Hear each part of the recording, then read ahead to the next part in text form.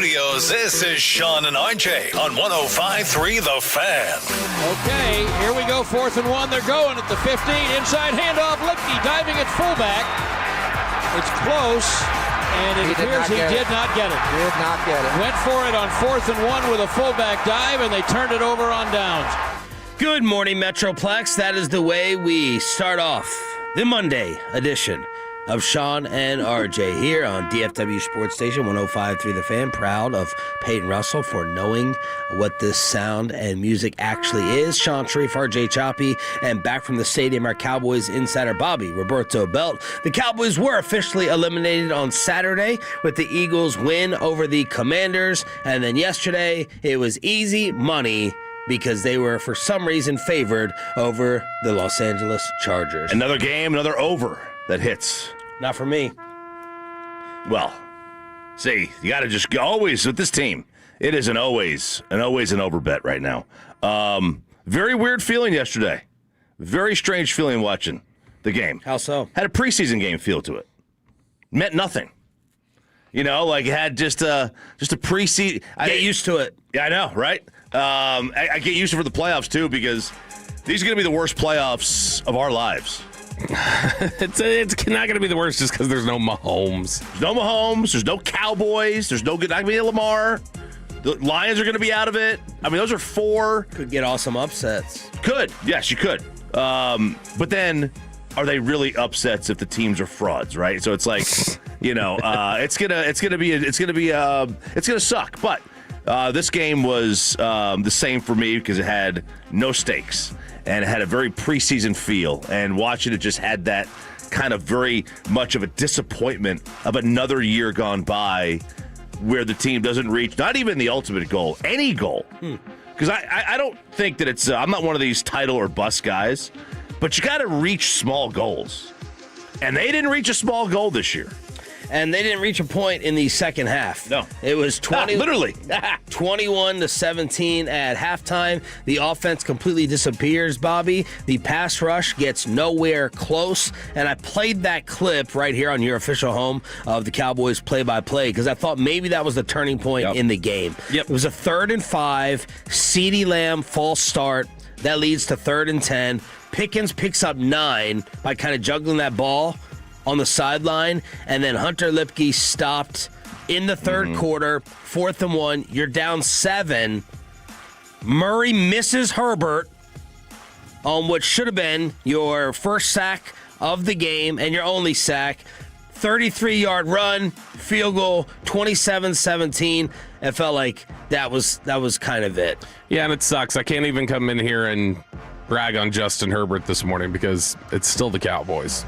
So, Cows stay. Everyone looks like that. Like Jerry said last week, everybody has their best game against us. And so there's that. That was the turning point right there. 21-14 when they go for it on 4th down, which they should have. I don't have a problem with them going for it on 4th down. They should go for it. And I don't have a problem with the play call. I know a lot of people are going. I hated it. To me, when it is 4th and inches, I don't want. Don't turn. Option just Q. Go forward. Just go forward. Well, don't turn around to do anything else. Specifically, hand the ball off to Hunter Lipke. But I mean, honestly, it's just TJ Bass shouldn't get worked like he did. Load up. Bass, Steele, they both got worked right off the snap. But to me, it feels like an easy. When it's just inches, just push forward. You're 6'2". That should be enough to get the ball forward. And you're a horse too. You're 250. Was it inches, though? Yeah. Was it inches or a long one? No, it was like inches. Okay, I didn't feel like it was like inches, and I feel like Hunter Lipke, we can go back and check, has been successful on 1-yard runs this season. It wasn't like that. Yeah. Right. That's a sneak. It was more like that. That looks like a yard to me. Oh, if that's a yard, that's boy math. That is half a yard at max. Okay. But yeah, it's like that's probably what it was. Which to me, I agree. I hate when it's a 4th and 1 and you go back 3 yards to go forward 1. I'm with you, just sneak it. But I also understand like you don't want to try to get the guy hurt. The Chiefs don't sneak ever. Was it, you said there were no stakes yesterday. I don't know if it was obvious to you guys. Chiafalo and I were talking about it there. I don't know if it showed up on TV because some of the stuff we saw, I don't know that it was being broadcast on television. Did you get the sense that Dak was like way more intense yesterday than you would have expected? No. So he was on the sidelines and he kept like hyping everybody up. He got in that little fight with the Chargers players at one point, stuff like that. That felt very much like, all right, got to come out here, set an example. Show these guys this does matter. Bobby and Shoddy try hard effort. Bobby Shoddy, Corey Majors with your try hard effort. Hell yeah. Fortunately, they ended up losing. I win my season bet with Bobby Belt, so we're going to have offsetting liquor bottles after the Dallas Mavericks do not have a better record than the LA Lakers. And then I guess a Let's Go Chargers chant broke out at AT&T, which they don't even get at home in Los Angeles. No, but that's the thing. Whenever you've got people who show up, I will give them one little bit of cover on that, is that those are going to be the diehards that show up in a Chargers jersey to a Cowboys game. Like, that's the one opponent this year that the Cowboys shouldn't have had any problems like with them invading. So the ones who did show up are definitely going to be like the actual big-time fans. This game started with 5 scores in 5 drives. You did not get your first punt until 9 minutes left in the third quarter. The first time that the Chargers started a game with 3 straight touchdowns since 2016. At one point, there were 4 touchdown passes and 5 incompletions. First Chargers game with no punts or turnovers in a half since week 6. It also happened Dallas at Philadelphia, and Babe Laufenberg with an ouch statistic afterwards. The Cowboys are now 5-40 when trailing after 3 quarters. 5-40. What? And that's 1-7 this year as well. Because you had that stat earlier. The Cowboys, because when they came back, they won a game where they were behind in the fourth quarter, and that they hadn't done that in years. And it was like, well, they were 4-36, and now there's another 5-4. That's brutal, and that crosses over. Minimum 2 coaches may go into the last year at Garrett too. That's a troubling stat. That's an organizational stat. Matt Eberflus going upstairs does not matter whatsoever. Justin Herbert came in as the number 1 sacked and number 1 most hit quarterback in the league. They're missing both their tackles. No. They had their left tackle go down yesterday. Backups everywhere. 9 different offensive line combos for the Chargers. 9 different ones this year. That's 3rd most in the league. And the Dallas Cowboys did squat with it with the Eberflus change to the booth. So I just had to, before that, I just had to look something up in reference to what you just mentioned. That was 2016, the last time the Chargers had done that. To get that 3rd drive with the touchdowns, do you know what the touchdown was? Yes, I chart my scoring here. Herbert sneak. No. I mean, in 2016. Oh, no. The last time this happened, Phillip Rivers threw to Antonio Gates for the touchdown to give them that 3rd drive. So we're talking about a guy who's in the Hall of Fame and a guy who just missed his Hall of Fame eligibility because he came back. The Eberflus thing is so funny. We were talking about it last week of just... This is the fix always. This is the very last minute desperation thing anybody throws at a defensive coordinator's job or offensive coordinator. Well, we're going to put him up in the booth. Oh, we're going to bring him down to the field. For Mike Nolan, it was the reverse. Nolan had been in the booth, and they're like, we're going to bring him down to the field. Let him feel the game a little bit more. And for Eberflus, it's like, feel this. We want him to look up from above and see just how bad it is and how much they continuously bust in coverage.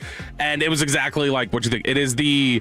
Have you tried turning it off and turning it back on of solutions? The 10 seconds. Of just go upstairs and take a look at it. And nothing looked different in terms of execution. It looked different in terms of what they were trying to do in the first half. They were in man coverage a ton more. They blitzed a ton more. None of it really matters because Matt Eberflus's defense is just not very good. Herbert started 14 of 16 with 3 total touchdowns. He started 4 for 4 on 3rd down. Brian Schottenheimer with his post-game thoughts. Yeah, well, I think when you look at the game, complimentary football, we did not have that. Offensively, I thought in the first half we were terrific. They really struggled to stop us and thought we were kind of having our way. And then defensively, obviously, we had our struggles in the first half.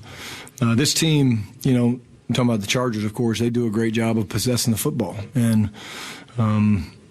got to be able to get off the field on 3rd down, and we weren't able to do that. And at the end of the day, I thought there were some untimely penalties. Got a touchdown, came off the board, and some 3rd downs became 3rd and long. So disappointed, but we have no time to worry about it. We've got a game here in another couple days. get off the field on third down. How about just get them to third down? In the first half, when they were going through that 3 straight drives that they scored, they ran 14 straight plays without being on third down. Oh, God. What? 14 straight. That's a new wrinkle the league has allowed this year where you don't have to get to third down to get a first. I think it was on that second drive. They had 4 first downs that they picked up on a first down snap. Like, I mean, they were having no problems. The final 39 plays of the game, the Chargers faced 3rd and 7+ twice, and they converted both of them. It's just the Cowboys are. This is what you kind of expected. I think all of us were. I don't know what Vegas was thinking. I think all of us expected this was going to be Chargers in this one. Not Choppy. Choppy got the over. I got the game pick. But man, that was just. It's 3 weeks in a row of just offensive lines that are not able to block. I was talking to Pat Doney while we were down there. Whoa. Pat, obviously Chargers fan, you know, from when he lived in Southern California, and he was talking about it. He's like, y'all don't understand. He's like, this is. They are so bad on the offensive line, and it's a guy who thinks he can be Houdini, so he holds onto the ball for forever. To not get 3 sacks on this guy is absurd. And this is 3 weeks in a row where you've had the opportunity to do it, and you couldn't get anything going. Coach, what do you have to say about your defense this week? Yeah, again, I want to watch the film. I think, we certainly didn't get the stops we needed to in the first half. I don't think we did a great job getting off the field on third down. They certainly ran the ball really well. I think that they were kind of, they were hurting us with the run. Herbert hurt us with his legs a little bit. But, again, like we talked about this week, what these guys ended up doing, certainly in the second half, and I think it started in the second quarter, but, they possessed the ball. And I think the time of possession was like 35-25. So, we have to help ourselves with not, having penalties on third down. We shot ourselves offensively in the foot on third down, and some third and manageables went to third and long. And they kind of were making us check it down underneath and rallying and tackling. So, at the end of the day, we didn't play good enough to win in really any phase. Star Up, Star Down is coming up at 6:20, brought to you by Wild Fork Foods and Johnson Fitness and Wellness. And Bobby, you were there with Jerry Jones for a long time after. Yeah, he was. So they don't do any sort of end of the season review press conference typically, and so this is being the final home game. He may not talk on the road. It felt last night like he was just kind of getting his thoughts out there for people. But I mean, he ended up talking for 31 minutes, I think it was. And it was one of those things where he'd finish giving an answer. It was kind of like everybody was out of questions. And then he'd go, and then he'd add 5 more things onto the end of his sentence, almost to give people time to think of another question. And then here another question would come. So yeah, he had a lot to say, but I mean, all of it still. It's consistent. It's the same thing we heard last week. Almost every single answer is circling back to why Matt Eberflus has not done enough. Yeah, the Eberflus quotes read very blunt afterwards. He's openly talking about his job status and replacing him and continuity. And Jerry says he will not. There's no point in getting rid of Eberflus in these final 2 weeks. I know you and Bobby were kind of going back and forth on that last night, but Eberflus isn't going anywhere until at least the offseason. Yeah. Look, I understand not getting rid of him when you still have something to play for, because, as bad as it is, there's a continuity aspect to it. You don't want to change things. You don't want to reset any clocks. But now there's no point. If you're not going to keep him next year, to me, let's see what 2 games of an Aaron White cotton run defense looks like. It should be 2 games. Because here's what you don't want. You don't want to go up against the Giants and the Commanders, who have nothing to play for, whose offenses aren't great, and you don't want that to skew. You don't even want those data points in your mind. Yeah. That's Rex Ryan's point yesterday of Jerry trying to salvage this thing. I don't even want if they're going to let him coach, then I don't want Jerry to even watch the game. Well, then doesn't that concern you more than if you were to switch to White Cotton?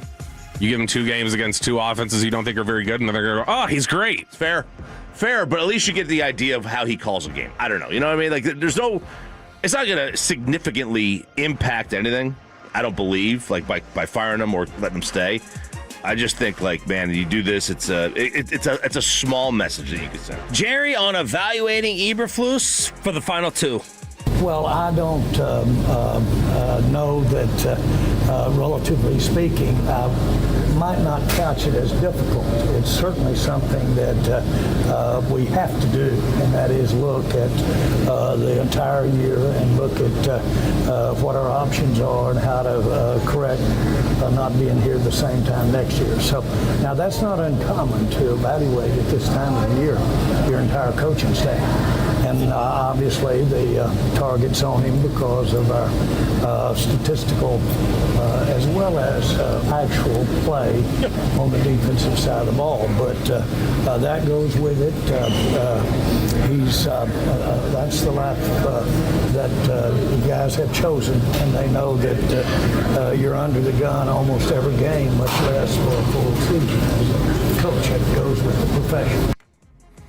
That feels just kind of like, well, I mean, he should be used to this. This is what he signed up for, is having his job speculated on like this, which honestly it is, but Jerry just normally doesn't talk about it that way. Your Cowboys report card through star up, star down on the Franklin Franco Injury Attorney text line is next. 877-881-1053, 877-881-1053. Star up, star down for the Chargers game after this. Hey, thanks for starting your day with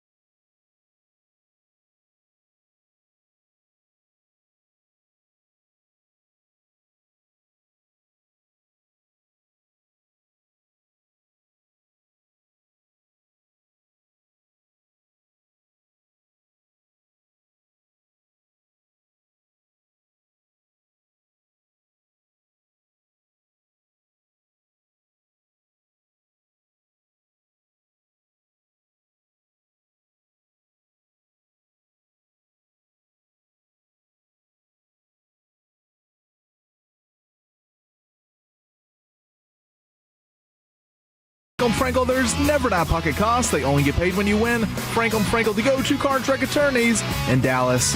And Herbert on 2nd and 8 in the gun at the Dallas 23 throws a fade deep down the left sideline, and that ball's caught by Quentin Johnston over the top of Rebel, and that's a touchdown, Los Angeles. Brad Sham with a call along with Babe Laufenberg. Pepe, you worked a game yesterday. Brad Sham, was he kind of frustrated there going at the defense, specifically the pass rush? Oh, the defense. Anytime. I mean, wide open here. Diggs is walking behind the receiver here. And the post game, he was a little more calm. I think Zach Walchuk was upset. He's always upset after these losses, man. And then the callers were all right, but they were going after everyone's job. Eberflus, even Shoddy got some people to say, hey, one and done. Get him out of here. So a lot of frustration from Cowboys Nation. Brad may have been frustrated too because Chiafalo actually hung around through halftime yesterday, which, like in Brad's booth, whenever he hangs around until halftime, at halftime, Eric will go down to Brad's booth and steal their sushi that they have at halftime for them.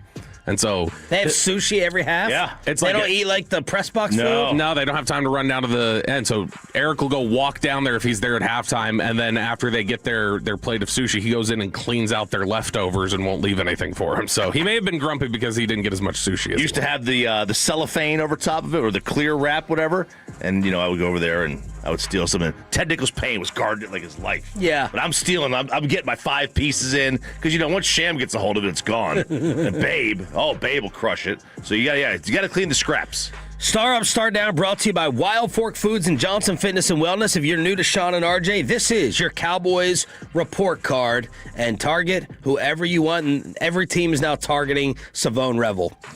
First drive, 3rd and 4, gives up that pass, and then a weak pushing, tackling attempt. Quentin Johnston with a left-handed, beautiful 23-yard touchdown. That was on Revel. And then a 3rd and 9 conversion on the sideline that drove me absolutely insane because there was nowhere to go, there was nowhere to escape, and Revel's tackling, I tweeted yesterday, makes Trayvon Diggs look like freaking Ronnie Lott. He's been awful. And John Owning, friend of the station, goes on the G-Bag Nation. He tweeted, where are the folks who chastised me for saying Dallas shouldn't put too big a burden on Revel's shoulders coming off a major injury? Really hope his play does not mess with his confidence going into year 2 because, Bobby, it's bad.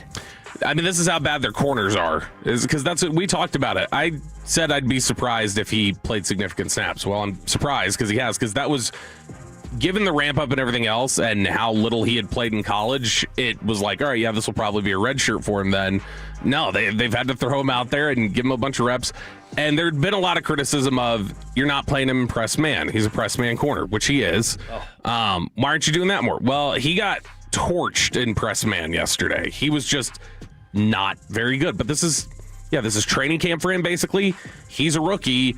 And he's a rookie who didn't even finish his college season last year. And so this is what you're going to get. You're going to get not very good. And, yeah, you just hope, like John said, it's not a total confidence crusher. Guess his PFF grade, Choppy? 43. Lower. 20. 35.7. Hey, that's for the year, right? That's not just yesterday? Yesterday's probably going to be 0. 35.7. And look, you're going to struggle in coverage. NFL receivers, one-handed catch from the TCU product, fine. That tackling is weak. Yep. That tackling is awful. And Bobby, you had Star down for the tackling in general. Yeah, and by the way, Revel didn't look like that guy when he was at East Carolina. Like, he was not a guy who struggled with his tackling. And so, again, I'm wondering, all right, is that just the knee injury, hesitancy with that, and he's still not comfortable yet? He's not back. But, yeah, the tackling was awful. I don't know about y'all. It felt like I need to go back and see if there's a way to track it. It felt like the 8 of the first downs or something that the Chargers picked up yesterday came off of somebody missed a tackle, then they were able to keep going and pick up a first down. There were a bunch of different instances yesterday where if you wrap him up, he's short by 3 yards, and it's nope, he goes through. They had 14 missed tackles in this game, and it accumulated up for almost 100 extra yards that the Chargers picked up on offense from missed tackles. So Chargers had, I think, 4 missed tackles on the day. So you're talking about just fundamental stuff you were completely incapable of. Hampton, and so big start down to that. Hampton was at like 8.5 a carry. Now, it wasn't at the very end, but Drew Brees was on the broadcast, and he said, Cowboys' run defense the last 5 weeks has actually been top 5 in the league, and then Hampton rips off about 8.5 a carry. Yeah. Star up, star down. Wound up at 5.3 for him, but still, I mean, you're not getting one. You mentioned the tackling. Diggs is sitting there trying to tackle a guy from out of bounds. He's out of bounds. And trying to is very generous. He tries to dive back in. You know those people who I'm jealous of them because I can't roller skate very well, but they're so good and smooth. They just turn around and kind of do the backward skate. That's Trayvon playing corner. Everything is just moving backwards. Nothing is ever moving forwards. He's terrified to be too close to a receiver. He would rather give up the third down and short with a 4-yard cushion than get torched and have someone behind him.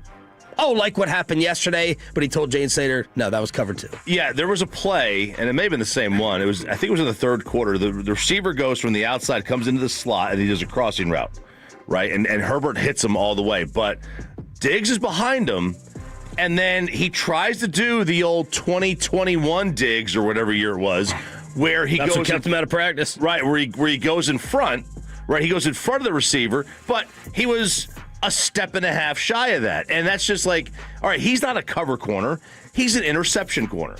He's just trying to jump routes there. Well, there's that wheel route against McConkey that made it 14-7, and Brees was talking about the miscommunication, and I think that's where Trayvon attributed it to cover 2, that his responsibility is a flat there. It is cover 2, but when they've got the different route combinations that they're looking at, and I can't say with certainty if it was or was not his responsibility, but I don't think it's just a slam dunk. Diggs is right. He was supposed to cover the flat. Yes, and generally you're supposed to cover the flat. But given that it was a wheel route, and then Hooker, the safety who was up top, was going to be occupied by what was a seam route from Keenan Allen, I'm pretty sure that Diggs was supposed to carry the wheel, and he didn't. And so, but I mean, who knows? He could be right. It doesn't sound like he could be right because they say that nobody's doing in cover 2, like publicly they talk about it. But Diggs and Revel both awful. Herbert yesterday when targeting those two, he was 11 for 12, 152 yards, 2 touchdowns, no picks. It was 158.3 passer rating. Oh! And Malik, you can come on now, too, and get some. He gave him a 50-yarder to Quentin Johnston when they were opening up the third quarter. That led to a field goal to make it 24-17. Star up, star down. Star down to the offense. You put up a good first half. 17 in the first half is a good first half. Awesome first half. It's a very good first half. Then you come out in the second half, you do absolutely nothing. And I appreciate it. I appreciate that the offense went into halftime and said, guys, this game is entirely too close. We're scoring too many points. We need to lose. I appreciate all that. But nothing looked jointed in the second half. It was all disjointed. I think that's the opposite of disjointed is jointed.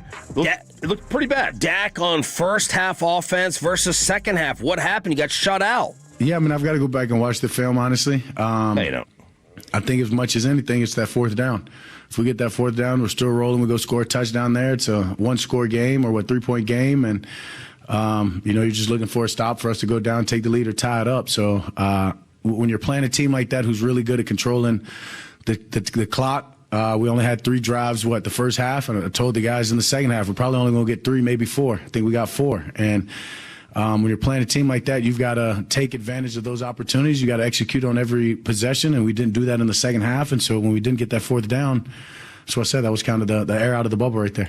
Now, they went for it twice on fourth down in the second half. Lost it. It didn't convert either one. I don't have a problem with either one.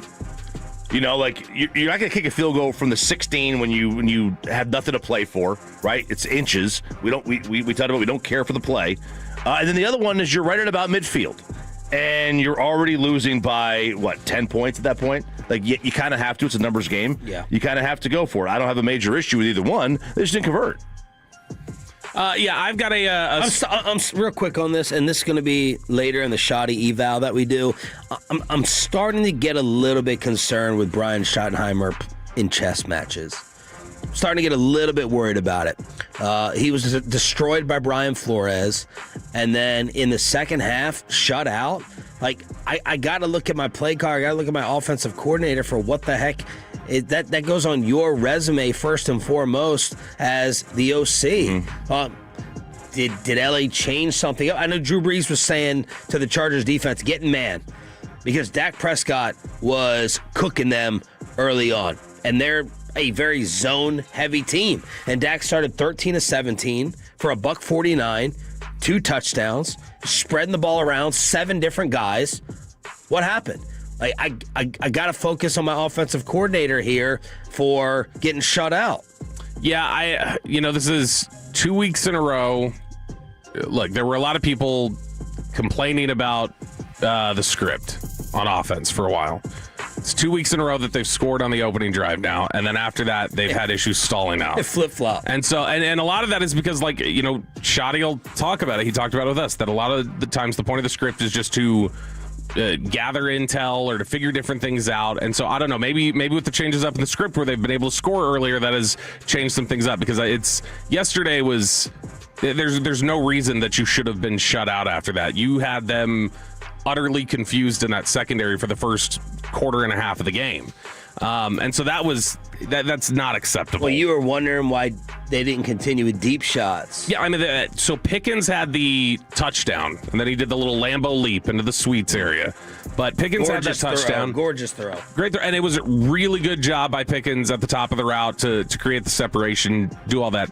So after that touchdown, and that put them up 17-14 with 8 minutes left in the second quarter, Dak didn't attempt another pass 20 yards down the field until 7-11 left in the fourth, and at that time the Chargers were already up 34-17. That was was that the Turpin pass? Yeah, it was like a Turpin. Yeah, it was like a third. That was part of the fourth down thing, right? It's 3rd and 10.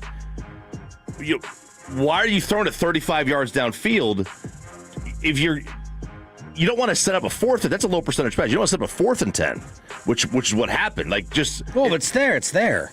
But it wasn't there. I don't remember what exactly the throw was. My thought is just get yourself 4 or 5 yards. Set up a 4th and 10 is brutal. 4th and 4, you open up your whole playbook. They were, that Chargers secondary was, I already showed y'all one of the plays during the break. Like the very first play of the game, they had no idea what was going on, and Ryan Flanoy ran right past him and could have scored on the first play of the game. They scored on the first drive, so it doesn't totally matter. But there were a couple different instances in the first half yesterday where it's the Chargers don't know what's going on. Like they have no idea. And then you just stop taking shots the way that you did. And I can't figure out why they changed things up. Star up, star down on the Franklin Injury Attorney text line at 877-881-1053, 877-881-1053. Pepe says the Tolos are rolling in with their report cards. Let's get to that. And Trayvon Diggs finally explains the concussion. It's a Cowboys Monday with the 6 a.m. Club. Our best audience of the entire show continuing right here with Sean and RJ, 105.3 The Fan.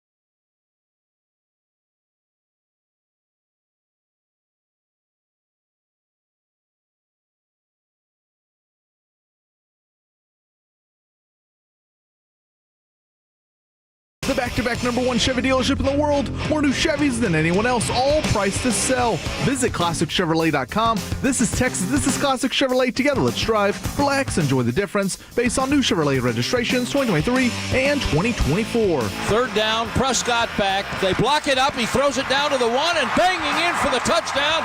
It's Ryan Flournoy. What'd you say, Bobby? That's one of the best 2 for 18s you'll ever see? Yeah, great game. He was wide open on like 3 times he didn't get the ball. He had the touchdown that didn't count. Even the last play where he got hurt. I mean, that was a really nice adjustment to make that catch. So he played really well yesterday. Yeah, first drive, third down, touchdown to him, and then he ends up getting hurt. Of course, Quinnen Williams missed this game with a neck. Trayvon Diggs did return. You had Tyler Smith playing left tackle in place of Guyton, and you lost Overshone with a concussion. Star up, star down on the Franklin Franco Injury Attorney text line at 877-881-1053. Pepe, what are the Tolos coming in with to call out this team? Surprisingly, they actually have some star ups here. We have a star up to Eberflus from the 817 for just being consistent. Yep. In the booth or on the field does not matter, he says. 214 star down to Turpin, 817 star up to Pickens, and the 903 says star down to everyone except Brandon Aubrey. Justin Herbert tied for the most sacked quarterback in the NFL. In the last 2 games, he had been brought down 11 times. 11 times in 2 games. This is the first game all season he walks away without being brought to the ground. Star down to the Dallas Cowboys pass rush, and Jerry Jones was asked about it after. I'm disappointed, very disappointed today, and a great question. We came in really planning to get pressure and didn't. It obviously was a disappointment not to have Quentin out there, but we got some good play from 95. I had my a lot during the ball game, so but it was disappointing not to have more pressure on him. He's pretty obvious on our evaluation of his past games that when you pressure him more, he has less production. So that was a shortcoming of us today. We couldn't get pressure. Jerry trying to watch Kenny Clark real close to figure out what to do with him in the offseason on whether he should come back. And it was Kenny who brought us, even thought, had the 1 sack, but I think Herbert actually gained some yards before Clark was able to go ahead and bring him down. But 0 pass rush. Yeah, and I mean, we talked about it on Friday where it was like, watching the tape against the Chargers, it was like, you should be able to get to Herbert. But I had done 2 weeks in a row of projecting that they would get sacks in games where you should be able to get sacks, and they couldn't.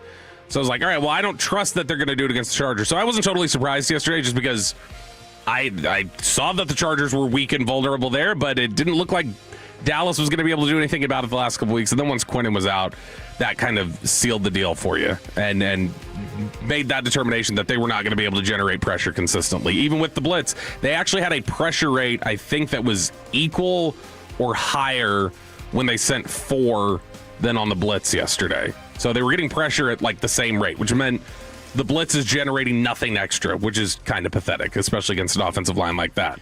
Star up, star down, brought to you by Wild Fork Foods and Johnson Fitness and Wellness. Star down to Nathan Thomas. Nathan Thomas played 1 snap yesterday. Man, harsh grading. I know. He played 1 snap. He played 3 on special teams, so he's got 4. But this is a star down for Nathan Thomas for the last several weeks, because if you would have just done your job as the swing tackle and held things down for a little bit, we're not shuffling more pieces and moving Tyler Smith out to left tackle, who Tyler Smith struggled yesterday. You could go potentially start down. He gave up a lot of pressures. There were a couple different plays. I'm trying to remember what this specific play was. There was one where Pickens probably has the opportunity to score on a play, and Tyler just didn't give him enough time. But Tyler battled in there, but struggled a little bit. You had TJ Bass in there on that 4th down who just whiffed on a block and really blew the play up. If Tyler Smith is there, I don't think that's what's going to happen. So Nathan Thomas, to me, gets a star down in this one just for not holding down a job that they were trying to let him compete for. And he just needs to kind of get them by with some swing tackle work and is unable to do so. And now you've apparently made them so uncomfortable, and Tyler Guyton has too, that I guess Tyler Smith is, for now, your starting left tackle of the future, which is wild that they just make that flip in one game. Well, rest of the year, future of what? The rest of the season. I mean, he's the tackle for the rest of the season, even if Guyton's back healthy. So that to me says they're putting this into question of whether that'll be Tyler Smith at left tackle for the future. Do we need to add that to a potential first-round possibility then? Because we've been all defense, right? Offensive line is the one. Nick Harris brought this up a couple weeks ago. He was like, watching the offensive line this season, like, do you hate the idea of potentially saying, you know what, one of those, if there's a really good lineman there, like, take that? I'm not drafting a tackle. We came into the season as the offensive line is a humongous question mark. We do have to remember the age and how green Guyton is. But I'm not drafting a tackle to go ahead and start off. But we'll have that Tyler Smith left tackle conversation a little bit later on, including another headache it could cause for Jerry and Steven after the contract that was recently signed. But speaking of headaches, the return of Trayvon Diggs. Props to Brian Broaddus. I saw him break this story saying that Diggs was going to play. And this is Trayvon going back and forth with Jane Slater explaining his concussion. There was so much speculation about what happened. Can you just tell people what it was? It was a TV mount pole. And it was one of those larger poles from the ceiling, right? Yeah, I was trying to be a handyman, which I shouldn't have been, but... Do you wish that you just gotten that out there sooner? I mean, yeah, but it wasn't that serious to me, so I didn't feel like it was, you know? But it started getting serious from the internet, some good speculation. Let's go to RJ Choppy School of Excuses on the BS-o-meter. And Fantex, we need you to decide if that sounds plausible and believable that it was and Aiden, see if you can get this up on the FanCam Twitch and YouTube. This is a big TV pole hanging from the ceiling. Didn't go with the wall mount. Yeah, so, like, that's... Now, like, you have these big, like, 100-inch TVs that are so heavy. Like, there are some, now, maybe not in 2025, but, like, maybe, like, let's go back a few years. Like, they used to be, the 100-inch TV was hundreds of pounds. You couldn't just wall mount it. You had to get special bracketing in the wall to hang these things up. That's how heavy they were. So, I've not seen, like, this is also doesn't really kind of jive with the feng shui of a room. Like, you don't want to have a pole. Yeah. With that, right? I mean, that's he gave Jane the video. He gave Jane the video of his home with the pool in the background. Maybe outdoor TV, you want the pole, it's okay. Indoor TV, you would never want that, but still, I don't know. Like the idea of an entire pole being in there to hold up a TV, it just doesn't mesh with like what you would want your house to look like. It looks very commercial. How about the idea of Trayvon putting it up himself? Now, I respect that. I respect it too. Do you believe it though? No, I don't believe it. That's a yes. Although Trayvon doesn't have an agent, so maybe he's stingy and cheap. Doesn't and himself. He's like, I don't want to go ahead and hire a handyman for this either. He didn't have a molly bolt. You can't get an anchor, a wall anchor, nothing. Molly. The molly bolts. Those are the. Don't the talk anchors. to me about manly stuff. He just has not heard that if you need your TV mounted, you call Chop.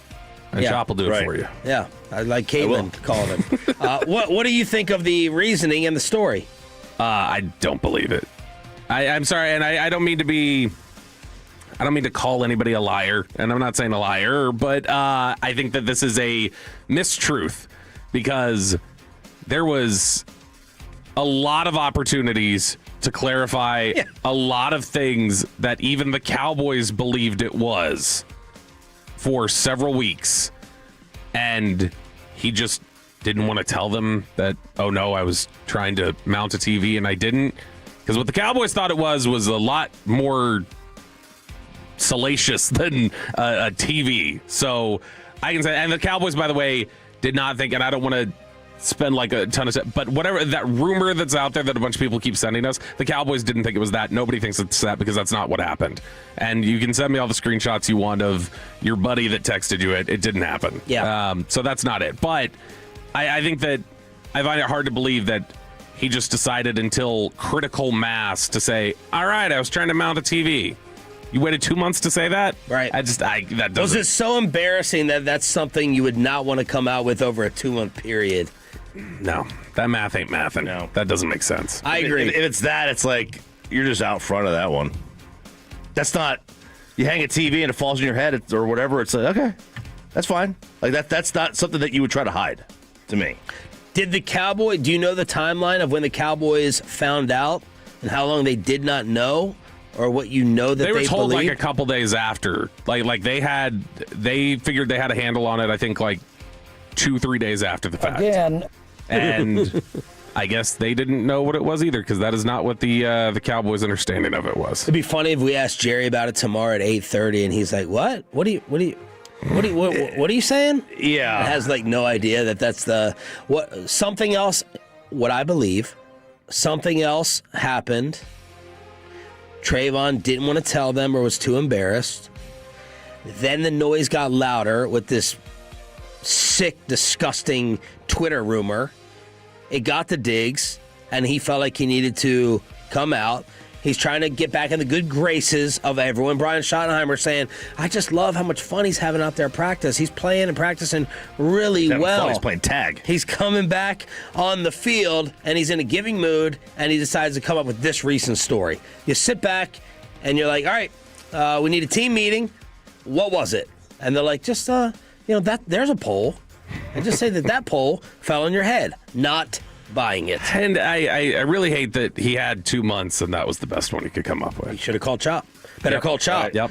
Trayvon with Jane on this potentially being his last home game ever as a Dallas Cowboy. Did you have the thought at all, Trayvon, that this might be your last home game with the Cowboys, or are you not going? Possibly. You did think about that? Yeah, possibly. How would that make you feel? If it's my last game with the Cowboys, it's tough. Do you want to be here? Yeah, of course. Choppy, activating him for this game made you think otherwise? I mean, the injury issue, right? The injury guarantee, I should say, to his contract comes into play. And it's like activating him just leaves that open. Like, what happens if he rolled an ankle, got hurt, need to have surgery or whatever, right? Guys this has happened. This is not the first time it's happened. That's why teams are so paranoid. They shut guys down. Like, do you think Miami Dolphins are shutting Tua down because they really genuinely think that Quinn Ewers gives him a better chance to win? Or are they shutting him down because if he gets hurt, he has an injury guarantee, not for next year, the following year? I mean, just take this story, for instance. As they're trying to figure out, like, what kind of liability do we have for a potential injury guarantee or something else, they're having to weigh this from a guy where they didn't get a clear story on how he got a concussion for 2 months. And now that's all back in the news because it's a cycling back later. So, I mean, to the Cowboys, you have to look at that and go like, that's a tremendous risk for he could come in here and say he's got some issue with God knows what tomorrow. And I was really surprised that he played. Were you? Yeah. I mean, like, obviously by Friday, it started having that feeling by Friday afternoon. That's what was going to happen. But when that came across Friday, I was surprised. I didn't think he was going to. Maybe they didn't really have a choice because now you're setting up for a possible grievance where he's like, I'm healthy. I'll fight it. I can prove it. And you're still not putting me out there. I don't know. Yeah, potentially. I mean, that sort of thing they do have to weigh. It was becoming. Or it was a bland injury on top of it. It was getting really loud. It was getting really loud, his injury situation. I'm sure the league was taking notice of, like, what's going on with you guys down there? What are you doing? And that may have pushed it, too. 877-881-1053. Percentage chance that Trayvon Diggs is back next year. RJ. 12%. And that might be high. 5. Oh, I'll go 0.3. He's got a better chance of being back than Eberflus. Look at that. I have a better chance of being the DC next year than he does. I could do just about his job, too. Star Up, Star Down, brought to you by Wild Fork Foods and Johnson Fitness and Wellness. Let's take a little Cowboy timeout before getting back to them at 7:20 on your official home of the Dallas Cowboys. We have the college football playoffs, and how many games is George Pickens going to be suspended? Next on 105.3 The Fan. After we get you over to Johnson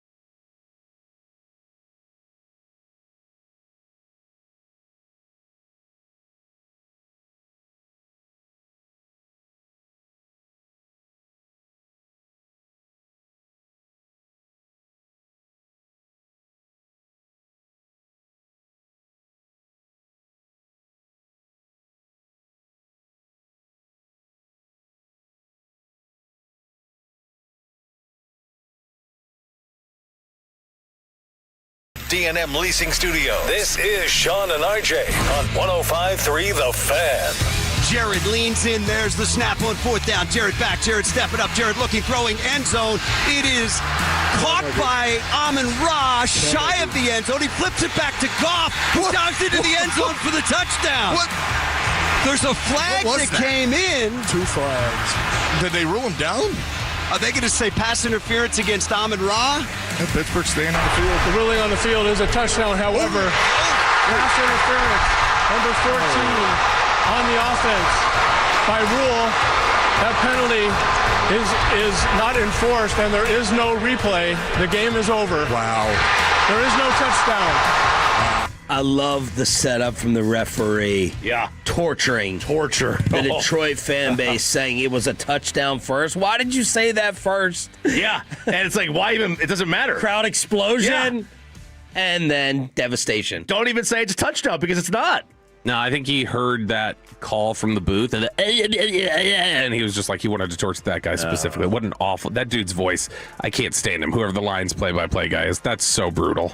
That was an insane finish. From the other touchdown got called back, too. 2 OPIs. 2 OPIs. They had a pick play. And then, because I was like, there was like 20 seconds left. I was like, oh, my God, I can't believe they won. Because they were down by... they were down 22-10. Yeah.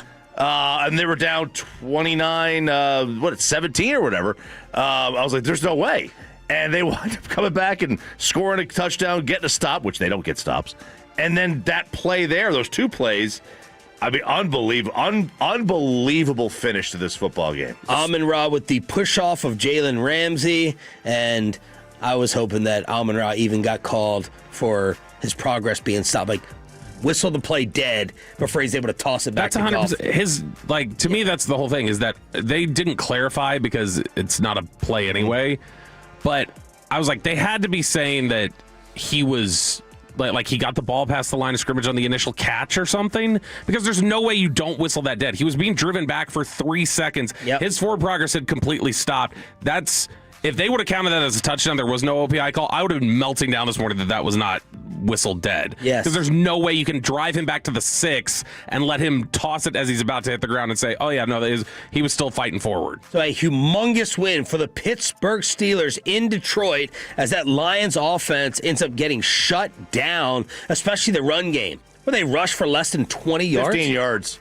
They rushed 15 yards. They wound up scoring, quite a bit. They basically hit their season average almost at the end of the game. Jameer had 7 carries. What's the explanation for 11 carries for the whole team? I know they kept talking about a new center during the game. Okay. Yeah, I mean, I don't know. I wish they would have carried the ball just 7 times against the Cowboys or whatever, and neutralized him that way. Thanks for nothing, Detroit, though. Green Bay's finally starting to spiral a little bit. They don't have Micah. They lose to the Bears, and you're like, yes, the Lions, they'll beat the Steelers because they're better than the Steelers, right? And we'll be able to push Green Bay out of the playoffs. You're going to guarantee 2 top 20 picks for the Cowboys. And then, no, the Lions have to blow a game against the Steelers and ruin that. Yeah, but Green Bay's loss helps us just on its own. Right. But they are the 7th right now. Right now, they're getting into the playoffs unless Detroit unseeds them. If Detroit wins that game yesterday, we're talking about, because Green Bay could get into the playoffs, and if Green Bay wins a couple games, now the pick's 26 or something. Right. And so now you're messing with the pick because Detroit's not winning football games. So, yeah, the only way now is that Green Bay has to lose to, they play Baltimore and then Minnesota. And Minnesota might not have McCarthy. Now, Green Bay might not have Jordan Love with a concussion. And I think Detroit plays Minnesota and Chicago. So, Detroit has to win out and Green Bay has to lose out. And if that happens, then Green Bay the pick would be inside the top 20. Cowboys would pick at 13 and 21 if the NFL draft was today. But the number one story in the sports world that everyone is discussing is what the CBS sideline cameras picked up during this game. DK Metcalf had mixing up with someone in the stands. Oh, my gosh. And that not going to have great consequences for the Steelers and Metcalf. He just got to block out the noise. Wow. And you saw the Lions fan actually jump up here and be happy. There's Gibbs again on 3rd and 1. He's got a first down. We go down to Tracy. Well, I was watching it, and he came over because the fan in the stands was holding a For Pittsburgh jersey. He went over, and the fan said something to him, obviously. Metcalf did not like what he said, and you saw the swipe there. No Steelers came over to him and mentioned anything. We'll see if the league takes action, guys. I think there's about 100% chance of that. I think I accidentally said Pickens incident going into the break. My bad. Obviously, it's DK Metcalf, or should I say DKlin Zacharias Metcalf. Careful. As DK hits a fan, and then there's another side view of this. And I had to make that initial grab. I had to make sure this was not AI. But he walks up, and he grabs the hell out of this fan who's wearing this wig, and then gives him a little pop as well. The fan, who has been identified as Ryan Kennedy from Pinckney, Michigan, said, I called DK by his full name. I called him that, and then he grabbed me and ripped my shirt. I'm a little shocked. Like, everyone's talking to me. I'm a little rattled, but I just want the Lions to win, baby. So what DK Metcalf has done, first and foremost down the road, everyone now will be calling him DKlin. So get ready for those chants. And now you're going to be missing a game or more. How many games? And people are wondering why he did not get tossed in this one. We got replay official for this. We got replay official for that. We can check out the targeting. But because no flag was thrown during the incident, the NFL cannot weigh in on a disqualification. That's why he continued playing. And you hear Rome at the end of the clip saying the fan, kind of jumped up in excitement, put his arms up. Of course he did. I mean, he just saw 2 commas. That's a $5 million lawsuit at minimum. Minimum. What a dumbass. Oh, moron. What a dumbass. You got rid of your problem child in Pickens. That's why I made the mistake. And then you bring in DK. It's the other problem here is, and obviously, I'm sure we're going to hear some explanation as to why it was not just he said my name, but they were all pretty quiet post-game about it. The Steelers were. Pickens didn't talk. And Pickens, DK, I'm sorry. And that makes me think that it probably was that there was not a really good reason for doing it, was how quiet they were after the game. So, but I mean, they're lucky they won and Baltimore lost. Yeah. Right. Because 9-6 now with the Ravens at 7-8. I really wish the Ravens had won that game last night, so that DK cost them something major with what games he's going to miss. Yeah, and I mean, you're talking about he could be done for the year, depending. When you start confronting and attacking fans, that's... The other incident we had of this year, right, was Lamar, but that fan hit Lamar first, and we all agreed. Yeah, and Lamar was like a shove, like a, hey, get off, like that kind of thing. This is like a, let me pull you down here and smack your face. That's bad. And for the fact that this is probably, I mean, this is almost definitely Aaron's last year. It's sounding like it very well could be Mike Tomlin's last year. Nobody's really sure. For both of those instances, for a team to be in a position for like potentially a final playoff run for like your 2 main leaders on this football team, and I mean, Cam Hayward, for goodness sakes, who knows how much longer he's going to play. You're hanging everybody out to dry with that kind of thing, where it's like, dude, we need you, and we may have just lost you for the rest of the way. And that's frustrating. Of course, he does have, 200-yard games this year, DK Metcalf. What's the punishment? Is it easy to just say rest of the season? Like, if this was game 9, how many weeks? Okay. Are we calling that a punch? Let's just machete I his viewed it as a feet off. slap, like just kind of a... Yeah. I mean, to definitely me, struck. I think the word struck here is what's going to get him. I think that's the rest of the year. But if it was week 9, I think that's still rest of the year. Rest of the year, dude. You can't have a guy on your field that punched a fan. Yeah, I think they. Wow, you think it would have been 8 games? Look, it would not. I mean, it would not surprise me if it goes into next year. Yeah, I would say that. I think he gets I think he gets the rest of the season, and postseason. Then he'll be back next year. But they're gonna rest of the season and what? Postseason. You think he's out for the postseason? Yeah. I think that's what I'm saying. Like, I think he just jeopardized the postseason run for them. I think he's done. How much did Frank Francisco get suspended for? Oh, who gosh. He played for? I mean, that was what? Was that 25 games? May have been longer than that. Ooh, it He may have been out for the rest of that year. Frank Francisco, though, but again, that's like Major League Baseball's way of doing things. I don't think they're going to – I never thought about him missing the postseason. I think they could get him for the rest of this regular season and maybe the first, 2 or 3 weeks of next year. Oh no, yeah, I think he's out. Wow. Like I think he'll get suspended for whatever they have left this year. Over to the CFP. Horton wide left. Simpson getting the snap. Plenty of time. Firing downfield towards the end zone. Brooks caught it. Touchdown, Alabama. 30 yards on the strike. What an adjustment. A blown lead for the Oklahoma Sooners. Carter was probably there crying. Bobby was celebrating, just like every other instance in life between those two. And Alabama comes back to win. Man, it was the that was supposed to be the game of the weekend, right? It was the standalone game, and just two teams that have already played each other. They played two relatively close games in the SEC. They already played once this year. And it looked like it was going to be a blowout, but I don't know where in the hell John Mateer was throwing on that pick six. I think clearly a miscommunication between him and the wide receiver, because that DB was cooked. He was cooked, and Mateer made the right route, or the right read, and there's your pick six, and that completely changed the game. It went from 17-10 to tie game, and then Alabama never looked back. And I was pretty surprised that it ended up like that, because I didn't have a great feel on who was going to win necessarily, but for Bama to rattle off 34 straight points or 27 straight points, never thought that was going to happen. Well, I mean, it was 17-0. Yeah. And then it was 5 minutes later, it was 17-17. Just in an instant. And Oklahoma looked like they were just going to be able to, all right, we're going to be able to move the ball all day on them. This isn't going to be a problem. And then it just all of a sudden dried up. They had the one touchdown drive that was 9 plays after that. But, they went 4 straight drives of 3 and out or something like that. Alabama locked in. That was an impressive job by them to just lock in and kind of take control of that football game. A game that looked like it was about to slip away from them, and then they just put it on the – and I thought Alabama was better heading into this game. That looked like it was about to be a 31-10 blowout. I feel happy for DeBoer. Me too. Because he was going to get run if they had lost that. If the way it was looking, you're down 17-0. That looks like it's going to be a blowout. And if he gets blown out, Alabama they were gonna fire him. He's wearing a Michigan hat. He'd be the Michigan coach. But I feel happy for him. If I were him, I would tell him to go spit, and I'm taking the Michigan job anyway. Just reset my clock a couple years.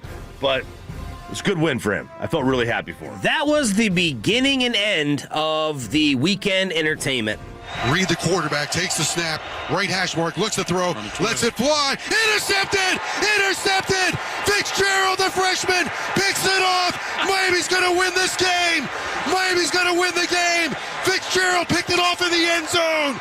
A moment of magic for Miami. The second home team local, to lose was the Texas A&M Aggies, 10-3 to Michael Irvin's Hurricanes, and this was torture to watch. Need a name there. I had the Horn Frauds, the Lean Green. Oh no, SM Who. Oh. I can't use the Fraudies for the Aggies. I can't use that. I've already used fraud, so I'm gonna have to use Textless A&M. They don't deserve the Texas in their name. That was embarrassing. You scored 3 points. There was more missed field goals in the first half than points scored. There were more ejections in the crowd from the A&M police scanner than points. 14-13 for the entire game. The best play of the entire game was the camera guy finding a Bella Danger in the crowd.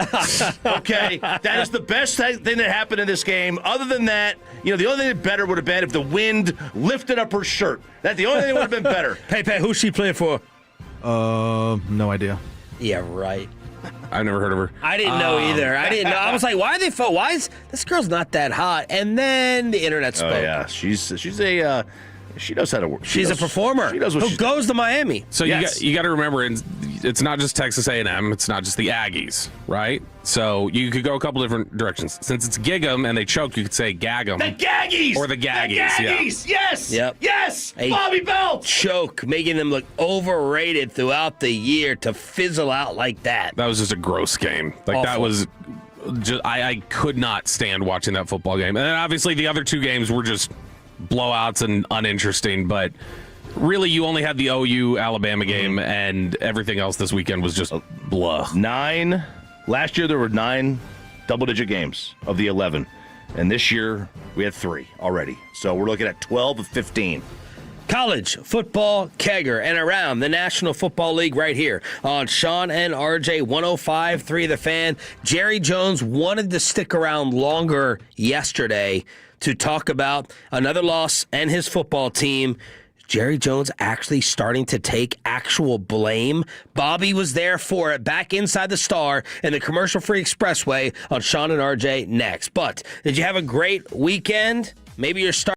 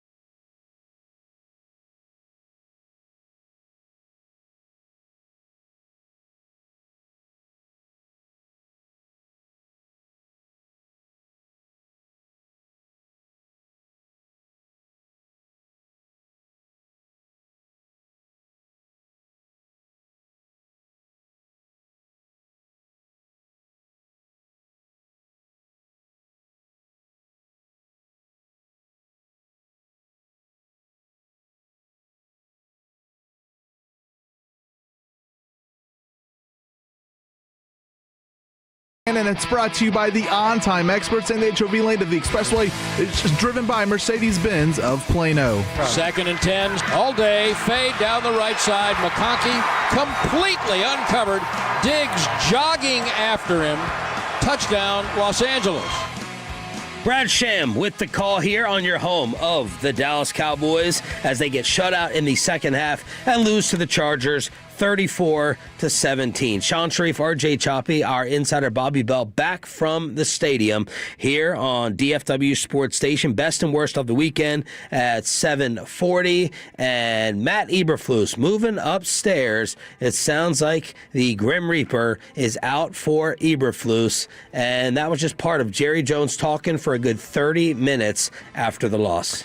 Yeah, he had a lot to say yesterday. I know we've already played some of the Eberflus stuff. There's something that Cowboys fans always want out of Jerry, though. They want the accountability. And they want us to ask him, when are you going to fire the GM? Because they think that somehow he'll be like, oh, wow, hadn't considered that before. All right, I'll do it. Yesterday, I thought Jerry had a couple different moments of reflection and taking the ownership of the failures more so than he typically does. Now, don't mistake me, guys. Before you hear these things, he is not going to say, I'm considering firing the GM. Yeah. So that's not happening. But we'll see if you think that this is a acceptable amount of accountability for just this season. You're probably not going to think it's enough for the last 30 years. But starting things off, we've heard By the way, let me give you some of those numbers just to make it sting a little bit more. As obviously, the NFC East streak that may never happen again, that was broken, right? We had not had a back-to-back winner in the NFC East since the Eagles won 4 straight from 0-1 to 0-4. And Philadelphia goes back-to-back in the division. And then everyone sits there and looks at the Cowboys for the first 30 Super Bowls, Florio had this. First 30 Super Bowls, the Cowboys played in the game to get there 16 times. In the last 30 years, not one. Every other NFC team has made a conference championship game since 2010.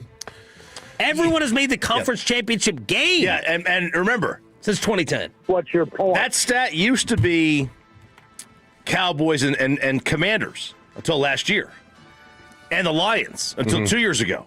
So in the last 2 years, it's obviously has gotten 2 of the 3 teams have joined we've been to a conference championship game. And it happened in a year, as Nick Eatman tweeted, he'll join us at 9:20. For the second time in franchise history, you had 2 1,000-yard receivers. If I told you this before the season, Pickens and Lamb are going to have 1,000 apiece.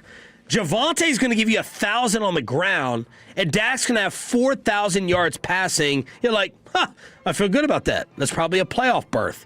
They miss. And it happened also in 2019. Dak's the only player to be included in both years. They missed the playoffs both with 2,000-yard receivers, a 4,000-yard passer, and a 1,000-yard rusher. Yeah, that's not good. Those are not positive statistics at all. And Jerry knows how not positive this is because he was getting kicked yesterday a little bit. And obviously a lot of questions about Matt Eberflus. That has saved Jerry in a lot of ways, oddly enough. Matt Eberflus has been so bad that people are not even willing to totally think about what Jerry's hand potentially could have been in this season. But he was asked yesterday after kind of going off on the defense and talking about things. This is Cut 30 Peyton. He was asked, okay, well, what is the front office's role in the defense being what it is? Well, I think that's to be good, and the very fact that ultimately you point your finger right back at you on who hired Matt Eberflus. So my point is, the whole thing is real easy to sit here and say that you could have done things differently, but that goes with the territory. And anytime you ultimately make the ultimate decision, then you've got to look at that and weigh it. Yeah, and it's the he kind of referenced the line there, the old anytime you're pointing a finger, you got 3 pointing back at you. So he's a little bit, he's owning up to, hey, I hired Eberflus, I did that, so I've got to own that. Let's see if it got any better. The more he stood out there. That's why you got to point like this, where they're pointing sideways, or just with the whole hand. You got to go like this, like you You like that. This is how Paulie Walnuts used to do it in Sopranos. That's a good way to do it. Then you get by on the technicality. All right, I was kind of surprised by this question, and it was Clarence Hill. So when you hear the question, you'll go, oh, okay, that makes sense. That was Clarence. He asked Jerry, have you gotten used to the bitter ending to your seasons over the last 30 years? I really am better when I'm getting my ass kicked than I am when I'm having success. And I will eat the cheese. And but when it's not there and when you've got to do some hard things to do, then I do know how to change. And that's frankly how I got here.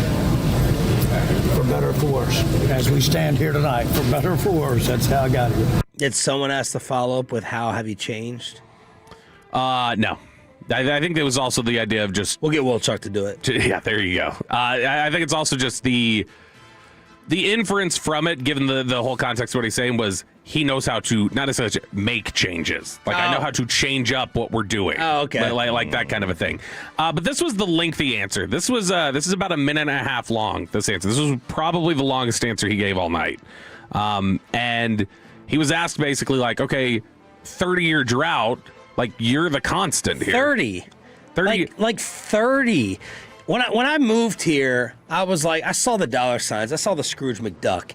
And I was like, I know what the Cowboys have been, but you never could have told me in our 15 years together that they wouldn't be in the NFC Championship game. And if they were, we'd be sleeping on dollar bills. Well, listen, because the previous 15 years, I mean, you got here when we started this show in 2011. They were 2 years removed from winning their first playoff game since they won the Super Bowl. Because that happened in 2009. 30, not in the conference title game. I know. I don't believe in jinxes, but it really does kind of make you stop for a second and say, was a deal with the devil made? was a selling of the soul. I'll get you those three. Something that happened. Yeah. That's exactly what it is. This is just for my own frame of reference. You know your favorite just hardcore song is "Hit 'Em Up" by Tupac, right? Yep. The last time the Cowboys made the NFC title game, that song would not come out for another 6 months. That's how long it's been. Wow. Tupac had never released an album with Death Row Records the last time the Cowboys were in the conference title game. Man. Which is wild to think about. All right, so this is the one where he kind of took the most accountability, but it was brought up the idea of it's been 30 years.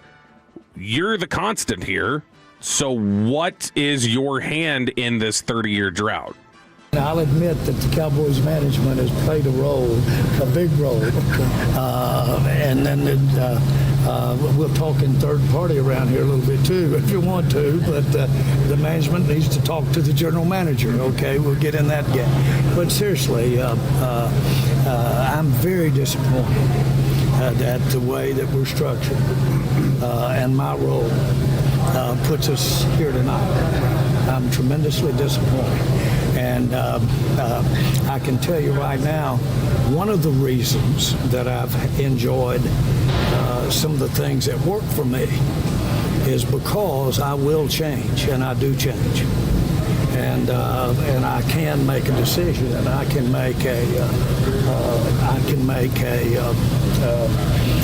if you will, not controversial is the one I'm looking for, but just one that is different from the ones I've been making. And I'm just saying that I don't want to sit here and talk about myself, but just look at it. And if you look at the years that we've been involved here, I've made a lot of different kinds of decisions based on a lot of different logic. And I'm not afraid to change it up at all. Not afraid's not the word for it, in the interest of being better than we are tonight.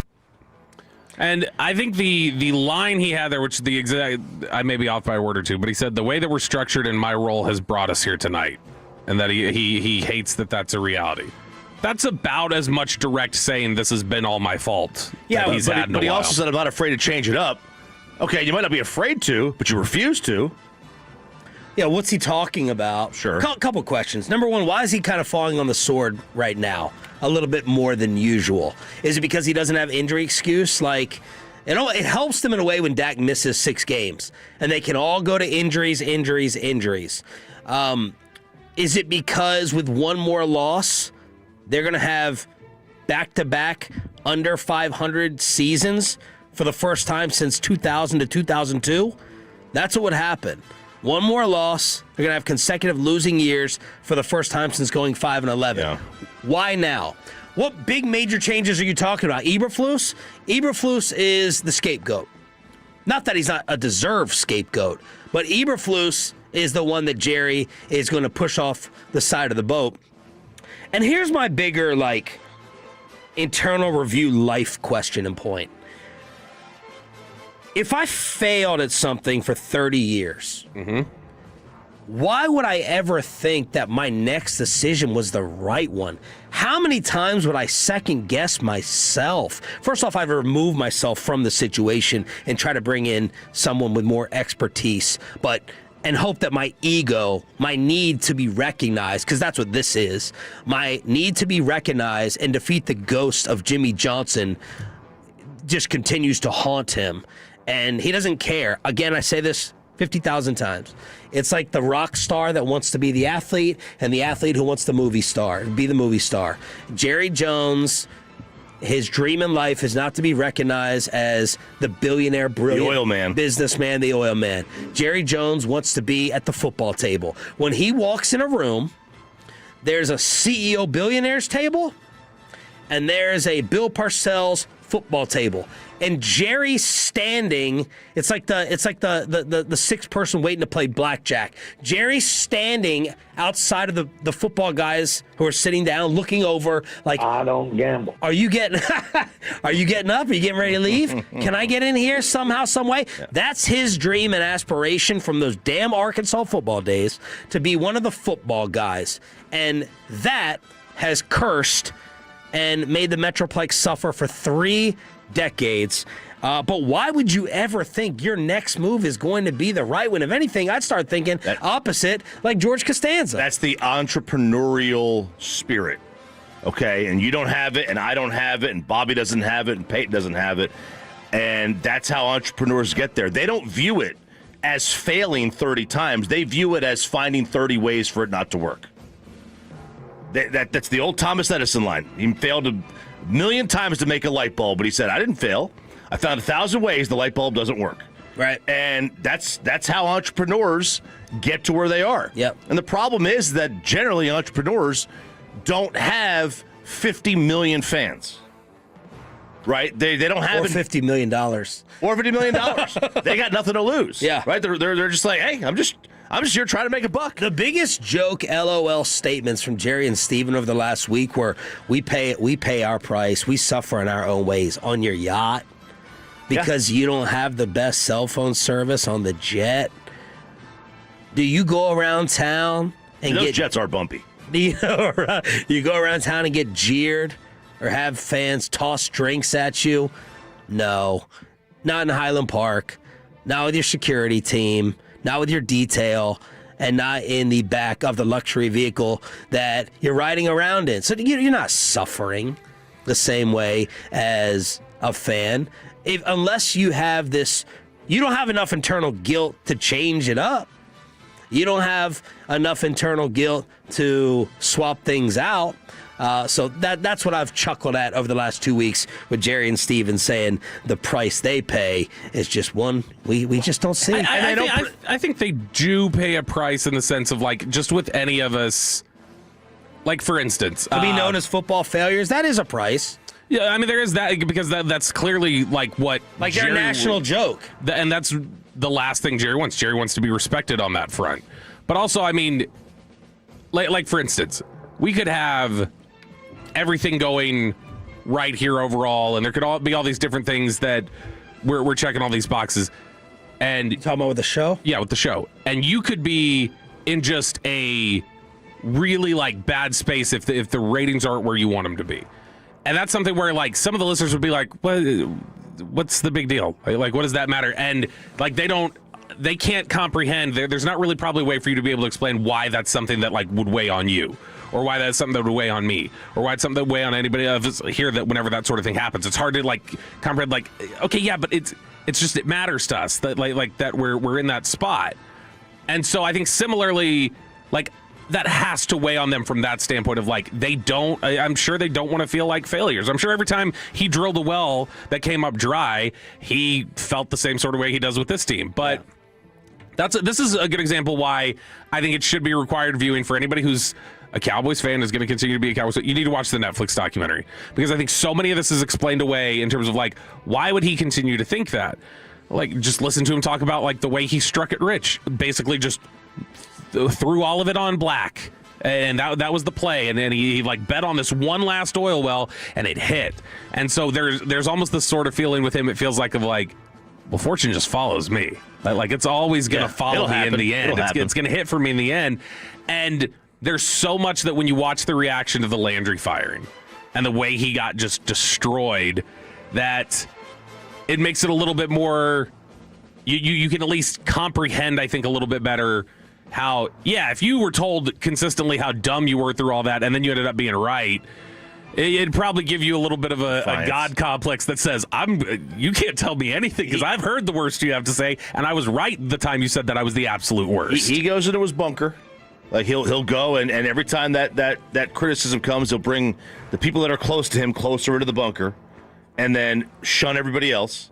People are bringing the fan text, like just the coaching hires. And this is nothing against Brian Schottenheimer, but Schottenheimer's making $4.5 million. Ben Johnson signed for $13 million this year. Ben Johnson was available. You had a coaching opening. You didn't even interview him. Didn't interview him. Is that because you don't? Johnson didn't want to interview here. Sure, right, yeah, of course. No, nobody wants to be the Cowboys head coach. No, he didn't though. Ben Johnson didn't have any interest in coming here. Those were the reports. Yeah, but I mean, I'm sure he would have taken an interview. Sure. This is a guy who would. I'm sure he would have taken an interview, right? Sure. I would hope. Right. So I know they all seem very personal with each other between those two organizations. He may not have. Maybe. But like it's just. But the point is also he was never gonna hire a Belichick. Like, he doesn't care enough. He doesn't care enough to. It's like MJ or Kobe, right?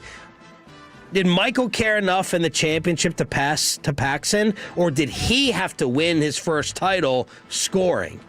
Did Kobe care enough to give it up to Shaq against the Spurs? Like, at some point in time, you got to show how much. They don't care enough to really change it just to see. You could always go back to being GM. You could always have Steven take back over, but they have to do it their way, which is selfish and egotistical. Yeah, I think that in their mind, or specifically in Jerry's mind, and I'm not saying this is right, I'm just saying to try and think of like, what is the thought process And there? my point in that was like, they were never going to hire Parcells 2.0 and someone like Belichick, because it has to be the porridge. It has to be someone that's not going to get more credit than me. It's got to be a Jason Garrett, someone I saw. It's got to be a Brian Schottenheimer, a humongous gamble. I can get the credit if they win the title. Yeah, and I think that's the thing, is that he views it as like, when you're like, can he check the ego to like pass to Paxson? I think he feels like he passed to Paxson 3 times already. And he needs to, he's not going to do that anymore. When? The 3 titles they won. Like I think that publicly he thinks people feel like he did give up the ball, and that was Jimmy. And so because of that, I think he feels like, I still don't have my shot over, Byron Russell. Yeah. I need that moment. But that should have happened when they won the early titles. It shifted to, well, Jimmy did that. Jerry, you were just there because of the divorce. Yeah. But, I would have a hard time imagining if we covered that first title, or we covered the back-to-back title, we're not praising Jerry Jones for the genius of finding and bringing in Jimmy Johnson. But because the ego factored in, Jerry does deserve credit for Jimmy. Absolutely. A ton of credit. We're like, wow, you rolled the dice on this college hire and you stuck with him after winning 1 game or 2 games or whatever it was. But because the divorce happened and then the drought, then we turn on Jerry and say, you didn't really do anything. It feels very, the more you're sitting here describing it, the more I'm sitting here processing it, it does feel very similar to Nico Harrison, where Nico was just like, Nico had about the most bulletproof reputation in the city as a front office executive before the trade. Yeah. Where it's like, oh man, it got him here. He had the gamble on Kyrie. This worked out. Yeah, at the end of the day, you're still going, it's Kyrie and Luka. Like, nobody's like talking about Nico, but like there's that aspect of it. So then he goes and makes the move that he thinks will show off his genius and causes a divorce that has the whole city turn on you, basically. And that's what happened with the Jimmy divorce. And then it's like, I think similarly, if they would have won a title with AD, I still swear, if they were competitive this year, won a title, I still don't think there are people in the city that are forgiving him for getting rid of Luka. I agree. No. And I think similarly, they just go, it was a fluke. You still don't get credit for that. You get no credit for trading him away. What I actually think Jerry, when he's like, I make changes, what I think Jerry actually does behind the scenes is delegate more.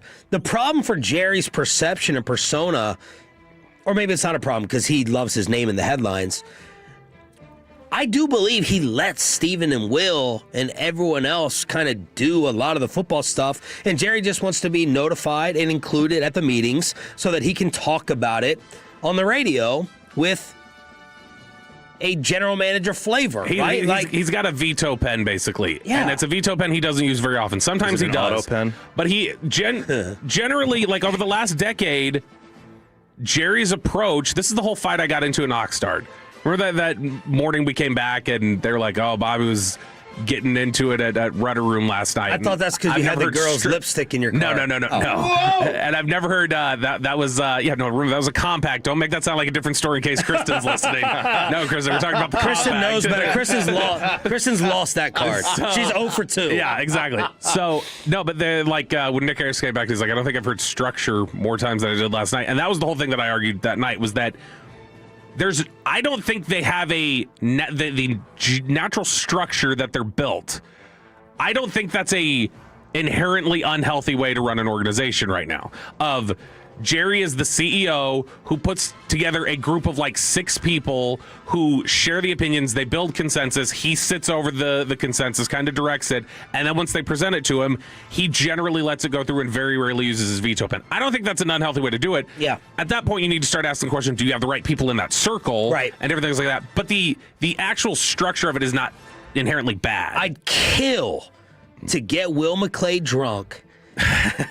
Like Spittle, just send us to Indianapolis for this with some per diem for a bar tab, and I want to know from Will, true lie detector on, what would be like the top 5 things you would do differently here that Jerry wouldn't do if you were the general manager? I'd be fascinated to know how different that list of things would actually be. Or would Will say, I'm kind of already doing it. I have that power. I have that say.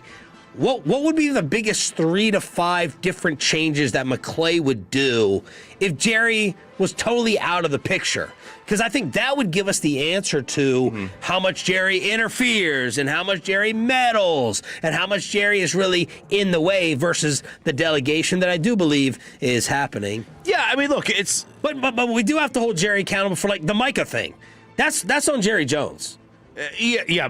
So when they make a 6-round trade, I blame that. I attribute that. I hold the scouting department and those people. Jerry doesn't know they're trading. He didn't know who Jonathan Mingo was. But the Micah thing, Jerry blew that up.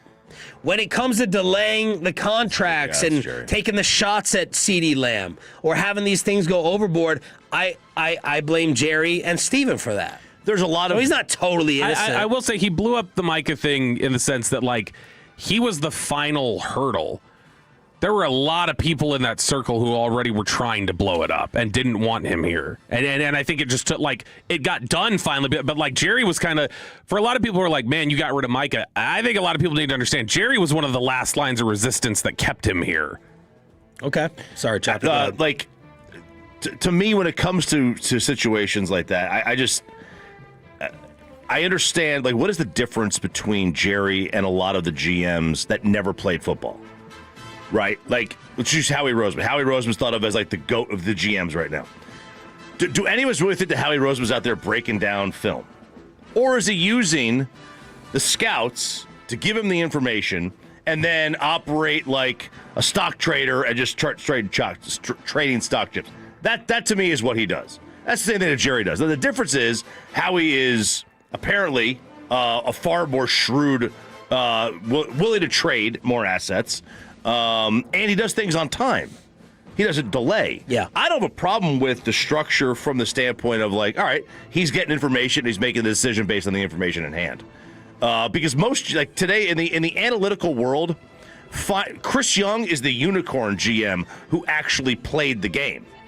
Those GMs aren't around anymore. Like in any sport, like those GMs for the most part don't exist. It's like the nerd.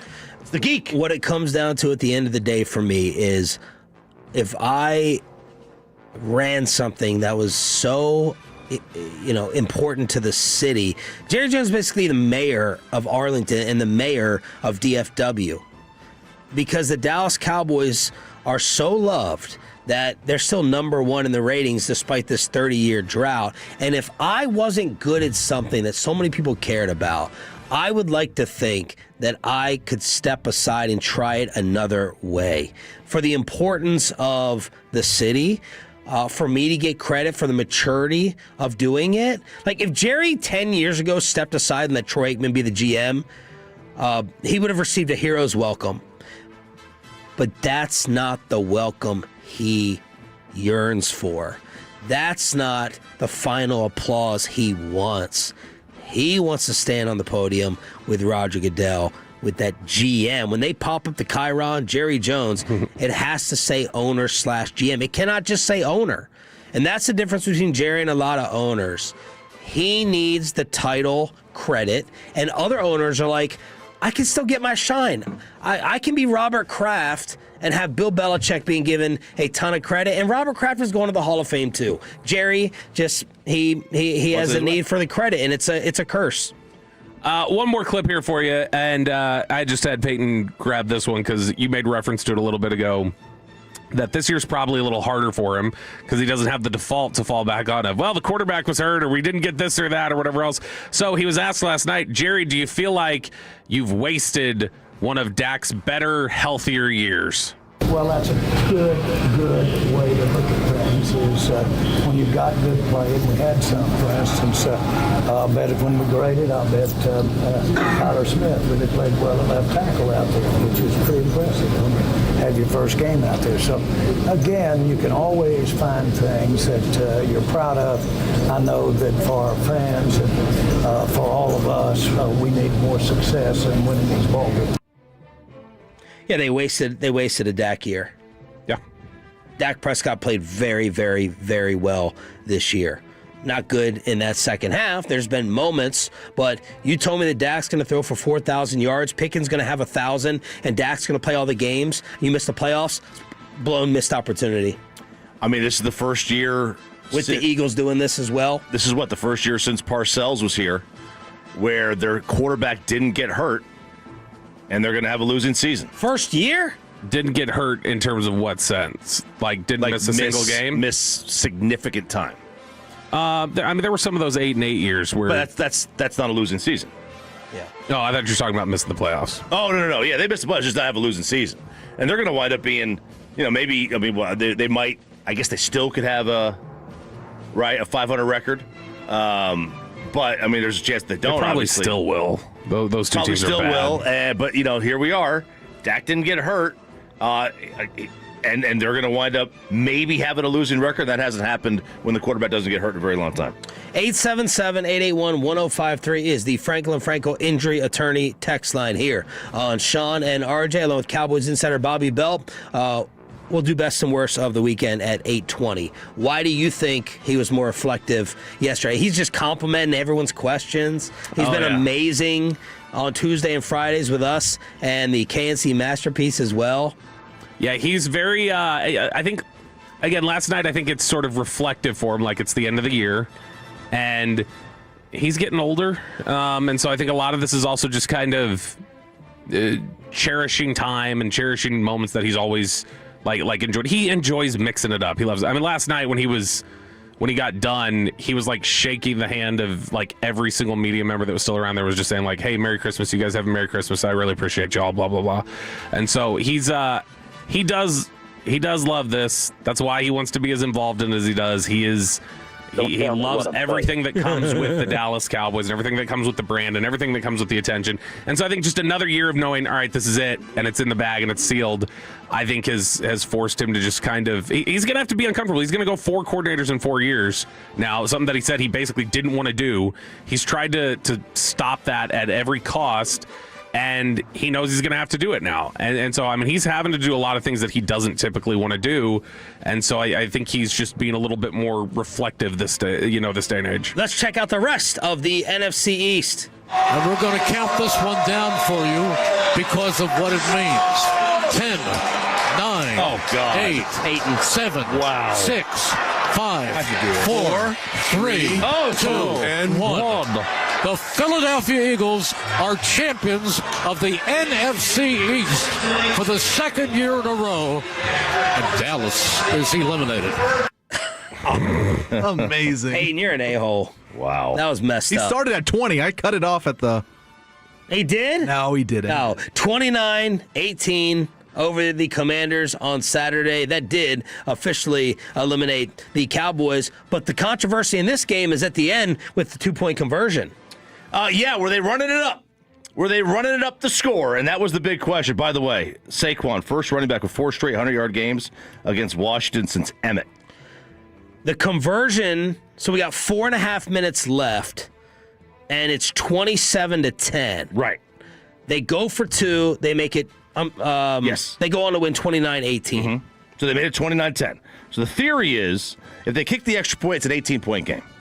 All right, the 18-point game still leaves you vulnerable for 2 touchdowns with 2 2-point conversions and a field goal, and you lose. Right? Because that's not now. That's the more reasonable when there's not 4 minutes left. Absolutely, I think it was 4:50 or something like that. 4:26. 4:26. So, not a ton of time. I guess you could talk yourself into the what if. You know, like, what was it, the Seattle game, right? They had a kickoff return, and then all of a sudden, maybe you get them a 3-and-out, and then you score again, get an onside kick, whatever, 10% chance of those. I suppose you could talk yourself into it. I think it's a lot of little sour grapes from Washington. Like, to me, throwing the ball up 3 scores with 3 to play is much worse than playing the math. Math is not offensive. They had a brawl, breakout. Dan Quinn said, that's how they want to get down. All good. We play them again in 2 weeks. Bobby, was this cheap from Sirianni and company? I mean, stop them is the thing, but were they trying to rub it in? Yes. Like, they absolutely were trying to rub it in. They were... This was just... That's not a math thing with 4 minutes left, which I don't even know. Like, did they... I think they had... With Mariota out, too. I think the third quarterback. I think Washington was already missing a timeout, too. So, like, they had 2 timeouts left and 4 minutes, and we're down by 18. Come on. No, that was them trying to run it up, which, fine. I mean, like I said, stop them, but still. Why someone actually thinks that Matt Eberflus is coming back. Next on Sean and RJ, 105.3 The Fan. Well, let's get you over to Dr. Mark Bashar.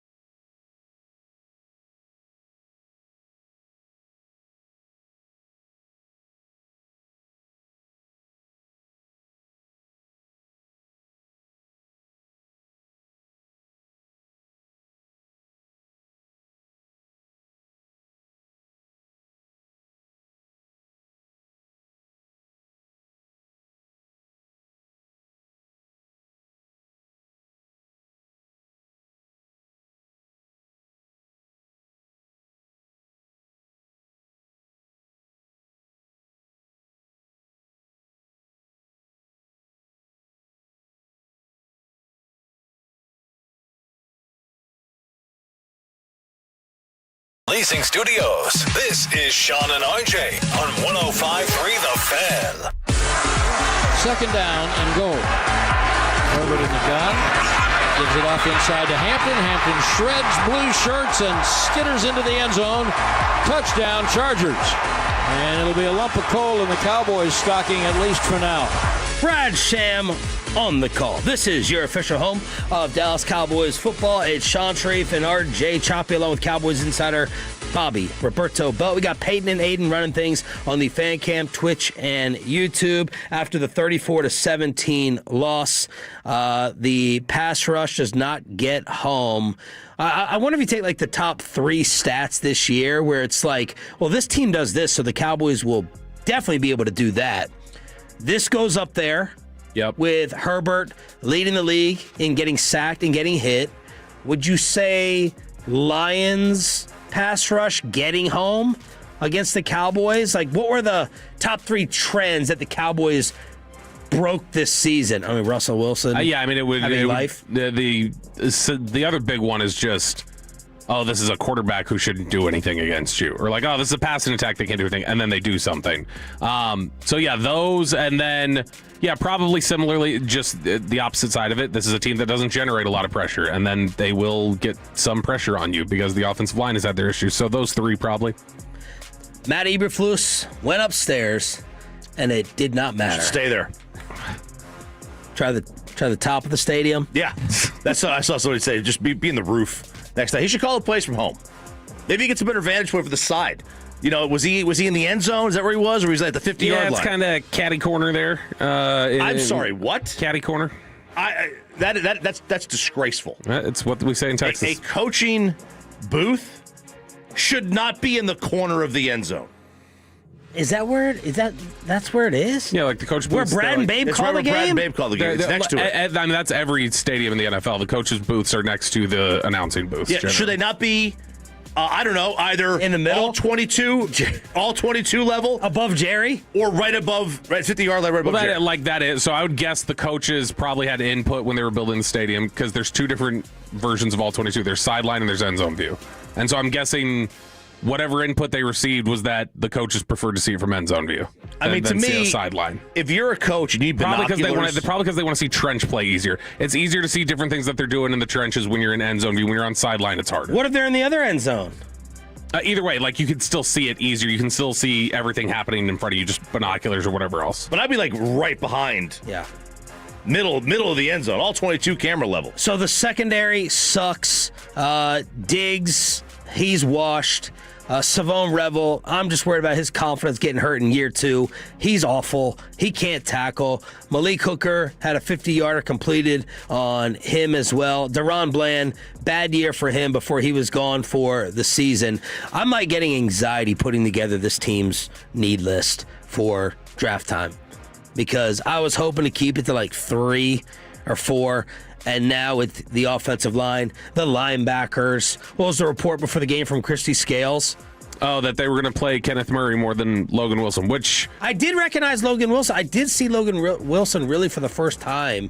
I saw his arm sleeve. So now I know Logan Wilson has a lot of tattoos. It only took me about 4 or 5 games. Yeah, he became basically the Jonathan Mingo of defense. Murray was better last week. Because initially I didn't think so, and then we did post-hut, and I thought he played better. Logan started out playing poorly yesterday. I think he finished stronger, though. So I think when we go back and watch it, I'm going to see that he ended up rallying a little bit, but he started poorly. Did they consult Eberflus before the Logan Wilson trade? I know they consulted him before Kenneth Murray, because Kenneth Murray's his guy. So that's the one that he wanted him. I know that. Because they're acting like the Eberflus wasn't even consulted for trading for Wilson, but I saw him out there a decent amount. But Christie had reported on the Fan pregame that Kenneth Murray will start and receive the majority of the snaps over Logan Wilson. Jerry Jones was asked after the game if Eberflus could be fired before the season ends. No, I won't. Now, just no, I won't do it. I can say that. That's less than 2 weeks to go, but I can say that, and I don't want to be unfair. Let me tell you, I can't tell you the kind of support that Eberflus has and had when we hired him. I mean, it was as thorough as any player coach I've seen. And I've got to say this, that it absolutely is not his total making relative to where we are right now with our defense. And I'll stand up at one point in the line. I hear somebody criticize, and I completely understand that. Wow. Jerry kind of saying it's the front office's fault as well for the personnel out there. I think that's what he was saying. Of course, he can't fully go there. Well, he can. He doesn't and won't. But it was Jerry sharing a little blame. A couple different times he was saying, like, only took 30 years. That's it. I wouldn't have an issue if they moved on from Eberflus today. Let White Cotton see what he's got. See how his game plan looks and his ability to call the defense looks. Yeah. I'm sure people were beating down Matt Eberflus's door in the offseason. I'm sure we heard thousands of interview requests from other teams. And look, I didn't have a problem with the hire. I mean, he was a former head coach. You don't want to have a team of 0 former head coaches when you've got a rookie head coach there. I get it. Yeah. It hasn't worked. But, man, it does do something to NFL resumes in terms of credentials. It really makes you question how a guy who's had a respected name for a long time.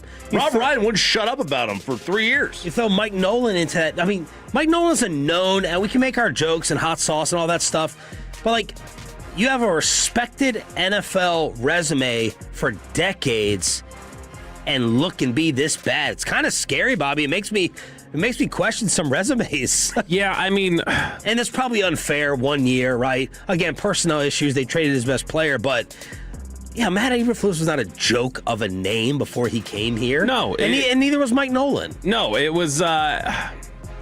Look, I mean, the biggest problem to me still, and maybe this is, I should find a way to ask Jerry this tomorrow.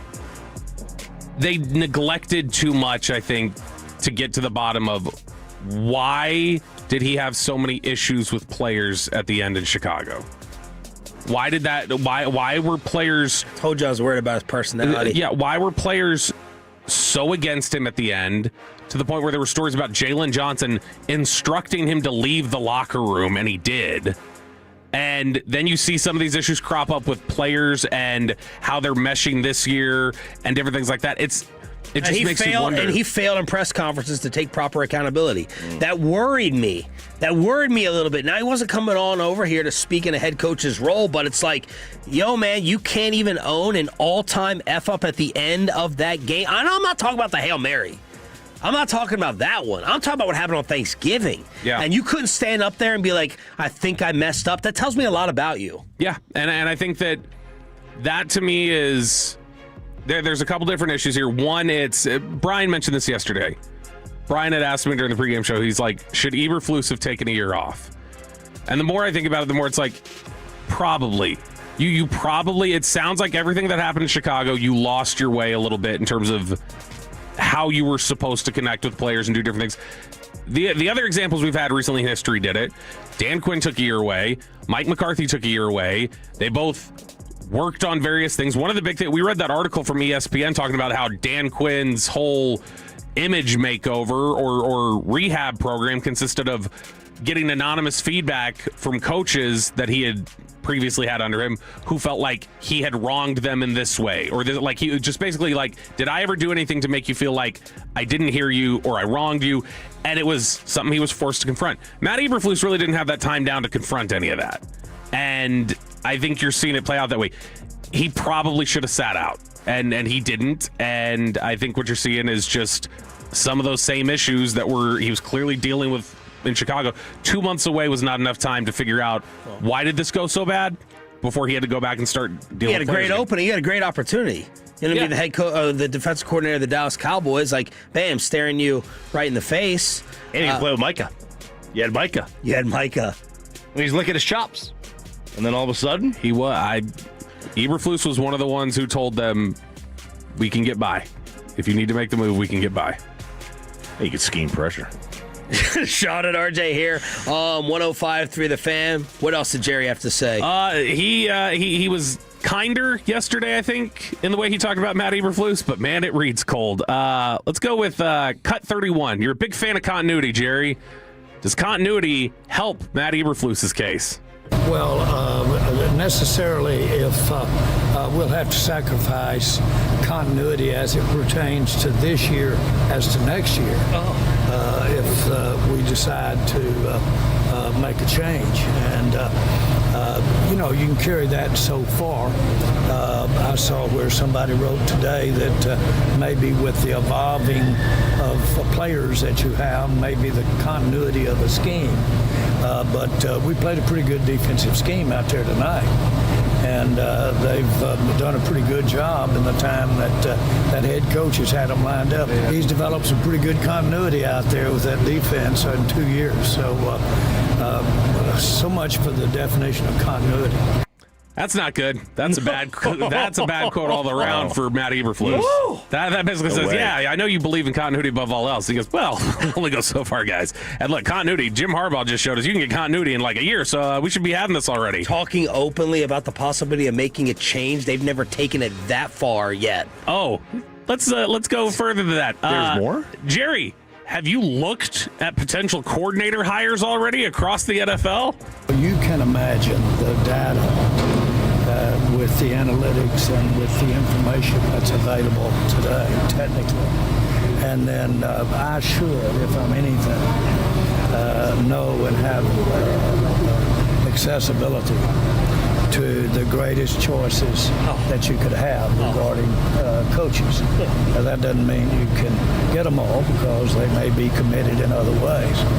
But one of the great things about where we are and what we got, and we can get good coaches.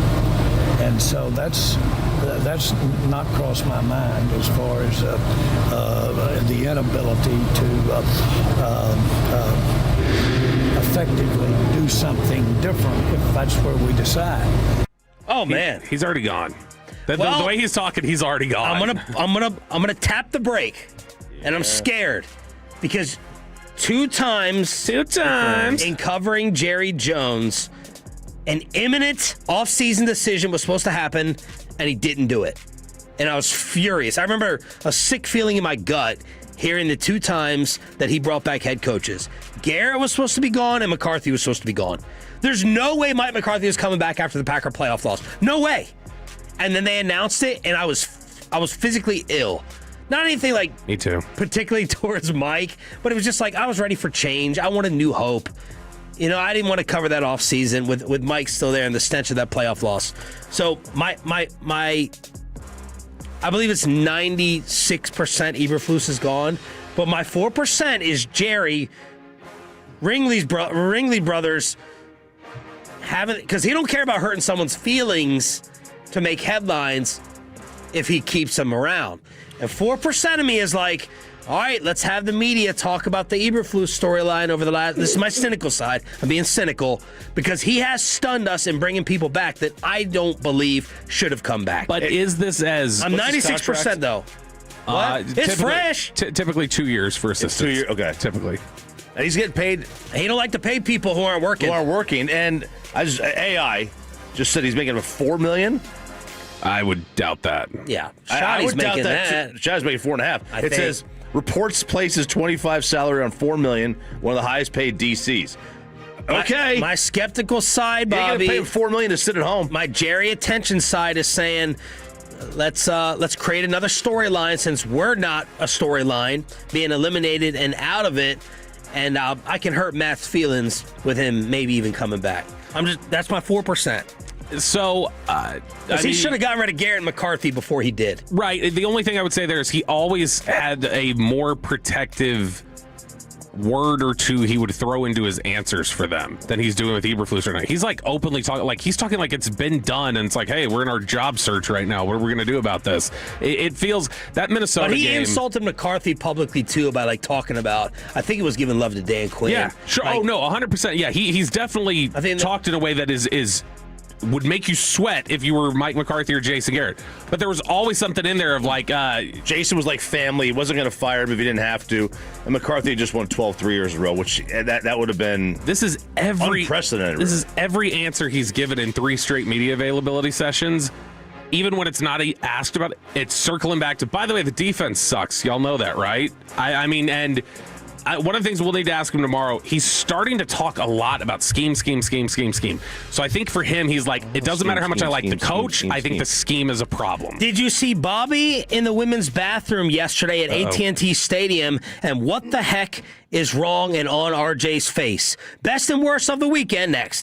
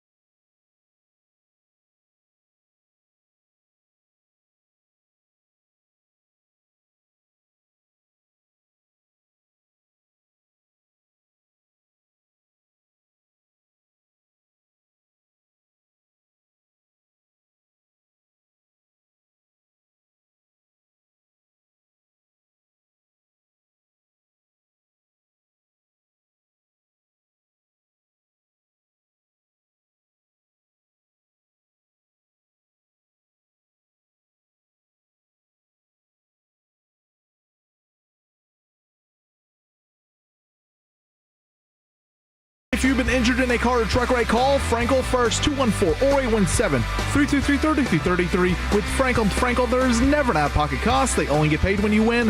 Frankel, the go-to car and truck attorneys in Dallas. Ladies and gentlemen, the weekend. I'm having a bad fucking weekend. Good morning, Metroplex. Are you off? Thanks to those of you on the Fan Cam, Twitch, and YouTube, listening on the radio or the Odyssey app who are still sticking with us here despite your Christmas week vacation. Happy holidays to all. Let's start off best and worst of the week. I normally do it at 7:40, but we had a Jerry Jones conversation kind of take a little bit longer in the commercial-free expressway. Below the bell coming up at 8:40. Let's start off best and worst of your weekend with this. And even if he does land his best shot at the moment, not that much is going to happen. And it almost, there's a left hook.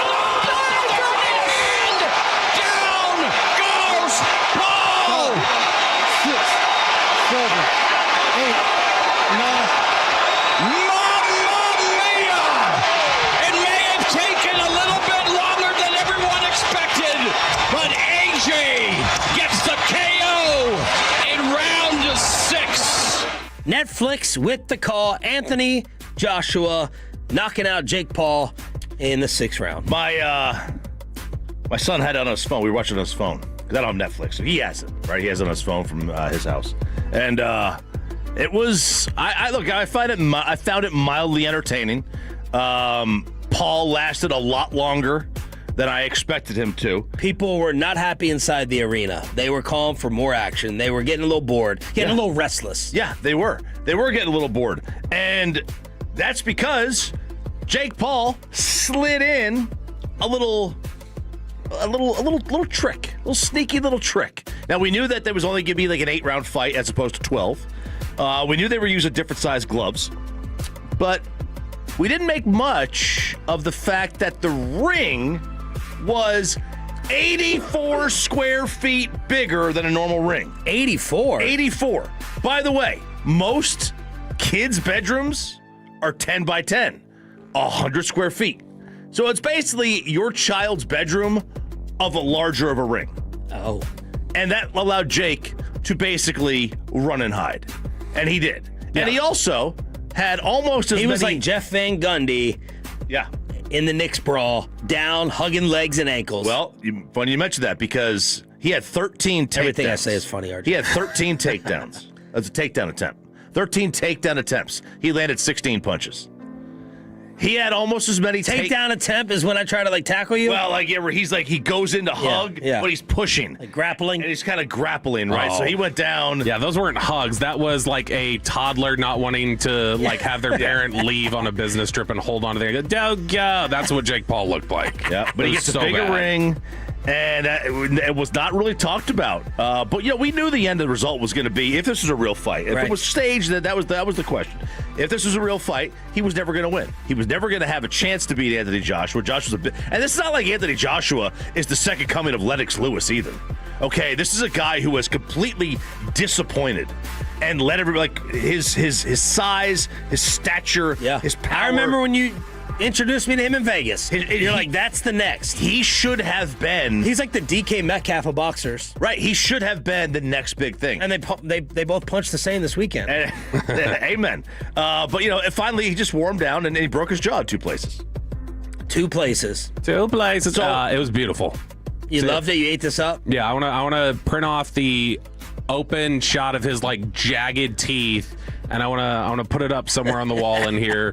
And also the one of when he got rocked in the jaw that last time, which Anthony Joshua was not even trying until like the 4th round. Like he was just kind of feeling him out. Yeah, it was just there's not a need to feel him out. Like he's clearly this exposes Jake Paul, this exposes everybody else. Whenever they're like, boy, kudos to Jake, he hangs in there. Man, he did this or that. No, like this showed like as soon as Anthony Joshua was like, all right, let's box, he was terrified. And when he got rocked and knocked out on that final punch, when he hits the ground and they have that slow-mo shot of him get up and go, wow, like he knew like, okay, this is different. And his teeth were just like all sorts of like your teeth. Yeah, I mean, mine are pretty straight. Mine are straight. Hold on, just I got the little bone spur. But like, this is the end of Jake as a serious fighter, right? He should never be ranked again. He should not have been ranked in the top 15. Right. He should not have been there. He's like the James Madison of boxers. But if he has a good fight, if he said he wants to be cruiserweight now after taking off about 6 months, and that's where he should be. He can't fight heavyweights. There's a 40-pound weight difference or 30-pound. Yeah. I'm giving him props. I do too. I mean, this is my number one moment. This is my number one Jake Paul moment. Yeah, he stood in against Anthony Joshua. Anthony Joshua is a killer. Yeah. Guys, stop. He's it. Clubber Lang. If I told you Anthony Joshua was going to punch you in the face for $30 million, you'd say, okay. And we're not giving anybody credit. We're all going, all right, fine, give me $30 million. But Jake Paul doesn't need $30 million. Everybody needs $30 million. Okay. This is his number one. This is my most respect I've ever had for Jake Paul. Is taking this fight. When he came to the set, maybe he was forced into it. When he came to the set with Slater last year ahead of the Tyson fight, because he was out there at the Cowboys game. That is so clearly a character. Because when he was by the set, that was a totally different human being. Really? Yeah. How just so? very super kind and respectful and socially aware of just so where you guys are here locally? Just in a way that it's and then as soon as the cameras come on, and he wasn't Mr. I'm coming for you, brother. He wasn't doing that, but he was just clearly in Jake Paul mode when the camera came up. But when it was just in a break, he was very just normal dude. He's a performer. Yeah, he's a brilliant performer. Yeah. Him and Logan both were obsessed with WWE. They love it. So I mean, they're very big into that whole heel roll thing. 877-881-1053 if you watched and what you thought. Best and worst of the weekend, Bobby. I had nothing but worst. It was really bad. So I guess I didn't have an abscess here. Or it may have been an abscess, but it was not a tooth. Apparently, when I got my wisdom teeth done 12 years ago, they said, a lot of times you'll get bone fragments in there. So that was literally that little white spot you saw in the picture of my tooth the other day. That was a bone fragment sticking out. So they actually took that out and went, see, that's bone in your mouth. And so that will have a tendency to kind of stick out of that ridge and go back in. So that was that. But I did find out I still have to have a root canal on the other side because they said I've got really bad cavity on that side. Nope, I got to. So I ended up then feeling sick on Friday. So I missed Dave Chappelle. Oh, and it would be like taking Peyton to go see Monet paintings, giving Kristen these tickets. She's uncultured. She doesn't know. I think Donnell Rawlings is very funny. Okay, we've had him in the studio a few times. Dave Chappelle is Dave Chappelle though. And Kristen came back and she was like, yeah, I mean, Dave was kind of funny. Donnell was very funny though. He was so, and I was like, all right, if you said Donnell Rawlings was funnier than Dave Chappelle, you're not allowed to go to a comedy show ever again. I'm sorry. I wasted the tickets on that. No. That she thought Donnell was funnier. That's just offensive to comedy. So Dave may have a different type of humor. Maybe Kristen disagrees with some of his social political takes. Comedy is more personal than food. No, she's definitely starting to shift, I think. So away from choppy. We moved to the point where all of that was bad this weekend. I dragged myself to the stadium.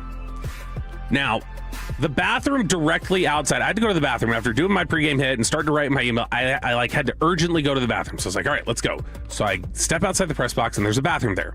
That bathroom that I use, the men's room is on the left. The ladies' room is on the right. And all the other bathrooms that I'm aware of, men's room is on the left, ladies' room is on the right. It was full. The stalls were full. And I went, crap, okay. And so I get out and I go, I got to book it down to the other end of this hallway and use the bathroom down there. So I got down there. I didn't even look at the doors. I was like, bathrooms left side. So I walk in there. It should have tipped me off when I was like, they have so many more stalls in here. That stood out to me when I walked in. I was like, there's 4 of them in here. Surely they're not all used up. So I walked in there. I closed. Again, just dumbass. I'm looking behind the toilet seat as I lock the door, and I'm going, why is there a box behind the toilet seat here? Of course, that is where they got the little tampon receptacle that I was not processing. I was like, is this a trash can? What is that? Products, sure. So I'm going to the bathroom, and then I hear somebody come in talking on the phone, and it's a woman. And I start going, what door did I walk in? And I'm thinking about it, and I remembered I had, as I have a tendency to do, I follow you into the bathroom. I followed Eric into the bathroom after our pregame hit because we were talking about something. And Eric walked in that bathroom, and I remembered seeing one stall, and I was like, there were 4 in here. I am in the women's room. So I'm sitting in there and going like, all right, I got to wait them out until they leave, and then I could just try to book it out of here. Well, so a few minutes goes by, I hear them wash their hands, whatever else. A few minutes goes by, and I'm like, all right, I think I'm safe. So I get done, I stand up, I open the door, and she was doing her makeup in the mirror. And the startled, half-second, terrified look on this woman's face as I just realized I was in the wrong bathroom, sorry, and I just like said it without stopping, walking, did not stop to wash my hands, literally left so that I could go into the next bathroom. I just walked over to the men's room to wash my hands. I was not going to spend any more time in there and potentially get security called on me. But in a rush and just assuming the layout of the building was the same over there as it is in other parts, I ended up just destroying the women's bathroom. This is where you gotta, when you hear them talk while you're in the stall, you gotta say, oh my God, am I in the wrong bathroom? And then you gotta just like own it like that. Let it happen. Pay, best and worst. So I found myself on Friday in the great city of Toole, Texas. Toole, Texas. I had absolutely... Your mic's off. Genius. No idea that city existed until Friday afternoon. One of my best friends from college, Chad, him and his fiance Sarah got married on Saturday. So we did he ran out an Airbnb Friday night. It was one last big party with all the groomsmen. And then Saturday morning came and we had quite the almost issue. Half the groomsmen were his brothers. Half of them were Los Hombres. We pull our suits out and everything. And on the brothers, they have their rentals and it says tuxedo on it. And we said... These are different brothers than you were talking about last week. Yeah. Okay. Oh, dear. Come on, Bobby. Don't laugh at that. And so we're like, oh, my goodness, did you guys get tuxedos? And they did. They had whole tuxedos they were in. They said, well, his mom said to get tuxedos. So we're like, crap, we're going to look different up there, and the wife is going to kill us all. They went without the vest, and it didn't look too bad. Their shoes were much shinier than mine and my friends, but it wasn't all that bad. But we thought we had a big issue there Saturday morning, just hours before the wedding. And then this was my first wedding of me being actually in the party. I'd never been in the party before, so it was a lot of telling me what there's a coordinator telling you where to go, what to do, where to stay, and all that. So it wasn't a whole lot of just sitting back and enjoying the wedding. It was okay. You got a time frame. We're gonna do this at this time. You got this time to do this and everything. Yep. We were there at the beginning in the groom suite, and we were just golfing, playing football, whatever they had there with us for us to get ready. But so we get out there. 2:00 wedding started. Like video game football? No, we had real football. This is real football. Baby. We went outside. Oh. It was great weather too. It was 70. We were still just in shorts, t-shirts, and they were like, "Hey, we got 45 minutes till this wedding starts, and you guys are not dressed yet." I said, "Oh crap, we got to get in there and get dressed because we were just all, we were losing time of day." But no, it was a great wedding, great atmosphere. Chad and Sarah, they had the mariachi band there as well. Oh. Great atmosphere. Those are costly. There we go. Those are costly. Oh man. What has happened to RJ Choppy's face? I don't know. We put this in the worst of the weekend, Kyle. I had some bests, but the worst of the weekend would be this. I wake up yesterday, and Sarah's like, "You got some black stuff on your eye." Hey, let's zoom this in on the fan cam. And I'm like, "Oh, okay." So I wipe it. She goes, "No, it's still there." And I was like, "Oh, okay." So I wipe it again. She goes, "It's still there." I was like, "All right, I'm gonna go look at the mirror." And I look at it. It's like, all right, this isn't black. This is like purplish red. I'm like, I have no idea what it is. And she's getting all mad at me. She goes, "How do you not know what happened to your eye?" And I'm like, I don't know. What was her name? Yes, is that what she tried to get to? No, she's like, because I was home the whole day Saturday, and I was home all day Friday. Yeah. And I'm like, I don't know. Like, it doesn't hurt. So I was like completely insignificant. So I've stopped worrying about it. So she keeps going on and on all day about this. And I'm trying to run back the last 2 days in my head. Because again, nothing hurts. Nothing significant happened. I'm like, all right, the dog whipped me with the tail once. That can't be it. It's too pointed. It's too... And then I'm like, then yesterday I was laying in bed. And I don't know how you guys use your phone in bed. Like if you're laying on your side or if you're in your stomach. Oh, no, sorry, back. You're on your back. I'm on my back too. And I have it right over my face. Why? Oh, I thought you had it on a tripod usually. Why? Why would you have it over your face? Lay back like this. Well, you can't. I'm laying flat. I am too. You don't have pillows underneath you? What? You don't have pillows behind your head? I have one pillow. One? I sleep with one pillow. What? I'm a minimalist. One pillow. And that's your problem. I have one pillow. I don't like to sit up. That's stupid. I like to lay flat. So I'm laying flat. One pillow. And then, what happens is I never fall asleep. And the phone drops. Oh. Now, usually it drops to the chin, the chest. I would never win jury of peers. I can't. This is not beyond a reasonable doubt. This is just speculation. The phone landed here because the eye had to be closed. right? You think you dropped the phone and hit you in the face? I think I dropped the phone because if you look, the corner. I thought you were mounting a TV. Huh? I thought you were mounting a TV. That was not mounting the TV. That's my guess. It doesn't hurt. It just looks unsightly. Yeah. That's it. It just looks very. Wow. It looks like I had no fight. Yeah. And I lost. Yeah. But no. On the right eyelid for RJ Choppy. Y'all tell him, diagnose what it is. I'm asking ChatGPT what it is right now. I Google Lens this. They said somebody has they said this photo is a person with a black eye. And I was like, no S, Sherlock. I know that's what it is. Yeah. I was looking for like a rash or like some kind of disease. Like, give me something that I can go home with. Good news. It says it's unlikely that it's skin cancer. Okay, that's good. What happened to the Cowboys offense at home in the second half of the season? Not just second half yesterday, second half of the season. That's next. And below, B-Belt, right here on 105.3 The Fan.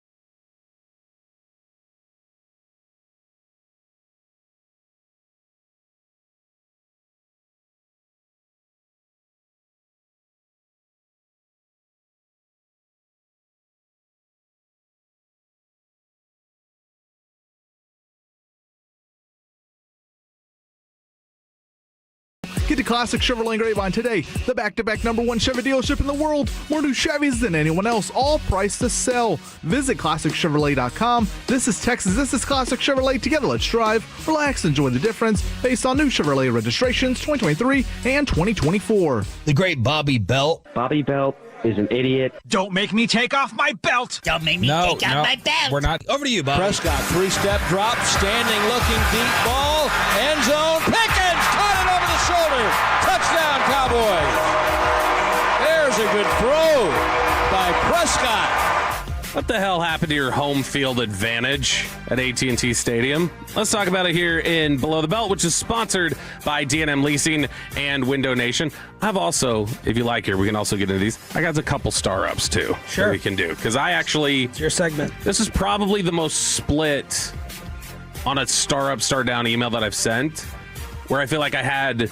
It's the most like the most even balance, because most times we're coming in here and saying like they were either just awful or they were great. And yesterday I do think there were some good things that they got out of this game. But I want to talk about the offense specifically, because the offense right now, this is such a bad omen, the way that they're playing. As it stands right now, the Dallas Cowboys are top 5 in offense in points and yards.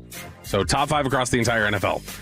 Since the NFL merger in 1970, and you expanded the league, because obviously in the 60s, there were times where you were competing against 12 teams and you could be in the top 5 and be middle of the pack. But since the merger, the Cowboys have finished in the top 5 of both 16 times. They have made the playoffs every single year that it's happened, and their cumulative winning percentage is 75%, which means that essentially when they go top 5 in both of those metrics, the Cowboys this season would have reasonably expected to be 12-5. And here they are sitting at 6-8, not only missing the playoffs and potentially facing the first time they finished 500 in a season with this being the case, but also potentially looking at having a losing record, because the worst record they had ever had previous to this was 9-7. That was 2006. And the only reason why that had adjusted was Romo came in midway through the season, and it wasn't exactly a 9-17. 3-3 when he came in, something like that. 3-3, 3-4 maybe. But he came on, and the offense changed when he got there. That's how that whole makeup had changed for them. But this is essentially, if they finish the season in the top 5, the worst this team has ever been when their offense has been this good, and it's not close. Just about every year that they've won the Super Bowl, in fact, I think it is every year that they've won the Super Bowl, they were top 5 in offense on points and yards. And they got that check this year. The problem is that the defense is just that bad. Yep. And specifically yesterday, I was trying to take a look at if they... By the way, let's play Drew Brees real quick, because he was on the pregame show. I actually thought he did a really nice job on the TV call yesterday. He's been disappointing as a studio analyst. He's not going to give you crazy hot takes. He gave one about the Eagles. But I thought he was actually pretty good as a color guy yesterday. And here he is on the fan pregame show talking about Dak's year. Let's start with Dak. I think this is one of his best seasons thus far. I think a lot of that is his relationship with Brian Schottenheimer. Obviously Schotty's been a part of the program now for 3 years, took over as head coach this year. I think he's really built an unbelievable offense that certainly suits Dak's strengths. I see great poise, great command of the offense. Dak can make every throw. I mean, you just feel like a great leadership, with him. And I look, the statistics, validate that. He's got, one of the best wide receiver tandems to throw to. I think the George Pickens pickup, early in the year with the trade was great, not only for him and for Dak, but also for CeeDee Lamb, and just how dynamic this offense was able to become with those two guys.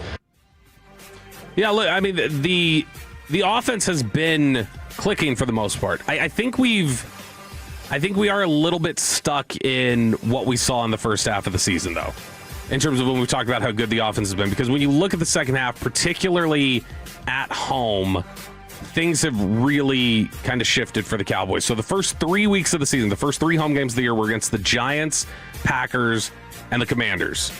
And in those games, the Cowboys were averaging a little under 41 points per game at home, which... That's basically Dak. Typically, when Dak has been healthy, and he is since his second season, when he's healthy, they average since 2018 about 40 points per game at home. when he's healthy, and he's linked up with an offensive coordinator that's not Scott Linehan, then they average in general around 37 to 40 points per game depending on the year.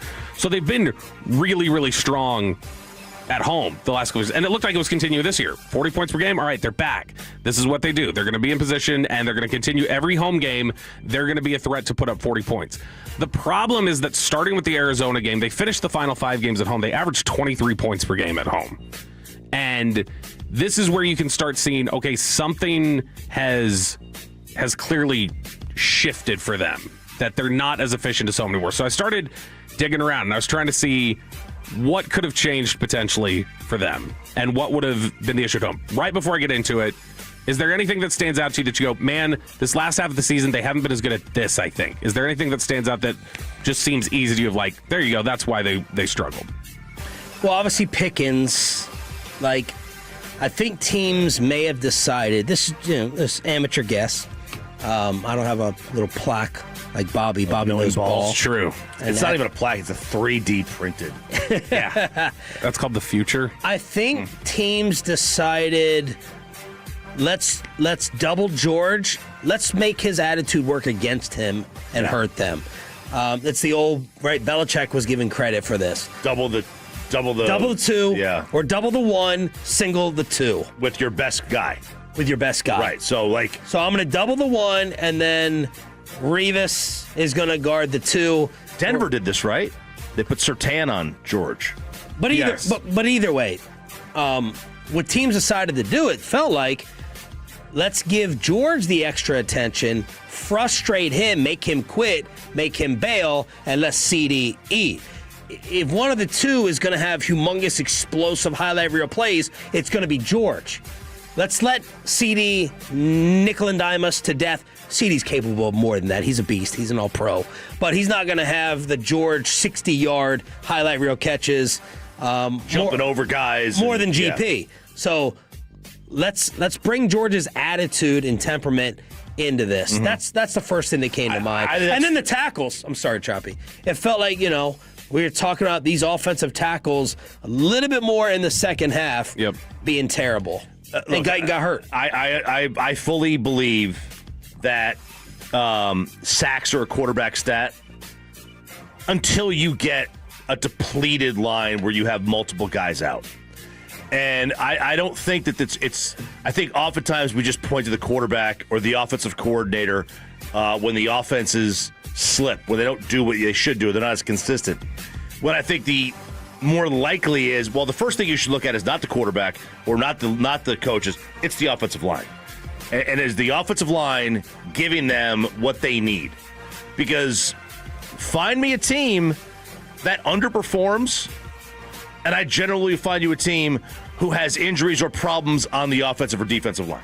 And I need to do a deeper dive into this. I'm a little bit worried, I think what you said is true, Bobby. I'm getting fooled a little bit, or I've allowed the first half of the year to mask maybe what I'm thinking about Shoddy as an offensive mind, and then the Flores thing kind of woke me up, and then the second half yesterday is a glaring problem in getting shut out. So I really need to do a deep dive and more research on Shoddy playing chess. So it feels like it might be a chess issue. Oh. When you look at some things. Hear that, Brian? Oh, wait, you won't be on Friday. So, and this is something that you that's have Bobby, to, that's your boy. This is something that I'm sure he would say this is accurate, that this is their problem right now. So, the NFL average in red zone success rate over the course of 15 years, it hovers around 60%. And they don't count a field goal as success in the red zone. You have to score a touchdown in the red zone for it to be counted as red zone success. Last year, they were 40-something%. So they were bad in the red zone last year. So if you look at the home games to start the year against Green Bay, the Giants, and the Commanders, elite offenses are usually 70%, somewhere around there. The Cowboys were 10 for 12 in the red zone the first 3 home games of the year, which is fantastic. You'll take that all day long. It's 83%. What do you think their red zone percentage was in the final 5 games of the year at home?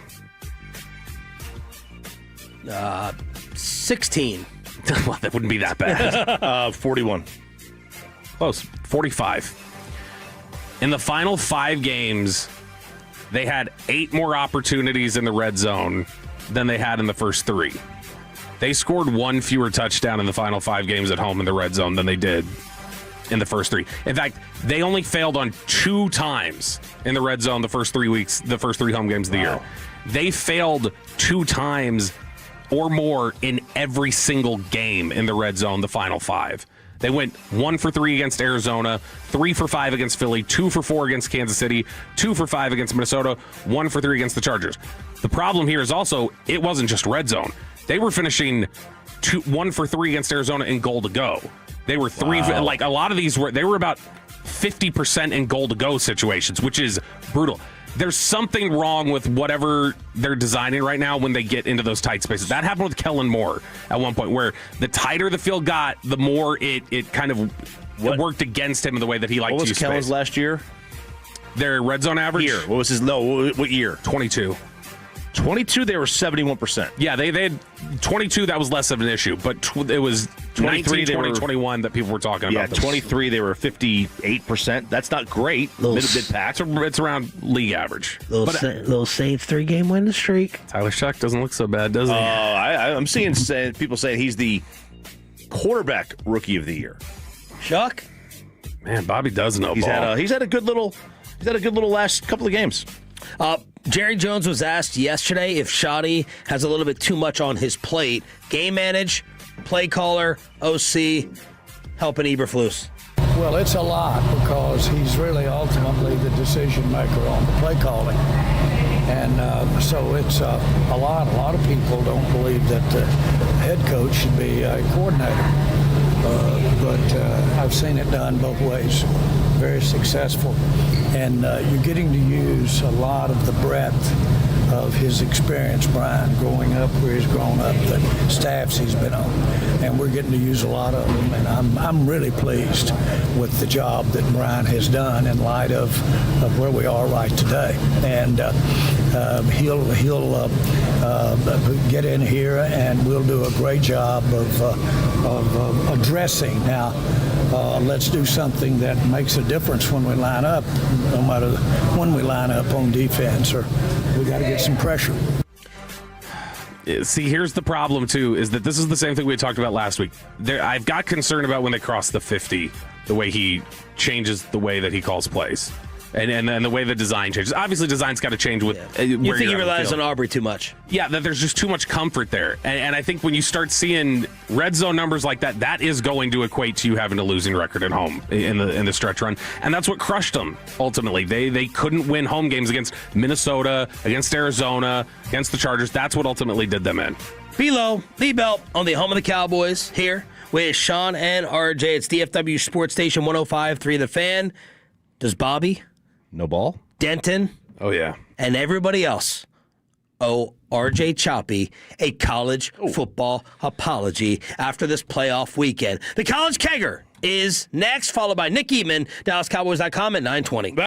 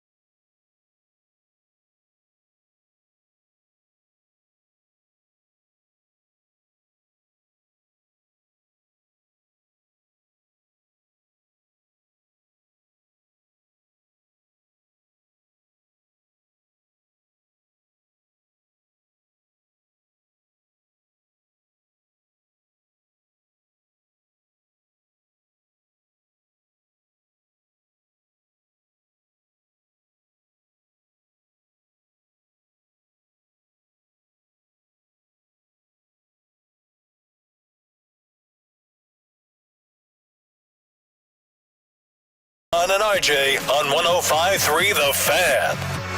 Austin takes the snap, runs up and takes the knee, and the Ole Miss Rebels win the college football playoff game here in Oxford against Tulane, 41-10. I'd like to know where Lou Holtz is right now. Well, I win. Google me. We're not hosting an intergalactic kegger down here.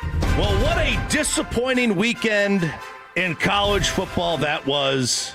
And I can't say that we're totally surprised, because college football fan is known for 100 years that, yes, the playoffs are equitable, but there was always a bad idea, because all you were going to get was blowouts. Because the playoff was always a bad idea? College football is in 3 tiers. You have your elite teams, then you have your secondary teams, and then you've got garbage. And the secondary teams are not going to beat the elite teams. And there are 5 or 6 great teams, and then the 12 seeds never beat the 5. This is not going to happen. I don't care who it is. I know Bobby said this last week about... Who's the 5 this year? Technically, it was Oregon. Okay. So... You don't think that Notre Dame or Vanderbilt... that was a quick no. Right, Notre Dame's trash. Vandy and Texas, I think... Texas has 3 top 10 wins. Yeah. That's more than I think. Does anybody else have 3? I don't think anybody else has 3 in the whole sport. Nope. So, yeah, sure. I mean, Texas could. This is a crazy kind of year. But Texas also lost to Florida. But it may be going this way more often than not because of the spending. Yeah, the road games spending being spread out. The road games in these things when you're playing in an unfamiliar spot. They were, last year the home teams went 4-0. This year they're 2-2. But next year we don't have to see this crap again, because the P4 is going to get all the Power 4 conferences, ACC, Big 10, Big 12, SEC. They're all going to get an automatic berth. They're going to limit the amount of people like James Madison and Tulane who can get it. Both games were 34-3. They were 34-3 at one point in each game. I've been excited and also dreading, so I'm kind of happy this is happening in the final hour. Asking Bobby Belt this question. Yep. Because I already had to give it to Jake Reitma on social media over the weekend, but I avoided Bobby because I know you're not going to like my answer, whatever your question is. I can already sense you're not going to like my answer. I already know, because I know you, and I know that you got the shovel out. Did these 2 beatdowns, non-contests, between Ole Miss and Tulane and Oregon, James Madison, make you think at all in your brain? Did the other side flicker at all that you were wrong about the scrubs getting in and the fight that you had against RJ Choppy and eventually myself when I went on over to RJ's side? Tell me eloquently how your answer is no. My answer is no, because I even accounted for this fact when we talked about it. I said they could get blown out. They very well might. That's totally within the realm of possibility. That's not the point. The point isn't is the 16 seed going to give the 1 seed in the NCAA tournament a run for its money every game? That's not the point. The point is that is the reward for those schools. That they're getting ravaged by these bigger programs.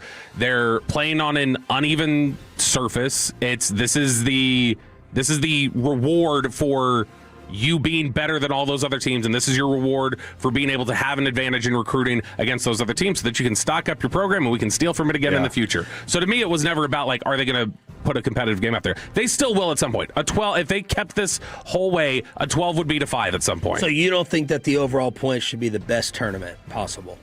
No, because I think the realistic question is there's 4 teams that can win the title.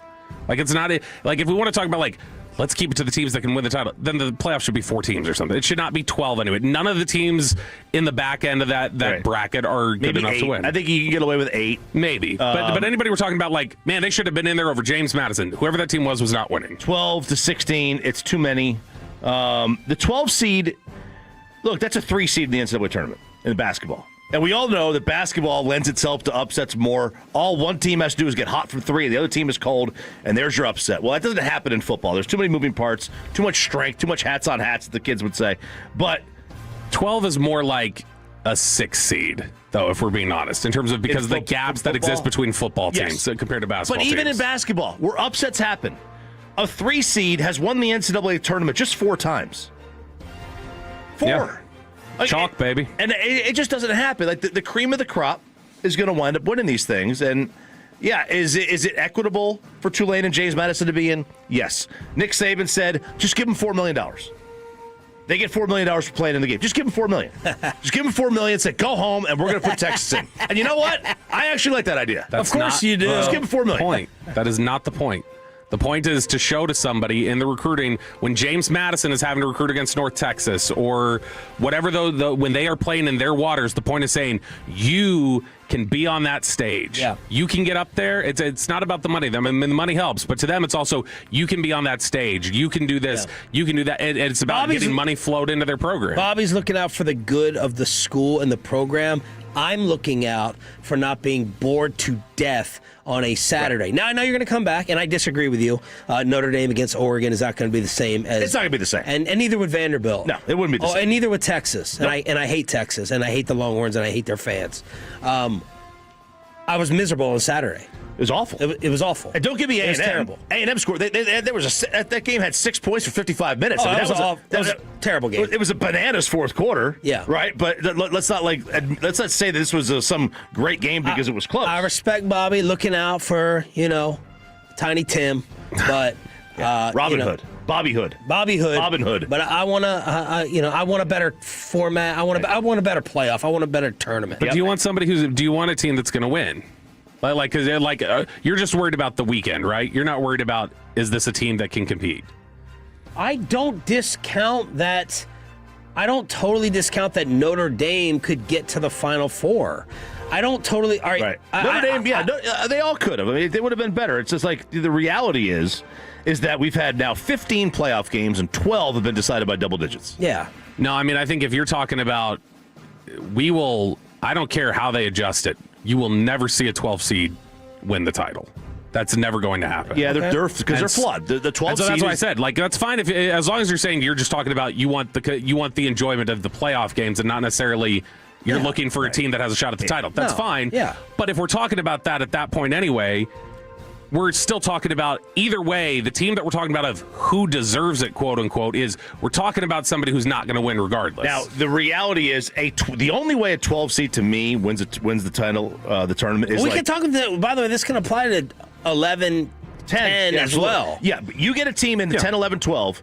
Let's say Ohio State lost their quarterback, or Indiana lost their quarterback for 2 games. They lose them both. Yeah, that's where a 10, 11, 12 seed could wind up winning it. They're that good. They lost their quarterback for a couple of games, and they had 2 tough games. They wind up losing. What was Notre Dame last year? They were 8 heading in? No. What were they? Ohio State was 8. Ohio State was 8. They were 7. But see, that was the thing. The way it was structured and previously like that 8 and 7 was not like 8 and 7 because obviously they had the Boise State bid in there. I don't view Georgia. I'm sorry, I don't view Georgia as invincible. No, they're not. To me, Georgia's they could be gettable, but I'm just disappointed because this conversation has already been way too amicable and mature. Not happy about that. But I guess Georgia being gettable, sure, but who were we talking about that should have been 12? Everybody's talking about Texas. That's one of the teams that got left out. Or Notre Dame. Georgia just kicked the S out of Texas 3 weeks before. And that's as a vulnerable Georgia team. Yeah. And so, we're still talking about there's gaps here, and they're creating bigger chasms. Like I said, I know people think it's dramatic, whatever else. This is legitimately college football's version of class warfare. And that's what they've done. They've created a wider and wider chasm, and it keeps getting bigger and bigger and bigger. And yet they still let these programs spend all their money to build up these programs and do their jobs. And then they come in and they snatch their coaches and they take their players. And then they go, you're not good enough to hang with us. Really, we're good enough to fill your rosters. We're good enough for you to come swipe and steal and play dirty politics with. So we must have some level. I think it's more what it's about is they're fearful of those teams developing momentum. Bobby doesn't like being the replacement date. They're 11 o'clock. Right. You're the backup. Mm-hmm. The backup option. The fighting Texas Aggies, they're taking it on the chin. They are taking it on the chin. People are calling them frauds. They obviously they didn't show up. It was a no-show. I know it was windy. Great. 4 field goals missed in the first half. 3 points total in the first half. But, the dirty little secret about A&M this year is that they went through an SEC schedule without playing anybody. I'm gonna list off the top 8 teams in conference. You tell me if they played A&M this year. They beat Notre Dame, I know that. Georgia, no. Ole Miss, no. Bama, no. Texas, they did. They didn't win. Vandy, no. Oklahoma, no. Missouri, yeah, they did. They beat Missouri. Tennessee, no. LSU, yes.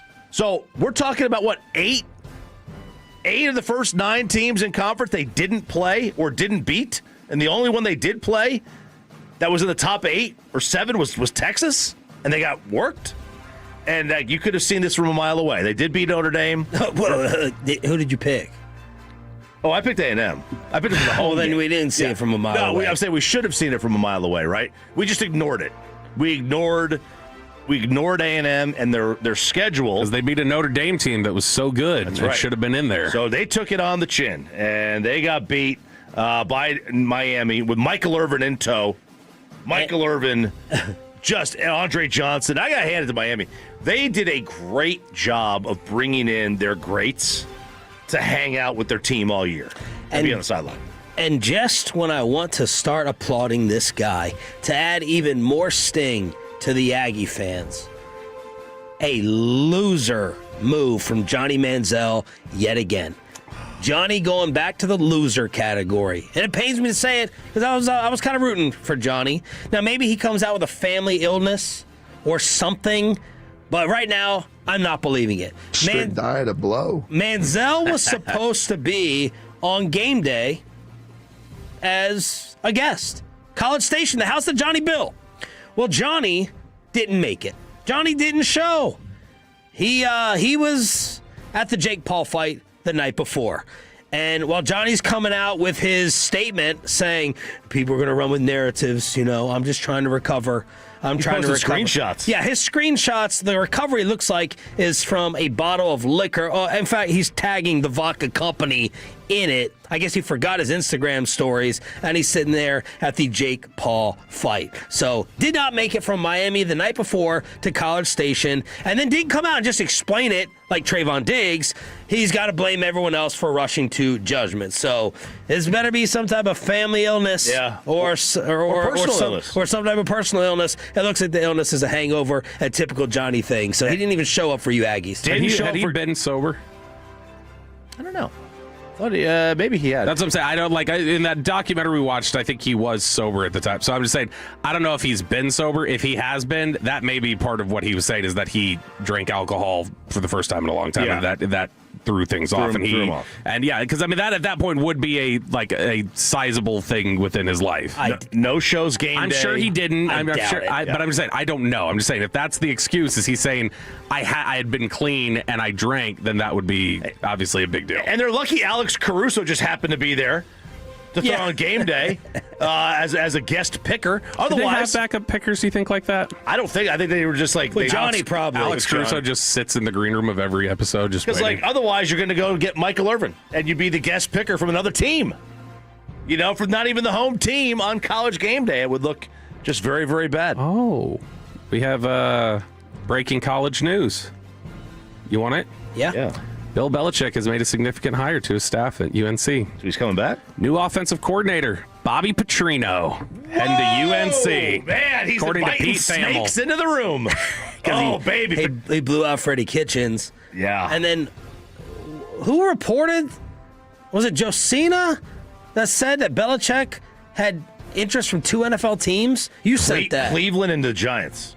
Was that from Josina or Rossini? I don't remember who reported it. Okay. But Cleveland, obviously, they say he still has a lot of fans in the building. And then with the Giants, there's no doubt because of his history with the Mara and Tisch families. 2 of the teams that are picking in the top 3 currently. Well-run organizations that go, Bill Belichick's got to be our guy. Right. 877-881-1053 to hit us up here on DFW Sports Station. It's the college football kegger. Jerry Jones tomorrow at 8:30. Is Nick Eatman believing the Trayvon Diggs TV excuse? Our Trayvon Diggs insider from DallasCowboys.com joins us next.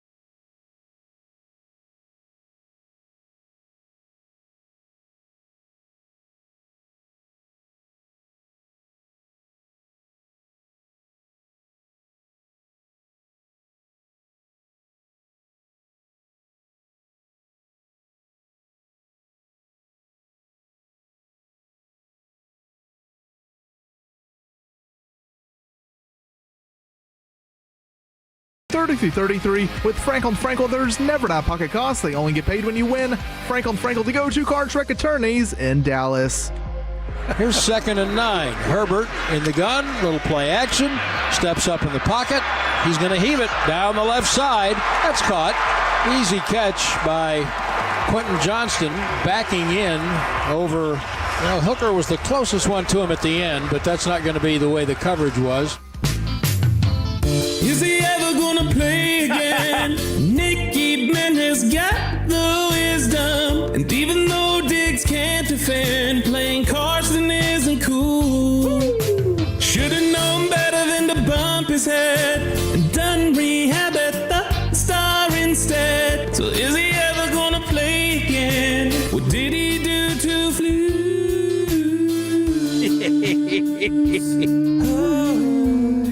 Bobby Bell with the tremendous intro for Nick Eatman, back from the stadium like Roberto, DallasCowboys.com. Brought to you by the WinStar World Casino and Resort. Proud to be the casino of the Dallas Cowboys. Please game responsibly. Diggs came back.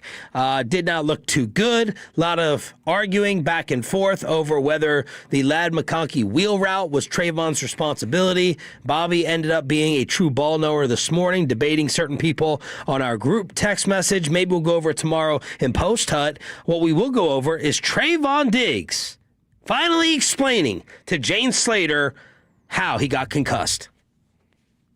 There was so much speculation about what happened. Can you just tell people what it was? It was a TV mount pole.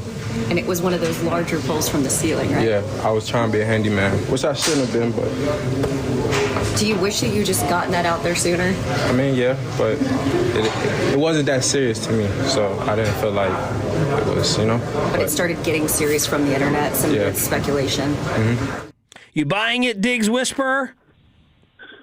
It was a good game for a while. Wow.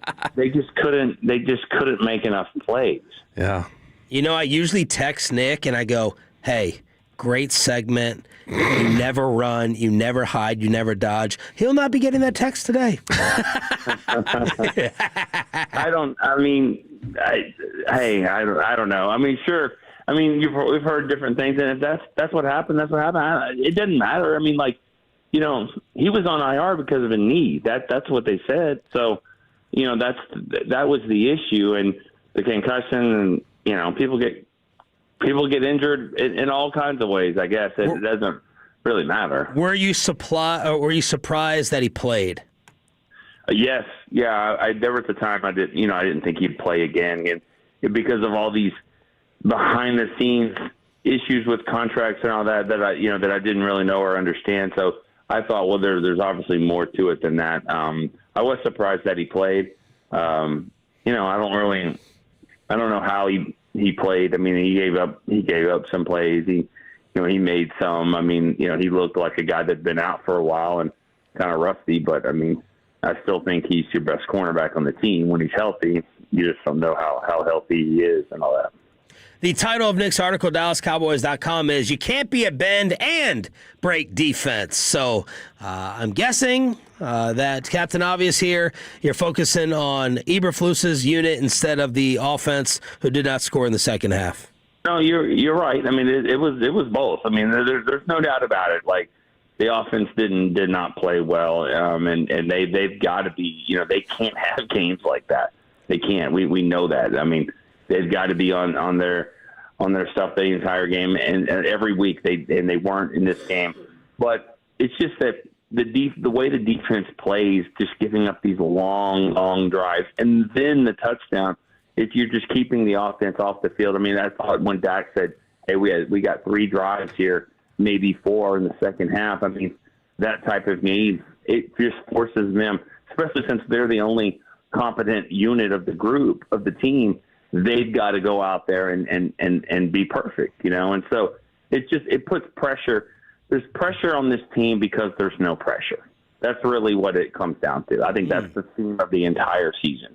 Because they don't have pressure on defense, it puts pressure on everyone else to be perfect. Do you think the offense, we did overrate it a little bit? I mean, yeah. No, I don't think. I mean, what's the rating? I mean, they're they're number one in certain categories. I mean, they're up there. I don't think they're overrated, but I think that, like anything, they're not perfect. Their offensive line can give them problems at times, especially when they don't score in the red zone. And you don't really know what you're going to get all the time with Pickens and Lamb. Most of the time it's really good, but you don't always know. And there's different schemes that take away Pickens or take away Ferguson at times for the running game.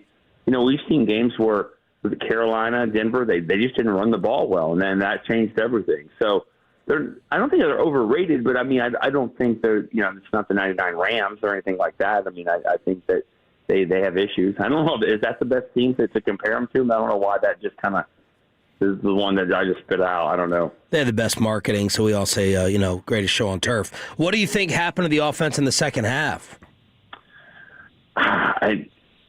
Honestly, I started working on my story. You know what I mean? I don't remember. I mean, I'm trying to think. Like, there wasn't any turnovers. I mean, this is just one of those games. The Lipke play.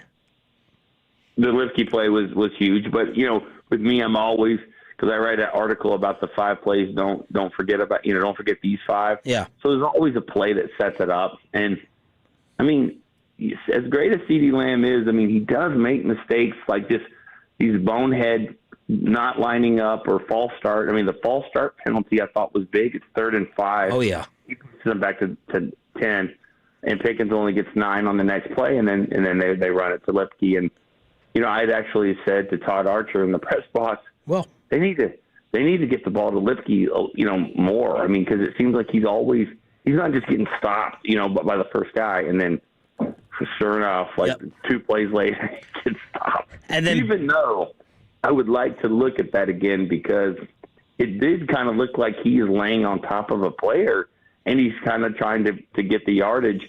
I wish they would have looked at that and had more angles. I don't know. Maybe he had a knee down, but he was kind of laying on top of a defender and then stretched the ball over, but it didn't matter. I mean, it's fine. Nick Eatman, DNM Leasing Hotline, DallasCowboys.com, and then BB had the 3rd and 5 penalty. You're down 10, 7-11 left, and then you get the 4th down incomplete.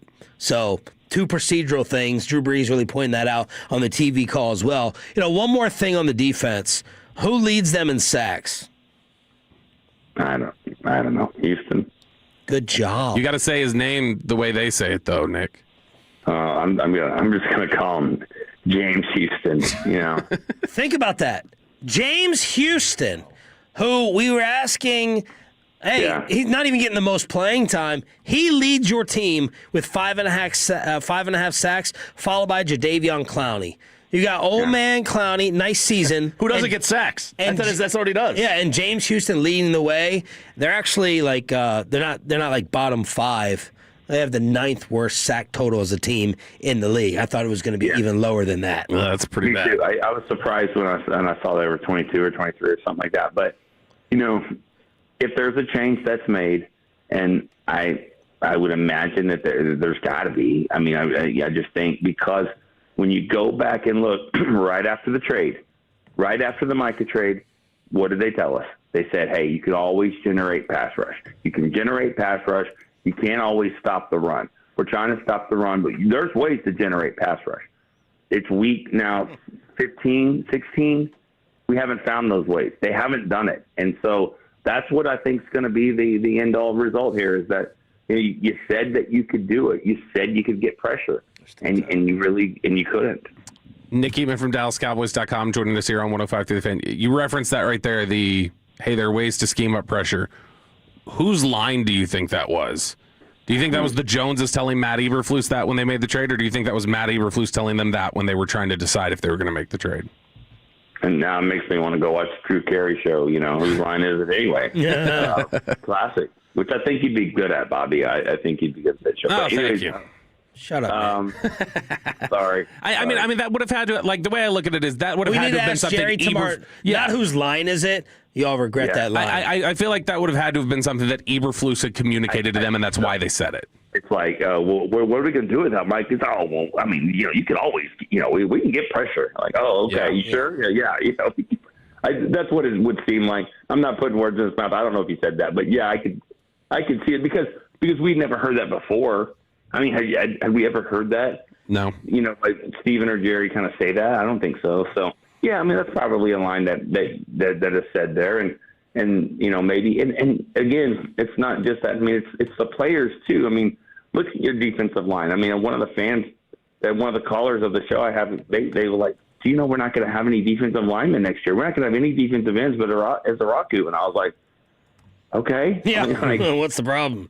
Yeah, tell me the problem. I mean, I just don't. You're not going to re-sign Sam Williams, I don't believe, and you're not going to re-sign probably Fowler, maybe not Clowney either. You know, and I mean, rest in peace. But I mean, they drafted Marshawn Neal in the second round, and he was going to be a good young developing player, and in his third year, you know, and I mean that's all also very, very, very unfortunate. I mean, it's bigger than football. I'm not trying to put it about that. I'm just saying that these are defensive ends that this is kind of what you thought the position would be, and now you know it's going to be a big change. So I think next year, you know, that's one of your big focuses there in the offseason and free agency in the draft. Nick, Jerry was very generous with the time last night. I think that's the longest he's clocked talking to the media in a couple of years, probably. He went over 30 minutes. There were two different things that really stood out. It felt like, A, he's talking as if Matt Eberflus is already gone, which it was odd for him at this stage of the season. But then, B, it did seem like there's some self-reflection and kind of taking ownership of, hey, I've contributed to some of our shortcomings on defense. I've contributed to this 30-year run here. Like that's on me, too. What stood out to you from him talking to the media? No, there was a lot of that. You know, I put it on ownership, and, you know, he's talking about himself. But just like with anybody, you know, like if you do that, like just like when you say, just like when the receiver hits his chest and says, my bad. Okay. So the next time it's like, all right, well then, you better catch the next one. You know what I mean? And so when you do that and you're like, it's on me. Okay, fine. But like, you know, what changes, just like with anybody, Steven says it, Jerry says it, what changes are you making? If Shotty and Dak, when they all sit up there and say, I've got to be better. Okay. So how are you going to be better? Because if you know, and you guys have said it, everyone has documented that they don't really change their philosophy and how they're doing things. And they just still go, it's just draft and not a whole lot of free agency. I mean, there are some changes that just have to be made. And for me, if one of the changes that I would look at is stop drafting your second round project. Stop doing that. Don't do that anymore because it really isn't working. I mean, instead of saying, well, this guy's got all the measurables, he's a 4.28 or he bench presses whatever it is. Does he love football? That needs to be the number one to me, especially when you're looking at the second, third, fourth round. Because if he does, he'll love it on Wednesday, Thursday, Friday, Saturday. He'll prepare. He'll be just as good. He may run a tick slower than the next guy, but he will love football so much that he will absolutely care. And if you look at, I'm not going to point fingers or anything like that. Just look at your second round picks, third round picks. Those guys are the ones that there was a reason why they didn't make it in the first round. It wasn't talent. It was the other things. And those other things still haven't materialized as pros. And I think, you know, the one time it worked was Sean Lee because he had all these knee injuries. They drafted him in the second round. But Sean Lee loved football more than football itself. And so he was able to kind of have a really good career shortened by injuries. But I think that's something that needs to be done here. Stop worrying about stealing a first-round talent and getting guys that absolutely want to be on the team, want to win, and care when they lose.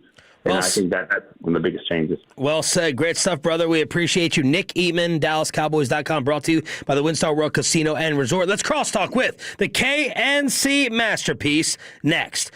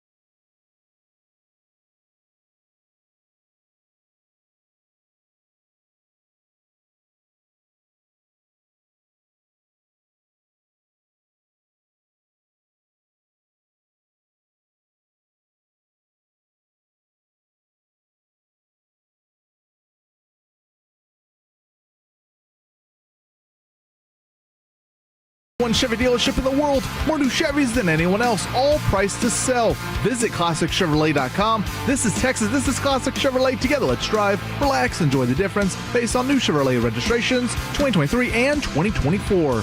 Jared leans in. There's the snap on fourth down. Jared back. Jared stepping up. Jared looking, throwing, end zone. It is caught by Amon-Ra, shy of the end zone. He flips it back to Goff, who dives into the end zone for the touchdown. What? There's a flag that came in. 2 flags. Did they rule him down? Are they going to say pass interference against Amon-Ra? Pittsburgh staying on the field. The ruling on the field is a touchdown. However, pass interference, number 14 on the offense. By rule, that penalty is not enforced, and there is no replay. The game is over. Wow. There is no touchdown. Let's cross-talk with a KNC masterpiece. It's Alec Medford in for Kevin Hagelin. Did he get the Corey Majors sickness, or he just scheduled off? This is just scheduled off. Yeah, no, and hopefully he doesn't get this sickness. So what happened? Flu B. Oh, man. Yeah, I'm good now. Symptom-free. All right, good. Yeah, no, symptom-free after the weekend. Friday, I'd woken up, and I was like, guys, because I told them Thursday, I was like, I'm going to be there on Friday. Then I woke up on Friday morning, and I was like, I can't do this. I was very premature in my decision to say that I was going to be there. Is Kevin a guilter over sick? No, he just gets quiet. Yeah.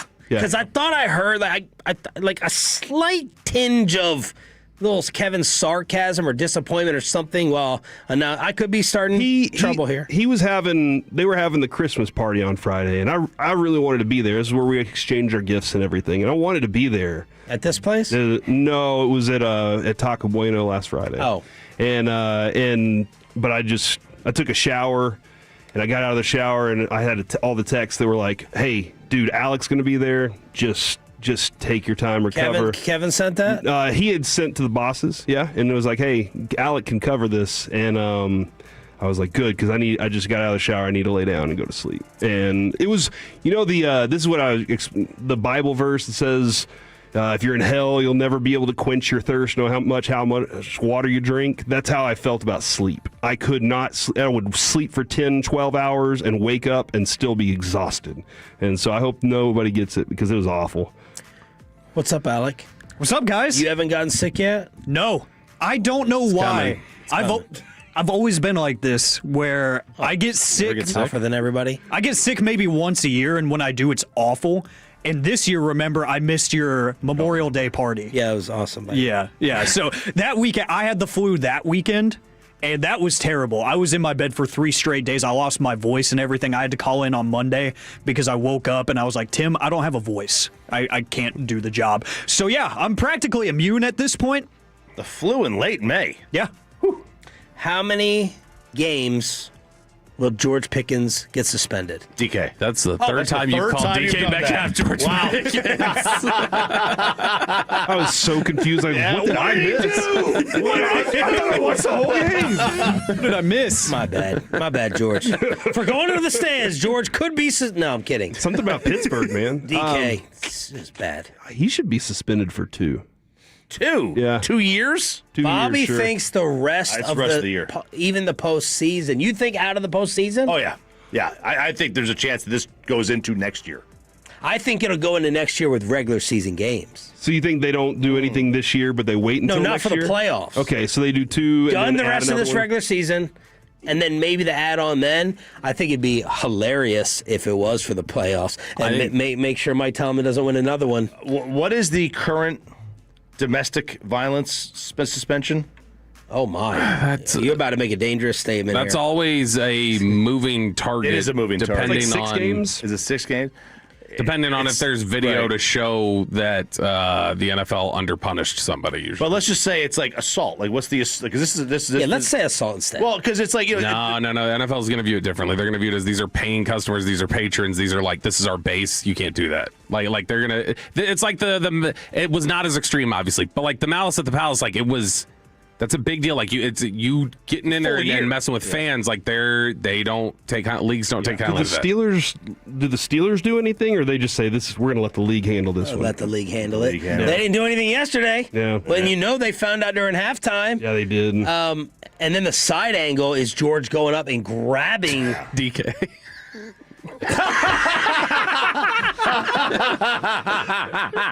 You're really trying to make George Pickens a problem child, aren't you? You're trying to lower that contract Putting number. it into the ether out there, man. I like your approach here. I needed. And then the people are talking about Jake Paul. The amount of people on Twitter are like, "Well, he didn't." So Pickens got his jaw broke in 2 places. I really am sorry, George. My bad. People on Twitter are like, "Wow, he didn't even make contact with him." I'm like, "Well, that's not the point." Contact twice. Grab his shirt. He yanked it. Yanked him down. I have a question I really wanted to ask during crosstalk today. Can I ask it real quick? What's it have to do with George Pickens? I want to know why George Pickens was wearing this over the weekend. Aiden, if you can put it up on the fan cam, you'll see it here. We're on a little bit of a delay, so you guys will see it here in about like 7-8 seconds, something like that. But it's a fantastic image that I saw on social media over the weekend, and I was blown away by Corey Majors in this peppermint outfit. Dude. Oh, AI. Dude. Well, thanks, I Charles. was on my hands. It was very glam of you. It looked good. I need your help. Okay. What is this trend? How do I get it from my wife? How do you do this? And what is it? Adrian, I woke up and Colby Tolbert had his up. And I was like, well, he looks fantastic.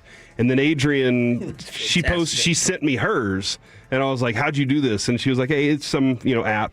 And so if you want it, I'll have Adrian send it over to Amanda. It's an app? Yeah, it's some app on Facebook or something. I can't just put in AI or Grok. I don't think I want to download. I'll get it. Watch. I'll have it before the segment's over. She did one of me, and I was like, I would never wear those shoes because on the picture there's some shoes. I'm not wearing socks. It's ridiculous. What is this? How did it start? Where did this come from? This is how trends go, dude. Yeah. Alec? It's free. This is news to me, but I like it. Everyone's holding a candy cane. What are you supposed to do with it? Choppy? I've seen a couple. I've seen like 2 people do it. It's like whenever everybody was posting their little Gmojis or whatever of themselves. It's just like that. Adrian, I didn't post this. Adrian she asked me, and I was like, yeah, sure, go ahead. I have a fever, so go ahead and do whatever you want. Yeah. And hers looks fantastic. Like, hers looks amazing. And then I look pretty handsome. Yours looks as well. great. Yeah. I love it. Yeah. But it kind of changes. It makes everyone look like a little bit better. Mm-hmm. You know? It gives it that AI sheen. It really does. It does. Yeah. They tweak whatever it is. They make your face a little slimmer. Yeah. And, they're and basically like measuring your arm fat, and like they take away some of your imperfections. Yeah. No, it's fun, I guess. Yeah, that's the new trend. Yeah. And people are having fun with it. But isn't that the thing? Always these new trends pop up, and everybody's getting into it. Now my face, AI has it, and there's a sweet spot. Oh no. There's a sweet spot where it's like you're too late.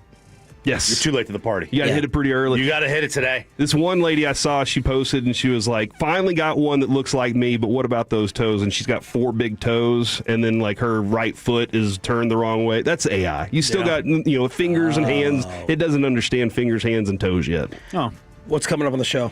Guys, we start the show off with when did you feel like this season was legitimately a wash? When we dive in on that and yesterday's game specifically, do you understand why Dak would want to play at 10:20? And Stephen Jones joins us at noon. Did you watch the Paul fight? I did. And entertained or bored? Oh, I was bored through 5 rounds. I thought it was ridiculous. I thought it was honestly a disgrace because if you're going to dive at the knee anytime you have the idea of taking contact, you should not be in a boxing ring, period.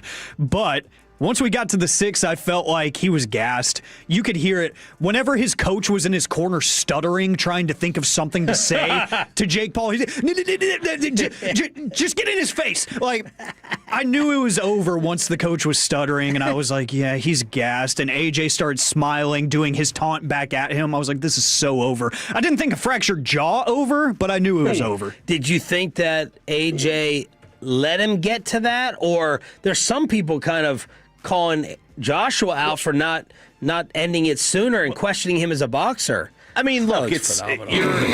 Send that to me. That looks phenomenal.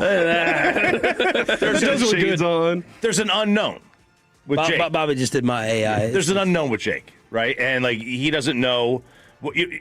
There's a feeling out process. It's a bigger ring, a lot bigger. I know it's 2 feet, but 2 feet on each side. It's 84 square feet. It's a child's bedroom. That's how much bigger more room there was. He's chasing them around. I didn't have a problem with it. I mean, he's also a showman. Boxing is not a sport.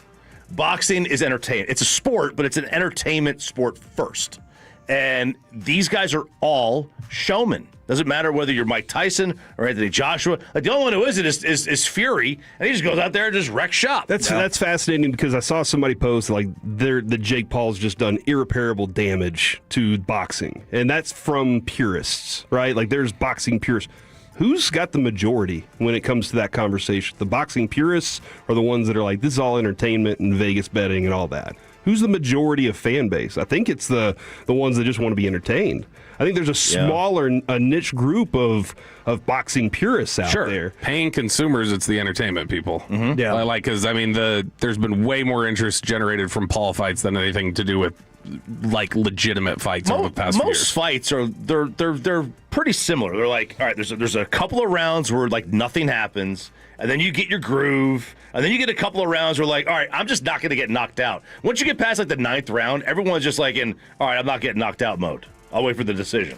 All right, we're back tomorrow with Jerry Jones at 8:30. Alec Medford in for Kevin. It is the KNC Masterpiece next on The Fan.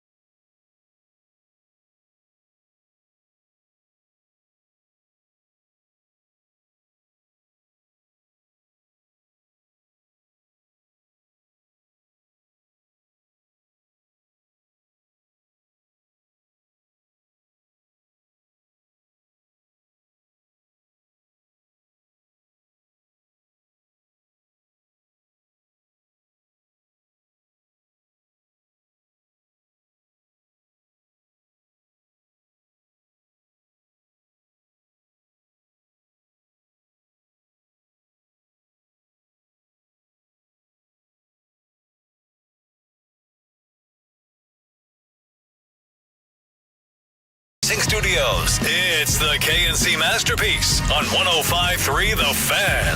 We are back here on the KNC Masterpiece on 105.3 The Fan. Kind of getting adjusted to a lot of things around here still.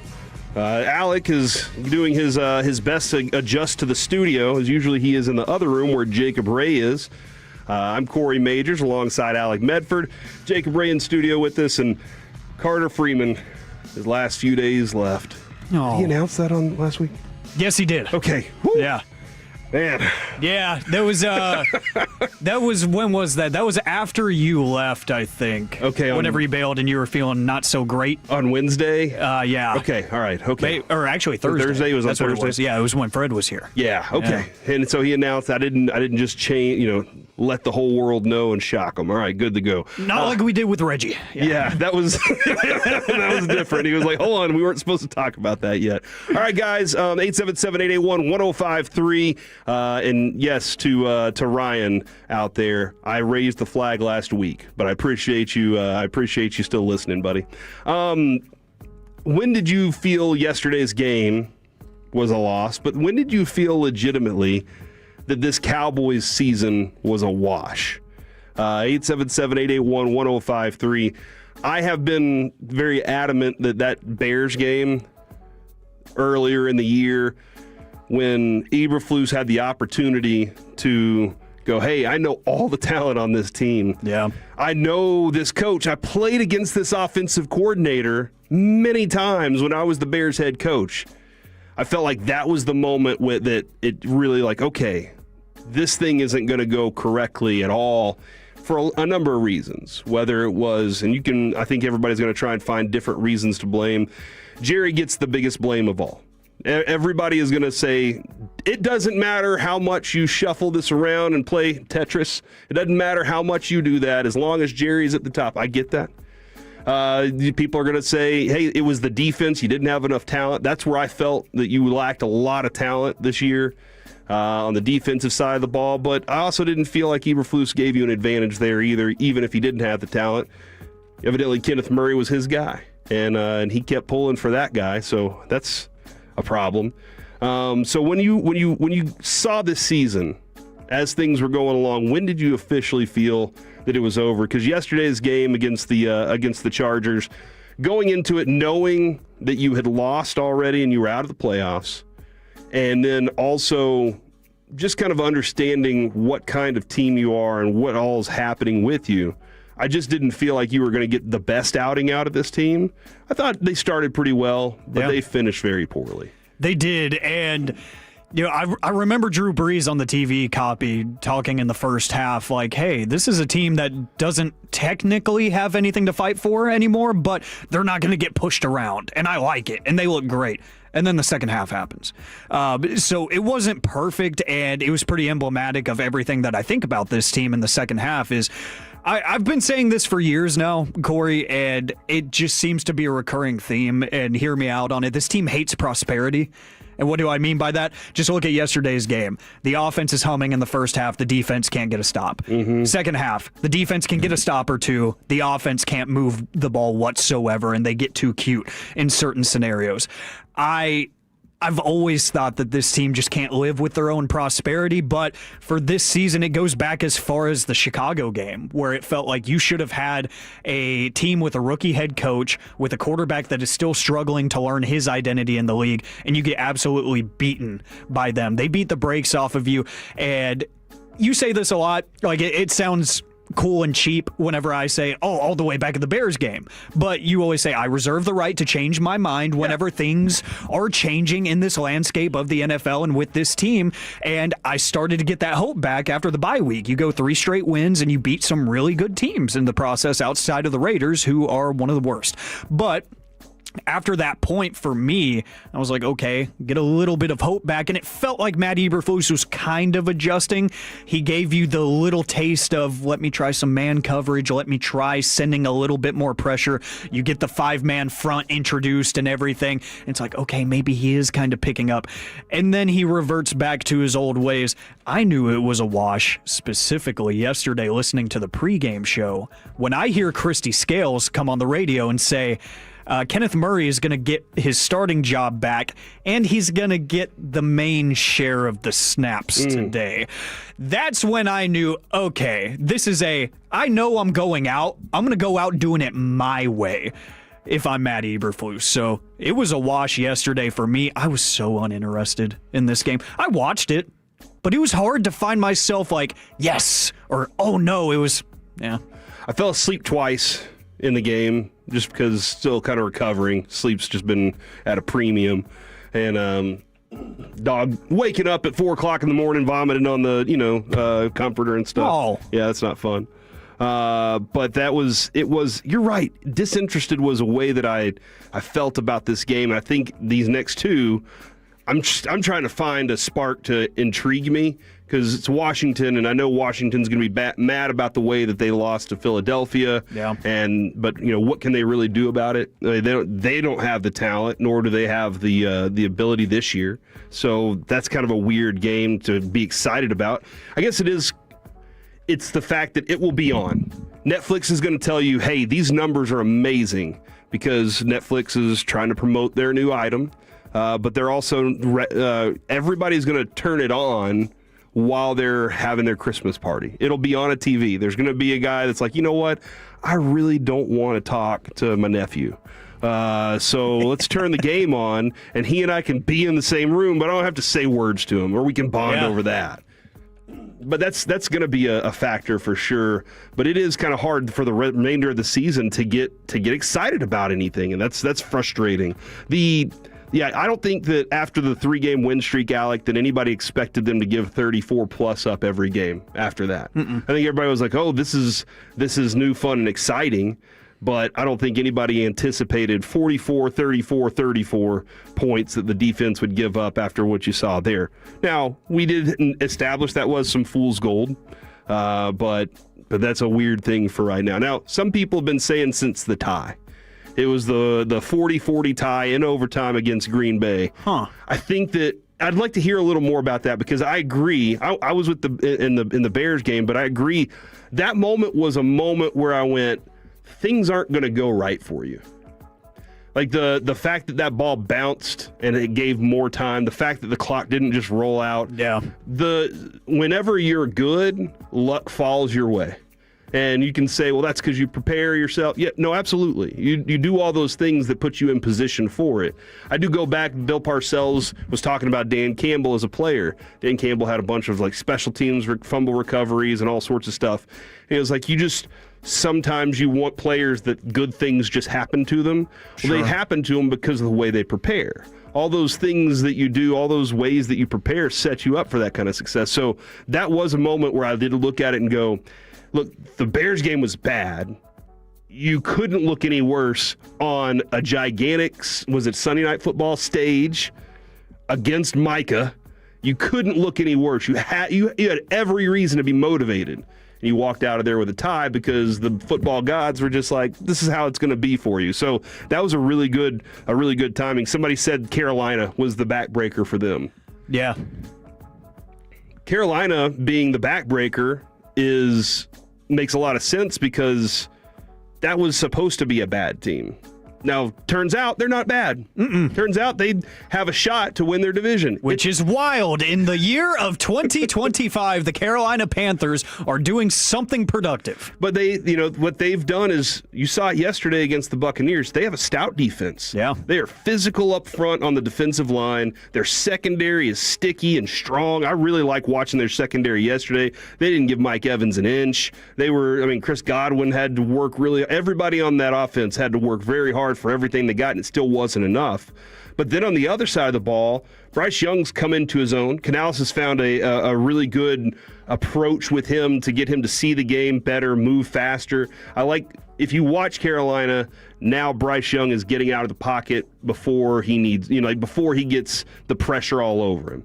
And then he's got Tetairoa McMillan, who's playing like a veteran already, a second, third-year guy. Yeah. He's only a rookie. And then he's got a great running game. So Carolina turns out to be good. You felt, though, as the season was going along, you're like, I'm close in these games. The Cowboys are close in a lot of these games. But that was it seems like a lot of people felt early on that was when it was all over for this team, was very early in the season. Hell, when we went to training camp, we saw what we weren't coming away with gleaning like, oh my gosh, guys. We were coming away with, y'all see how much Joe Milton is getting work in here? Yeah. Y'all see, hopefully this thing with George Pickens works out. Turns out it did. But it seems like early in the season, that's when a lot of people made up their minds about this thing. I was with you. That 3-game win streak, I was like, I'm giving this a chance to change my mind completely, because when you add different players, you're a different team. And I expected a different team to go out there against teams like Detroit and Minnesota and give better efforts. It just didn't give it. And the thing for me is it just felt like there was never a willingness to change early in the season, which is why it did feel like after Chicago, for me, it was like, this is what they're going to be. They are who they are at this point. But then you do make those changes, like you said. You got a solid linebacker in Logan Wilson, and then you got a former multi-time Pro Bowler that has team control for the next 2 years in Quinnen Williams, which... those two additions make me say, hey, they see what's wrong. They care enough to address it. They go and do it. And then I see Matt Eberflus go with the 5-man front as a more base concept. And I'm like, hey, the old dog does learn new tricks sometimes, especially in the NFL. You need to learn how to do that. That's why Andy Reid has been so successful for so long, longer than I've been alive, because he knows how to adapt. And he knows when things don't work, there are answers out there. So I thought, and I filled in with CA for the morning show after one of those wins. It was after the Kansas City game, yeah. And I was like, are you starting to kind of give Matt Eberflus some credit here? Because he's actually showing a willingness to say, hey, yeah, this isn't working. Let's change some things. Now, I'm even starting to feel the way, and I know Kevin's talked about it, about that a lot with the offensive play calling with Brian Schottenheimer getting a little scared, sometimes a little bit complacent with his points games, is... he seems like he's reverting back to what I expected. It seems like everybody is not willing to make that change. They are what they are. They're stuck in their own ways because at this point, the story's already written. You can't make the playoffs. You can't really change anybody's mind about you because there is no end result. The end result is your season ends after week 18. So you can't really do anything at this point, and I feel like even from the top down, some of these people might be kind of just checked out at this point. So that's why it is a wash for me at this point, especially after yesterday, is I don't think you can change my mind on any question that I had. Certain players can at this point, and I'm interested to ask Steven about some of those players today at noon, is, like, what can you see out of Ryan Flanoy that you haven't already seen that solidifies his role? Is there anything Logan Wilson can do to make sure that he's on the team next year? Because at this point, I don't think he can. The way the coaching staff doesn't seem to care about his existence at this point, I don't think there's anything that can get me excited, that can get me overly upset. It's just you're going through the motions at this point. So that's how I know it's a wash, is when you're going through the motions. It's like, it's game day. Cool. Sit down and watch the game, listen to the pregame and postgame, and then I come talk about it the next day. I want to be excited about these games. I want to be. I'm getting excited about the other NFC games. Yeah. Like that Carolina-Tampa Bay game, I'm on the edge of my seat until the end of that game. So it is kind of cool being excited about football still, but I want it to be about my team. Tomorrow at Freebirds off Beltline, we will be doing our Tuesday football feast, Friday football feast on a Tuesday. And we will discuss when is it time to start picking your teams for the playoffs. Because that's when your team's out, you can either quit football or you stick with it and find another team that you're like, all right, I want them to win. Where's your underdog play on there? So that could be a factor for it too. When it comes to Schottenheimer, I think I do give a lot of credence to, I think that because he doesn't trust his defense, he changes his entire approach offensively. Sure. And I think that he stands on a couple different things. We're going to be electric throwing the ball, and we're going to be a team that runs the ball effectively. So those are two things that I think he's going to do. And then in between there, he's like, all right, now I'll adjust and I'll find new plays. I thought yesterday they were pretty creative with some of their plays. It just wasn't enough as that defense couldn't stop anybody again. So it became, hey, I only have so many of these. And and when you deal with it's not like the other teams they're playing against have more. Yeah. It's just that they have better. The defense for the Cowboys stinks so bad that the Cowboys offense is like, I only have so many plays that can create scores like this. But then you look at, and you've discussed this, I've discussed this, has brought this line out for years, and that is new ideas, fresh blood. And what you're seeing with Liam Cohen right now, and what the Broncos, what the Jaguars did, what they just did to the Broncos was impressive. Yeah. Liam Cohen has Trevor Lawrence looking like a legitimate NFL quarterback that's going to be rolling through the playoffs. This is really nice to see. And a lot of people were kind of laughing about the Liam Cohen hire. But guess what he comes in with? He comes in with a whole new set of ideas. I think I can make this happen. Watch how I beat these defenses. We're going to see what they did last week against their opponent, and we're going to expose what they could have done better. He's doing it very well. He's putting defenses in positions that they can't win, and it's really nice to see. And that's one of those things where you're like, all right, do we keep going back to the Zimmers and the Eberflusses and the things we're comfortable with and the things that we've seen, or do we say, you know what, it's time to go find somebody out there that's in the world that has a new set of ideas that's going to make this thing rock? And you know what, we'll do that next. As Jerry was talking about Eberflus and whether or not he could let him go right now, we'll do it next on The Fan.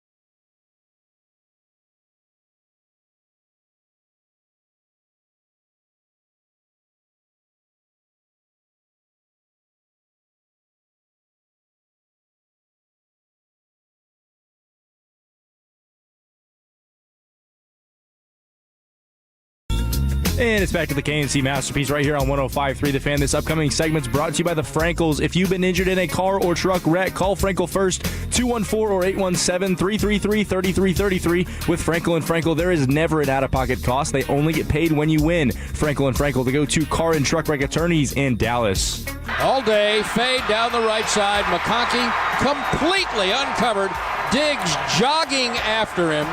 Touchdown, Los Angeles. Oh, man, that's going to be a conversation piece for sure. Later here when we have Stephen Jones on coming up at noon today. Obviously want to ask a little bit about how they felt his game looked, but I think everybody saw what they saw out there, and it wasn't good. So that's kind of rough right there. We'll get into what Jerry Jones said about Matt Eberflus in just a moment, but before we do, man, this is amazing. The AFC is keeping it kind of exciting. Yeah. As at the moment, there are only 2 teams that have clinched a playoff spot. Now, the Texans have a 96% chance. The Bills a 99% chance. Chargers 99. Jaguars 99. Steelers 89%. So everything's pretty locked up there. There are some tricky things on the bubble with the Colts and Ravens there, but as you saw, Lamar Jackson with another injury, and the Colts, as I predicted, not going to be able to finish this year out the way they want to. I think they're done, but it's pretty fascinating to see right now. You got Seahawks as the 1, Bears is the 2, Eagles 3. The Panthers are 4, but they haven't clinched. So they're still, the Buccaneers and are in that conversation there. And then you got the Packers at 7, Rams 5, and Niners at 6. This thing is wrapping up a little bit early. And I wonder, when the NFL is like, hey, let's make the season longer. If they anticipated more and more of this, hey, dude, the season might be wrapped up 2-3 games before the season's over for a lot of teams. Do we even have intrigue for the final 2 or 3 games of the year? Because they want 20. Like they're pushing for 18 right now, but 20 is the big number that they ultimately want to get to. So how would that? I don't understand how you would make that even more interesting if you're sitting there going, "Hey, 3-4 games till the end of the year, this thing's done." Yeah, and you see that with other sports that have longer seasons. I know with certain divisions within baseball, it's a lot tighter than others, but every now and then you'll get that fun race, like the Rangers World Series run in 2023. You had that in the AL West where it did go down to the bitter end, everybody jockeying for position. But outside of that, you can see, especially in some of those National League divisions where you have some real powerhouses like the Dodgers, things are done pretty early, and it makes that division uninteresting, but it also makes the league uninteresting. Yeah. And you could get that same effect in football with the conference itself, because wild card teams don't really get much love in general. Nobody really cares as much. It's always who's the best of the best. And I'm still trying to figure out, are the Broncos for real? Are they elite? Are they just lucky? Whatever. I'm trying to figure out the top of the top. And with the AFC, it feels like that happens pretty early every year. We're going to see a world where there is finally going to be a cream of the crop NFC team that's going to do that year in and year out. And I'm going to hate it, because when you do get to 20 games, like you're saying, that you could get to week 16 and you're like, okay, I kind of know how this is going to go. And it makes it to where, because week 18 every year now, you're not watching. Mm-hmm. You're not watching any meaningless game just because you're like, oh, I want to see this person play. No, you're watching the games that actually have division and playoff implications. And there's maybe 3 of those, 4 of those in any given season. At the end, that final week of the season always feels irrelevant. And it almost feels like the equivalent of the week 3 preseason game, where it's like the scouts game. Yeah. It's like, okay, let's take a look at next year. Let's take a look at who is next in line. I don't like that. I want every game to mean something, especially because we only get a few months of football, of pro football. I want it to mean something. And that's why I do enjoy the college football format now. I do feel like it still means something outside of conference championships and whatnot. It feels meaningful up until the end, outside of maybe 1, 2, 3, and 4. But the NFL is going to have to deal with that, and I don't think they've accounted for that, if we're being honest. When you talk about baseball, and I know you're talking about that one year, but we've seen plenty of years where it's coming down to the last series or a play-in game. We've seen things where we've been like, hold on, did 3 different teams, they needed this win to happen in order for, and all of them were winning, and you got this moment. Obviously baseball sets up for that kind of drama in a 9th inning, but you get a walk-off double to get you into a playoff game. Every fan base is locked in on something like that because they get excited, and what that does is it pops for playoffs. Now the NFL does not need a pop for playoffs. People are going to show up. They understand that, and then maybe that is part of the, guys, why would we do anything? It's we're too good. We're too big to fail. Everybody's already there. It's built in. We have the biggest audience, the most fans. They'll be back all the time. Maybe that's where they are, but I feel like there's a little less intrigue, especially whenever you're where we are. Now, if you're in the playoffs, hey, these last couple games are fantastic. You want to see these guys for next year. You want to see, you're like, okay, I did hate hearing something yesterday. In 877-881-1053, do you understand why Dak is playing or wants to play in these final games? I did hear yesterday he said, I think it was the report from Christina Pink, he said he wants to hopefully capture some momentum for next year. And I was like, dude, that doesn't work. Not all these guys are going to be there with you next year. So you can't say that any momentum that Terrence Steele got in the game against the Chargers, that he's going to carry that over. Sure. You don't carry momentum. Now, you grow, you develop, you get better. There was a moment where I was terrified when he got hit on that last play. I was like, please don't be a separated shoulder. Like, that would be the worst thing, is for him to separate a shoulder. Now, he's got a problem until next season, and we're going to spend the whole offseason frustrated about trying to figure out what our quarterback situation is. But he wants to play. And no Cowboys quarterback has ever led the league in passing. And so maybe that's something that's driving him. But I always go back to something Tony Romo said. Tony Romo, I was working in the Cowboys. I was working for the Fan, but I was going and getting audio from all the Cowboys practices and press conferences. I was covering it for the Fan. And I was that dude that had to stand up because every Thursday Tony Romo spoke, and I had to hang from his locker with one arm and hold my recorder right about in front of his face with the other arm. And he had broken his ribs, and he was kind of, very gingerly walking into the locker room and sitting down, and he was talking quietly. And somebody asked him, like, dude, you're all beat up like this. Why? Why do you do it? And he said, and Dak said this a couple times, he's like, look, we only have in our career so many games we are allowed to play. And if you don't go out there, you miss that opportunity to play. They love the game. They get into this game because they want to do it.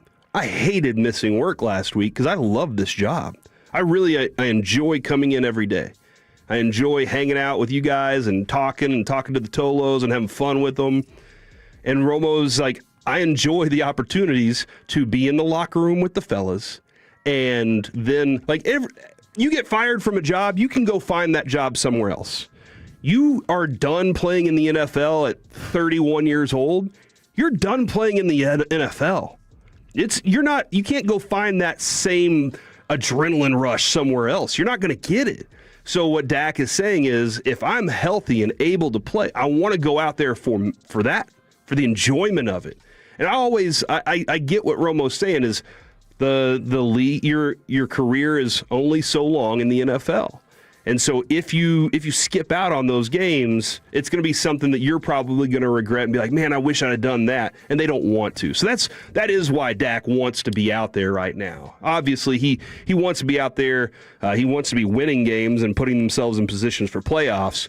But I think the most thing is, look, if I have the legs to be able to stand up and throw the football, I want to be able to take part in that. Yeah, and it's definitely a pride thing, too, because these guys, they live and breathe this. Even the guys that you don't really think do, like you look at a George Pickens and you see the antics and the stuff that's going to go viral that's not exactly because of a play or whatnot. That dude loves football and lives and breathes this game and this sport. And Dak shows you that in every press conference, the way he handles his offseason preparation. And I remember the week that Joe Burrow came back, he did the pregame 30-second interview on the sideline, and they're like, the season's practically lost. Why come back now? And he was like, I love this game, and I love these guys. Like, I just want to show up for my guys, and it sends a message. And I feel like for Dak, that's probably what it is, hey, this season was not good by any stretch of the imagination. Like, the offense was one of the best in football, but did it result in a winning record? No. It's a bad season. So I think he wants to show that, hey, I don't care about the outside noise. I don't care about the draft pick. Like, I want to show up for you guys.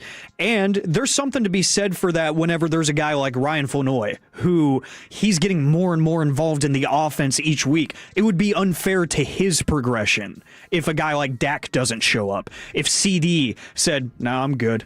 You know, I want to protect myself. I'm ready for next year. Sure, more snaps for a guy like him, but it's unfair. I think it's just unfair in Dak's mind to the team if he's supposed to be the leader. I mean, remember you guys asked the Joneses about who's the leader on defense, and Jerry said Dak. Yeah. Like, I feel like at that point, if that's the statement and that's the sentiment we're going to put out to the fans, is that Dak is the gear that drives this machine. Without him, we cannot move. It would be totally unfair to the team for him to step away. So from Dak's POV, I understand it. From mine, I don't. I'm with you. I'm with Kevin when I say, look, you're healthy now. You should probably keep it that way. Don't risk it. But a guy that is just so addicted to being the right guy for the job is never going to give up. Yeah, no, you're dead on about that. From the 903, I get it from a player's perspective, but not an organization standpoint. I'm with you there. When it comes to the organization. Now, the fans and the organization are two separate entities. Yeah. Fans will say tank for this, tank for that. Organizations will not, they don't want to tank. There is a lot going on NFL-wise where you say, hey, we just tanked, and the NFL goes, what are you doing? We're not supposed to do that. Yeah. You're not supposed to raise your hand and say you're doing. There is an organic way to do it, obviously. But you can't just raise your hand and say that you've decided to start doing that. There are also lots of jobs on the line. Lots of dudes that have reasons to be out there and do their thing and show best tape. All those things for sure. Fans, though, are very quickly, they see the writing on the wall. And we go, okay, this season's done with. Let's go ahead and move on to next year. And a lot of people that are in that building are like, this is my only year here. This is the only year that I have to be here. So they're waiting on that. So that's another thing. Let's go to cut 15. Jerry was asked after the game, could you fire Matt Eberflus before the season ends? No, I won't. Now, just no, I won't do it. I can say that. That's less than 2 weeks to go, but I can say that, and I don't want to be unfair. Let me tell you, I can't tell you the kind of support that Eberflus has and had when we hired him. I mean, it was as thorough as any player coach I've seen. And I've got to say this, that it absolutely is not his total making relative to where we are right now with our defense. And I'll stand up at one point in the line. I hear somebody criticize, and I completely understand that. Jerry, that's interesting because multiple times yesterday he did point out that he had, he was involved in that. He understands that it's not turning out the way he expected it to. He's giving credence to that, which I think this is a smart time of year for him to do that when things are all bad and you're just trying to figure out, you're just like, you know what, I'll follow my sword because then people will forgive me. That usually is the way that he does this. Sure. But when it comes to I was excited about Eberflus. I liked him as a linebackers coach here. And I thought that there was some toughness that the Bears defense played with. I thought there was some toughness that the Colts defense played with at times when he was up there. But the product you've seen has proven that he's stuck in something, and I don't know exactly what it is. There's no reason at this point. There's really no reason to fire him before the season's over. No. They don't have anybody, I think, really in house that they're like, we're going to go with you as the interim anyway, or you're going to be the. There's no reason to do that right now. It's just going to be the Cowboys on the defensive side of the ball for the next 2 games are probably going to look pretty porous. It's probably going to look pretty bad, and it's probably going to be very frustrating for Cowboys fans. Eberflus's name will continue to come up, but it's likely, after what you've seen so far, it won't come up much more after that. The Saturday that killed the Cowboys' chances. Next on The Fan. When your friends say, "Hey, did you hear?" you can proudly say,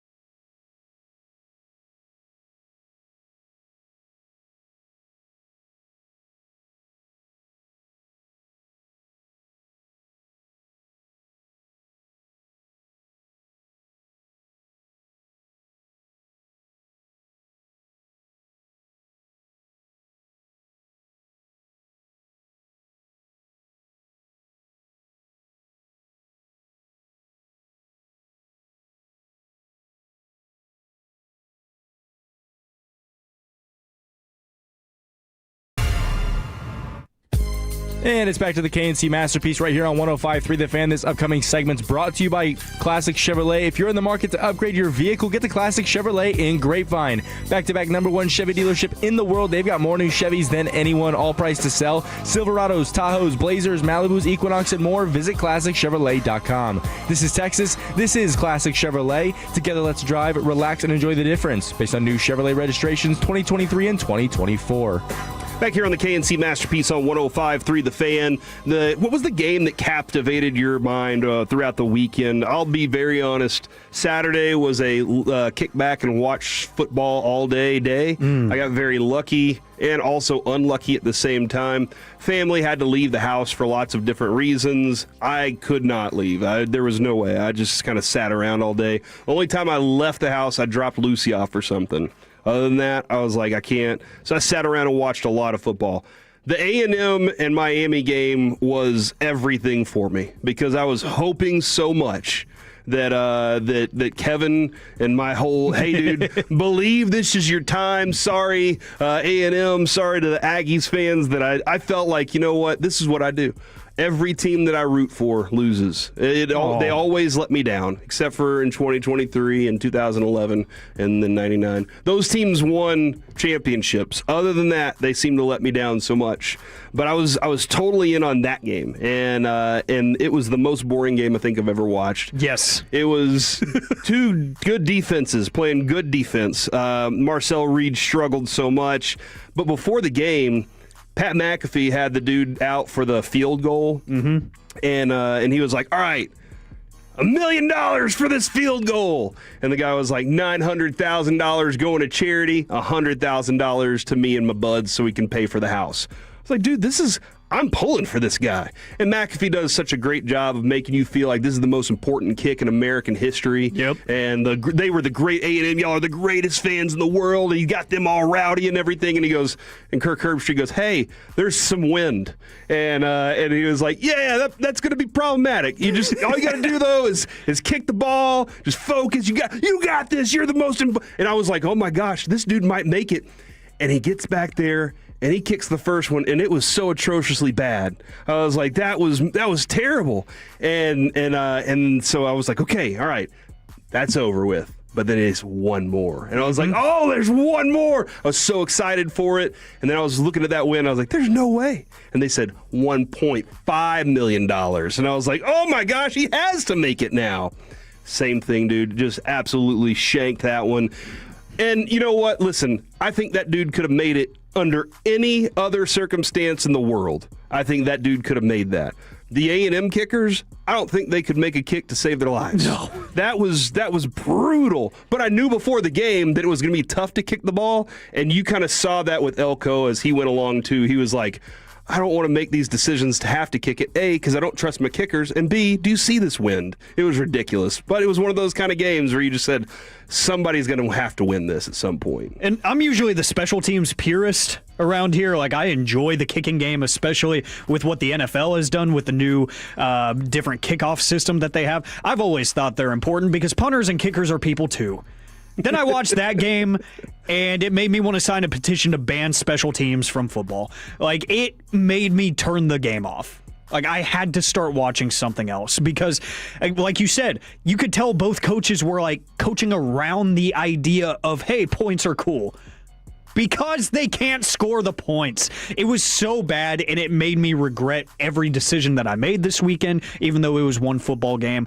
I find myself in that position a lot with college football. That's why I'm not the college football fiend that I probably should be, because football is my favorite sport. But I don't find myself watching the random games like Maction and stuff. I don't do the late night games that nobody cares about on a Thursday night. Like, I'm sorry, Carter, I know. And you're giving me the death stare. Window, yeah. Yes, because I just enjoy good football, and it gets weird sometimes. And even in a massive game like that, it got weird, and it was gross, and I didn't enjoy it. It was fun to laugh at, though. Yeah, I just felt bad for Kevin. Yeah. Because I know that he was like, all right, I'm taking my holiday break because Kevin's out for the week, and I'm going to be able to enjoy this. Hopefully we can get a win and move on to the next round. And he was hoping that he could be sad in the second round.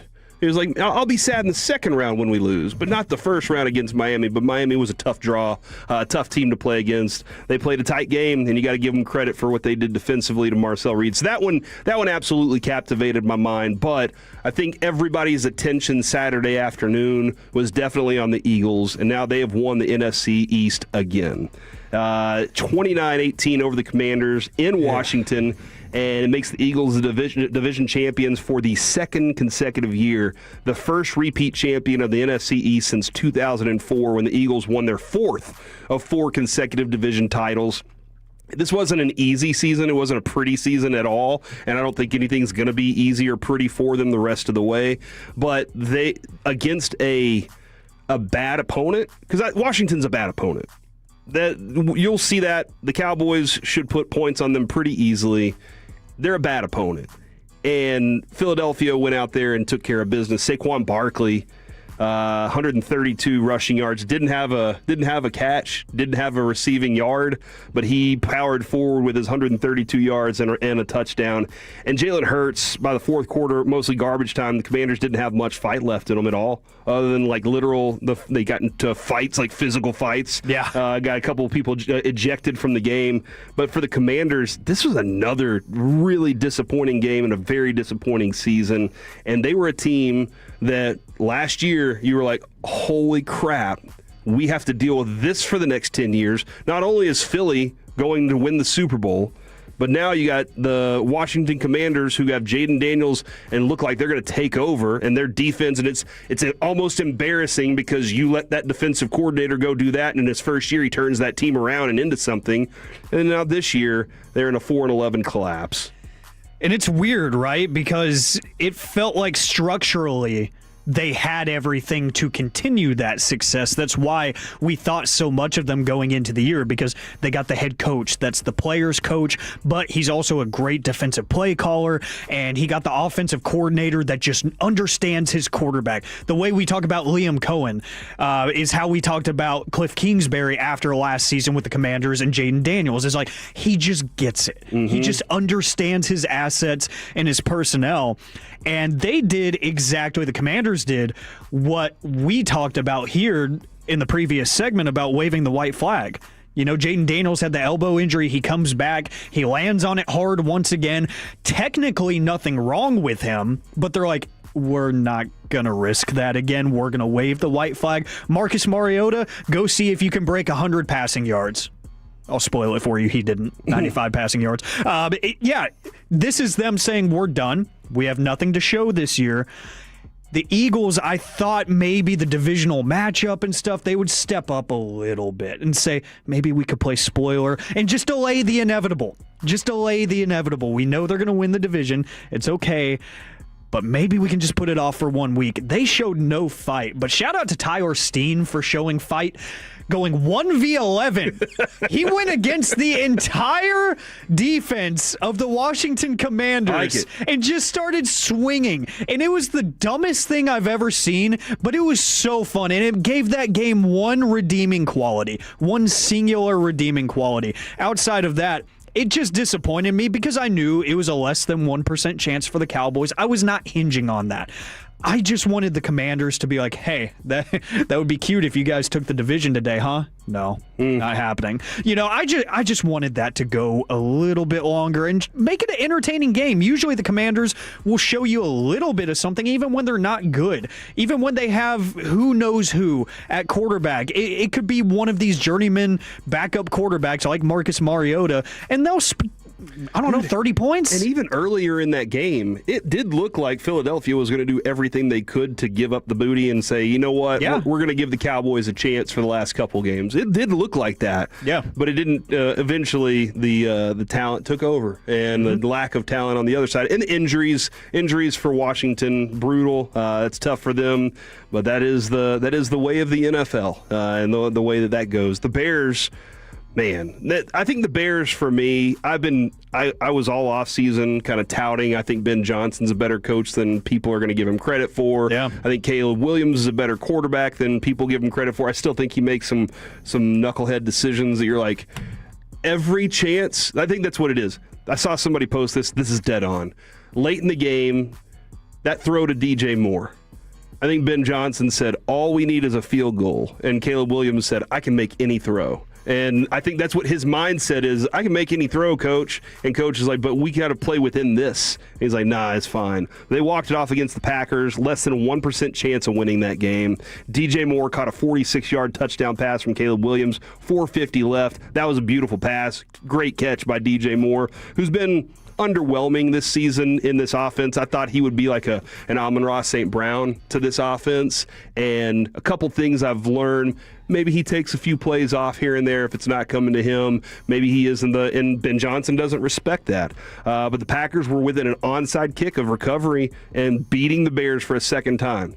Instead, the Bears move on to 11-4, and what a game that turned out to be. That botched time management before the field goal was like just spectacular. All those things had to fall in place, and the Bears get another win to add to it. Dude, this is going to be a tough team to play against in the playoffs for sure. It's going to be a really tough team to play against, and this is a Packers team that seemed like they were still humming a little bit too. You talk about the success that Jordan Love has had. Obviously, the Micah injury changes things for them defensively, but we've talked about it for weeks now that Jordan Love has been doing this and putting up some of the best numbers in the NFL consistently, throwing to receivers that the common fan has never heard of. And guys who are coming off of injured reserve, here late in the season, still ramping up. He's making things look incredible. It's like practice squad tight end. They're having to run out every week. He's still making things happen. And then Malik Willis comes in after Jordan Love gets the concussion on the really hard hit, and he's almost perfect. Malik Willis drops a dime for a touchdown pass. I'm like, maybe the Packers are just destined to always own the Chicago Bears. I don't know. And then Caleb Williams says, hold my beer. Mm-hmm. And that's what I like. I like the point that you brought up where Caleb is just like in his head. He's like, no, I can make any throw. Mm-hmm. He did not have that confidence last year. He didn't. He's got a swagger and he's got a control of the line of scrimmage that I have not seen him have since his college days. It's preparation. It is. Lincoln Riley was very well prepared whenever he was coaching at USC in Oklahoma. Ben Johnson does not leave a stone unturned whenever he's preparing. And last year with Matt Eberflus and whatever they had going on. And that's why I don't love to hear other coaches that are no longer in a place going, that kid didn't do anything we asked him to do. Hold on. Y'all, you got fired for a reason. Yeah. So obviously something's going on. Yes, they went with the number 1 overall pick over you, but it sounds like something else. Look at the result. Yeah. When you have somebody else that's preparing you better, you look a little bit better each week. Coming up next here on the KNC Masterpiece, Dallas Cowboys insider Mickey Spagnola next on The Fan. Sean and RJ.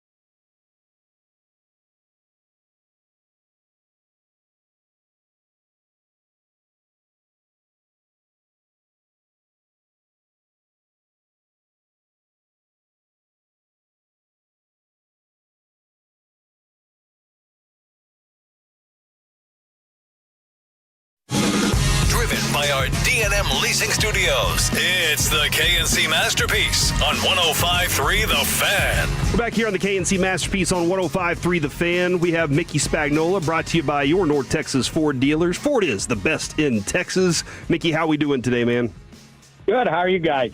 Well, we're trying to make our way through the rest of this season, Mick. That's trying to figure out a way to stay positive about it all as we, we're wanting to see a little bit more, but at the same time protect, and also kind of still bummed about the fact that it's not going to be a fruitful playoff season for us.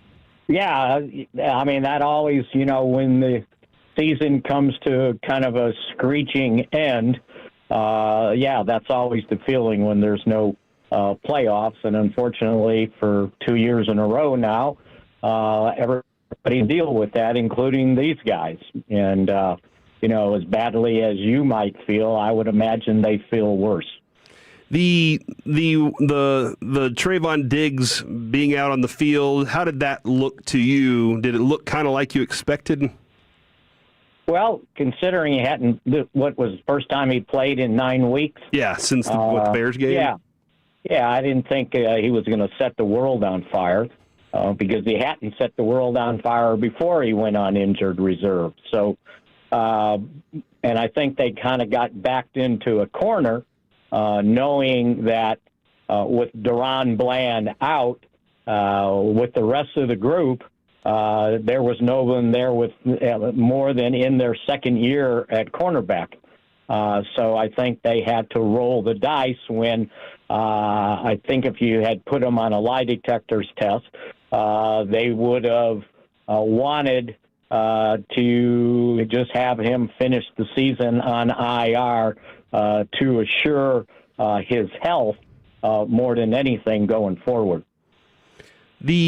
I was, and Mickey, I was out a little bit, so I was kind of caught off guard by Quinnen Williams and the neck part of it. How are you feeling about, what you think you'll see him at all the rest of the year, or you think this might be something he has to deal with later for the rest of the year?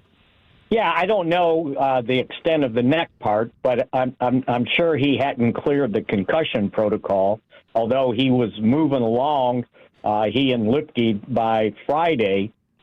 But again, with the neck deal, I just think you got to see how that plays out. But there's certainly, think about it. They certainly missed him in the middle there, his presence, his ability. And then they got to just see what the bottom line is on the injury. If it improves, I'm sure he'll want to go out there and play. And if not, then, do what everybody been asking for, play all these other people, and they did, right? Mm-hmm. Hope they got to see what they were looking for. Mickey, how do you feel on the offensive side of the ball with the injuries at left tackle, moving Tyler Smith away from his all-pro position? At this point in his career, does that worry you as much as it did earlier on in his career? I know I was worried when they were trying to figure out, is he a guard, is he a tackle? I was like, put him in one place and let him develop. But now he's kind of shown us what he is. Does that bother you as much when they move him from position to position? No, not at all. I think they did it out of necessity, right? Yeah. They were trying to do the best they could to protect Dak Prescott, and knowing Guyton wasn't going to go, and Nate Thomas, I think, had somewhat leveled out. But also, he was while he was fully practicing, he was gutting it through. He was dealing with a shoulder injury, and I'm not sure what level he would have been able to play at. So I thought between those two factors, it was like, okay, let's make this move, because probably playing with TJ Baxter at guard is better than playing Nate Thomas in his condition at left tackle. So they went ahead and made the move, and I thought he played awfully well. All right, let's go ahead and give him a call back here in just a second. Go ahead and try and reconnect with him on that. It's just kind of tough sometimes. I get that, but yeah, I was captivated watching Tyler Smith out there. Yeah. With my thoughts heading towards, I'm going to obviously ask Steven about that later, heading towards, hey, is there a future for that?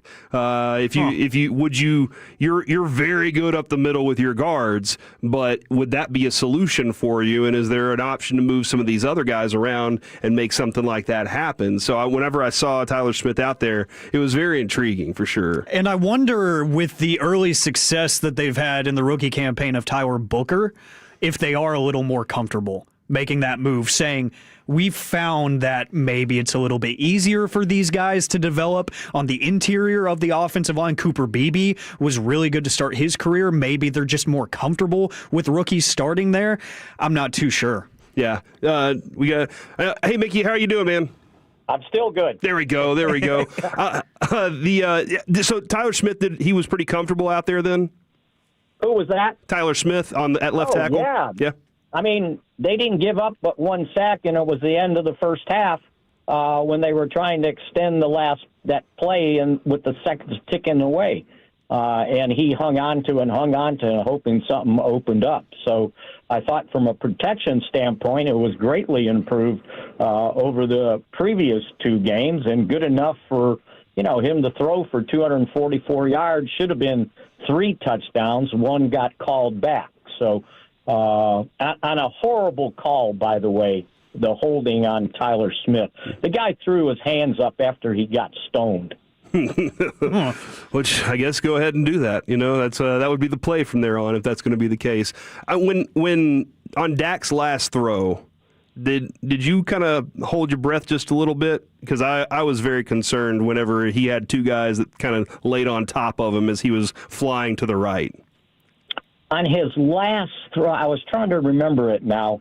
I might have missed it because it was time to go down, right? The game was over. He's moving to his right. I remember. I remember now. Yeah. You never want to see that because he had been pretty clean the whole game, right? Mm-hmm. And you're at this point, and I'm sure that kind of encouraged him. It was Joe Milton time, right, for the next possession? Yes. Yeah, that was exactly what my thought was. And we were just discussing, Mickey, because I remember Romo telling us a long time ago after he's broken his rib, he was like, look, guys, you only have so many of these games. That's why you want to be out there, because you don't want to miss any of them. They're fun. It's an enjoyable experience. But you're now at a spot with the last 2 games here where you got to figure out how to make sure you keep that guy upright throughout the offseason as well. How do you kind of manage that plan as you go along? Yeah, and I think from his standpoint, he wants to play, right? He feels like he's part of this, and he's the leader of the team, and he doesn't want to duck out when things are looking bleak, right? That I got to go out there and play. But I bet if you put a GM hat on him and say, okay, now what's your decision? And he'd probably say, yeah, we probably need to take a look at Joe Milton, right? But you hate to do that to the rest of the guys because it's a hard message to deal with because, okay, I got to play, but he doesn't. He's more, and they know he's more important than them probably, right? Maybe. But again, it's a hard one to discern. I don't know if you let him go out and play a half and then turn it over to Milton, but I know deep down that he certainly wants to go. And then from your standpoint, what you asked, from a GM standpoint, you're going, yeah, that's okay. Let me take your helmet and put it over here. Yeah. Mickey Spagnola, DallasCowboys.com, joining us here on 105.3 The Fan. Mickey, is Keenan Allen the most annoying third down player in NFL history, or did the Cowboys defense just make me feel that way? I think the Cowboys defense makes you feel that way, right? They get absolutely no pressure on a quarterback that has been beaten up all season long, right? Yeah. I mean, he was having to play with had to have surgery to repair a broken bone in his left hand. And that was no more than, 3 weeks ago? Yeah. Going into this game, he had been sacked 49 times. 49! And in the last 4 games, he had been sacked 16 times, right? Hit 33 times. And what do the Cowboys do? 0 sacks. So, yeah, I just think that when you're not doing any better putting pressure, and they tried everything, right?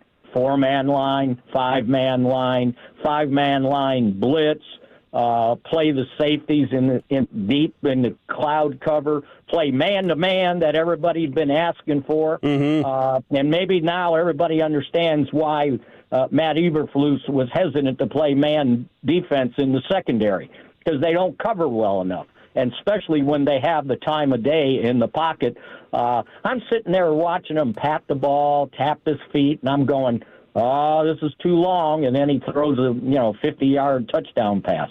You just didn't have enough pressure up front to offset these quarterbacks that other people gave him. Look, that team had not scored more than 22 points in 3 of the last 4 games. And the one they did, it was against the Raiders, all right? They scored 6 points against Jacksonville when they got beat.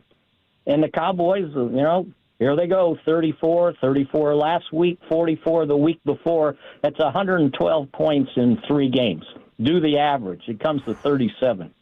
So, Mickey, for the sake of conversation, then, and I know this argument it went on all season and it's still there. Micah did add pass rush. Now you're going to be trying to find pass rush again.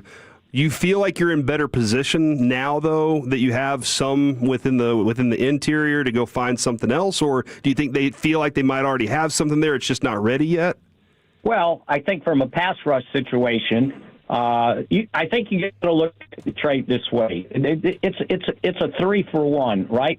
They got 2 defensive tackles that they probably wouldn't have had, and they still got another first-round pick for next year, right? And if you cash in on that with something, then you got 3 guys for 1. And I think that was the idea. And not only that, also you have to include the fact that they're not spending $46 million on a pass rusher. Right. Now, you're going to say, well, if you go out and sign one in free agency, you might have to spend that. Well, that's to be seen, but normally if people have a guy like that, they're not trading them, right? Right. And that would be the criticism of the Cowboys for making the trade, but I think they felt like they needed a lot more than what they had defensively heading into this year. And the fact of the matter that is, he's kind of a pain to have to deal with. Yeah, I understand that completely. Mickey, thank you for your time today, good sir. You go have a good one. We'll talk with you tomorrow. Carry on, boys. See ya. Thank you very much. There goes Mickey Spagnola, brought to you by Ford, your North Texas Ford dealers. Ford is the best in Texas. Now, Alec, last night, the Dallas Stars notch another win. That is now 4 straight. Look at these scores, though, in the last 4 games. 4-1, 5-3, 8-3, 5-1. Like that is exceptional hockey that we get to see. And Robertson scored his 23rd goal this year. He is now tied for 3rd in goals scored. He added 2 the other night against the Ducks as well. But he's tied with Connor McDavid is who he's tied with, which makes it pretty awesome that you have Jason Robertson on this kind of a heater. And then they got into the fight the other night too, where everything there's the brawl that was going down. That was absurd. And but yesterday's game just looked like complete control from not only it was kind of interesting. I expected a little more out of the power play early from the Stars, but they figured it out. But, man, Ottinger was so good last night. Ottinger really turned it on, made some exceptional. He was definitely shining for sure. And those are the kind of games that I love to see from the Stars, where coming out of the gates, the offense isn't exactly clicking. They're not getting the looks that they want. Maybe they're not as aggressive. Some slower starts. That's the one thing that this team does to irritate me to no end, is the slower starts. But Jake Ottinger, he's at his best when he is cool, calm, and collected when the offense is giving nothing to him. And then the offense eventually figures it out. That game was fun just because I had no pause where I was like, it's going to be a tough day. Ottinger was locked in. I was like, they're going to figure this out. And for most of the better half of the game for the Stars, it felt like Ottinger did just get to kind of hang back and watch. And usually. It was late in the period, in the first and second period. It seemed like they turned. Didn't have a stick at one point, and it was like, "Don't worry, guys, I got this." And I was like, "Oh my gosh, you're right though." He did just kind of chill. Yeah. But whenever it was time for him to be called upon, it was like, "Oh man, there it is." That's why. And 27 saves on the night, but then the Stars offense does kind of come to life there with Jason Robertson getting a nice little rare win over his brother Nick. Nice. Who plays for the other team. Yeah. Like that's pretty cool. I always love those storylines. But Jason Robertson, you mentioned him. He continues on the heater after an attempted chokeout just a few days before. That situation was just odd and weird and gross, and I hated everything about it. But I saw lots of people getting mad on social media, too, about the lack of response from the Stars after that choking takedown. But it is the way that this team is. And it's. I feel like if I've learned anything from Spittle and the Spits and Suds podcast, it is that those things do get taken care of eventually.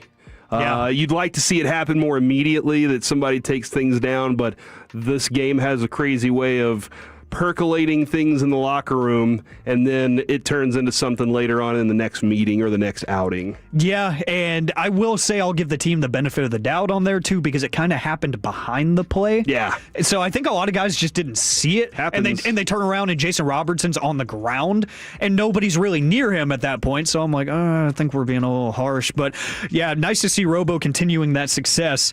And the revitalization that he's found here, because we were knocking him a lot, and Stars fans were knocking him a lot because, disappear in the playoffs, whatever. Shout out to the hockey Micah Parsons and everything. That's definitely me. Yeah, but I never find myself too panicked, and I know it's still the beginning part of the regular season, but we got to make it to the postseason when it matters and everything. But Jason Robertson's heater, we haven't had that kind of star power in Dallas in a while. And the pairing of him, you add Mikko Rantanen, he's a legitimate stud. It seems like he's a plus every single game. He might not actually be a plus in the plus minus, but it seems like he's adding something offensively, and he's opening things up for Jason Robertson, which, hey, people forget. That's right. People forget how young Jason Robertson still is and how much time he's got to really figure this thing out. Seeing him continue to just go at this pace it's exciting. Yeah, it is, man, and we will keep eyes on the ice. Coming up next, it is time for a sandwich-free version of AM on the FM. What? We got the question of the day, plus Kevin Durant stinks just off the court, not on the court. Next on The Fan.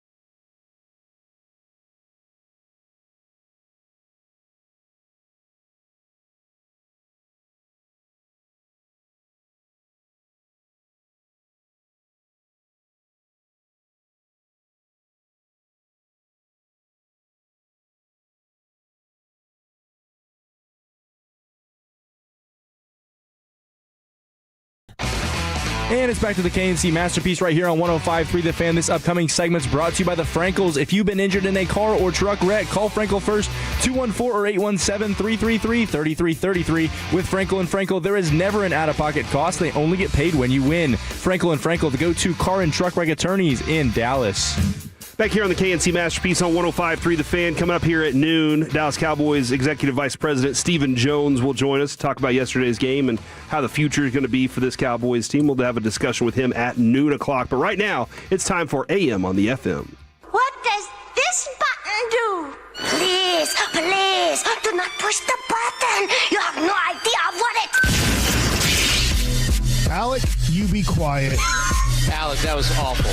1 for Alec, 0 for Peyton. Don't you dare touch that dial. Don't you dare do it. It is time for AM on the FM. My name is Alec Medford, the man that they call the Pride of Mansfield, Texas. Yeah. There we go. 877-881-1053. That is the Frankel and Frankel Injury Attorneys text line to answer today's question of the day. Plus, we're going to hear from Kevin Durant with one of the most insane hygiene takes I've ever heard. That's why he stinks off the court, not on the court. He's still really good, if you didn't know. I've been checking in on the Rockets here and there ever since he got traded there because I don't know what to think about them because of their roster construction. You have the superstar, the aging superstar, and then everybody else outside of that, now that Fred VanVleet is hurt, is super young. But they are super fun to watch. Dylan Brooks is still annoying as hell, if you wondered. Over there playing for the Suns now. And that was brutal. Yeah, like I've been trying to keep up with the NBA a little bit more and check in on some of these intriguing teams. The Phoenix Suns are one of the bad teams that I actually enjoy watching because their roster construction is just hilarious and doesn't make any sense whatsoever.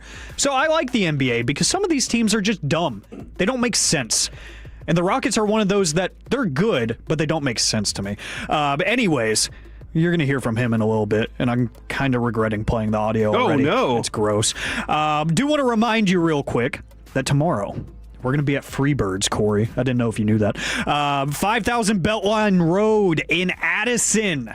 It's going to be a good time. I haven't been able to do a remote there yet, so I'm excited to see what kind of damage I can do food-wise.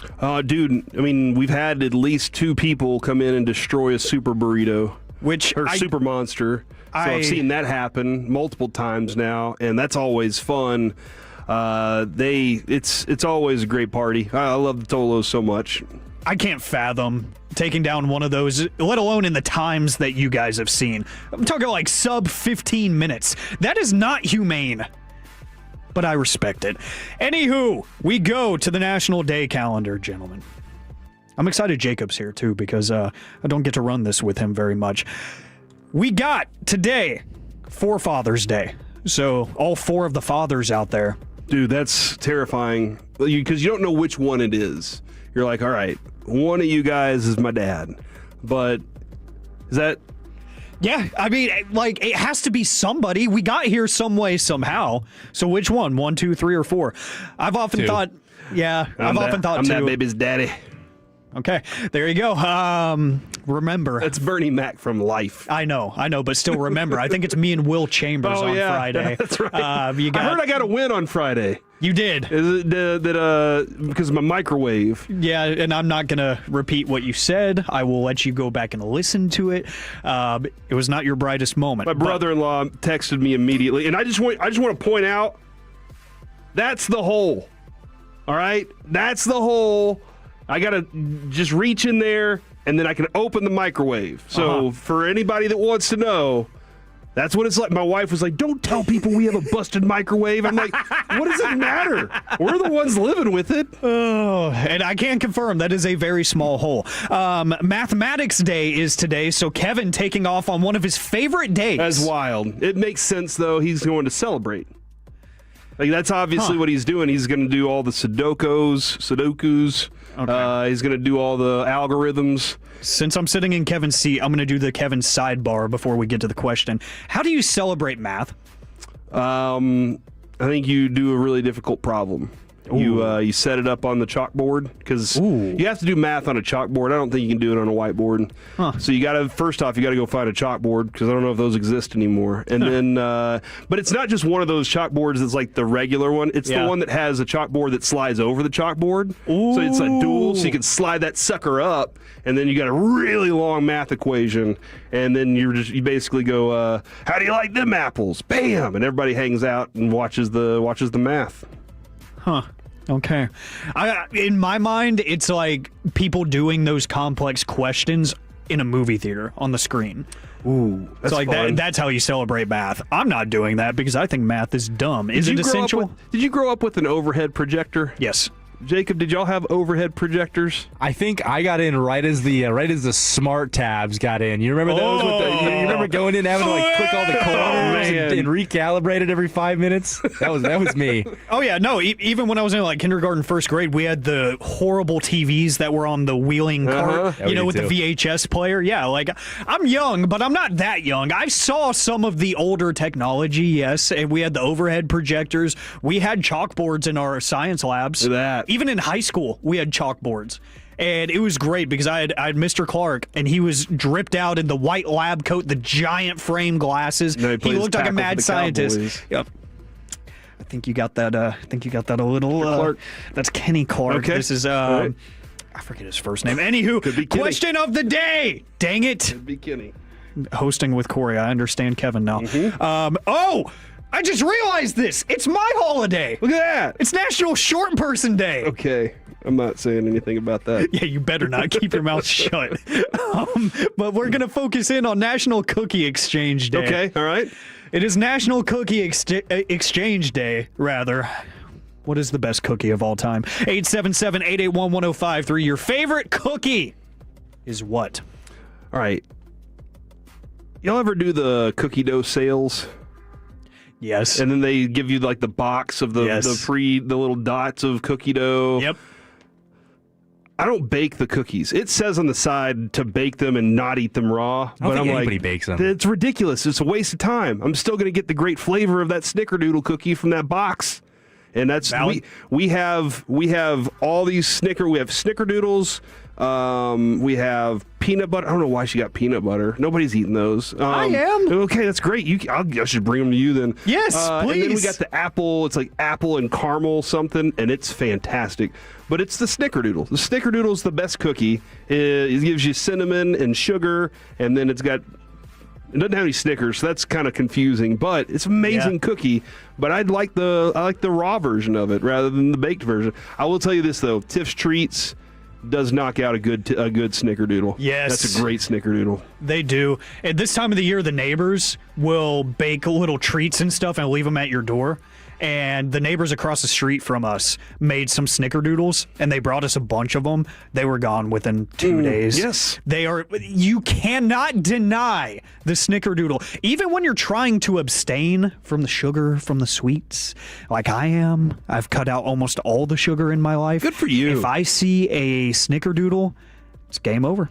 It's wraps. I have to allow myself. Okay. I had a friend in grade school who would always come to lunch with those. You ever have those Swiss rolls? Yes. Yeah. He would come with Swiss rolls, and I would have snickerdoodles. We'd trade. Ooh. Yeah. The lunch table trades were always my favorite thing because whether it was a bag of chips, I mean, it felt like draft picks, right? So, like, you're talking about the smaller snacks, like the little dip cups and stuff with the pretzels. It's like that's a day 3 pick. Yeah. You know, it's just that happens every day, and nobody really thinks about it. Then you have the cookies and stuff like that. That's the day 2 pick, the second or third round pick. You're like, oh, we're talking business now. And then every now and then the whole entree would get traded. Yeah. I'll give you my slice of pizza for your sandwich that your mom made for you. Okay, cool. That's a first round pick swap right there. And everybody's like, ho ho ho! Why didn't I get involved in this? Or you could trade like an elite dessert for like an entree and a snack for later. Like, I mean, I pulled that sucker off a bunch of times. Ooh, you're a businessman. Yeah. We need to get you on the sales team. I showed up with the lunch I wanted. So I never traded it. I showed up and I was like, I made this lunch because I had to make it. I was like, I put exactly what I wanted in this lunch. I wasn't trying to look at anybody else's. But then again, I also, like, by middle school, that 95 cents to buy lunch was spectacular. Yeah. I mean, if I'm getting a Salisbury steak and a roll and some mashed potatoes, I didn't need anything else in life. But I respect the people who are hustling out there. Yeah, it was bartering all day, every day. Jacob, what's the best cookie? This is probably gonna be a hot take. I'm gonna go with a fresh out of the oven oatmeal raisin cookie. Him and Parker, there's something about that. There are some people that just love the oatmeal raisin. Yeah. Some people think it's ridiculous, but from the 4-3-2, right as we say that, oatmeal raisin for the win. Does it feel healthy? I think that might be some people's illusion. If we're being honest, they're like a fruit, a sun-dried fruit, and oatmeal. Fiber. Fiber. Like this, that's an old person cookie is what it is. It's helping you go through the motions in the bathroom. That's all it's doing. Like, they're fine. They're not great. They just exist in my mind. I don't have anything against them. It's just that I do think they're an old person cookie. You don't really think of it until there's one in front of you kind of deal, you know? Yeah, like if they're there, I'll eat one. I don't seek them out, though. Like when you're thinking about, like, I need a cookie, like my brain immediately goes to the cookie tote at McDonald's. $4.29 for 13 cookies. Doesn't get better than that. What? He's got it memorized. Yes. You're kidding me. You know what sucks, too, is I went to Lubbock last weekend, and my buddy's like, let's get cookies. I was like, dude, we can get 26 cookies for $8. It is $8 for a tote in Lubbock, and it's twice as expensive. That's the most college thing I've ever heard, and I love it. For the 903 fudge stripe cookies, oatmeal cookies of any kind are horrible. Oh, shots fired, Jacob. The Keebler Elf fudge stripes. My kid is in Nabisco. I don't know what is that, Keebler? I think it's Keebler. Okay. Yeah. My kids, like I grabbed some the other day, and I was like, here you go. They were gone in like 2 seconds, dude. I turned around, they were gone. I was like, I wanted one, and they were like, sorry, Dad. And then so I made them do yard work. Huh. That's a fair trade, I guess. But let's see, from the 469, it's my 92-year-old grandma's favorite cookie, the oatmeal raisin. Yeah. Yep. 214 says, worst thing is biting into the oatmeal raisin thinking it's a chocolate chip and then finding out it's not. Nate Wood has texted my phone and said white macadamia. All right, dude. So I love Nate Wood, for one. For two, there was a time when white macadamia nut was the only cookie. And it was the ones from Subway, and they used to make them at our school. So I think that's probably Otis Spunkmeyer's or whatever it is. That was the best cookie. But something along the way changed me. Something along the way made me go to defer to the snickerdoodle. But white macadamia nut's fantastic. You know what's not fantastic, guys? Appreciate the interaction, though, for National Cookie Exchange Day. So share the love. Exchange some cookies. 877-881-1053. Let us know what your favorite cookie of all time is. But what is not great is Kevin Durant and this awful hygiene take. He was on the Unguarded podcast with Fred VanVleet, and they were talking about some of their just lifestyle stuff, and he was talking about his hygiene and his daily care routine when he started talking about his showering process in the off season. This week, then after a while, I was like, I'm way more relaxed when I'm just not giving a so I just start getting cut, start lotioning. I take showers. You get too much money, man. You get too much money, man. That's what I was saying. I get. What you mean? You get too much money, man. You don't care about showering and haircuts. I shower. But I might go a day without 2 days. I might go 2 days sometimes. You know what I mean? Hopping in that water. Wait till I get to the gym. No. Shower pill? Nah, KD, no. I'm not saying after I work out. I'm not saying after I work out, I take a shower. I'm just saying 2 days without if I'm sitting in the house, like lotion and haircut. I might just want to go musty for the. Wash your ass, man. Wash your ass. I tell my daughter that all the time. I'm like, go wash your butt. Go wash your butt right now. I tell all the kids in the house, I'm always like, go wash your butt. That's my favorite thing to say whenever a friend's like, yeah, like I'll be there after I shower. I'm like, yeah, don't forget to wash your ass. Yes. You know, like it's just a great reminder. Very important. But too, he literally said, I might want to go musty for a couple days. And I cut it off there because it was about 1:50 seconds of him defending this, saying like, he was like, sometimes you got to remind yourself what you came from. And Fred VanVleet is like, no, you're rich. You don't have to smell bad by choice. You are not living in the streets anymore. You're one of the best basketball players we've ever seen. Shower. It doesn't matter. That's just gross. He said, by choice, if I have nowhere to be, I won't shower for 2 days. Why? You are Kevin Durant. You could pay someone to shower for you. Come on. I shower every day. I try to. I was about to say every once in a while there will be like, things got away from me this weekend. I better hurry up and shower now. I don't like it at all. It feels gross. It definitely feels gross for sure. It should feel gross, and you should feel gross if you do that. That is great stuff right there, AM on the FM. Coming up next, it's time for some gridiron gravy. Who has the most successful wake-up call? Next on The Fan. Hey, Cowboys fans, this season is not game day without...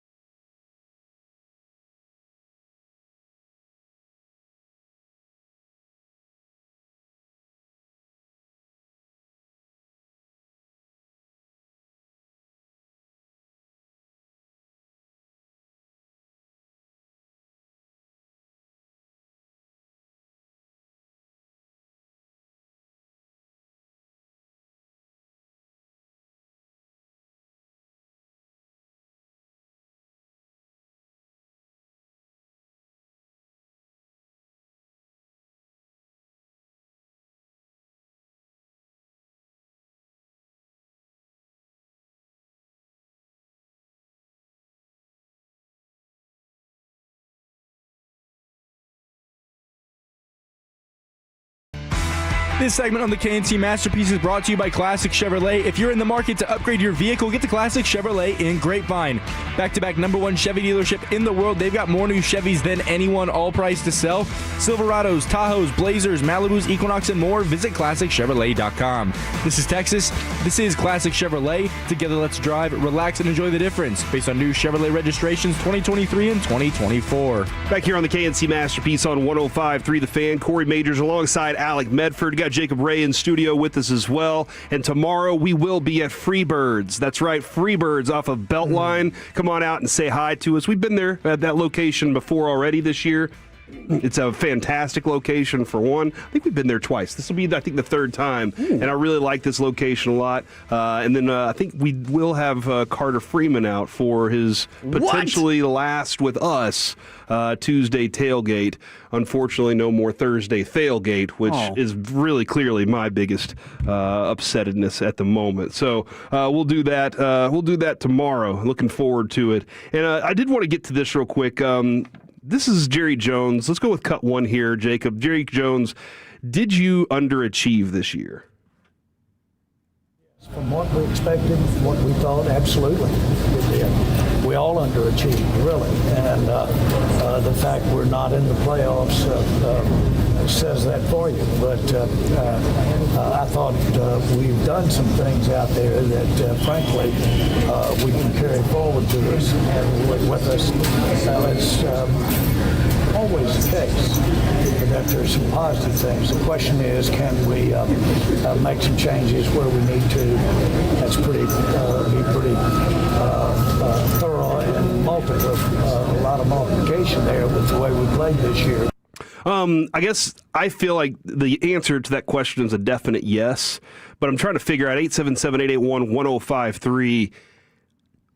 What area did the Cowboys underachieve the most? And like that's you can find a lot of different variety of areas there, but I feel like the talent acquisition part, they did a great job of adding Pickens.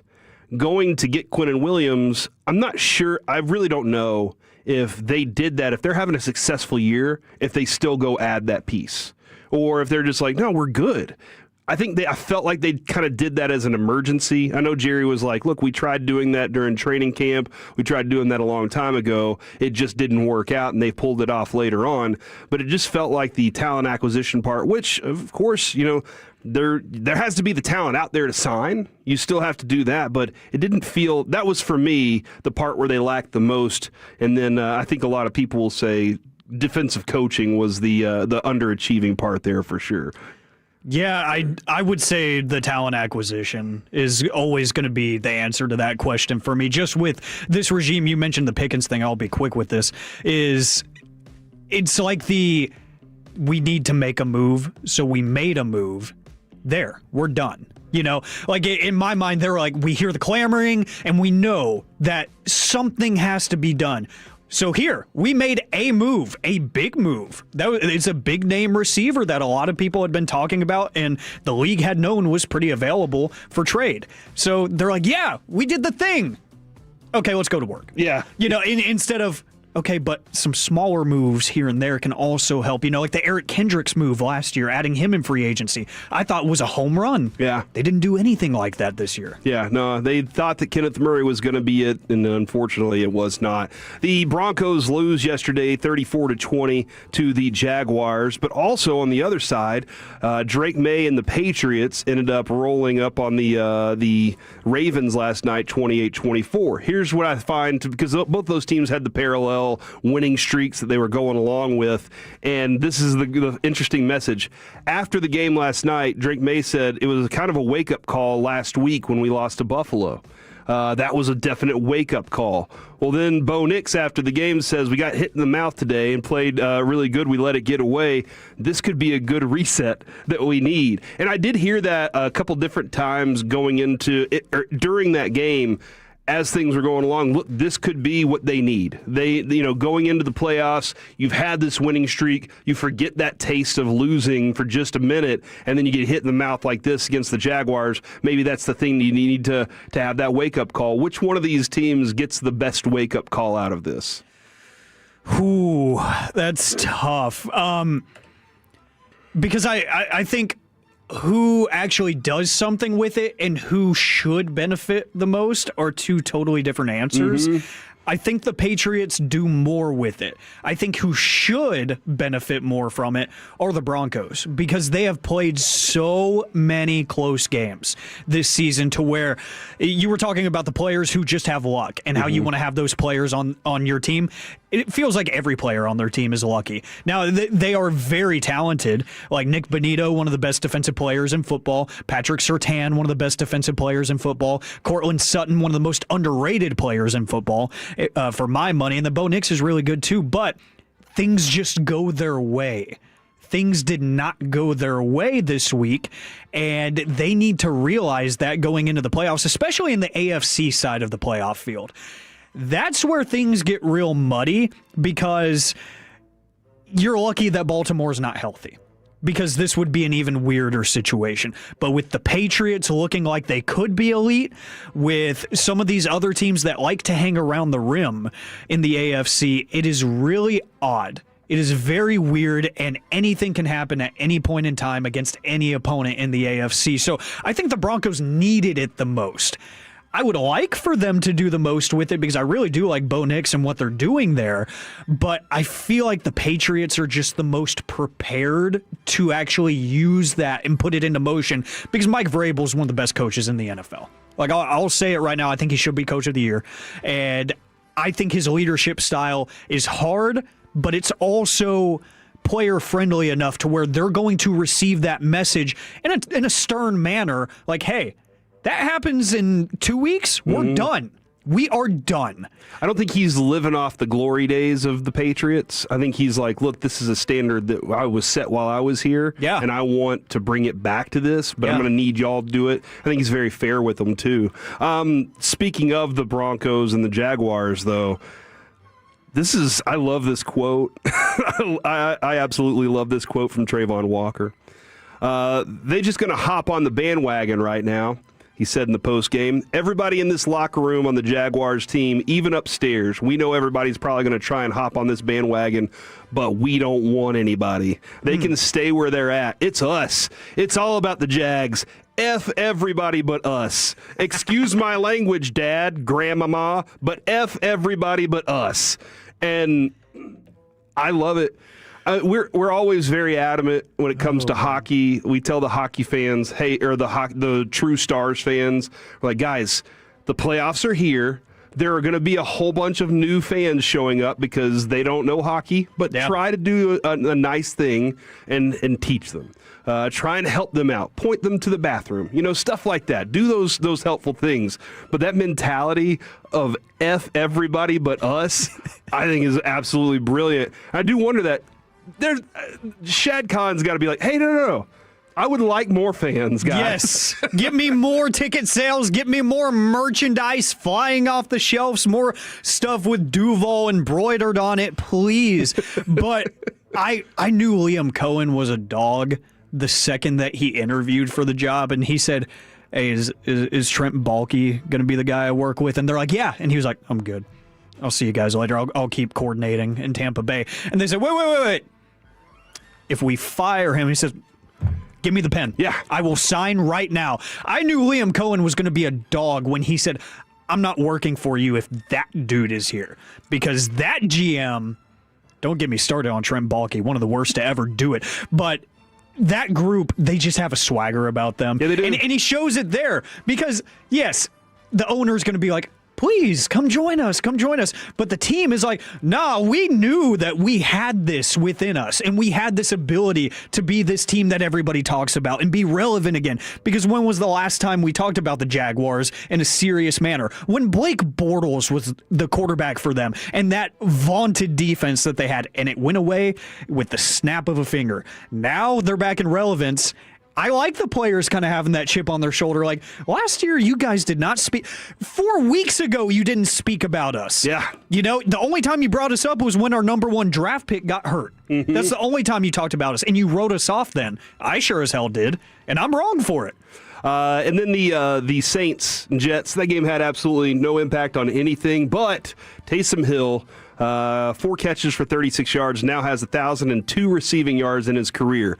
He is the first player in the Super Bowl era to have more than 1,000 yards in rushing, receiving, and passing in his career. So congratulations, I guess, to Taysom Hill, who has a very, very, very niche thing that he's done in his NFL career. Coming up next here on the KNC Masterpiece, let's talk with Cowboys Executive Vice President Stephen Jones. Next on The Fan.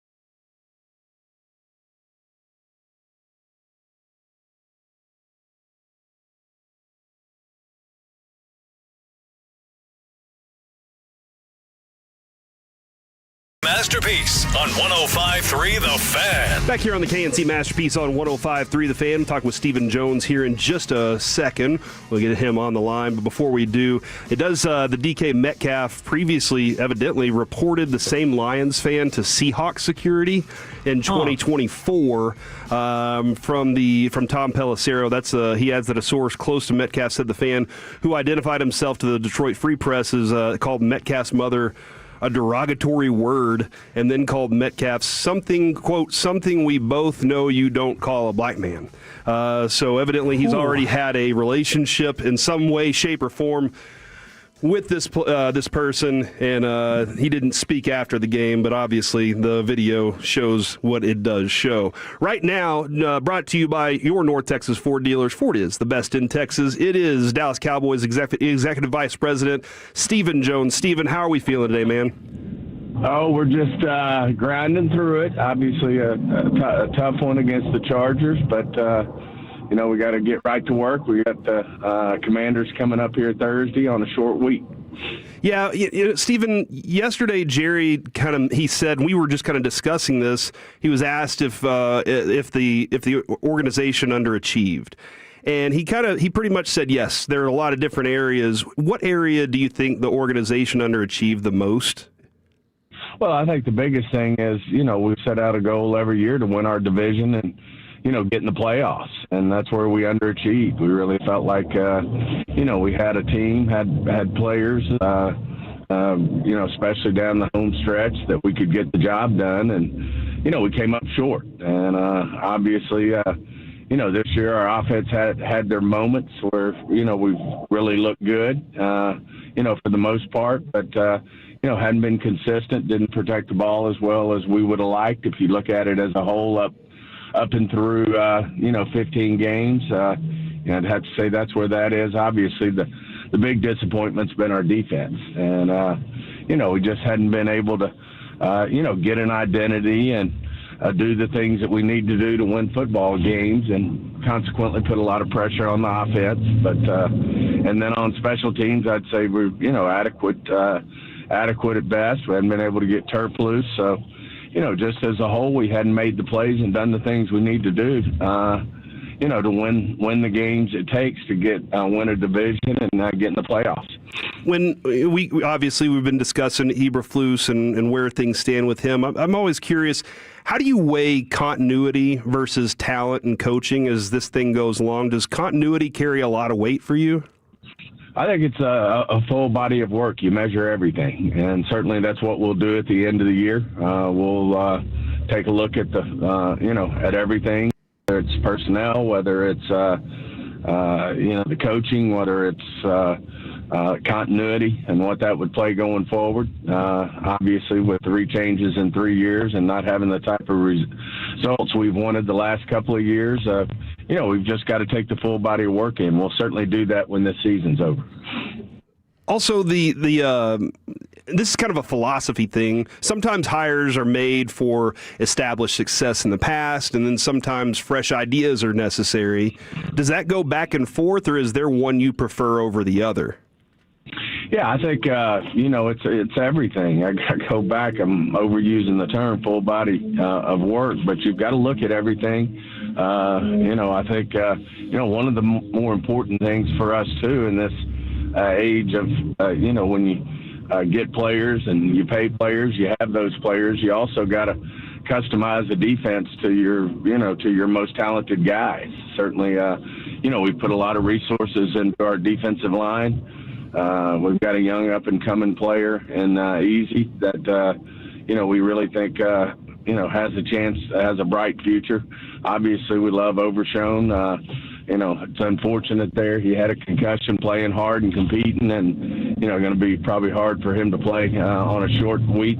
Hard for him to get through the protocol. But, that plays a big role, too. It's just making sure that, we're running the scheme that complements our players' skill sets the best, because there's no question we have some pieces in place.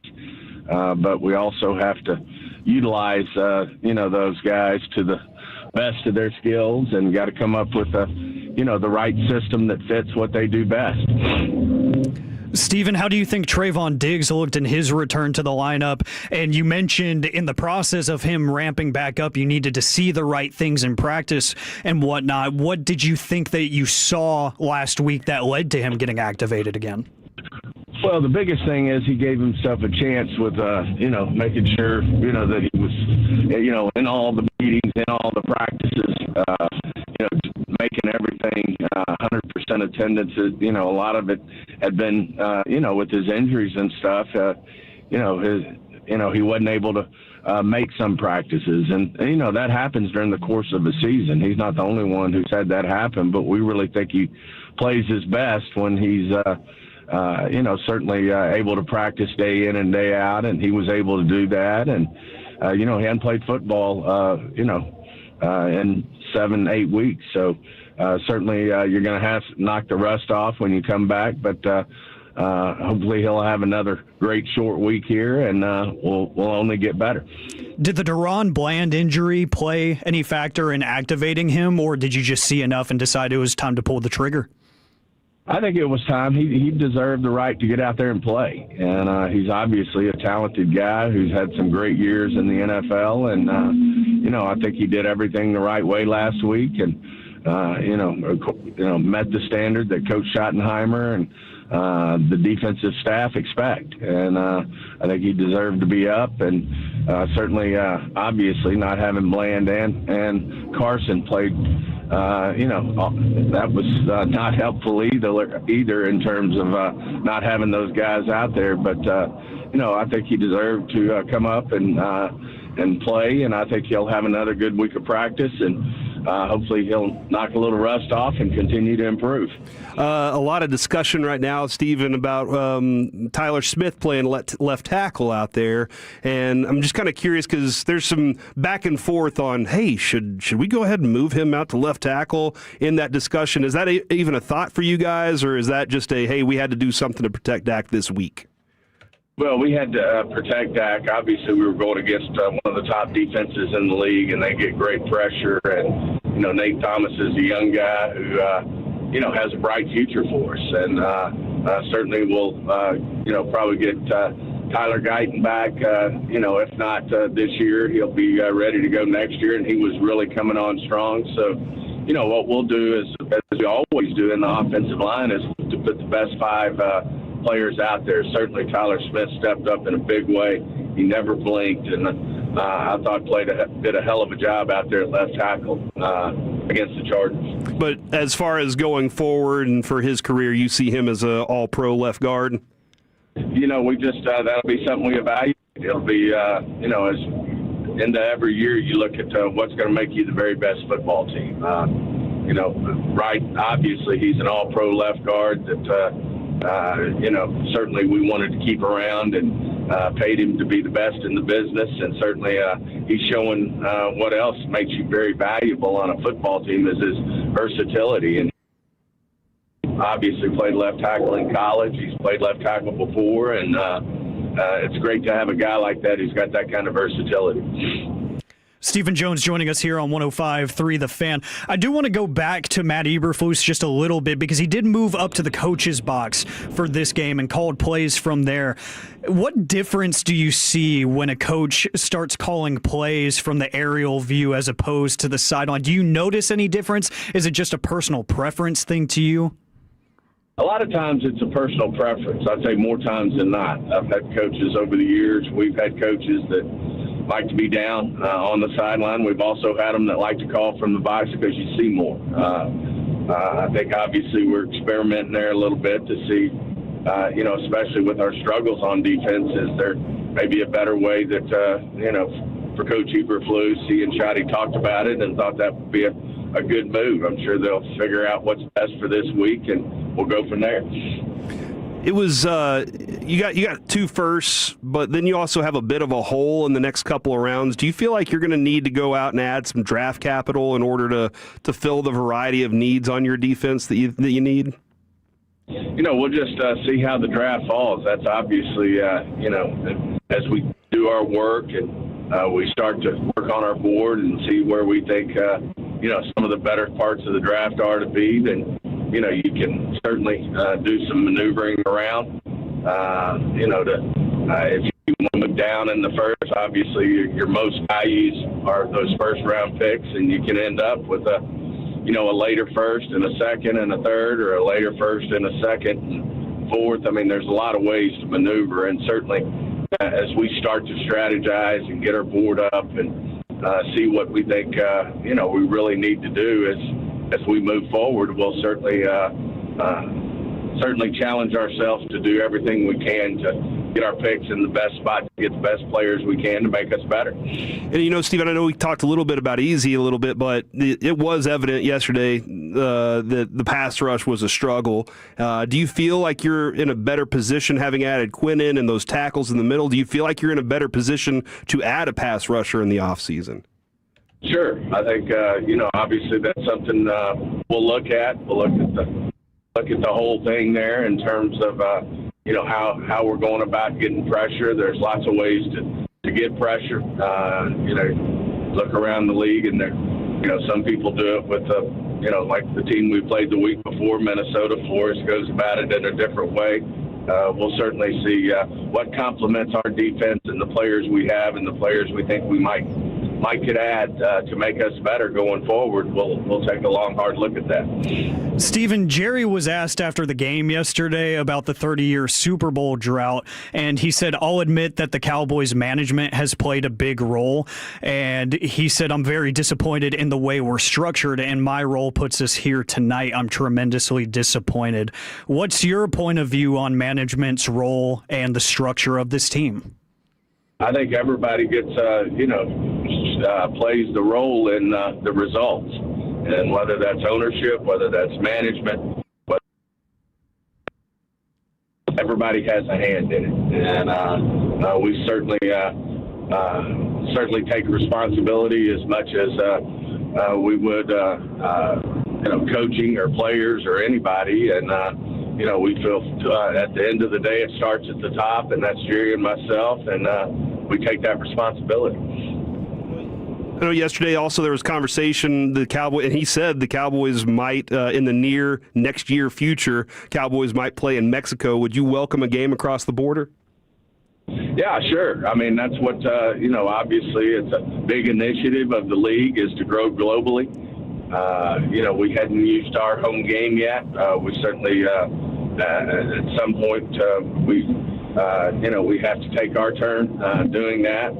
We hadn't been the visiting team because most teams protect us and keep us, they want us playing at their home stadiums. So we haven't been able to go as a visiting team, but we're certainly on the docket to go in the next year or two as the home team. And, as part of that, you never know, there may be a situation where we go as a visiting 1 year and a home team the next. And on the topic of cool and interesting types of games, you guys are playing on Christmas Day. But what's your feelings about getting another holiday that's just going to have Dallas Cowboys football stamped on it? And are you looking forward to getting another holiday, spending it with the family, watching the boys play? Well, certainly those are certainly opportunities to go out and play well. We're going to be going against somebody who's we're close to in Dan Quinn, but anytime you gear up and you go against an FC East team, long-time rival, and the Washington Commanders, you welcome that opportunity. And I know our guys, want to finish the season strong. We'd like to finish, not have that losing season, and we have the opportunity there in front of us. We've got to go. Starts against Washington and Dan Quinn. We know, how much a win means to him as well. So it'll be big. It'll be big, that it's on Christmas Day. People will be, after they have their Christmas time, will be watching games, and we feel fortunate to be a part of it. You expect to see Dak out there for this one as well? Absolutely. Our goal is to win the football game. What we focus on all week is the Washington Commanders and winning this football game. As I said, but our goal is to finish strong, and we got a chance to finish at 500 and avoid a losing season. And I know that's what we all as an organization would like to get accomplished. Well, Stephen, we really appreciate your time. Wish you a Merry Christmas, and we'll catch up with you next week, good sir. Merry Christmas to you guys as well. Take care. There goes Stephen Jones right here on 105.3 The Fan. Coming up next here on the KNC Masterpiece, text on in. Cowboys thank you and no thank you notes next on The Fan.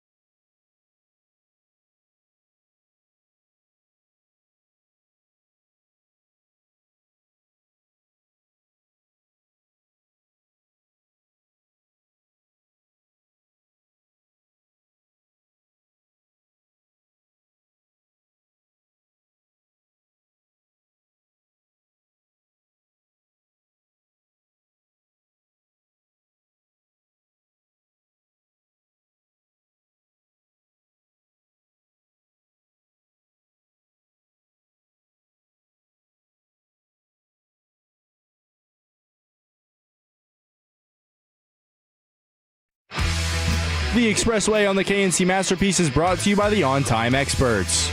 Prescott, three-step drop, standing, looking, deep ball, end zone, Pickens, caught it over the shoulder, touchdown Cowboys.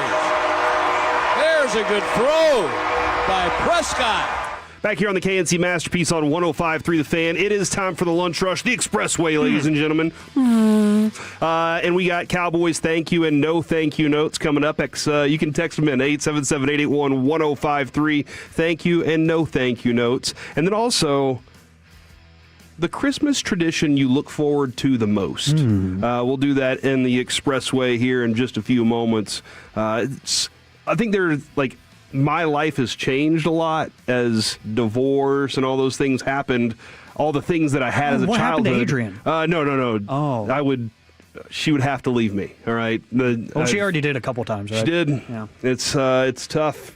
She came back. Fortunately, I was very lucky there. That's nice. But with all the different changes in life, creating new ways, new traditions has been kind of fun. But what is your favorite Christmas tradition, as we are only a few days away here? 877-881-1053. Cowboys thank you and no thank you notes. I think I'll start this thing off with thank you to George Pickens for reestablishing himself as that dude.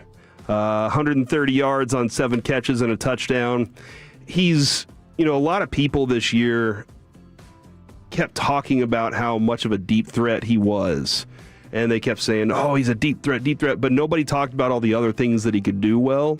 And I think what he's done this season is prove that he's more than just a deep threat, and he's got so much more in his bag.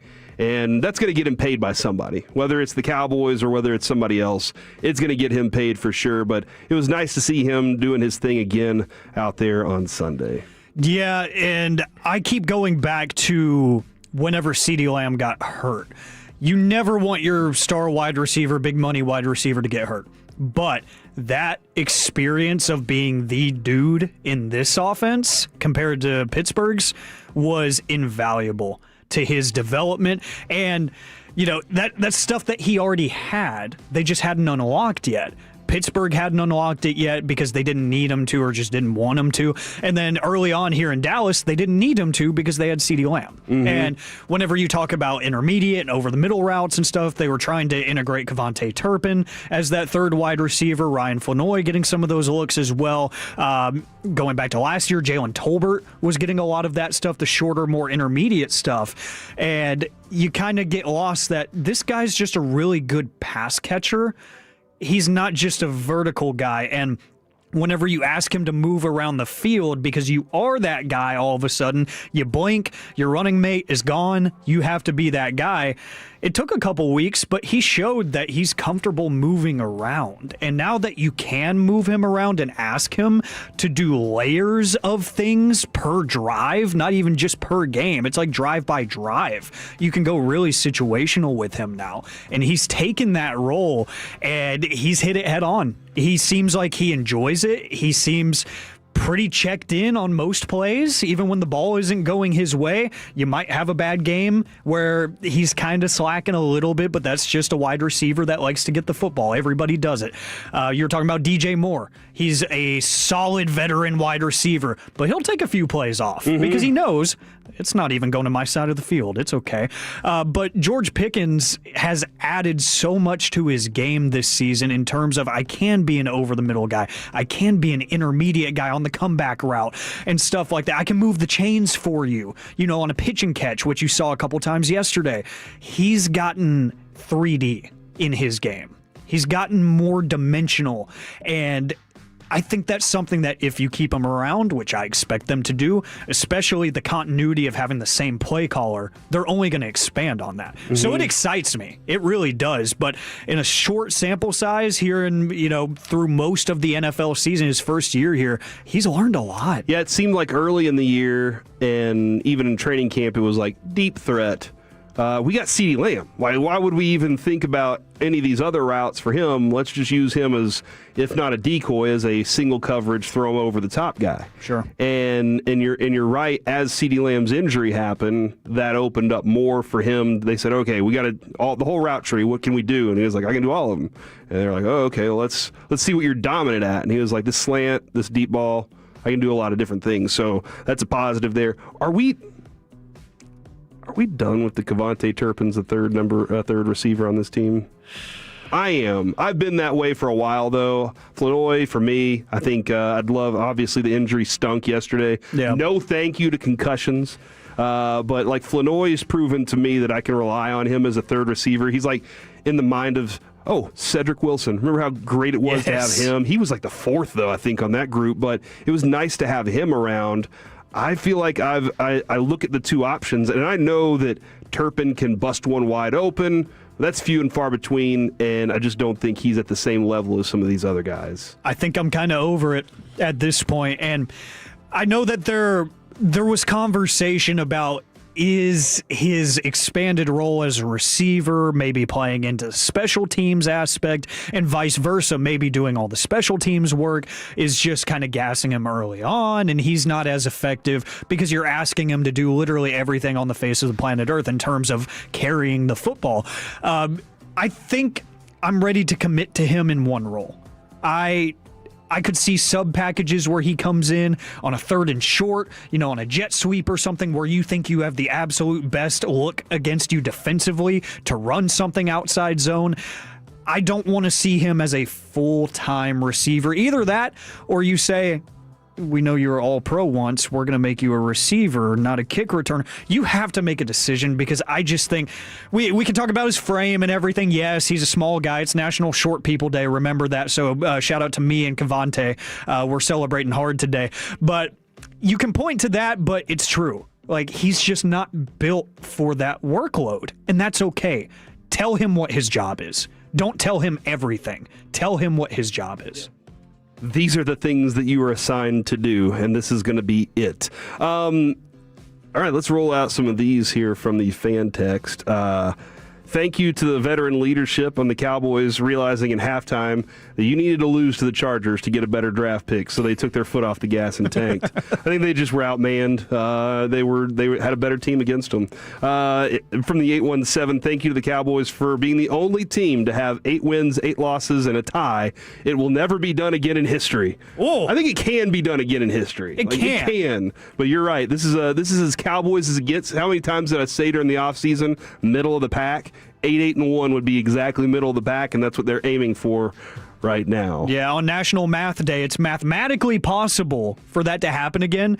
I like this idea that no team other than the Cowboys is capable of doing that. Yeah. So I'm kind of with it. Yeah. I'm not going to lie. I know the math doesn't make sense, but hey, Kevin's not here. I can change the rules. From the 469, thank you, Cowboys offense, for providing thorough, high-powered, efficient entertainment and hope surrounding a season where averaging 30 points. A game isn't enough because the defense gives up 40 a game, reminding everyone that defense is important. And then if you try hard enough, you can be a Cincinnati and Dallas. So that was a roller coaster of emotions for me. That was. Yeah, that really was. And look, man, that is exactly what it was. Cincinnati was like, we'll just go out and score everybody. And the Cowboys, I don't think they were like, we're just going to go out and score everybody, but they really legitimately thought. And Steven even said this with us. And we even talked about it too. If you can be good defensively, mediocre is all we're shooting for. The offense can put you in a position well enough to win. Now, unfortunately, you couldn't be mediocre. And even when you were mediocre, the coach was like, I don't know if they are or not. So they were poor, and they gave up lots of points. And that's not going to be a recipe for success. And the Cowboys have to answer that call. They have to figure out how to add to this team. No thank you to the Cowboys' defense and pass rush. No quarterback had been touched. No quarterback had been sacked more times than Justin Herbert going into this game. Geno Smith and who was the other one? It was Geno Smith and Steve DeBerg.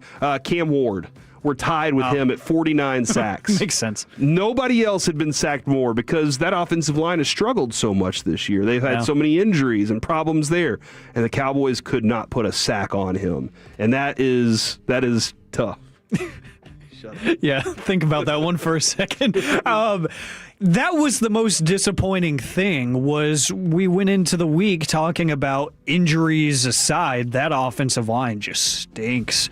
They are not good, and that was the Cowboys' win because it felt like for everybody on Friday was this offensive line can get got, and they can get got pretty easily. And now, granted, I will say I expected, not by any information, I just thought Quinnen Williams would be out there. So I was like, okay, 5-man front against a struggling offensive line. Booyah, that's going to work. And they're going to get home at an incredible rate, whether it's the guys you expect or maybe this is the Donovan Ezeraku rookie legacy game where he just goes against a bad matchup offensively and he takes advantage of it. I was like, this is going to work great with the 5-man defensive front. They did nothing. They did zero. Like Donovan Ezeraku himself, Jadeveon Clowney, like the people I expected to at least break free a couple times could not get home. I will say, I'll give Osa some credit. I felt like he did a good job pushing the pocket. I did think he did get held a couple times as well, which was unfortunate that they didn't call. I'm not trying to blame the refs for anything, but he did do some good work. That's not going to show up in the box score. Outside of that, I did not watch any of the defensive line and say, oh, they're doing something. And that's where, for me, it goes back to coaching. Like, I know the defensive line coach, Aaron Whitecotton, is great, and I think he's really good at what he does. I think he's a great communicator, but I think it all goes down to everybody being on the same page, everybody working as one, which is a structural thing. Oh, no, for sure. I mean, on the back half, your defensive front needs to get the pressure, right? But on the back half, if the coverage isn't good enough to create a second for the pressure to get there. Yeah. Now, obviously, you listened to Brad Sham yesterday many, many times. Justin Herbert drops back. No pressure at all, and he has all the time in the world. One time it was this year. I wish I could remember which game it was. He said, so-and-so drops back, takes out a mortgage. And I was like, good. You know how hard it is? How long of a process that is? That's how much time he was suggesting that he had back there. So, yes, it is the combination of what you can do with your linebackers, your secondary being able to hold up a little bit, and also that. I'm still trying to figure out where I stand on Revel.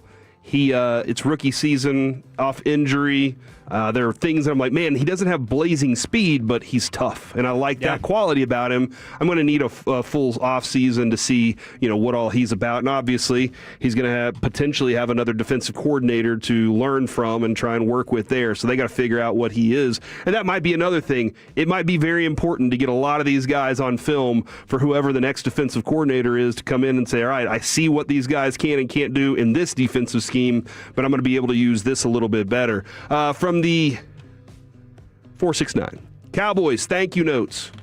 I was in the championship in fantasy and losing. I dropped Dak to boost morale of my team and came back to win it all. That's not how fantasy football works. That isn't how that works at all. No. I do love the idea, though, that I've given my team a speech. I wake up on Sunday morning and I pull up my fantasy roster and I'll give them a little speech and I'll be like, look, LaDainian Tomlinson did this for me 10 years ago. Now it's time for you to step, and I feel like they hear me. Jacob agrees with me. Alec doesn't, but Jacob, you feel like you agree with me on this. I picked up Tom Brady and Sleeper to give my team a winning mentality, so... Just to add that idea, that concept. Yeah, I mean, whether it's, you could pick up Tebow, you could pick up Tom. Whatever you need for your team. Just go pick up a retired vet and add it to your team to boost morale. That's the winning formula. From the 903, thank you to Trevor Lawrence for beating Denver. From the 817. No thank you to the blocking on special teams. It was absolutely horrible. And that was something that Steven mentioned too. He said special teams has been adequate at best. I want to know, if any conversation happens in the offseason about is Sorensen actually good at this or what? Because you saw Bones Fossil, you never really got complaints about the not so flashy stuff like the blocking and whatnot. The X's and O's of it was great. It was just some of the trickery and whatnot would annoy you here and there. But with Sorensen, it feels like they do nothing like awful, but they do nothing good either on special teams outside of the fake to Aubrey. That was awesome a week ago. But other than that, it's like they play special teams. Yeah, they exist. Yeah. They exist. And CJ Goodwin, once upon a time, was a special teams ace. Under this group of leadership, he looks like a guy who plays special teams. From the 817, thank you to Jake Paul's jaw. You are who we thought you were. We'll get into some more Jake Paul here in just a little bit for sure. We'll have a little conversation about that. Alec had some great takes on that. We'll do that at 120 here. From the 903, thank you to Brad Sham for Brad shamming. He does his thing, man. From the 214, and I think you're right. Herbert did his thing. Got to give him credit. They could be the AFC 1 seed, which is scary. That is a possibility, I believe. They have been, somebody said that this morning, quietly winning games. Yeah. Yesterday, he showed, I think, his toughness, which I don't think the league sees or respects it enough. Dude's played a lot of football for the Chargers, and he's battled through injuries. Yesterday, I know he had a little blood. He needed a little Band-Aid on his elbow. But then the whole fact that he went into a tackle with a helmet on his hand that's broken. Yeah, I was like, oh. But he showed, hey, I'm willing to go do these tough things. I'm playing through a broken hand. I'm doing that. And that team just consistently, we've been kind of, the Chargers exist, but we don't really know what they are. They do just enough to win, and that presents a tough out whenever they play the way that they've been playing, and they can pick up those wins, and they have a tough quarterback, good leadership there too, even despite all the injuries they've had across the board. You know what's weird? And I started thinking about this, especially watching them against the Cowboys, but I've really thought this throughout the year. The Chargers are the most AFC North team that's not in the AFC North. They just win in the most unimpressive ways. They figure it out. They just find a way. Whether it's their 6'6", 240-pound quarterback, with a broken, surgically repaired hand, just running into people and saying, "Nah, I'm good." And watch how little roughing the passer calls he gets and stuff. And Drew Brees talked about on the TV copy. He's like, I wonder if sometimes the refs see how big of a human he is, and they're like, that doesn't hurt. Whenever he does get driven to the ground, nah, he's fine. And he doesn't complain a lot either. He just kind of bounces back up and gets ready to go under center again. Yeah. But that play where he looked like he broke his hand, he was smiling. Yeah. He loves this stuff, and that's the epitome of their team. That's a Harbaugh football team right there. That is any part of the lineage. That is a Harbaugh football team where they will break a bone and smile and say, let me keep playing. That's how I feel about their defense specifically this year with Jesse Minter is they don't do anything that amazes you that's going to be on SportsCenter Top 10. They don't have highlight plays. I was talking about it with Kevin on Friday, Corey, that Deion Henley is one of the best defensive players in football that nobody talks about at the linebacker position for the Chargers. That is just a gritty team that says, yeah, we show up, we kick ass, and we go home. It just might not be a 14-point win differential. It might be 3. It might be 6. We're going to find the weird ways to win, and we're going to sneak our way into the playoffs and annoy some people. Chris Marinelli, have you heard that name before? I've heard the name. Chris Marinelli played for Harbaugh at Stanford. Yeah. And he said that before the game, according to the newspaper, he expressed how much he wished he could play on the field beside them, and that he wanted their blood on him if they happened to bleed during the game. Oh. Chris Marinelli said that the game started and came to a sideline following a touchdown drive with his arm bleeding. He showed the arm to Harbaugh, who wiped Marinelli's arm with his hand and then smeared it on his face. And Harbaugh standing on the sideline with the offensive line jacked up, screaming, yelling, jumping around with blood smeared on his face. You're talking about this is how, like, watching Justin Herbert bounce up and play that style. That's the kind of psychopath his coach is. So he's got this cult mentality of, hey, we've smeared blood on our faces, boys. That's the kind of dude he is. I respect it in a weird way, but at some point you have to go, this mentality is weird. Your blood, my face, sounds pretty cool. That doesn't make any sense. That's got to be a HIPAA violation, right? Seems like it, or it just seems dangerous. It seems dangerous, but I guess he was like, you know what? I don't care. I want to live this life. This is the lifestyle I have chosen, as Jerry Jones likes to tell us, even though, like, that's a different mentality, dude. That is a completely different mentality. Also, I do think that Alec may have won Masterpiece of the Week for Friday with his whole your blood situation and his face. So we'll see how that goes. Guys, let's... Didn't think that one through. 877-881-1053. Thank you and no thank you notes from the 214. Thank you for giving us a reason to say next year. I feel like it's becoming, for me, I've spent so much time being an optimistic Cowboys fan. This year was very tough for me because I didn't see the progress I wanted to see to make the team better. I saw the progress that I needed to see for a first-year head coach. So, okay, all right, we're going to come into this season and we're going to give him just enough and then see what we need from there. That's what this season felt like, was going into it, we're going to give him just enough, and then if we need something, we'll add to it. Well, then, as things went along, you saw that there was not nearly enough on the defensive side. Offense looks pretty okay. How long can you keep that up? I'm very curious about Javonte Williams' future as well. We'll see how that goes along. But I didn't feel like they said, we're going to give him every asset and every tool he needs. So for the mindset, and I'm sure that I feel like that person's a little sarcastic in the thank you for giving us the chance to say next year. Dak saying, hey, we're going to catch momentum for next year. No, man, this year was the year. Yeah. That's done. We'll get to next year, but dadgum.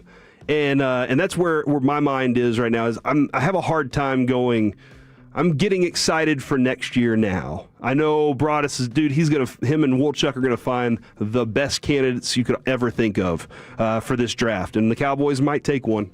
They might be able to pick up one of those guys. But right now, in this mindset of there's always next year, I've said it so many times and believed it, and I don't anymore. And that's rough being the kind of Cowboys fan I've been my whole life. And I don't think I've ever thought about it that way, but it opens up a unique perspective for me because you were around to see some level of success and repeated success. My entire life has been, I'm excited for next year.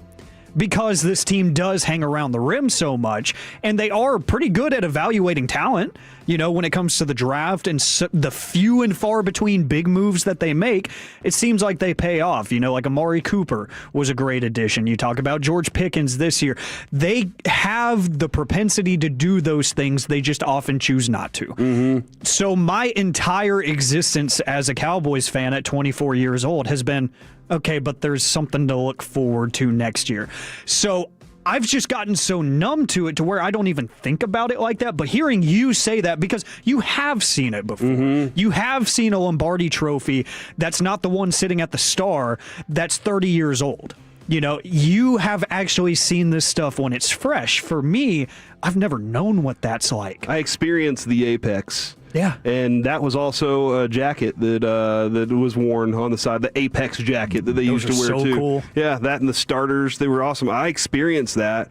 And that's why I feel bad for every Cowboys fan that doesn't have that experience, because it was glorious. It was awesome. From the 972, I'm 60. There is no next year for the Cowboys. When will people learn? That is, there's this, I think I look at the Mavericks when Dirk was there, and you were always feeling like you were building to something with him. Look, we're doing it for him. We're doing this for Dirk at least. If nothing else, I did at one point, I resided myself and I said, you know what? I'm done trying to get him a championship. I'm just going to enjoy watching greatness night in and night out. And I did. I watched every single game Dirk played and was like, dude, that was so much fun. And then he got a championship, and I was like, holy crap. Like, that was what we've been trying to get to. The best part was all those nights that I spent watching him do his thing and being, just such an efficient German. That's what the Germans are known for. Flula tells me that all the time. That's right. Efficiency. And so it was really fun, but then all out of nowhere the championship came along. With the Rangers, I was like, holy crap, we just built something that could be special next year. And they jumped up and did it out of nowhere on us like that. Yeah. And so, but with the Rangers, I was also resided to, we're going to be a farm system for the Yankees for the rest of my life, and that's just how it is. When in actuality, Chris Young came in here and said, hey, I'm going to put my foot down and say that we're going to go win one, and they did it. But with the Cowboys right now, I'm just kind of in this weird place where I'm hopeful. It'd be awesome.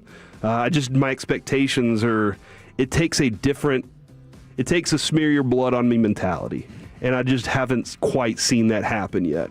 And until that happens, I just can't believe. Mike McDaniels has declined to comment on a report that he's likely to return as the Dolphins head coach. So he's like, hey, look, man, I've told you exactly what I'm doing. I'll leave it at that. I'll leave it where it is. My focus is making sure I'm getting this team prepared each week, getting that thing rolling. And then Joe Burrow said, I'm having fun playing football. This is why you do it. So after being very depressed-ish, not knowing whether or not he was having fun playing football, he's back, baby. So Joe Burrow throwing lots of touchdowns.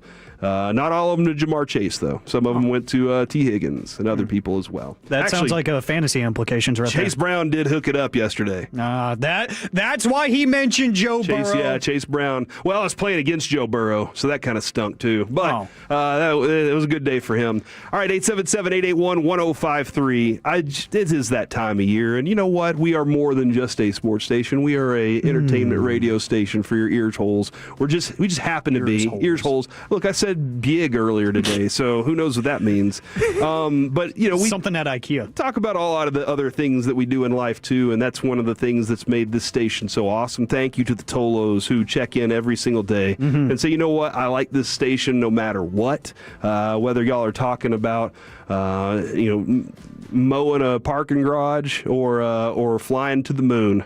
I enjoy what y'all talk about, and that's the part of the fun thing. So I wanted to ask, the Christmas tradition you look forward to the most. There are a lot of families are different. Everybody has a different tradition that's kind of theirs. And as kids, I always looked forward to going to both grandparents' house. One, they had one of those doors on the wall. It was a closet, and if you pushed it, you went to the other room.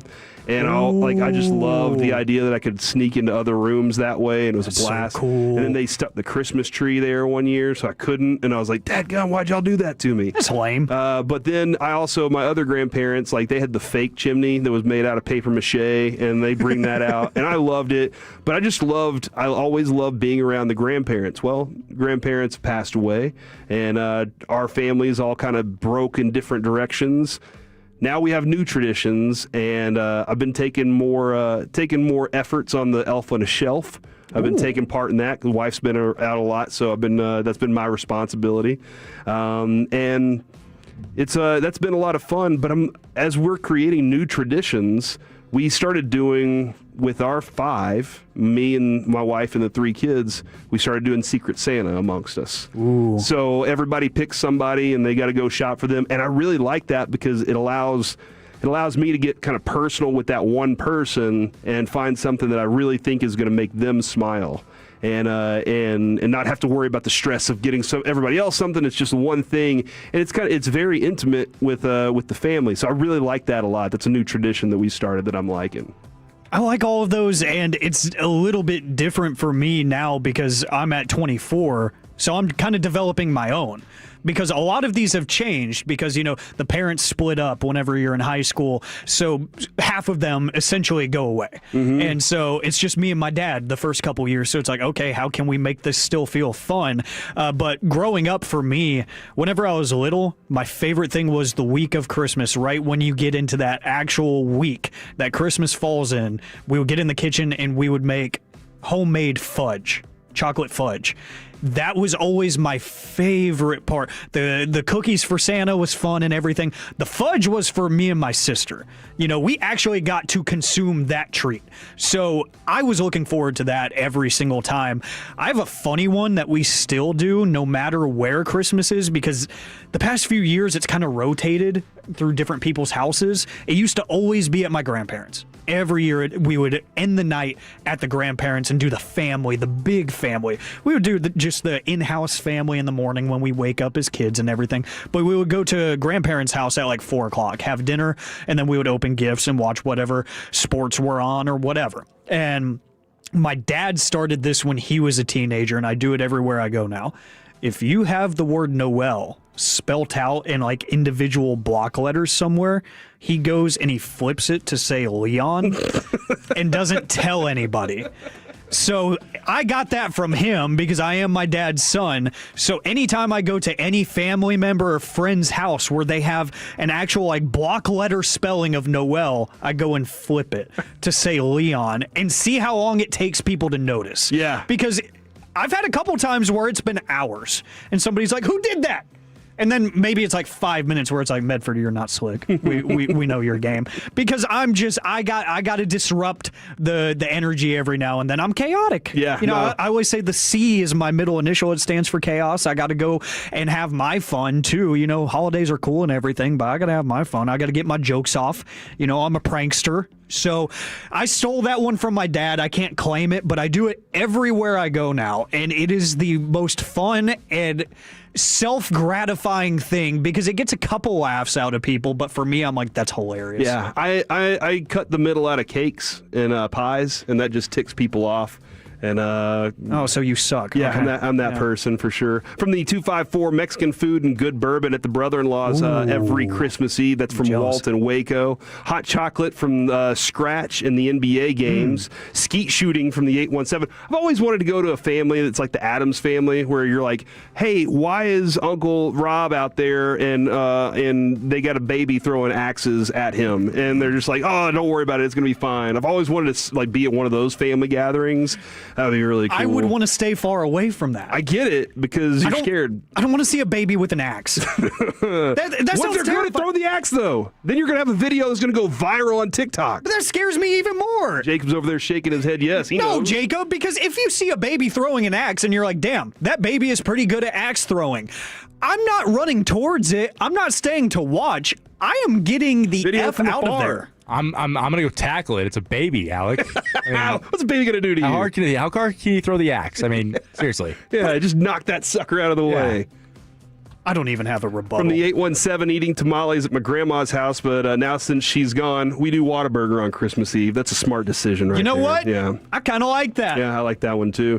From the 972, grandmother passed away Christmas morning in 2019. Our tradition is mom, sister, and I kill a bottle of rum, shot of peppermint bark at breakfast. Dude, do you pour it in coffee, or do y'all just like pass the bottle around and three bubble it? I feel like they pass the bottle around. In my mind, that's what I saw at like 8 a.m. You're setting the tone early. I mean, it's a holiday anyways. You spend it how you want. I respect it. 315 is requesting your fudge recipe. Ooh, I need to see if I still have it. Jacob, do you have a favorite Christmas holiday tradition? The NBA one was really good before the NBA got boring. But I mean, growing up in Chicago, we were never really too close to family. We still really aren't. So it's usually just me, my dad, my twin sister, my mother. But we always do. Usually, when we put up the Christmas tree, we always watch Christmas Vacation while putting that up because that's a Chicago-based movie, great movie. But I would say our best Christmas Day tradition is we always meet in my parents' room and we get the Bible out and read the Christmas story straight out of the book. Wow! Before any presents are touched. The three wise men and everything, huh? Everything, yep. Wow. The old story. And so the four fathers. Which is crazy because as kids, we used to like, my sister and I would take turns reading it every year. That story, I mean, there were years that took like 30 minutes because we just couldn't read. Mm-hmm. It was a long wait. It was a long wait. Dad's over there kind of like, I could nod off for just a little bit. Yeah, right. Get a little extra sleep. But yeah, now we do that, and then open presents. We have tamales every Christmas Eve. That's turned into a fun tradition since we moved down to Texas. But and obviously some church before. Then we're going to the 6 p.m. church service this Christmas Eve. So it's usually church, then tamales, and Christmas morning. So pretty simple. That is, dude, it's a fun time of year. It can also be a very lonely time of year. I know that for sure. There are lots of options out there for you. Kevin talks about that very frequently. It can be an absolute best. It can be very difficult. I know whenever I moved out on my own, life had changed so much, and I felt very alone because I didn't know where my family was. It was kind of a weird place that we were all in, but fortunately, you know what? The one thing about that is you always can find some family somewhere, and I think there's lots of different avenues. Reach out, say hello, and see if you can build a relationship as you go along. Thank you very much for taking part in that, fellas. Coming up next, it is the C Block. Corey, where are we going? Hits and misses, ladies and gentlemen. Next on The Fan.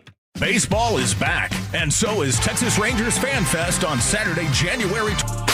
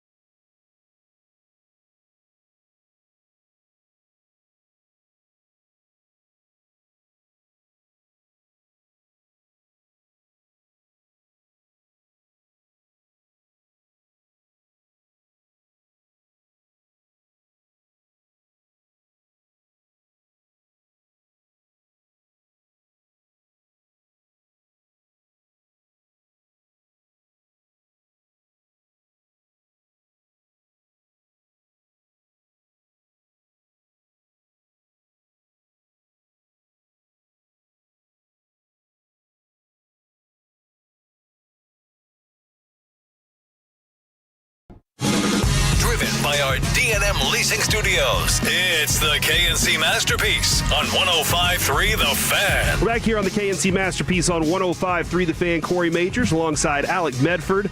And we also have Jacob Ray in studio with us. If you're like, hold on, who is that guy? You hear him all over the station. He fills in for everybody. One of our shining up-and-comers here at the station. He's a stud.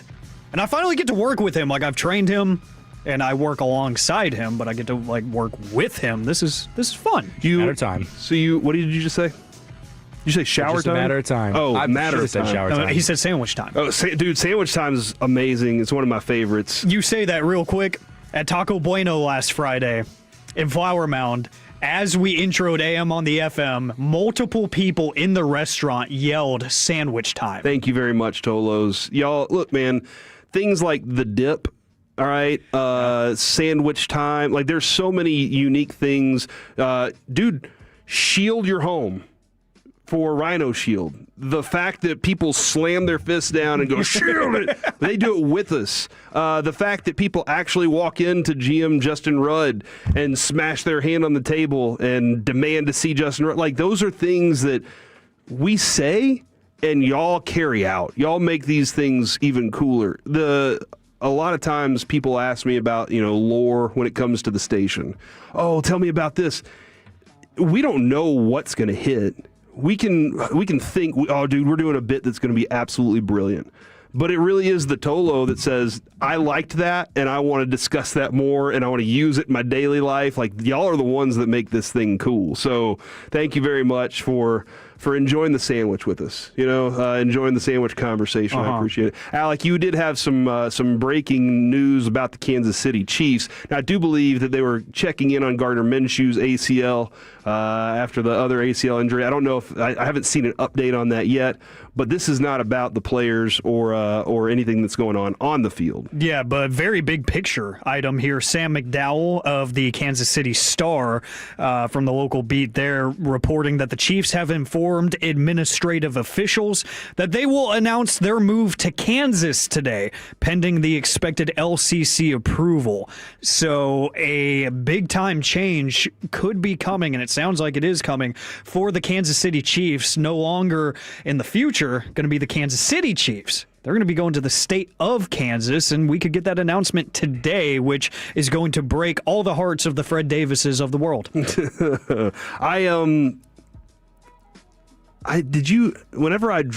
to Kansas City, I had never known that Kansas City split the border.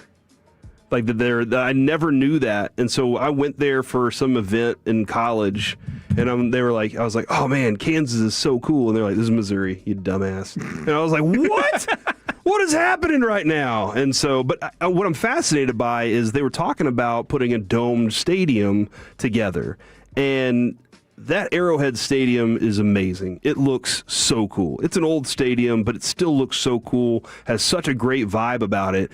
And I'm very interested to see how you encapsulate all that fun stuff that they've been able to create and keep that sound in a dome stadium. I just don't know how it's going to be done, but I'm looking forward to it. Thank you for that update today there, Alec Medford. It is time for hits and misses, and we start with the tracking the top 10 rushers and top 10 passer records over the week, as we always do. Very elementary level conversation on this, but top 10 passers this week, 3-7.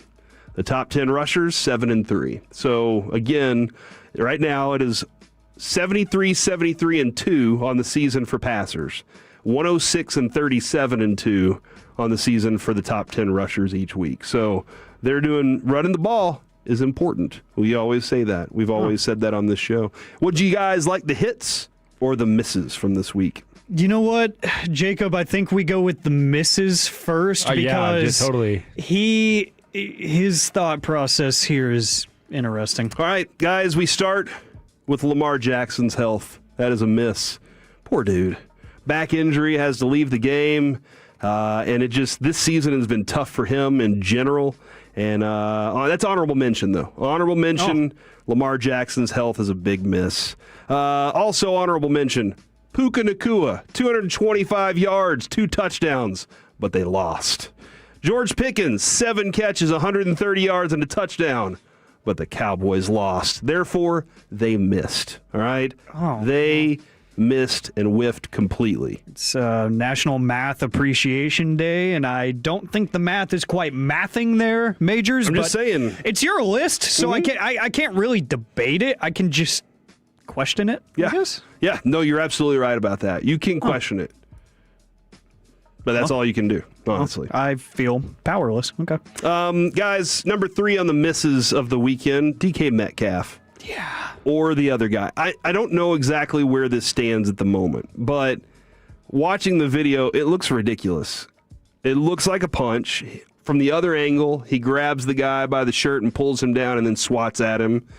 And then we saw a little while ago that DK Metcalf, according to, I think it was Pelissero, said that this is a guy that he's already had to point out to security before with the Seahawks.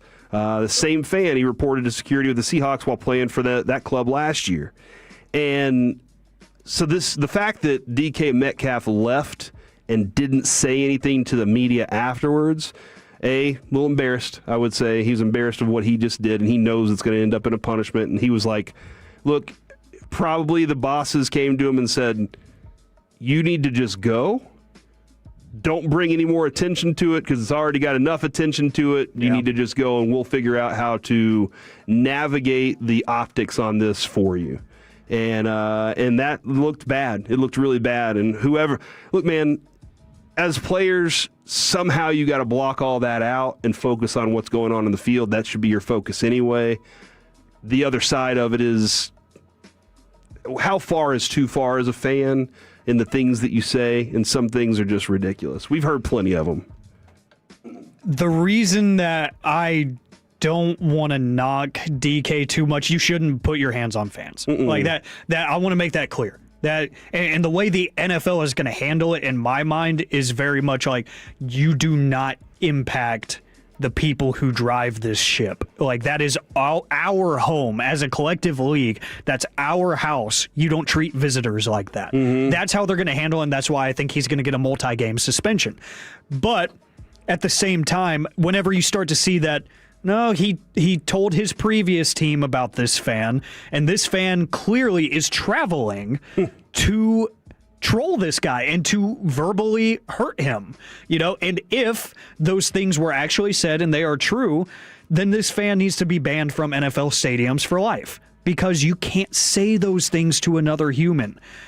It doesn't matter if they're an athlete. We talked about it after the Marshawn Nealon tragedy. Is like, we see these guys in their pads and their helmets and their fancy cleats, and we see them as superheroes, especially DK Metcalf. He has 0.5% body fat, and he is a monster of a human. We see him as a just freak of nature, not a person.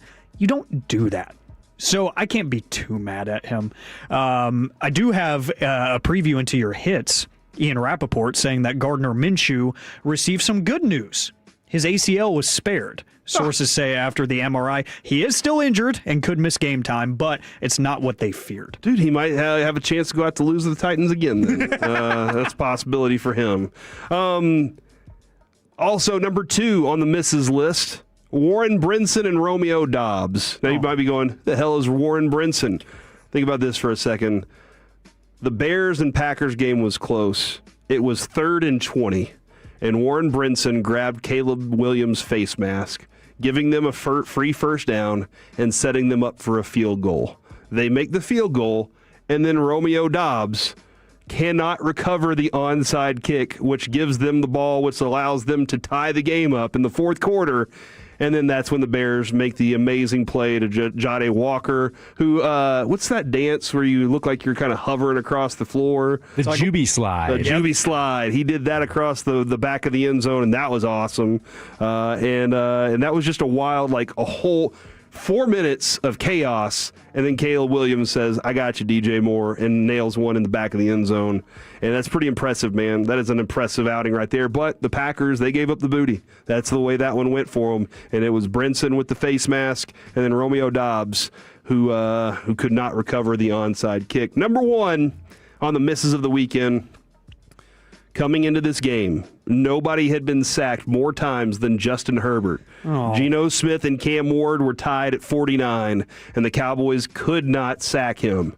They could not put a sack on him, as I said earlier. Yeah. And that's just atrocious. Like, that is bad, dude. This is a team that they just weren't good at this one particular thing, and you couldn't find a way to do it, so that stinks. All right, let's go to the hits of the weekend. Honorable mention, Chris Olave. 10 catches, 148 yards, 2 touchdowns, and his team won against the Jets. Oh. Did you know he considered retiring last year after multiple concussions? Yes, and I was all for it because not only did he have multiple concussions, some of them were scary. Mm-hmm. Oh, yeah, dude. Like, it looked like he was done. Yeah. Gone. I worry for his long-term safety. Get that Guardian cap, brother. Mm-hmm. The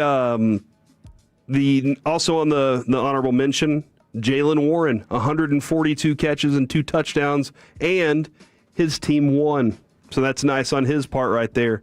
Parker Washington, 6 catches, 145 yards for Jacksonville, 24.2 yards per catch. He had a 63-yarder to go along with it, plus a touchdown, and the Jaguars have put everybody on notice that this isn't a fluke. Although somebody did text in earlier and they said Liam Cohen's a fraud. How? I'm trying to figure it out. How?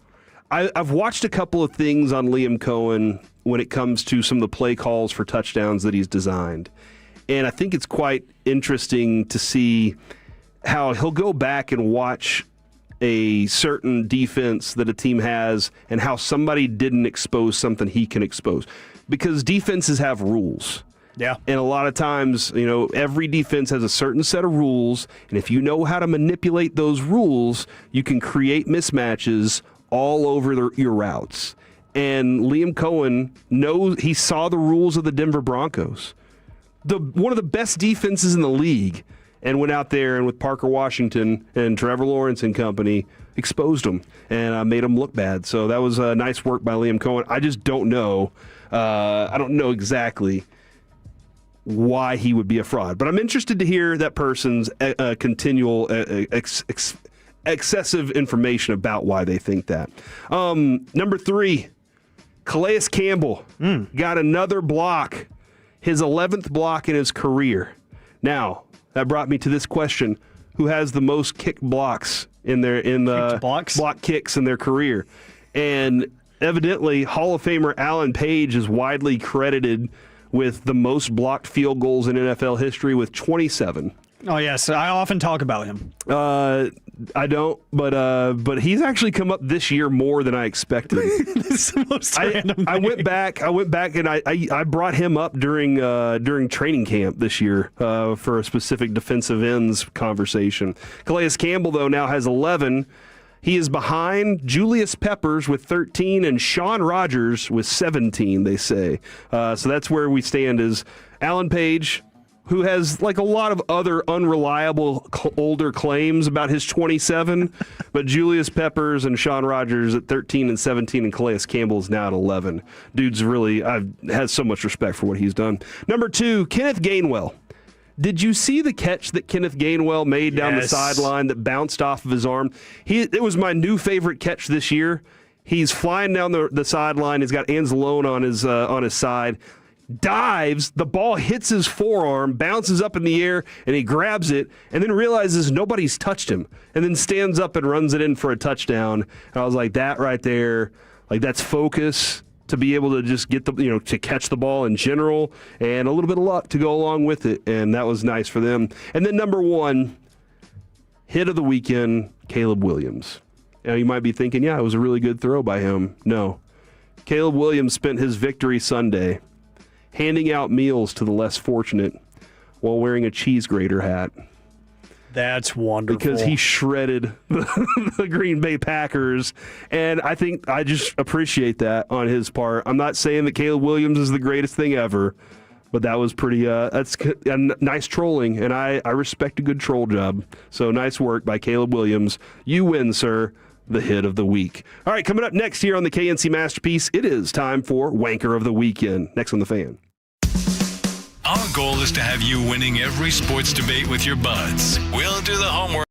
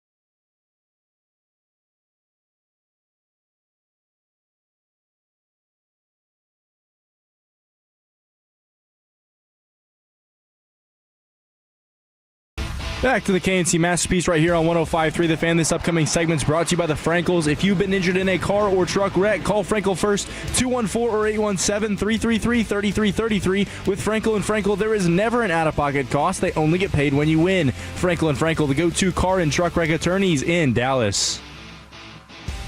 Back here on the KNC Masterpiece on 105.3 The Fan, it is time for Wanker of the Weekend, ladies and gentlemen. We will talk with the G-Bag Nation coming up here in about 15 minutes. Also, don't forget, we will be tomorrow. The Friday football feast will be taking place on a Tuesday.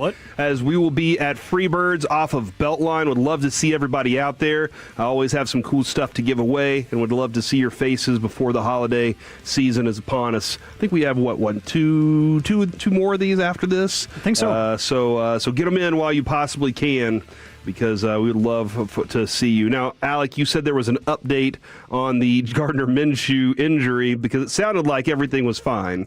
Yeah. And then everything kind of turned around on us. It was fine until it wasn't. Rappaport followed up right as we went to break and said more specifically, this would be called a non-displaced tibial plateau fracture. That's a lot. One that ends his season and puts Gardner Minshew on IR. Basically, a very bad bone bruise, but no surgery needed. So it's a heal over time thing. They don't have to do surgery, but he is done. So more quarterback issues for the Kansas City Chiefs. Who are they going to roll out now? What do they got there? Kyle Yeomans. No, I don't know that Kyle Yeomans will play. I would take that deal if I were him. Absolutely. Kyle, you got one shot to go out there and throw to Travis Kelce. Yeah, you got 3 kids to feed. Yeah, dude, that's a lot of kids. Yeah. One game check. Just think about that for a second. They're going to college. One game check in the NFL probably crushes my salary for 3 years. I love seeing that, because Rappaport and some of these NFL Network guys have gotten real specific when players get suspended, and they'll say this will cost them a game check of $2.5 million. And it's like, oh my gosh, like, that's one check. Mm-hmm. All right, it is time for Wanker of the Weekend, ladies and gentlemen. All the things that went terrible for somebody over the weekend. And I got this audio. This is Ed Cooley, the Georgetown head coach, who has now been suspended for 1 game after he struck a child in the stands with a water bottle in a moment of frustration, according to the statement from the school. Here is Coach Cooley after the game. All right, so first and foremost, I have to apologize to the Nyakun family. Really frustrated, didn't realize I threw my water bottle and it hit Messiah and his mom. So, definitely out of character for me to be so frustrated. But really, that's not called for, and I'll call them and make amends to that. Just totally out of character, of frustration. So I apologize to the fans. I apologize to our players, university. Totally out of character for me to be that way. And he's suspended for 1 game, the next matchup against Coppin State. And I think Jeff Battle, their associate head coach, will then take over and lead the team from there. The Georgetown athletic director, Lee Reed, said Cooley's behavior did not meet the school's standard, and that's why he is getting the suspension. He said, I met with Coach Cooley today to discuss the incident. I expressed that his conduct did not align with the standards we expect of our coaches, nor does it reflect the values of Georgetown athletics and Georgetown University. As a result, he'll be suspended. And I think that when you do something like that, your immediate response to you're being suspended has got to be, yeah, that's probably for the best. Like, that dude, have you seen this video? I have not. Dude, I'm about to go find it. I don't know if I didn't see if there's water in the bottle or if it was like an empty bottle, but he just kind of launches this thing towards the bench, and it sails the bench and hits a kid right in the head.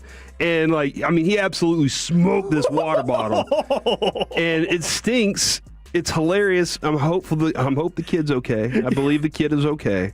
And he apologized immediately, but that was tough, man. That was tough for him. So Wanker of the Weekend goes to Cooley, whose team won 18 games last season, doubling the tally from the previous year. So. Good for them. Yeah, he needs to learn how to control himself and not lose his Cooley. He waited the entire segment to do that. Yeah, I did. And you know what? Kevin would be furious that we laughed about it and we don't laugh about his jokes. I heard he did the crow joke again over the weekend. Yeah, he did. Looking for the cause. Yep. And I was pretty upset about that. Dude, but he made up a story just to get a bit. He said that they're doing circus acts at the UIL state championship games. So that he could get the crow joke in there? Just so he could say, yeah, it's intense.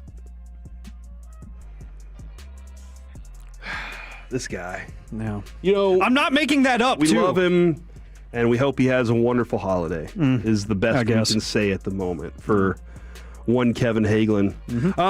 Also, I might be the wanker here. What? Wanker of the weekend goes to Tom Izzo and Greg Camp, who brought out their ugly sweaters to coach the game. Izzo said naughty and had a picture of him yelling at a referee. Camp said nice and had him shaking hands with a referee. And it's an ugly sweater contest amongst the coaches. They were matching sweaters essentially with the naughty and nice theme going on there. But I don't love ugly sweater situation. I don't. Oh. You can wear an ugly sweater anytime. I guess you're wearing it because it's Christmas and it's cold, or it's supposed to be. Sure. But I feel like I always have to go out of my way to go find an ugly sweater for ugly sweater parties.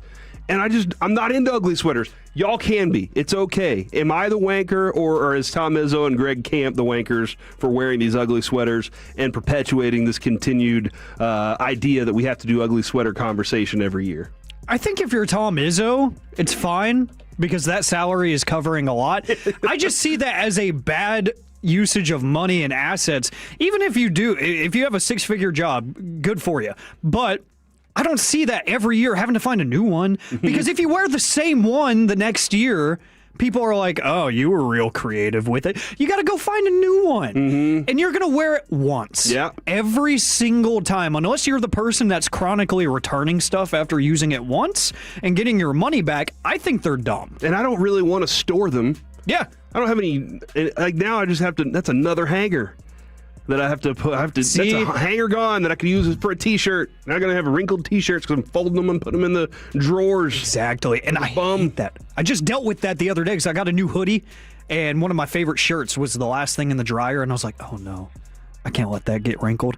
And from the 3-2-1, some of these quote-unquote ugly sweaters are actually nice and not ugly. That's true. Yeah, that is true. They put a lot of thought into them. It's like, well, I get it. There's a lot going on, but it's not ugly. There's just a lot to look at. I really do feel like being able to go find the 80s version, like, you watch Stranger Things? No, you haven't watched Stranger Things. That's why you didn't want to talk with Cara Buono. I know. Huh. Okay. I'll let you try that again if you want. No, I'm actually familiar with her and all the other stuff she's done. Okay. But I have not watched Stranger Things. I guess I'm weird because they wear some old sweaters. And I'm like, where did they get these? Did they go to the designer bin at the Goodwill? Or did they do they just have somebody has these in wardrobe? Does Hollywood just have wardrobe from forever? Like they just kept wardrobe around and they're like, yeah, go to the 80s section pretty much. in building 15 on Hollywood Square. That's how I see it. Netflix just has a giant wardrobe at their main studio that they record at, and it's like the size of a warehouse, but it looks like an actual wardrobe, and you open the giant doors and you just walk in, and it's just by decade. And you just start shopping here, shopping there. If you want something sportsy, we've got the 80s themed sports stuff over here, and then if you want something classy, we've got a 60s blues style suit and everything for you. They got everything. And then you can go get the Jim Carrey, the suit from Dumb and Dumber at Derek's house. That's where those suits are. What? He's got it. He's got both of those suits, I believe. He's got a lot.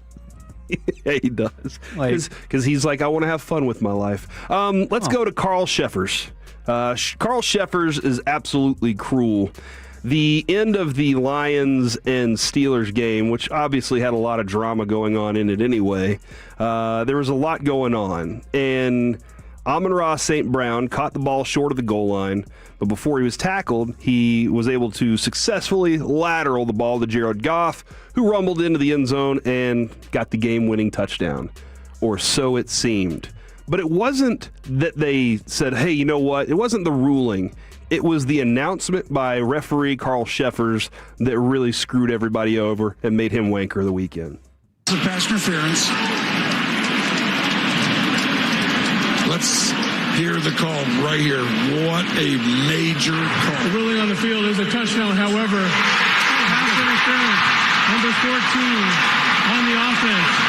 By rule, that penalty is not enforced, and there is no replay. The game is over. Wow. There is no touchdown. Whoa. The OPI on number 14 negates the penalty. There is no replay. The game is over. That's the most ass backward way of saying that, or back ass word, whatever people would say.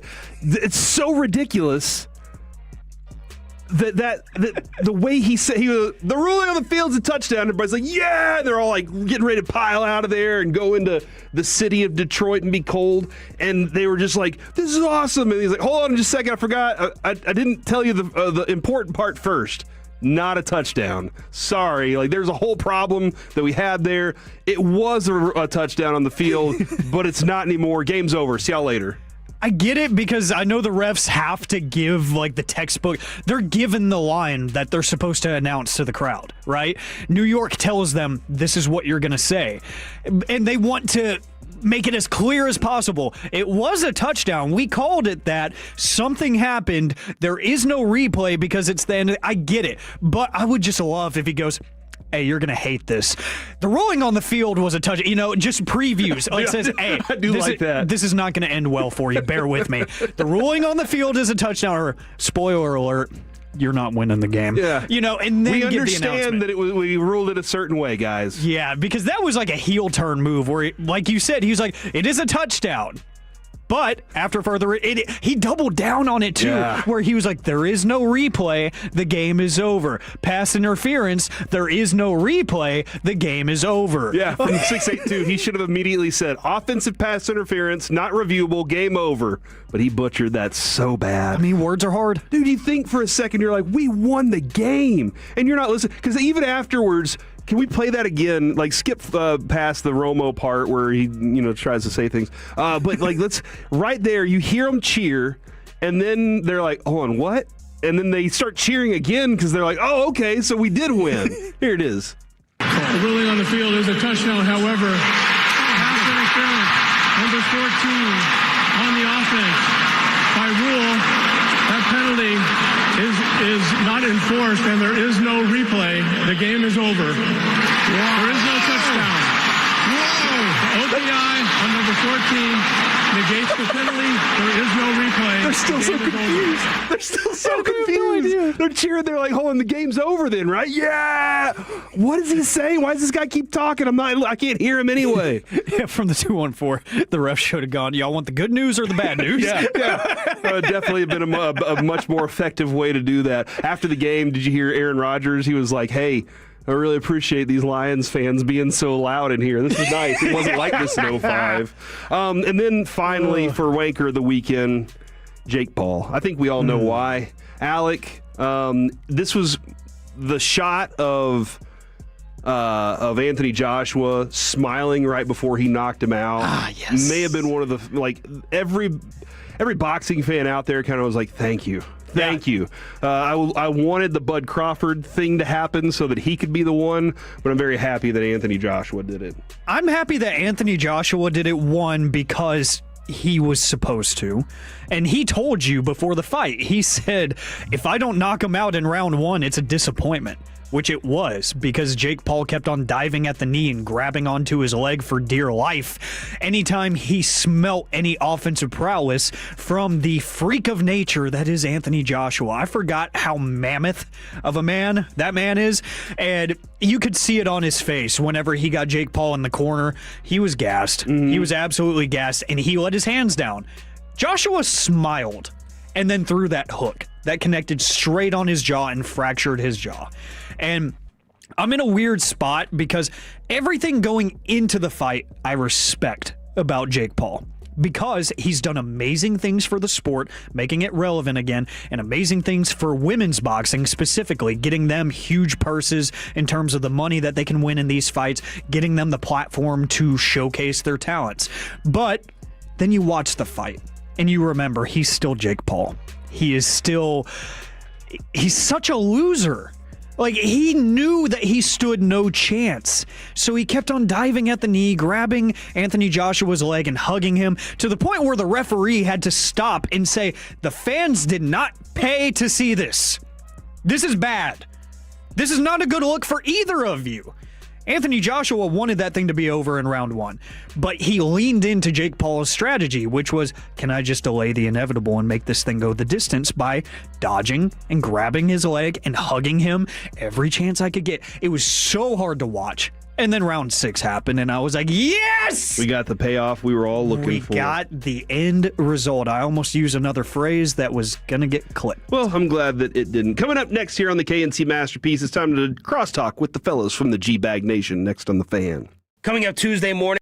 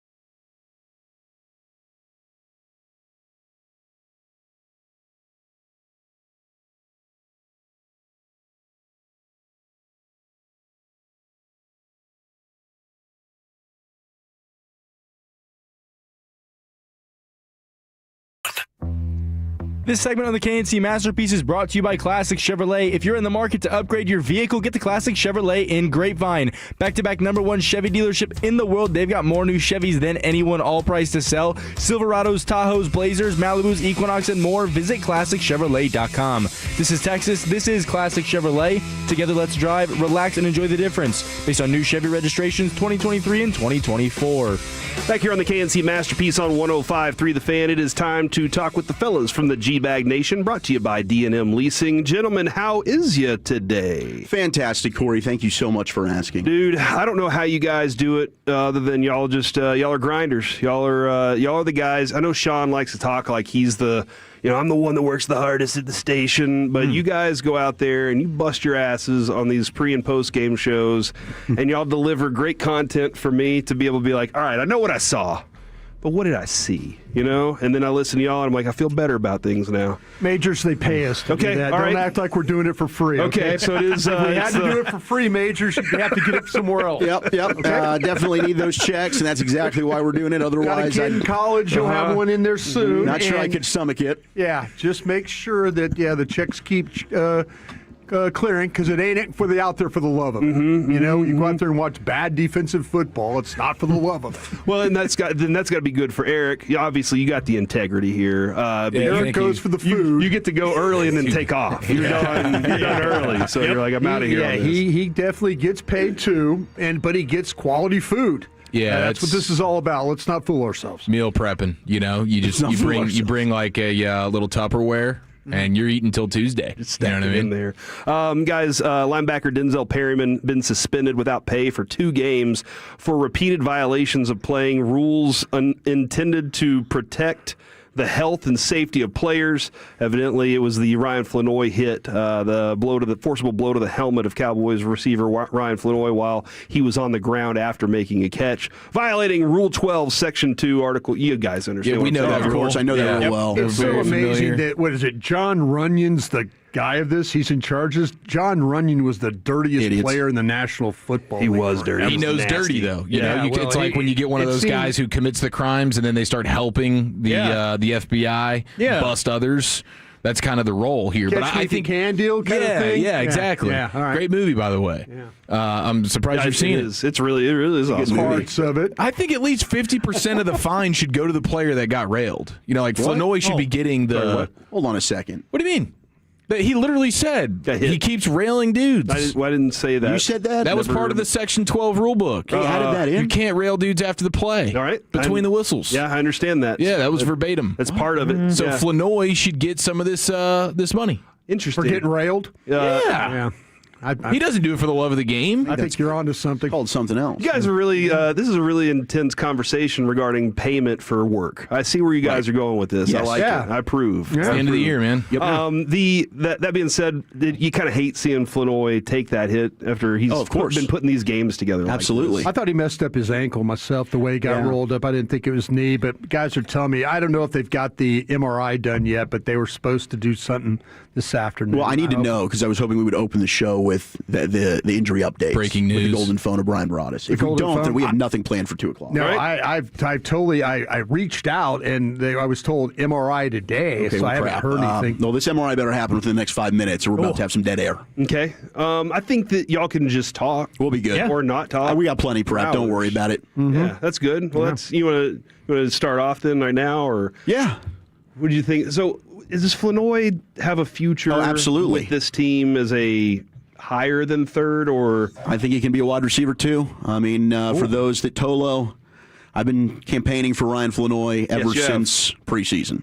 I think he's super talented. I'm a big fan of Ryan Flanoy's. Hey, could you do me a favor? Could you get out of that chair and just take a victory lap around? Thank you. Not right about a lot, but Ryan Flanoy's making me very, very proud. Him and BB, those are my 2 guys. But long arms. Those are my 2 guys. I'm going to pat myself on the back. Ryan Flanoy, truther right here. I think he absolutely can be a wide receiver too. But goodness gracious, if he's your wide receiver 3, we're going to party because we've got a damn good receiving core. Okay. One of the things I threw out ridiculously last week was Pickens. Go ahead and put that tag on him. then maybe find a way to trade. Because right now, you don't have enough assets in the draft. And we talked with Steven a little bit about that earlier today. Yeah, you guys asked Steven some good questions about that. Yeah, good job with that. How do y'all feel about the assets, or maybe trying to figure out how to acquire more? You might be better off trading that 13th pick. You might get more for it, is what you might do. Move the 13th pick that you're going to have. Move your own pick instead of the Packers pick. You'll probably get more for it, is what I would consider doing. But a lot of it depends on what you do in free agency, though. If you step up and, you spend some money and you don't bottom fish and say, signing our own is the right thing to do, you go out and get some legitimate players and make this thing where you don't have to sit there and pigeonhole and you're like, we just got to draft defensive guys now. Give yourself some flexibility. If you go out and spend some money, then find some ways to kind of shore up some areas and then go in the draft with the attitude of we're flexible enough to trade the picks if we want to get more picks, or we can stand there and make picks. You just got to give yourself some flexibility. If they don't do anything like that, we're going to be talking about another team not in the playoffs again. It just they have got to do something differently when it comes to their approach with the way they team build in the offseason. I liked that this past offseason, they used the picks. They made some trades to add. They spent poorly in free agency, but they did spend. I was like, all right, if we can figure out how to bump that up a little bit in free agency, maybe this can be a little bit better. And you are using all avenues. It did seem like this was this season seemed a little bit different on that trajectory of saying we're going to expand out instead of just saying we'll go find us some guys. But it wasn't enough for sure. And then this draft has to produce more. Yeah. And I always feel like confident that you guys can help find the right players to add to this team. I listen to you guys. I think y'all do fantastic work. Yeah. And I'm always like, man, go get those guys. Just do what they said to do, and this team will be a little bit better. But well, I mean, it's like, trust me, though, we're wrong on some of these cats, though, too. I mean, just some, though. It's just two. Like I say, it's to me, I don't think it's that hard to do. I really don't. I don't think drafting is very hard to do. I just feel like, though, the problem with the Cowboys is they've got too many voices in that room drafting. They've got some guys over there and some gals that know what the hell they're doing. The problem is they got too many voices. That's the problem. You can beat up on Will McClay all you want, but I think Will McClay does a damn good job of having to deal with Jerry and Steven, the head coach and his coaches, and the scouts. I think he gets put in a terrible situation. Yeah, I agree with you. Zach and I were talking about this last night while we were getting paid. Is that we feel like, though, that if you take that out of the equation, there's things, because they're not going to do anything differently with the general manager. That's not going to change. Yeah, we can argue but that. But maybe how many voices there are in the room needs to change. That could be a good start. And that's part on the general manager, because he invites all the voices. Listen. He understands that if you beat him up when it's successful, he wants to take the credit. So he's willing to let you beat him up. The problem is he's been beaten up for 30 years. That's a problem. Yeah, he used it with us years ago, the Ford conversation. Look, I got 7 phones right here. They're all the experts in their field. I pick up one. I don't have the answers. They do. Yeah. Well, are those all people that you have those phones for? Are those all the best at what they do? Bill Parcells is going to tell him when Todd Bowles gets fired, you need to hire him for a defensive coordinator job.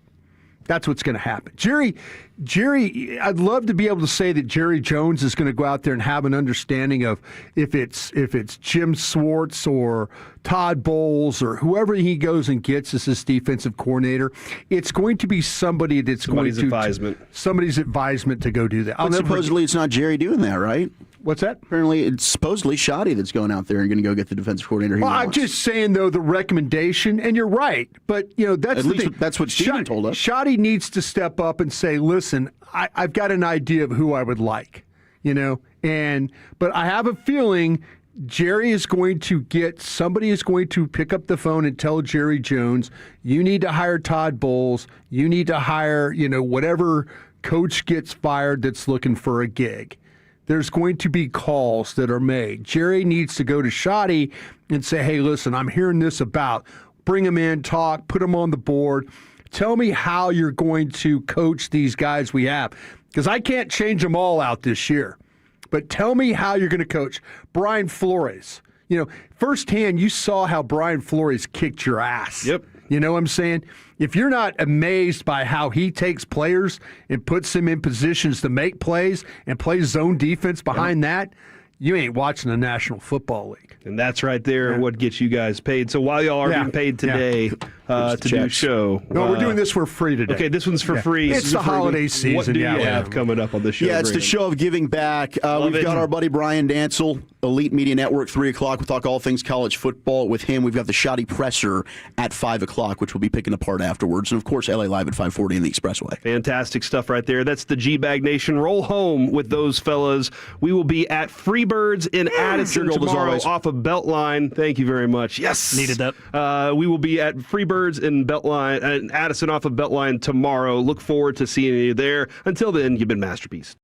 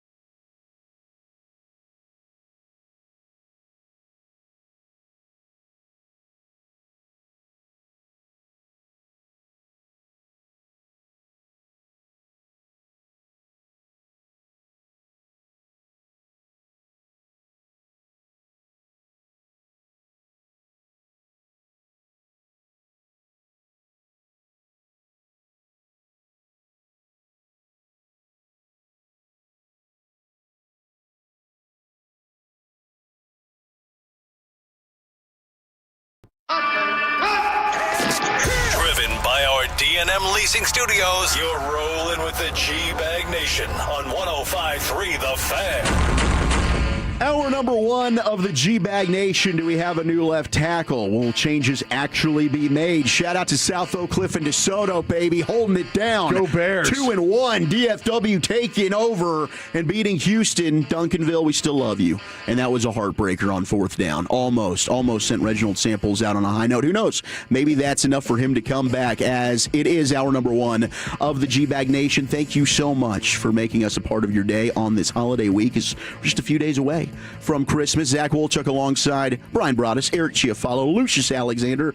Just for a couple days left, we got Carter Freeman coordinating the video before he says bye-bye. He goes somewhere else. He was a TV guy, right? Mm-hmm. He's going to be a TV guy. We got Gavin Dawson on vacation. Oregon, back to see the family. Back to see the family. Hopefully he doesn't trip his mom through the, like she was carrying the prime rib leftovers to the garage, and he left a pair of boots out, tripped his mom. She went on the IL for an extended stay. That's got to be a terrible feeling. Like the guilt, like your mom takes a dive and she breaks her wrist. Yeah. How was the recital, Eric?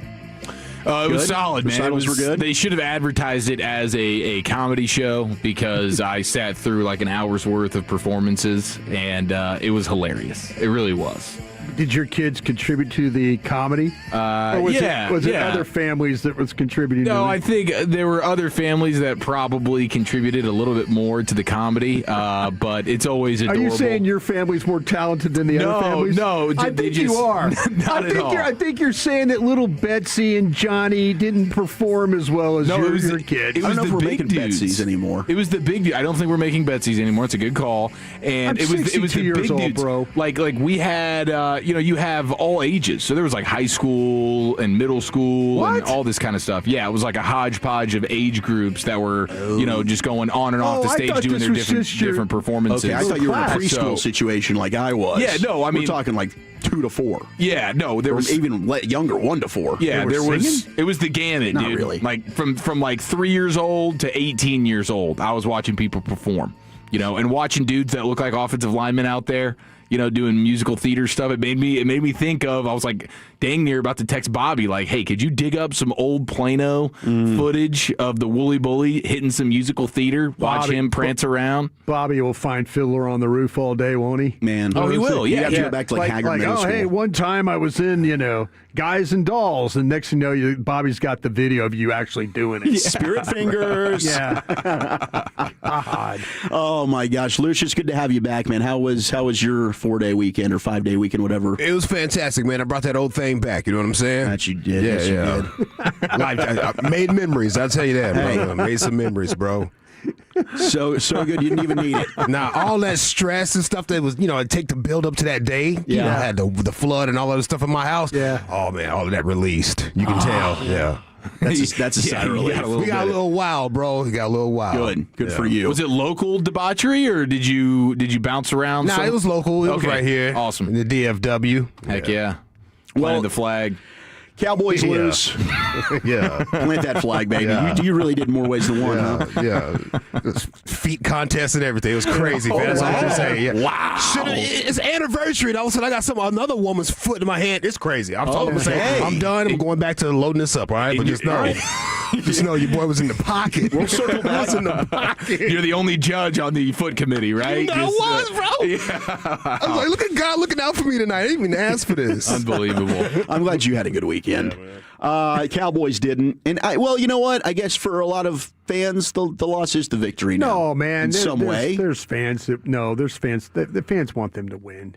I want them to win during the game, and then afterwards, if they lose, I guess it is. You do get mad in the post game. I can't help it. I want to see them succeed, but with the draft stuff, it's like, okay, at least I guess. But then you still ended up, I think, at 14. You were so excited that Minnesota pulled that victory out against the Giants. Like, let's go, we're moving up a spot. Yeah. But not anymore. I think they're back at 14 via Tankathon after what happened the rest of the day yesterday. So what happened where you went from 13 to 14? I thought we were kind of locked in there for a minute. No, Baltimore is at 14. Okay, good. I was hoping Baltimore wouldn't leapfrog us. We're still all right at 13 with Baltimore dropping that one to New England, even with Lamar Jackson leaving. It looked like they had a chance. There was shout out to Drake May. We'll get to that a little bit later. But the big news, obviously, Tyler Smith, we found out during pregame, was going to play left tackle. Interested when we get to Krusty's Corner at 3:40, what you thought of him. But there's been a lot of back and forth. I know Steven on earlier with KNC.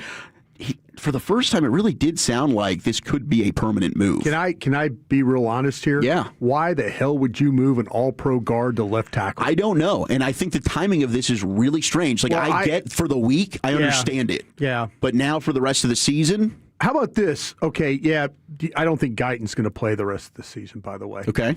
So, I mean, I'm just throwing it out there because I don't think you make this move if you don't think Guyton's coming back, right? Well, I don't know, because Shoddy's saying, like, if Guyton returns, he's gonna be playing swing tackle. See, that's ridiculous. That's ridiculous to me right now. Couldn't agree more, because he needs as many reps as he can get. Right. I just think it's absolutely ridiculous, and I can understand in a week of not, they don't trust Adeniji. If this whole thing, just come out and tell us you think that Guyton can't stay healthy. Just come out and tell us that. Sure. Just come out and say, hey, listen, we don't think that Tyler Guyton can play long-term in the National Football League because he can't stay healthy. That's essentially what they're doing, right? Yeah. Would you take an all-pro guard and move him to left tackle with the thought that maybe he's going to be maybe a Pro Bowl guard? Maybe? Because you watched that tape yesterday, and he's a tackle. He was a guard playing tackle yesterday, and there's a sign of maybe Broadus, give him more time. Hell, we don't even give Guyton time. We don't give Guyton time. We don't give Nate Thomas time. We don't give any of those guys time over there to do anything. No, people want to say Revel sucks already, and he's played 6 games.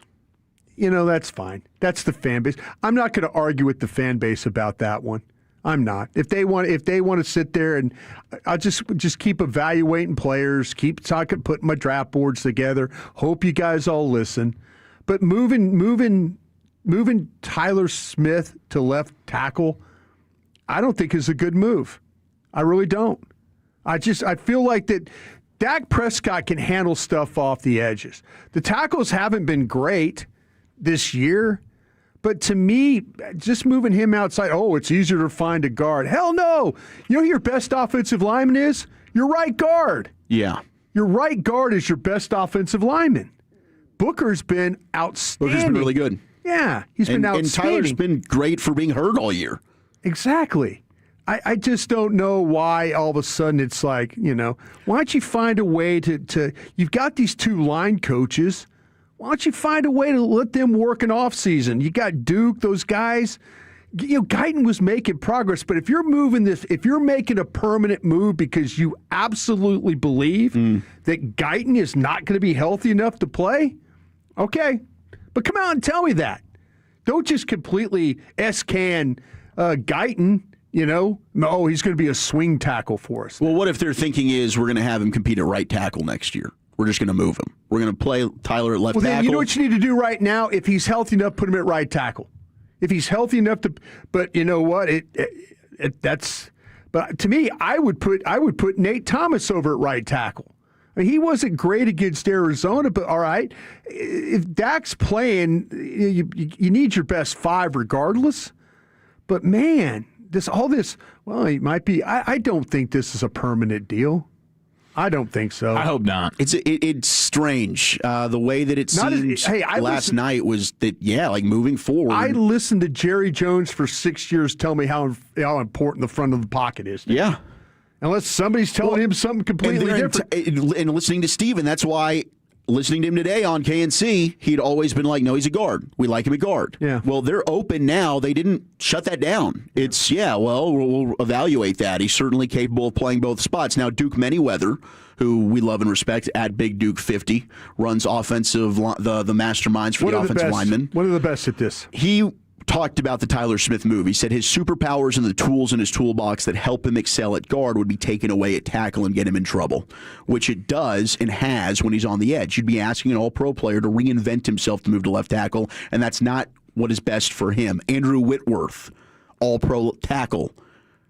added in. It's funny how easy people think this transition is. They're two different worlds. It's not. Here's how I always put it. When I played left guard for 2 years, football was fun. I never stressed. Just mindset, play physical, and technique was key. Missteps or timing can be masked with strength, size, and finish. Left tackle, it's a chess match every play. Spatial awareness and timing become huge factors. All limitations or missteps can then get exposed at any moment. Setting 1 to 3 yards versus 5 to 7 yards is a massive difference. The recovery is much harder. So the sport equivalent he gives, left guard is a big man on the block defensively. Left tackle would be guarding someone on the perimeter. That's how different this is. That's an all-pro, probably a Hall of Fame tackle telling you that. Duke and what he's done in the years and stuff of work that he's done, telling you the same thing.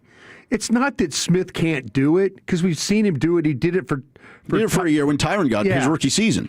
I'm just telling you right now, man, the guy is, if you tell me you got 2 outstanding guards, all-pro potential guards, and a center in BB that's kind of developing, work with Thomas, work with Guyton.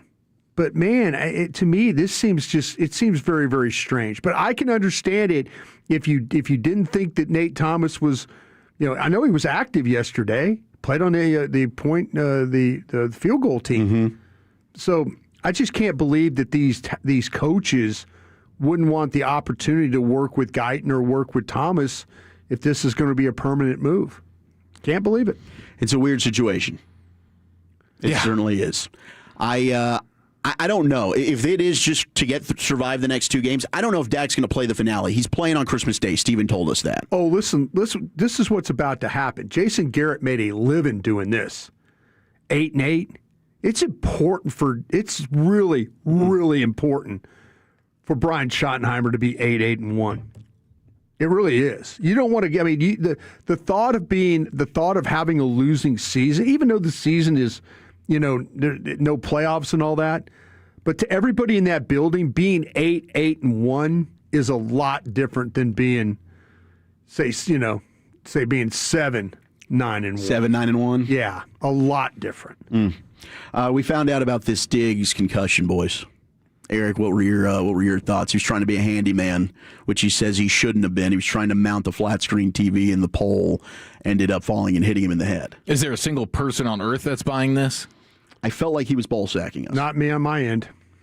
There's no. I mean, my man. I tell you what. He is well compensated for playing football. You don't need to be handyman guy. You know what I'm saying? You don't need to be using power tools or putting stuff up or whatever you're doing. Go hire that stuff out. He had to change the budget, though, after punting on $500,000 in the offseason. Well, he still makes enough money every Tuesday to be able not to have to deal with. There's people that probably come over and help him with it. I think that to me this is not accurate.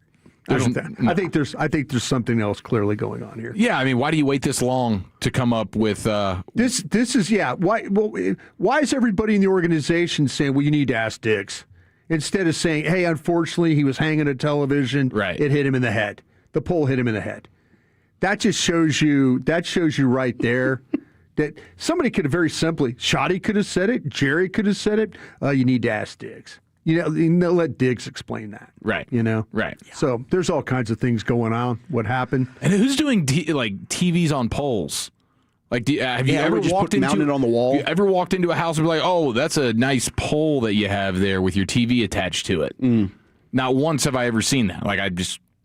I don't know who's doing that. A little fishy, but hey, that's his story, and he's sticking to it. It was interesting when he also added that he had thought that this could be his last game. He considered it as a Cowboy at AT&T Stadium. I think it is, and he certainly didn't play well again. And I don't know if that knee's ever going to be right. I don't think if you ask him to play 3 or 4 yards off and not get his hands on somebody, he's got zero chance. He has got zero chance playing that way. He has got, and maybe what happened to him, that stab and slip at Chicago, kind of wrecked him a little bit mentally for doing that. But that happens in a game. But if you let him play 4 yards off and not get his hands on people, he's not going to cover me. It's just, you watch that game, it's maddening to say, play him in press, let him engage, and let him try and run with guys. But I'm just saying this to me, I kind of feel like that his technique, his balance, all those things that he really, really relied on, his ability to almost guess and be accurate, they've kind of left him. And that's unfortunate. He needs to line up, play press. That cover 2 play the other day, he messed that up. He absolutely McConkey touchdown. You can tell in real time he messed that up. That's him. And and the answer he gave Fred and them was cover 2. It's cover 2. Like he was almost saying like it's cover 2. You know damn good and well I can't play cover 2. Yeah. But man, if somebody, he's got to adjust it with the motion to his side. When McConkey was coming to his side, he's got to carry that route. In cover 2, that's what he's got to do. If somebody comes to the flat, then you could sink and be that. But you could see hesitation. You could see him hesitate, like he was like, "Oh wait, am I supposed to be up back?" That's a long run for Hooker and those guys to have to make. If that's what he's expecting. I mean, the safety's also just the angles, the depth in which they play. He messed it up at the snap. When the motion came to him and went wide. As soon as Hampton just decided he wanted to go out in the flat, he short-circuited. It's like, oh my gosh, there's a guy right there. Stop. Yeah. It was bizarre. All right, we'll keep talking Cowboys throughout the show. We got the top 10 coming up next. We got the College Football Authority as well. Let's get our G-Bag of the Day champ, and then the top 10 best Christmas movies according to IMDb. 'Tis the season, baby. The week of Christmas. Let's get some holiday cheer here. That's next in the G-Bag Nation. But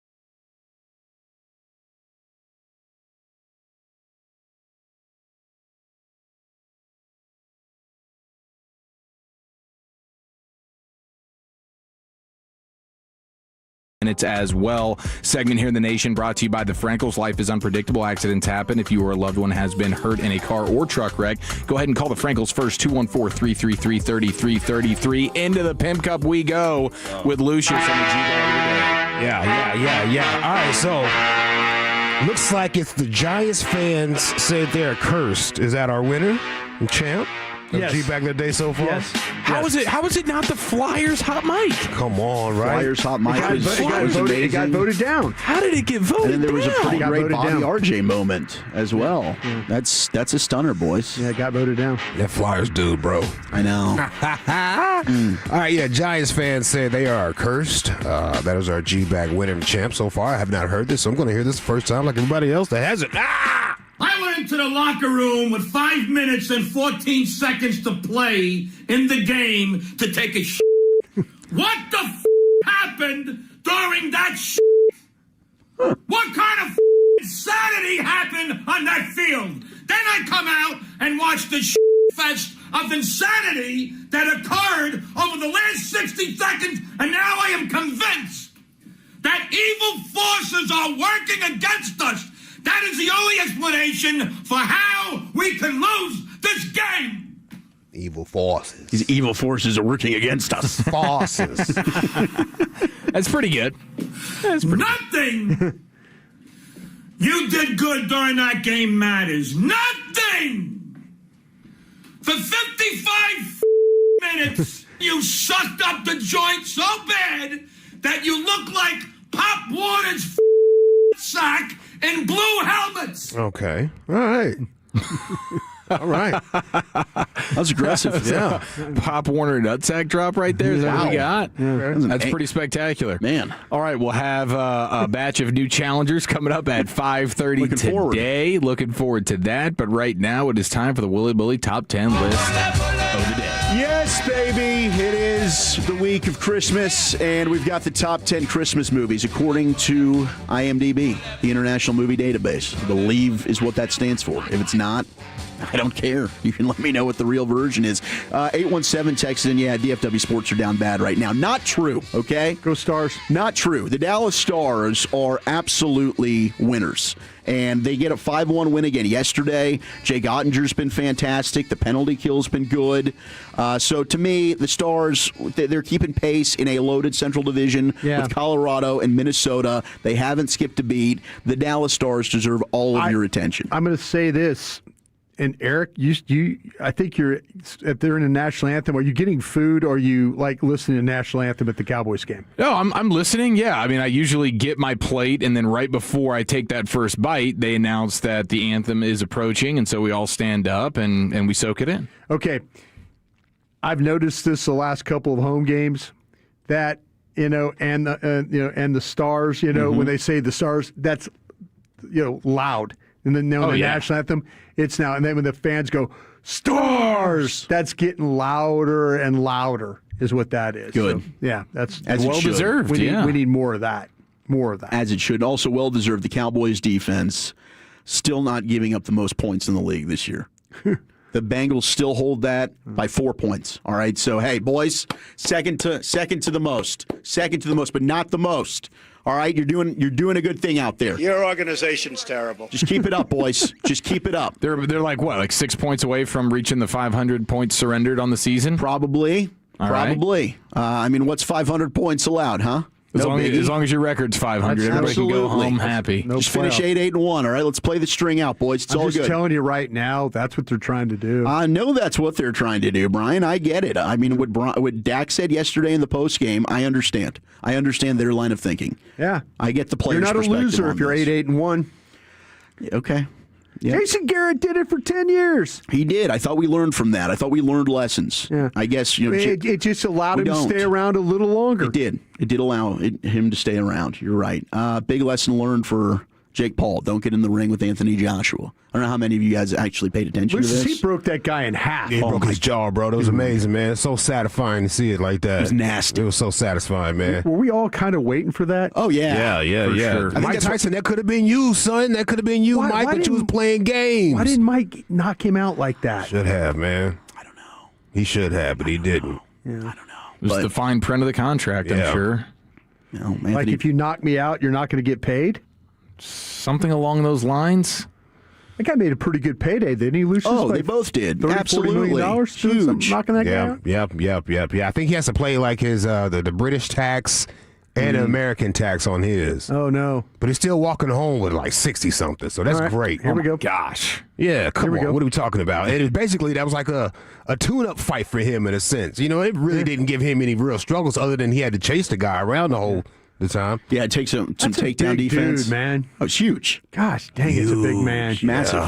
Massive. But everyone finally got to see Jake Paul get his jaw broken, which is what they were tuning in for in the first place. Hey, I admire Jake Paul for jumping in there. Oh, though. 100%. A lot of people don't have the balls to do that. I know, man. His face was purple. Yeah, I mean, because he was going to fight a guy much smaller than him. Yeah. Javonte Davis at first. Yeah. And all of a sudden, he ended up being fighting the Jolly Green Giant in a sense. Good. Karma. And then he struck him one time. Because remember, he said Anthony had a soft jaw? Yeah. He hit him in that jaw. And this is the first time in boxing. I've never seen it like this. Yeah. Dude didn't do anything. That punch did absolutely nothing. It just kept coming. It didn't phase him. His face didn't move or nothing. And you can just see Paul gave it all he had, and Anthony was just still coming towards him. I was like, oh, man, it's a bad night for you, bro. Yeah. The next day photos of Paul's face are ridiculous. Yeah. Like laying in the hospital bed, as swollen as any face you've ever seen in your life. I bet it's bad. Oh, my gosh, it's bad. When you get your jaw broken, that thing's going to be... I know there's also a lot of AI stuff that's been circulating. Oh, okay, yeah. I guess we got to be careful. Just look at the bottom because I have seen a lot of like the purple one you're talking about. It did say AI generated at the bottom. Oh, jeez. So, we got to double check some of this stuff. I might as well just like go ahead and like take all my accounts out if that's what you're going to do. Well, one's down and we're trying to get it back for you. All right? Nobody's helping me there. Elon Musk took that thing over and fired everybody that can help somebody. He did. Son of a bee. All right, let's get to the top 10 Christmas movies. Eric did this for you because you're going to be out for the next couple days, and then you'll be back Friday, right? No Christmas Day for you. Christmas Day football. We're going to take this over. Brian, you got me. You got me for pregame, baby. There you go. Putting the post? I don't know what we're going to When's the last time? Did you and I win a game together sometime? Yeah, we won the Eagles game. Eagles game. Eagles game. Yeah, you guys are on a good run. We're on a heater. You guys together are going to make this team 8-1. Yeah. We're going to have them go on a 2-game win streak here to end the season. We're going to be 8-1. All right, top 10 Christmas movies, courtesy of America. Started watching Home Alone last night with the kiddo. When I got home, she was still awake. She took an extra long nap. Eliza was really into it for about 30 minutes, and then she got tired, and it was time for bed, but she was into what Kevin McAllister was doing there in Home Alone. It's a great movie. Still holds up. Love it. Big-time classic. It'll be high on this list. Four Christmases, I know, is a big one for you, Eric. Yeah, Four Christmases is fantastic. I don't think it gets near the love that it deserves, but if you're a Vince Vaughn guy, then you're going to like that movie. It's funny. It is a funny Christmas movie. I did not watch any of the Andrew Tate fight 2-4. I did see the highlight of him, like the end of it with Chase Demore. He got smashed. Did he? Yeah, he got smashed. I mean, I don't know. Wasn't he 40 years old? I don't know wasn't he a kickboxer? Was he actually a boxer? Yeah, but he got beat up by a dude that had no business really beating him up. He's like a social media guy. I know that feeling. Look at the highlights, bro. It looks crazy. Yeah. Yeah, that dude looks like he's a mockery of the sport. That was a skip it for me. It's like Butterbean guy? No, he had just some weird movements going on in there. Oh, no. He doesn't look like skipping around. Yeah. It's crazy. You don't get beat up by a guy that does that to you. You seen that video of the guy that's the big heavyset guy that's doing the karate? That jumps around and kicks his legs out, and I have to show this. Oh, I got to see that. Just type in Fat Karate Man. I got to see this. Type in Fat Karate Man. Yes, I can't wait to watch this during the break. I'm a karate man. 817 said Polar Express, #1 hands down. There is a lot of love for Polar Express. People do love that movie. Do you have a Christmas movie that you have to watch every year, Lucius? Yeah. I like Gremlins. Okay. Gremlins is my Christmas movie. I mean, the Mugwai was a Christmas gift. Yeah, man, Gremlins freaked me out as a kid. Yeah. Really did. Spike is my favorite Gremlin. How about that? Number 10 on the list is Gremlins. On the outside looking in, Bad Santa at 11. Jim Carrey's How the Grinch Stole Christmas. The Polar Express did not make the top 10, I'm sorry. And Scrooged. Yeah! I love Scrooged. Really good. Yeah. 9 is Miracle on 34th Street. You've probably seen that, Brian. Very old movie, 1947. 1947, yep. A Christmas Story at number 8. It's okay. All right. I can do without a Christmas Story. Elf at 7. I know Fred Davis is pissed. but it made the top 10. National Lampoon's Christmas Vacation, my personal number 1, comes in at 6. Absolutely. On this list, hilarious. Yeah, that's number 1. I'm with you, though. Yeah, I mean, that's got to be top Classic. 4 minimum. I can't believe that would be At outside 6. of the top 5. Rudolph the Red-Nosed Reindeer. The Christmas bonus, bro. He fell apart when he didn't get that Christmas bonus. He got bad, dog. And we can all relate to that. The crash out. Is Rudolph, is that like a 1966 one? Yes. Okay. Yeah, 1964. Is that claymation? The claymation ones? Stop motion? No. These are. I think it is stop motion. These are like Frosty the Snowman was a black and white one, and then there was This one looks like it's got some color to it. Yeah. No. This one does. 47 minutes of runtime. They don't do it like that anymore, huh? Rip the Band-Aid off. Was Frosty his bad guy, the Heat Miser? Was that his name? He wanted to melt Frosty? Oh, my what gosh, a bastard, yes. bro. What a bastard. I want to melt your guy. All the kids just loving this dude. Like, I'm going to melt him, bro. Screw you, bro. What an evil dude. A Christmas Carol comes in at 4. The original. 1951. You know that one well. I know that one well. Seriously, the ones that are like 1960 and back are the ones that I do know. I agree with you, Walton Waco. The Night Before is slept on. Very good. Okay. Funny movie. White Christmas, Muppets Christmas Carol being texted in. Hey, I tell you what, the Muppets Christmas thing is pretty funny. It is. Anything Muppets related is usually pretty strong. Ernest Saves Christmas. Loved it as a kid. Forgot about it as an adult. I don't think I ever saw. The Ernest movies were good. Yeah, I saw a handful of them, but I don't know that I saw that one. That was that character actor dude, right? Yeah. How you doing, Vern? Yeah, but that's him, right? Yeah. Okay. Office Christmas Party getting texted in Jingle All the Way. Didn't he do like some Brahms commercials too? I think you're Did right. he really? I think he did. I believe he did, man. Don't give me the line, bro. Yeah, I'll go Brahms on you all day. So good. 3 is Die Hard. They do have it listed as a Christmas movie. 2 is Home Alone.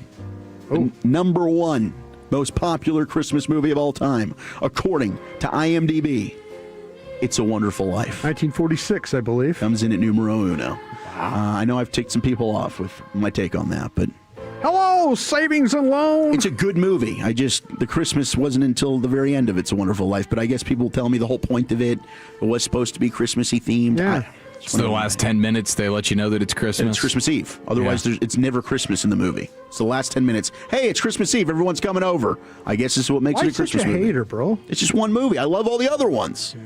You're crusty. And Wolchuk's a movie guy. Great list, Wolchuk. Nice work. I Off to appreciate the it. races here in the G-Bag Thank Nation you. on a Monday. I feel good about it. Oh, it's going to be that way for the day. Screw you, Yeah, Brian. We're going to team up on Broadest College Football Monday. Darty, crack 'em if you got 'em. Let's recap round 1 next in the nation. Coming up Tuesday morning on Sean and RJ, Jerry Jones live at 8:30.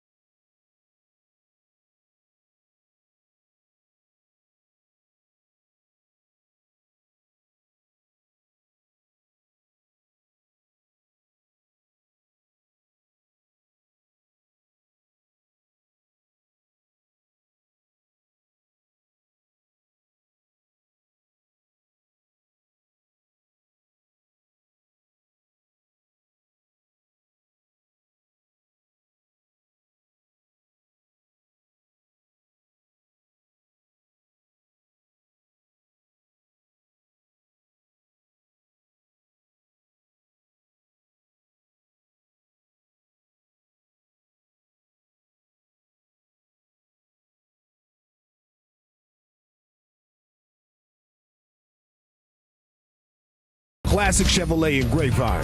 Back-to-back #1 Chevy dealership in the world. They've got more new Chevys than anyone in their all-price to sell. Silverados, Tahoes, Blazers, Malibus, Equinox, and more. Visit ClassicChevrolet.com. This is Texas. This is Classic Chevrolet. Together, let's drive, relax, and enjoy the difference. Based on new Chevrolet registrations 2023 and 2024. Thank you, Lucius. We'll be chatting with Brian Dancel, Elite Media Network, talking all things college football at the top of the hour. Big news coming down. Todd Archer reporting after Denzel Perriman was suspended 2 games by the NFL, Chargers linebacker, for the hit on Ryan Flanoy yesterday, and he's also a repeat offender. Todd Archer saying Flanoy did not return. We know after the hit. Yeah. Cowboys feared it was a potentially major injury after the game, but we got good news on the MRI. There you go. It's a strain. There you go. So we're waiting for more word if he's able to play this week or even against the Giants, or if he's just going to be shut down this season. Yeah, okay, that is great news. Yeah. Flanoy has been really, really good for you. Yeah, you know? he's been a bright spot. He has been an absolute bright spot. So you guys carry on. I'll see if I can get some more information here, okay? Big sigh of relief there. We'll talk with Brian Dancel coming up on the other side, but let's keep this college football train rolling. Here's Eric Chiafalo for a college football Doherty. Yes, sir. Round 1, it was all right. It wasn't good. Let's get into it after this. Oh, looky here. Mr. Cold Turkey put a mini booze bottle in his headset? I've never filmed any of you guys when you're using the bathroom, so I don't know what faces you make when you're doing that. Special teams, fucking joke. I want them never to say our name again. Well, I don't get. Dave, bring the head cold.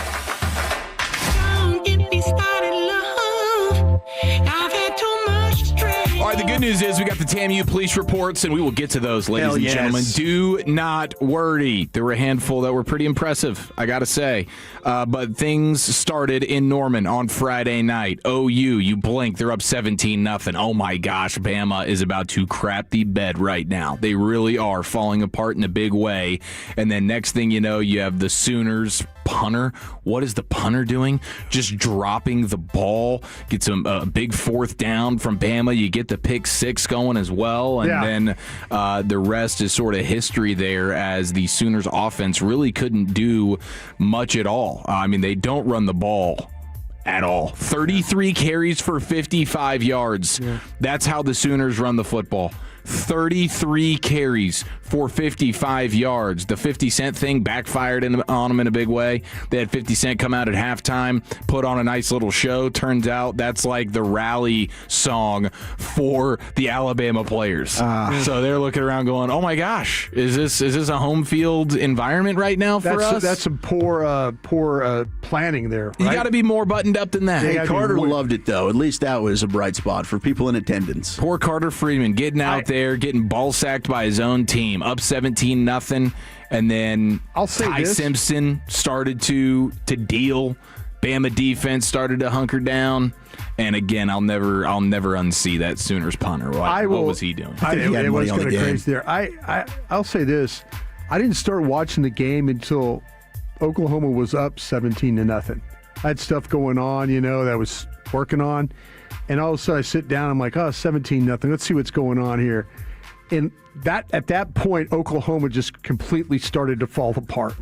Okay. And I was like going, wow, this is kind of, it kind of reminded me a little LSU like, like find a way to kind of like just completely screw things up. But I'll tell you, you're going to get into Texas A&M, aren't you? Oh, for sure. But I do just want to play Kirk Herbstreit and Chris Fowler trying to understand what the Sooners punter was doing. Oh, okay. It's a great snap. He just lost the football. Really no explanation for it. By the time he picks it up, the big fella's right there in his face. I mean, that's perfect. Herbstreit nailed it. He's like, I don't really know how to say this other than the fact that he just inexplicably dropped the football and punted it into the face of the Bama defender. Do you think he was trying to do the flip-flop punt? The thing end over end kind of, and sometime he was trying to put the ball in position and it went flying out. I'll take your expertise here. You're a long snapper. You're a part of all three phases. I don't know. Sometimes these punters, they'll push the ball out in order to like punt it to where it becomes a flip-flop punt. And maybe try, and everybody's coming specialized with like a rugby style that run to the right, run to the left, punt the ball. I think this guy was maybe looking at a flip-flop situation and the ball flew out of his hands. Okay, so oh wow! By the way, just got note that that Flanoy could play this week. Let's go! Heck yes, what Flanoy. a short Good week. news on Flanoy. Wow, that's a Christmas gift. Woo, I'm happy to hear that. All right, I got the big L because at 8:05 p.m. on Friday night, after John Mateer runs in a touchdown. Oh, you tweeted something, didn't you? I tweeted out. I saw it. I saw regret? it. Bama shouldn't have made the playoff. Oh. From that point on, it was an Alabama onslaught. It was you. And I left the tweet up, could have deleted it. Proud said, of you. nope, old takes exposed, got dunked on, deserved. But I think both those teams suck.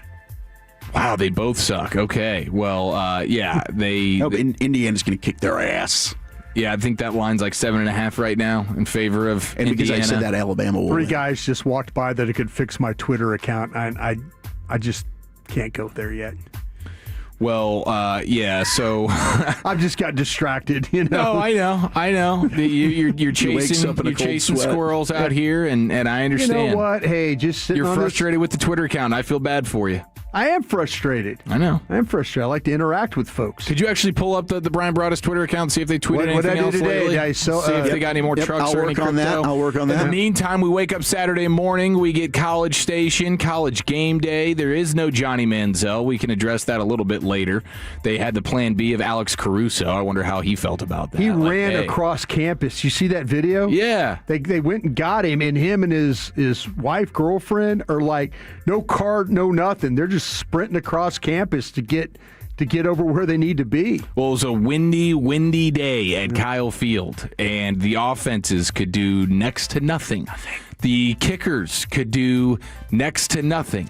It was a bit of a tough watch, unless you just really love defense. A bit. Which, okay. You know, like it was the a hell of a defenses, tough watch. The defenses were flying around, making good plays.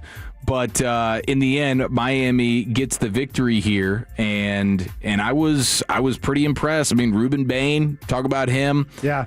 They got, Mesidor on the edge there for Miami. Keontae Scott, that's another guy too. I don't know if he's draft eligible or not.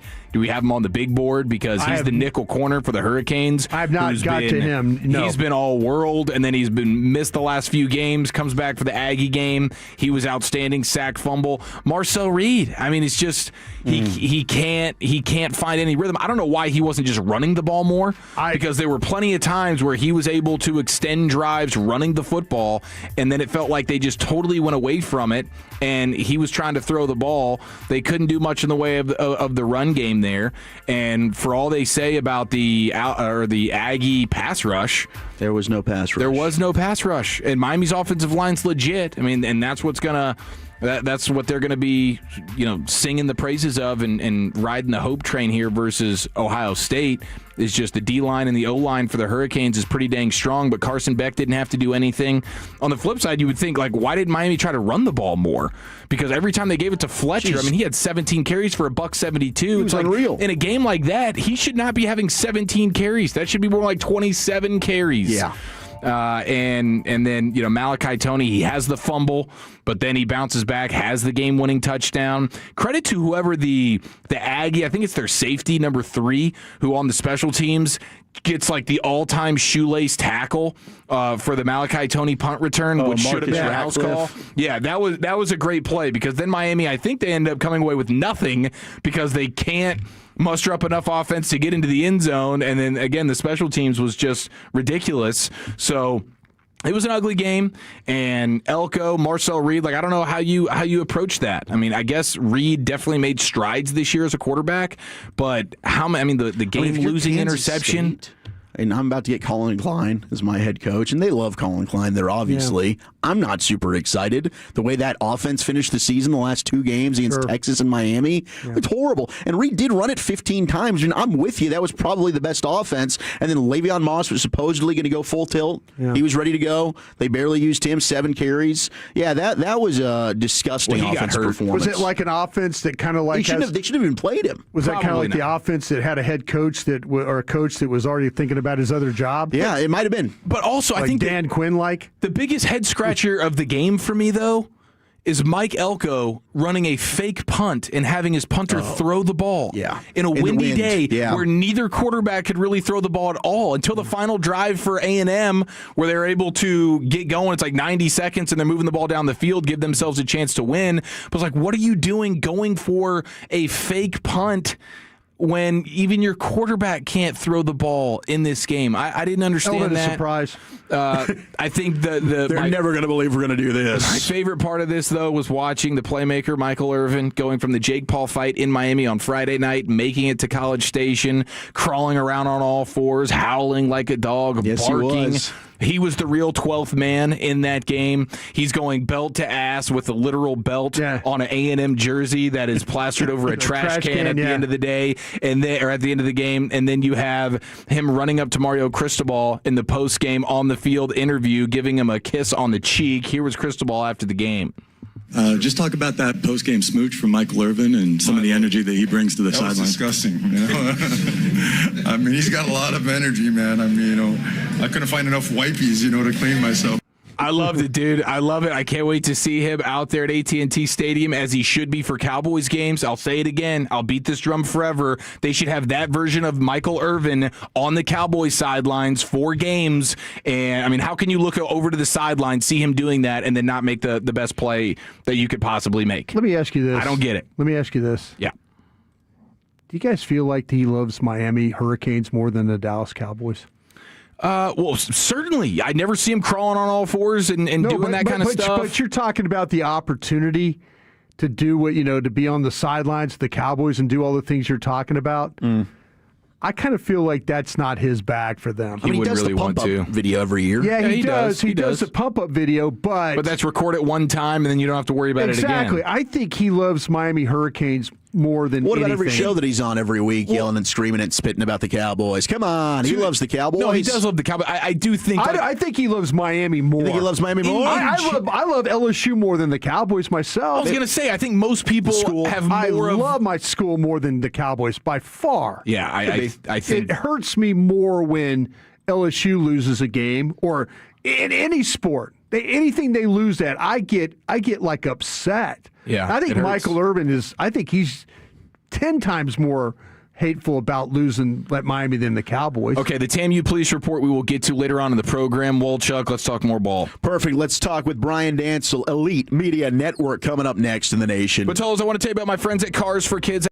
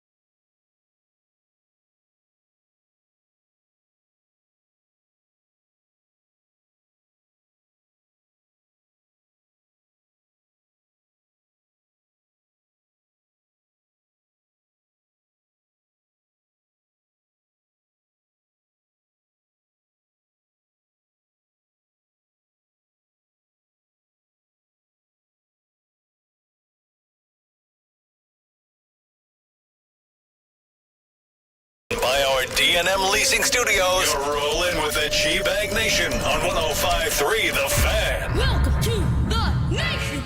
Right, hour number 2 of the Nation. Brian Dancel, Elite Media Network, going to join us, talk all things college football. As we just had a little Darty, we'll pick things up with a little Finest coming up. We got Krusty's Corner, all the breakdown from what happened yesterday in a Cowboys L as they dropped the season finale to the Chargers, 34-17. But let's welcome in our buddy right now, Brian Dancel, Elite Media Network. Brian, how are you? How was all the consumption of the first round of the college football playoff? Brad? Hey, Brad. He's on the Zoomy Zoom. We see him on the Zoomy Zoom. We see you. We'll figure this out with you there, Brian. We see you on the Zoom. He's located on the Zoom. We see him. He's waving. He's talking to us. He's in the video. He's in the building. We just can't hear you yet, but we'll get you here in just a second, as we did not talk about the two games after what happened with A&M Miami. Everybody ripping on the group of 5. Choppy trying to take a victory lap earlier today. Here's the thing. If last year's first round had been more competitive, because you didn't have Boise State. Boise State was the non-group of 5 representative. They got the bye. They didn't play until the next round and then lost to Penn State in the Fiesta Bowl. The closest game in the first round last year with all the big dogs was Indiana-Notre Dame. Yeah. 10-point game. So, yeah, Tennessee, Ohio State. What happened? Ohio State beat the crap out of Tennessee. Texas, Clemson. What happened? Texas ran Clemson. So all the games in the first round last year also were not good. I don't know how you necessarily fix this, but I don't think it's a group of 5 problem right now. I think that Tulane deserved to be in that game, and they moved the football some in the beginning. I thought they were going to actually be competitive for a little bit, and then, of course, Ole Miss runs away with this thing. JMU, I'm with you. You want to argue JMU shouldn't have been in there? Blame the ACC in their tiebreaker. That's really what screwed this thing and put JMU in there.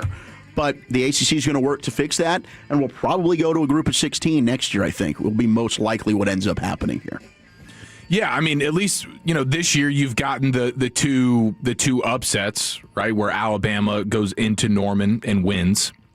And you get Miami going into College Station and winning. So this year, if you look at it, like the group of 5s, they got clobbered, and the quote-unquote blue blood kind of big dog programs, they went and handled business on the road. So now it's kind of flipped a little bit from that standpoint from last year to this year. But, I mean, more than likely, like, no matter how much, like, the expansion factor, these guys aren't going to go on deep runs. Like you have your top 4 to 6 teams, and that's what it's going to be. So whether you expand it, like, it doesn't matter. Most of those first round games are going to end up getting out of hand. Yeah, I mean, to me, there has to be some. I appreciate these guys having a great season. I kind of want to believe, though, if you finish in the top 12, then you should be considered for the. So let's just make it whoever's the top 12 gets in. Yeah. And let's eliminate the conference championship games. I think there's. Okay, I think there's something there. I think we got Brian on the phone now. If you want to go Brian Dancel joining us, Elite Media Network. Brian, we were just having the conversation. I think you were able to hear some of that we were talking about, the group of 5. I mean, now it happened, right? So you had JMU get blown out. You had Tulane get blown out. So everyone that was saying they don't deserve to be in the playoff, they're taking their victory lap now. What's your take on this? And then, really the lack of competitiveness even last year in the first round that we saw. Boys, good afternoon. Merry Christmas. Happy Hanukkah for those who celebrate. Thank you, buddy. Yeah, you're right. We ended up getting to the first round of the playoffs, and once again, it just turned into one of those, do we want to see these things moments? It was 4-0 for the home team last year, an average margin of victory of 19.3 points. It was 2-2 this season, an average margin of victory of 16.3 points. Are we wasting the notion of a playoff here, right? We love the notion professionally. We know we're going to get a good game. Well, what ended up happening? We got Alabama and Oklahoma on a standalone Friday night game where the spread was 10, the margin of victory was 10. You get Miami and Texas A&M, 2 very good names in the business as well.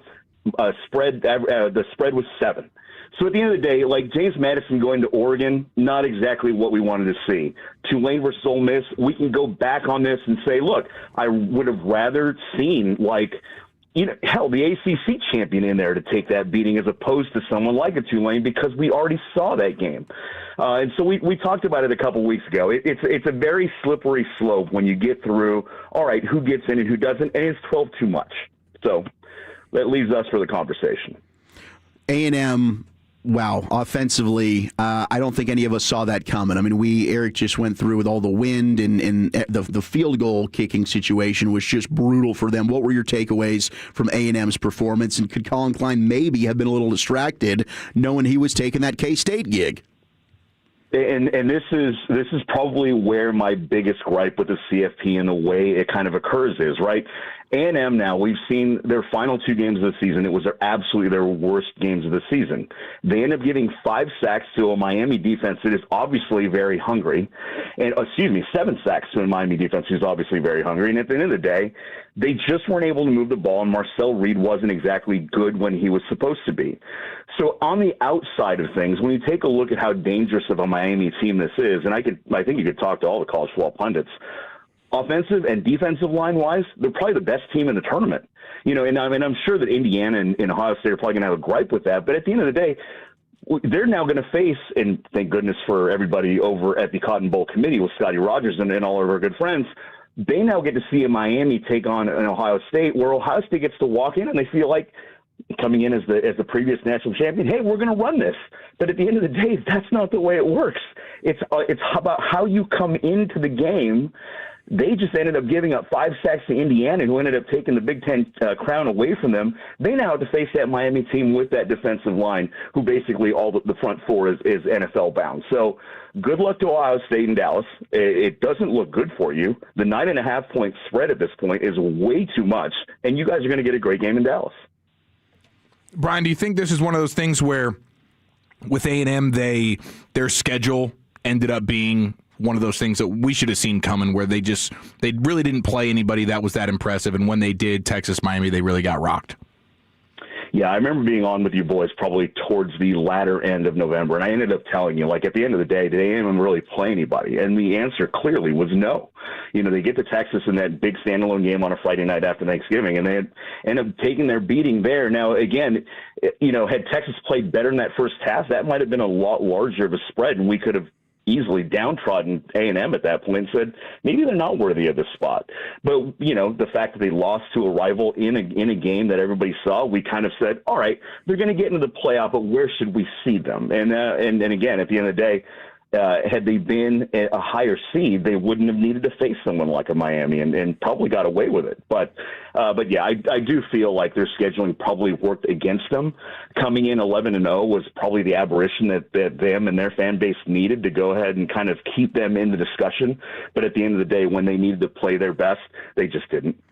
Is there any advantage to the situation what George is about to face with, already having played somebody, and the thing in the playoffs, you'd like to believe that, okay, maybe you're going to get somebody you haven't faced, but the fact that they know this Ole Miss team, is that a big advantage to them?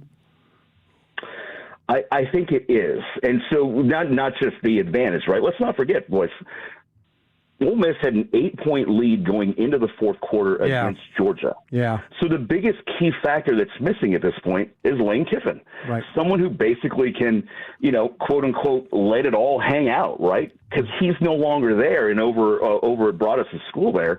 It just turns into one of those. Had this happened weeks ago, it probably would have been a game that we wanted to see. Georgia's been on this stage before, and Ole Miss has not. Right, so this really does turn into a chip on the shoulder for Georgia, because they're like, look, this is nothing new to us. We're just going to go ahead and play our game and take this team out because we know we're capable of it. And so going back to something that we had all talked about earlier in terms of the CFP, this is my issue with the CFP is we're no longer playing one season. We're playing essentially 2 different seasons. Yeah, you've got your 2025 edition of your team, and that's who got you into the playoff. Now, all of a sudden, you're dealing with coaches that have moved on, players who want to enter the transfer portal. You are now dealing with a 2026 version of your team playing at the end of December. And so, again, the notion of a playoff, fantastic. But at the end of the day, it's just not what it was intended to be, if you will. Brian Dansel with the Turn 105 through the fan. You're absolutely right. I mean, Oregon's seeing kids leave and enter the portal now. They're about to play Texas Tech, of course, coming up in the Orange Bowl. And Joey McGuire, Texas Tech's coach, has thrown out ideas of moving the schedule. I think it's clear they've got to do something where not only do you have signing day in December, you've got these coaches that maybe that's why the schools have to then have their coach in place. I mean, I don't know if there's an easy answer, Brian. What are your thoughts on what they can do to fix this?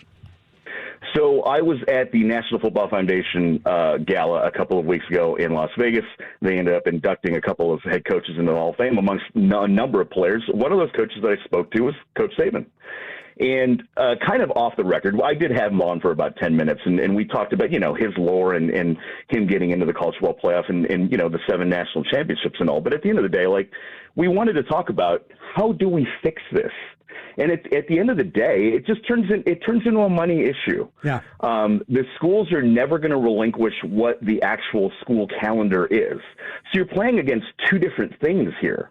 And at the end of the day, there's so much money involved. I'm not sure that you can backtrack now out of this. You've already opened Pandora's box to 12 different teams, and you've already moved your national championship game to play on Martin Luther King night, which is very, very deep for a college football season, right? We can all remember when the college football season would begin around Labor Day and end on January 1st. Yep. They need to find a good way to and a good mixture to fix that and have that end the same way. That way the school calendar just gets taken away completely. But again, boys, at the end of the day, we were just talking about it. You just don't fix the money problem. It's there, and we've got to deal with it. Yeah, Brian, and you're exactly right. And I if I'm an administrator or one of these university presidents, and I'm having to put out $20-30 million for NIL money that the government has made me do and all that, you're not touching my schedule. You're not touching my timelines or anything like that. The reason we're doing this is so I could pay all my student athletes, and so if I'm a president or a athletic director, all that, you could keep coming at me with move the calendar, and I'm just going to keep shaking my head because where am I going to get the money if I don't do it the way we currently do it? Correct. And at the end of the day, just like Brian, with your LSU team, it's just one of those. I can go ahead and give the $20.5 million to my kids. Yeah. It's the other $25 million that I'm worried about that I need to give extra to make myself relevant within this CFP process. And so that's kind of the issue that everybody's having to deal with now. And let's face it, folks, everybody can't do it. I know that there's a very good contingency of North Texas folks in the room there. And at the end of the day, yeah, it would have been great to see them in, but would they have fallen upon the sword just like a JMU, like Tulane? Absolutely. And again, I just don't know that that's good for the nature of the game. Yeah, JMU has a $50 million athletic budget, and Oregon has $150 million. I mean, it's not. But you know what? Hey, congratulations, JMU. You went in there. You were competitive. You did what you had to do. You got your payday. That's all. That's all pretty much what they knew. They accomplished their mission. Mm-hmm. They've been nice to win the game, but they weren't going to win that game. It's a great point, Brian, and not just that, right? So for getting to the first round, they end up getting the millions of dollars that come along with being in the CFP, but it doesn't come to the school. It goes to the conference. So now the conference ends up getting that money. Yeah. So, hey, guess what? If this is what we really wanted to see, let's have North Texas face, Ohio State in early September for a $2 million game. Right. That money actually does go to North Texas. There you go. I mean, like I said, to me, it's really about the money goes to the conference, but there's money that goes to us. It makes the conference stronger. Mm-hmm. So when there are considerations about, should this team be in the playoff or not, because maybe the conference is stronger, maybe it helps people because maybe the games are a little bit better because of the players that you're able to get. So maybe that's one of the stipulations that we add here. Now that everybody's got to play 9 power conference games, including your 9 conference games and then 1 more Power 4 conference, maybe that's the way we do this, right? The 2 non-conference games against a non-Power 4, they now end up getting $2.5 million to come and play on somebody's campus. And again, these are the games that we end up seeing where, like, James Madison heads to Michigan. Brian, which team has the best chance at a round 2 upset? Miami over Ohio State or Bama over Indiana? Definitely Bama. I think you're going to get a really interesting Bama team coming out of this. Now, that being said, I think we're all going to go ahead and kind of joke around about this, but we all do realize that Kalen DeBoer is waiting to leave, yes? And the longer that they end up winning, he's got to sit and stay pat at Alabama. There's a job open in Michigan. His name is all over it. It's dirty at this point. We don't exactly know how long he's going to last for. But at the end of the day, like, he does have the pedigree to go ahead and get over an unproven, at this point, Indiana team, right? Yes, they've beaten Ohio State. Ohio State didn't exactly show very much in that Big Ten championship game. So at the end of the day, pat on the back to Indiana, but I think they're going to get their true test to the Rose Bowl on January 1st. Ryan, you're the man. Thank you so much, bro. Always fun talking college football. We'll be doing it again soon with you.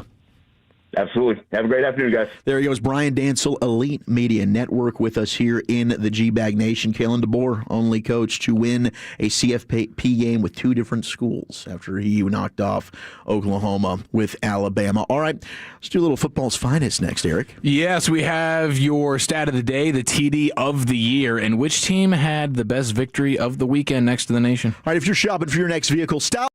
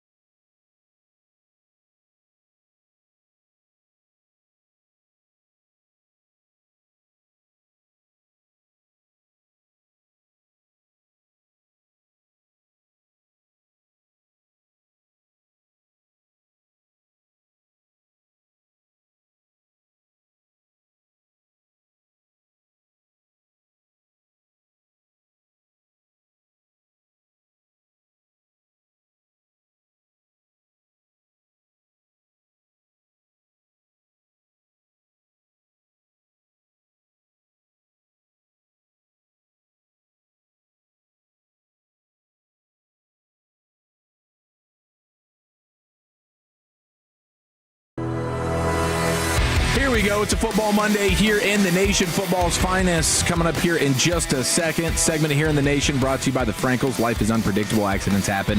If you or a loved one has been hurt in a car or truck wreck, go ahead and call the Frankels first. 214-333-3333. We got you a Cowboys Monday edition of Krusty's Corner coming up in about 15 minutes. But right now, it's time for this. But at the end of the day, it's about taking it a day by a time, a day and a day, just continuing to do that. You cannot lose games in the NFL and still win. To win games, you have to win the game, not lose the game. It doesn't matter. He pulls another rabbit out of his head. So what, it's like the first time in a million years we got back-to-back NFC East champs? 20 years, first time in 20 years that has happened. And really, Cowboys, looking at you, screwed this whole thing up. They did. They dropped the ball in a big way. Defensively, as much of a disaster as you could ever fathom. Justin Herbert was nasty. And I know it's like, hey, it's the Cowboys defense, and we've seen it so much, but like he had some throws yesterday that were like sort of jarring at how impressive they were. And what he was doing, just roasting. Like, Savone Revel, get some. Trayvon Diggs, get some.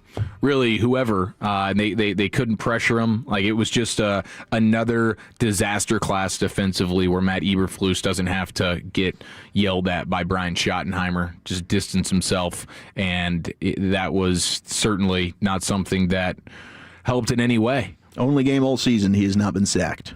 Yeah. Yeah, I mean, it was just so easy. I mean, how much of the game it was just whatever we want. They had, I know Bobby pointed out, they had like a 14-play stretch where they're moving the ball down the field and they're not even touching third down. It's just first down, second down, first down. Chunk play after chunk play. It was a long afternoon for the defense, and especially not having Quinnen Williams dealing with the concussion neck situation.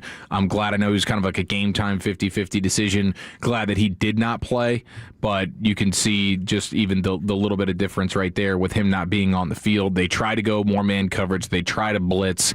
Nothing works. Overshown gets another... He's got a concussion now, so we'll have to wait and see with him. I don't know. I think, Broadus, you were kind of saying you didn't really want to see him the rest of the season anyways. Just let him heal up and have a full off season. Yep, let it go. But just add him to the injury list there, which is certainly disappointing. But all game, I mean, in terms of EPA per drive, yesterday's Chargers' performance against the Cowboys was the second best by any offense in a single game this season. Yeah, of course it was. 8 possessions, 4 touchdowns, 2 field goals, no turnovers. Brutal. Yeah. And that's a Chargers offense that loves winning 16-13. Yeah, they weren't. I mean, they do have talented skill players. Trey Harris emerged. I think he's going to be really good. Gadsden only had 1 catch. He was a guy that I was scared of. But you had Keenan Allen making plays out there. Quentin Johnson was fantastic. Ladd McConkey, Amarian Hampton. They all looked their best. And it's not surprising that it happened against this Cowboys defense. No, not at all. Not at all. But it is still extremely frustrating. And I feel for Savone Revel. Like, this dude is barely got to play in college last year, gets the injury, doesn't have training camp, doesn't have preseason, gets thrown into the fire, and he's definitely paying the price for that right now. There was a tackle or 2 attempt that was pretty frustrating. Yeah, the third down on the sideline. One on the sideline. He went too high. He did. He tackled high. All he had to do was knock that guy out of bounds, just put your shoulder down, push him. He went high. I don't know why he did it. When you watch the tape, it's like there's not a lot of room over there. He just had to push the guy out of bounds. You're probably going to get a punt situation there. You can see the reaction from Harbaugh on the sidelines when they get the first down. He's like, thank God I didn't have to make a decision.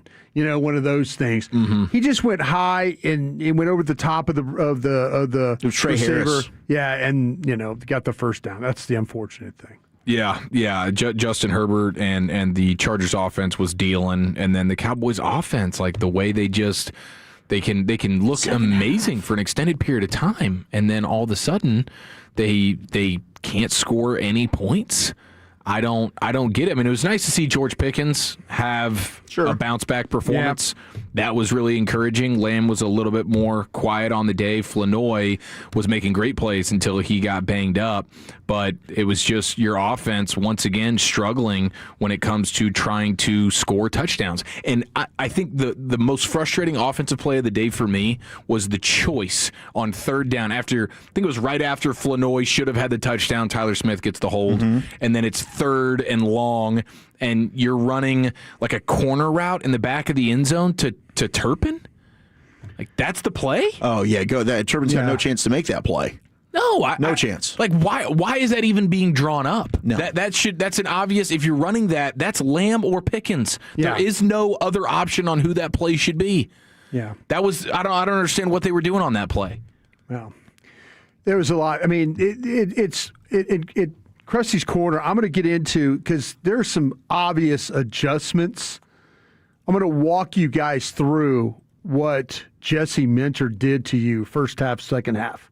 He switched it up on you? He switched it up on you. He did. You know, and the really good coordinators are able to do that. They look at, okay, like I say, 340, trust me. I don't want to get into it now. No, that's coming up next. Yeah, but trust the corner. Yeah, I'm gonna walk you through what this guy did during this game, and to kind of give you an idea where you're like, well, why do this or why do that? But there's some coaches in this league that do a great job of making adjustments, and I think Minter did a great job of that. You're just talking about an offensive series, obviously. Yeah. But throwing the ball to Turpin, running the back of the end zone. That's foolish. That's not somebody that can't. There's no elevation to his game. There's lack of. Yeah, it's the wrong. It's like, do you not know your own players? Yeah. That was not good.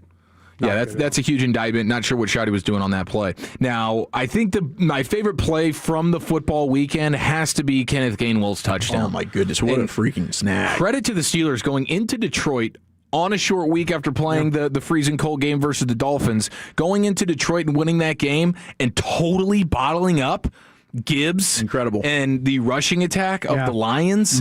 Man, that was a statement game right there for the Steelers. But Kenneth Gainwell down the sidelines, it ends up being like a 46-yard touchdown where he's falling down. Anzalone, God help him, out there in coverage 50 yards down the field. He has no chance. Gainwell, by the way, isn't he a free agent? He is, and I mean, he was a cheap signing coming over from the Eagles. He's going to earn himself some money this offseason. Yeah, he's got to be the biggest prize of the running back group here. I mean, obviously Breece Hall, I mean, I don't know, dude. Kenneth Gainwell. You're going to elevate Kenneth Gainwell now over Breece? I mean, Jalen Warren was the guy that really. I mean, Gainwell made that play. Warren, I think, had a career day. He had like almost 150 rushing yards. No, Warren had like 2 giant touchdown runs in the second half of that game. Gainwell's had a damn good season. No, he has. I think he'd be an awesome compliment to Javonte Williams if you could pair them together. Oh, they're perfect. He's got Williams, who's like the battering ram. Gainwell, good guy catching out of the backfield, speedster as well. I'd love to make that happen, but he is going to go ahead and get himself the money. But the Steelers really did what the Lions have been doing to people. They just physically dominated at the line of scrimmage. They were able to run the football, and they smothered the run. Yeah, and we'll get into some of the controversy of that game here just in a little bit. There was a lot of controversy in that game, from DK Metcalf to the final play, the penalties, the refs. Just really hilarious the way that game ended. But it was a heck of an effort from the Lions to try and come back and win that game. But a huge win for the Steelers. A lot of big wins for the weekend. Like, what's the best win of the weekend? Is it the Bears and their ridiculous comeback, the onside kick on Saturday night versus the Packers? Shout out to Malik Willis stepping in. Yeah. That's another free agent. Somebody's going to go out there and pay Malik Willis and say, that's my guy. Yeah, that's going to happen this offseason. But the Bears with a great win, and that was huge for us, right? It was huge. Honestly, we needed the Lions to beat the Steelers to kind of just box out the Packers from the postseason in general. But that Bears win on Saturday night was huge. The Patriots had a huge win, but give me Jacksonville. Yeah, Jacksonville, I think, was without it. No team had beaten Denver in Denver, and they went out and nobody did to that defense what they were able to do. Yeah. It was unreal. And Trevor Lawrence right now is playing. It's like rewind the clocks 2 or 3 years ago when he was able to bring them back against the Cowboys, and his numbers were unbelievable the second half of the season. I think he's got like 10 touchdowns, no picks his last 4 games. I believe. Yeah, he does. He does. 10 touchdowns. A couple of those are rushing, but no turnovers. 2-game span. That joins Josh Allen, Drew Brees, and Pat Mahomes as the only players who have done that. circle back on the Chicago win. I think that's the 6th game they've won this year in the last 2 minutes of a game. Yeah, they have been one of those teams. It's like the one-score thing. Yeah, they've won. Yeah, I think they've now won 6 games in the last 2 minutes. That's why we thought they were kind of frauds throughout the season, because it was like they're just kind of scraping by here. Well, Dallas. I mean, honestly, they were 0-2 in Dallas. They beat Dallas, and they've been on this run ever since. Hey, it's credit to the spaghetti bag. It's credit to the spaghetti bag. It's now 6 home wins in a row for the Bears ever since their fans snuck in a Ziploc bag full of spaghetti. Yeah. And now he's obviously keeping that going. There's no way that he didn't do that on Saturday. Oh, he was definitely spaghettiing out there. And then you have Caleb Williams wearing the cheese grater hat the next day while he's signing autographs. That's a pretty good rivalry. Like, okay, you got the cheese heads, then we'll go with the cheese grater. Yeah, they won back-to-back weeks, 25-24, then got a 47-42 win, 24-20 win, 19-17 win. Yeah. Crazy. 22-16, of course, beat the Packers. Nuts what they've been able to do, and right now sitting with the 1 seed. Yeah, and I know we'll get into the DK Metcalf stuff, but we haven't gotten any word on that yet, have we? No, no suspension or anything from the league. The fan is now denying using any slur during the incident with DK Metcalf, but I guess this also does date back to previously when he was with Seattle and they went and played the Lions. Same dude? There was an incident with this guy, yes. Season ticket holder right there, chirping. Oh, wow. Yeah, the allegations from the law firm that for this guy, these allegations are completely false, was the statement from Mr. Kennedy. You wouldn't go over there and punch a fan if he didn't say anything. I agree with Trust you 100%. Because initially we thought it was just him using his full birth certificate name. That's not going to. Hell no. You're not going to get drawn off something. sides like I that. sat 20 years behind the visitors' bench at Texas Stadium, 4 rows back, and yelled. Well, not me yelling. People around me yelling to the point where players were thinking about coming up in the stands, and they were stopped from doing that, because it had probably been like what happened at that Pistons game if those players would have got up there. Oh yeah, there are things that are said to that bench area. Trust me, I've been down on that bench area too. There's a lot of things that are said that you don't know. I mean, it takes everything for a player not to go up in the stands and kick somebody's ass for some of the things that are being said. Yeah. So I got to believe that this guy is probably in the wrong. Yeah, and if it's a repeat deal where apparently DK already had told the Seattle PR staff about this, and I guess just didn't inform Pittsburgh, the fan needs to be banned. That guy doesn't need to be showing up again. No doubt. I'm sure DK will also get You a can suspension. yell at these players, but don't be yelling stuff that's don't have if you've got 2 different situations with said player. I think now a one-time fine, 2 times. The fan also needs to be held accountable here. Right. The funniest part that nobody's even really talking about at all, and it's just because of the culture around the rabid nature of being a sports fan. But he's wearing a blue wig. That's sports for you right there. You get the painted faces, you get grown men who are acting like children on Halloween. That's what it's all about. And he's wearing the bluest wig you've ever seen in your life, and that's what DK Metcalf is grabbing onto before he kind of gives him I don't know, can you even really call it a punch? But it was certainly something that DK Metcalf is going to end up paying the price for, and they both should. The fan, we don't need that here, and DK, my gosh, that is not how you want to. And then just nothing happening during the game, I thought was funny. We're just going to pretend that nothing happened here. All the cameras have it, but there's not going to be a flow. We're not going to address it. No. You're not going to be sat down, not anything. We're just going to keep playing through this thing, and then we'll see how the league handles it. And it'll be interesting. How many games is this? And this morning, they're talking about for the season. Yeah, I mean, Sean and RJ are DK Metcalf should be out for the season. Yeah. Including the playoffs. Known as a show of overreaction. I don't think they'll do that. 6 to 10 every morning. I could see maybe a 2-game suspension, which is the remainder of the season. If they're in the playoffs, then he's back. Yeah. Well, my favorite stat of the day before we get to Krusty's Corner, the New York Jets are the first team in NFL history to not have an interception in 15 consecutive games. Their defense, Aaron Glenn's defense, has yet to intercept a football this year. Hey, that's a defensive stat the Cowboys aren't included in. Let's go. That's true. We're looking for positives here, boys. Small wins. Let's go. All right, let's go ahead and get to Krusty's Corner. Yeah, I'm going to tell you how this one went down yesterday. There's some things you need to know. We'll do that next. Coming up Tuesday morning on Sean and RJ, Jerry Jones.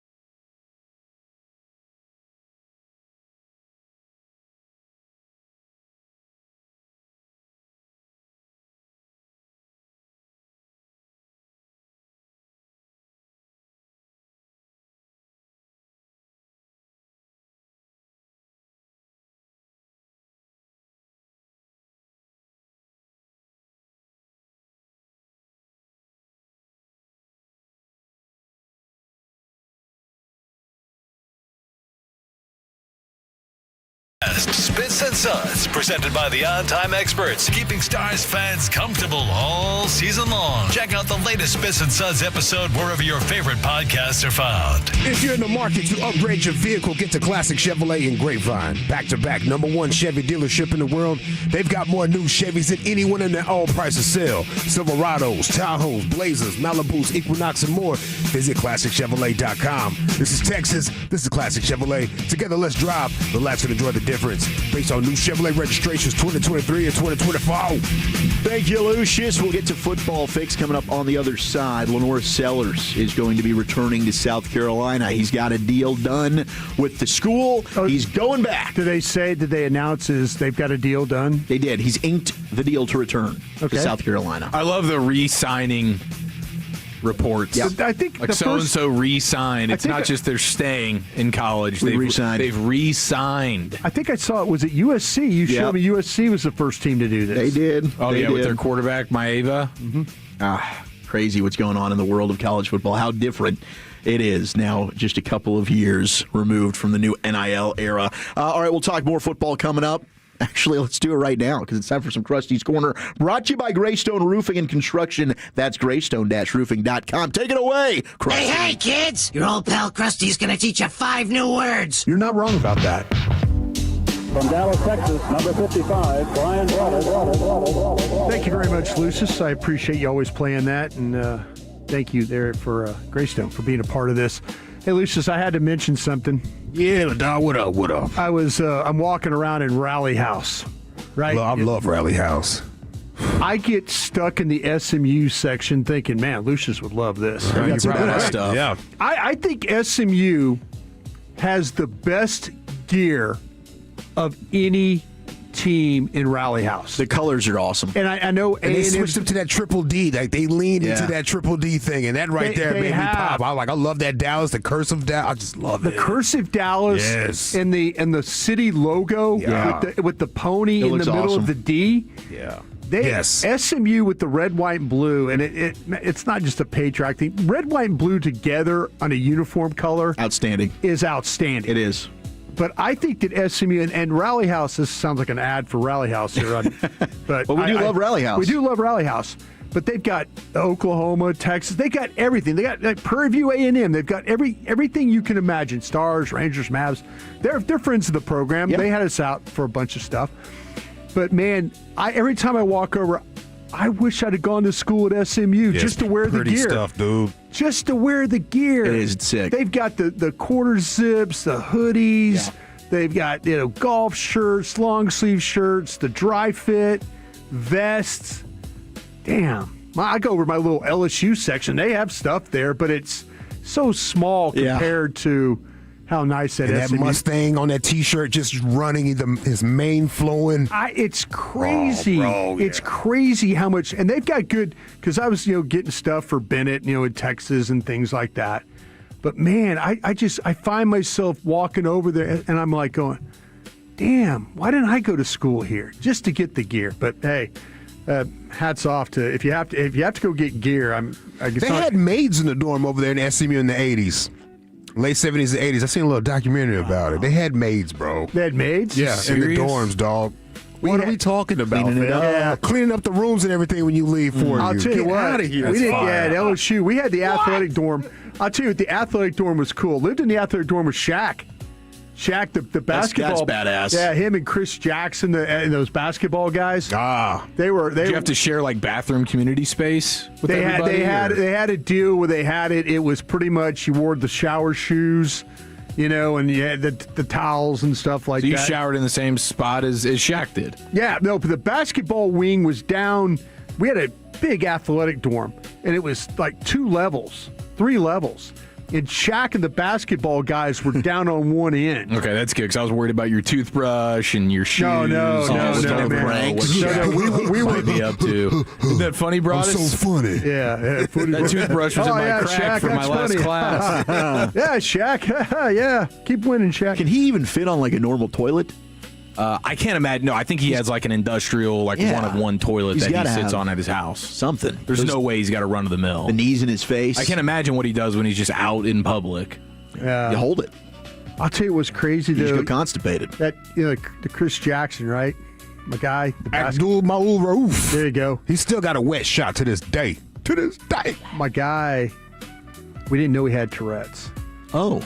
And so he would be in the dining hall making the sounds and stuff like that. Exactly. Yeah, I know what you're talking about. And we were all kind of looking at each other like, that dude's a badass player, but what's going on over there? Crazy. What's going on? We didn't know. We didn't know what steroids were. And our whole team was taking them, but we didn't know. We did not know what was going on with steroids. We were in that Bosworth era, where they were getting suspended. Like, Brian Bosworth will not play in the Orange Bowl. Oh, the classic steroids too, like Deca and stuff like that. Winstraw. Like Nebraska was way ahead of everybody here. They had a guy named Boyd Epley that was their strength coach. And Boyd was like, line up, here, take your shot, Like, we played Nebraska in the bowl games. It's like Dave Remington and those guys. Yeah. It's like they had legs on their, huge on their shoulders. Roiding. They were so roided up. Dean Steinkuhler, I am hip. That's a fake name. Oh man, Nebraska had some players. Steinkuhler was a linebacker. Oh no, he was a guard. Dean Steinkuhler with the neck roll. Played with the Oilers. They had Dean Steinkuhler, Mark Trainerwitz. They had some dudes now. But the I Am Hip was a back. Turner Gill, local guy. Turner Gill, local guy. But anyway, they were steroided up. 361 says they had maids at Southwestern University in Georgetown, late 80s. There you go. And the 817 says they had maids in the athletic dorms at TCU in the 90s. So living high on the hog out there. That's big time, dude. I'm just Can you telling you, imagine being a college kid? I can't. It's handled. All we ever had to do, we had the dining Those hall. poor maids, man. The crap they probably had to clean up. The commodes were never good. Yeah. No. Why is it stuck together? Yeah, it's this is sticking. Yeah, the whole thing with the in the athletic dorm, we had the dining hall, which was great. The ladies in the dining hall were some of the nicest ladies ever with the fed us. Legendary. I love lunch ladies. Lunch dining ladies. All right, real quick there. I'm sorry, Chargers. We got beat. All right. We lost. But I'm going to tell you this, what Jesse Minter did to you guys. I'm going to tell you what he did. Jesse Minter, if you go back and you watch the game, and I was curious of how he went from being poor in the first half to being better in the second half. And there's kind of a way that he did this. There's some method to his madness.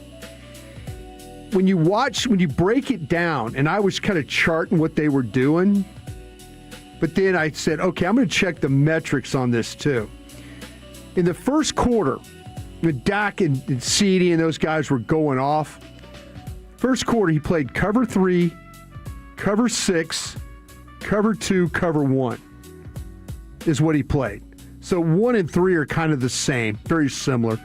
6 is, cover 2 to one side, and then, 4 on the other is what you got with the way the different drops and positionings and stuff. And we all know what cover 2 is with 2 guys on the hash. Right. So he's getting crushed. He's getting crushed playing 3, 6, 2, and 1. In the second quarter, he's thinking, I got to do something different. In the second quarter, he starts playing 4. What's like 4 across. He plays 2, which he did earlier in the first. He goes back to his 1, and he plays a little 3. So his main thing that he played, he went from playing cover 3 to playing cover 4 across, thinking that was going to help his defense. Not happening today. Dak is kind of tearing that up. Yeah. He goes into halftime. He's like, guys, we got to do something different here. We got to play a different brand of football if we're going to win this game. Third quarter, he comes out. He plays cover 6, which he did in the first. He goes and plays his cover 3, which he might have had a little bit more success with in the second quarter. And then he plays cover 2, which he felt like he had a little bit more success, probably. So in the third quarter, he's going to give you the cover 2 with the like that look, that zone look on one side and man look on the other side. So he's playing with the 6. Yeah, with the 6. So he does that in the third quarter. So now he's kind of got his offense is kind of stable. Mm-hmm. They're scoring some points. In the fourth, he's got you down now. What do you think he does when he's got that lead? What do you think he's trying to prevent? Big plays. Obviously, yeah. Big plays. Like Pickens hitting them deep down the field again. He goes to cover 2. He goes cover 2, cover 4, cover 6 to end the game, is what he does. When he rushed you in this game, now, just for example, let me just tell you this, too. In the first quarter he played 76% zone, 23% man. Hurt him a little bit. In the second quarter, he went 85% zone, 14% man. In the third quarter, he played 100% zone. Fourth quarter, he played 100% Yeah, he zone. just went away from man totally. He just totally went away from the man coverage is what he did. He also he never rushed more than 5 in this game. In the first quarter, he rushed 4, 5, 3, the number of guys that went. Mm-hmm. He went, in the second quarter, he rushed 4 and 5. In the third, he went 4 and 5. And then the fourth quarter, all he did was rush 4, played coverage. Yeah.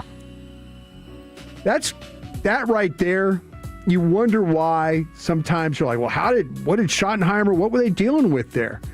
This guy saw that some of his coverages early in this game, like his cover 3 was getting him beat.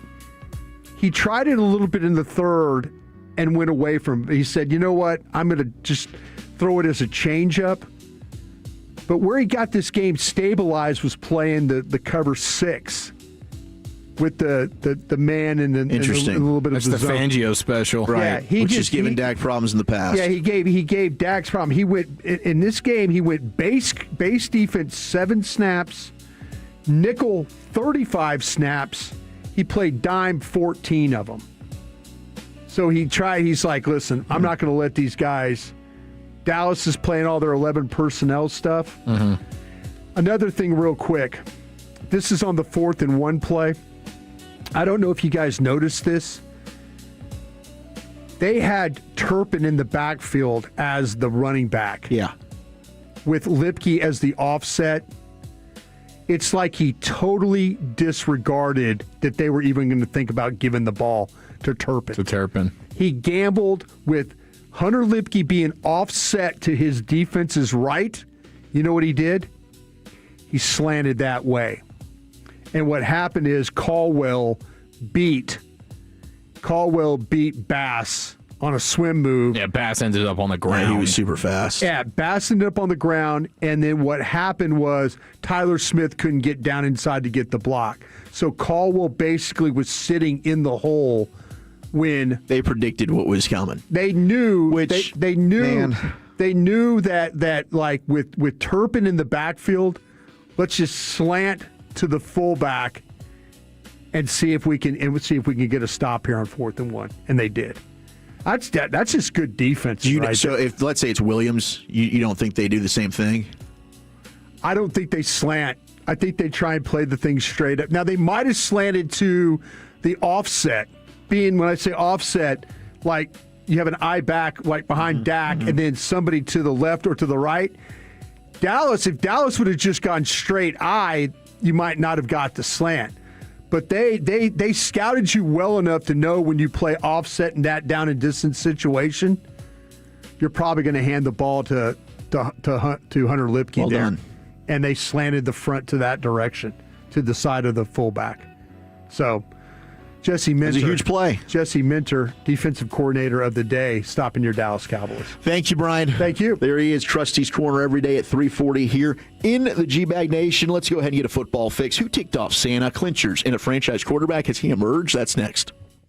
When your friends say, hey, did you hear? You can proudly say, I heard it on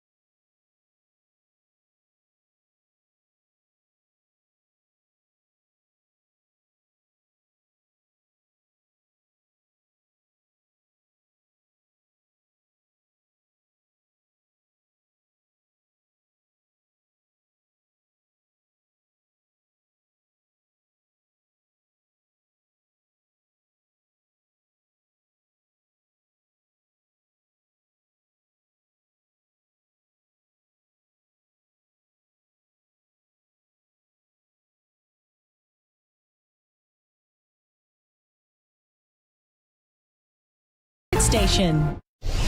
Driven by our D&M Leasing Studios, you're rolling with the G-Bag Nation on 105.3 The Fan.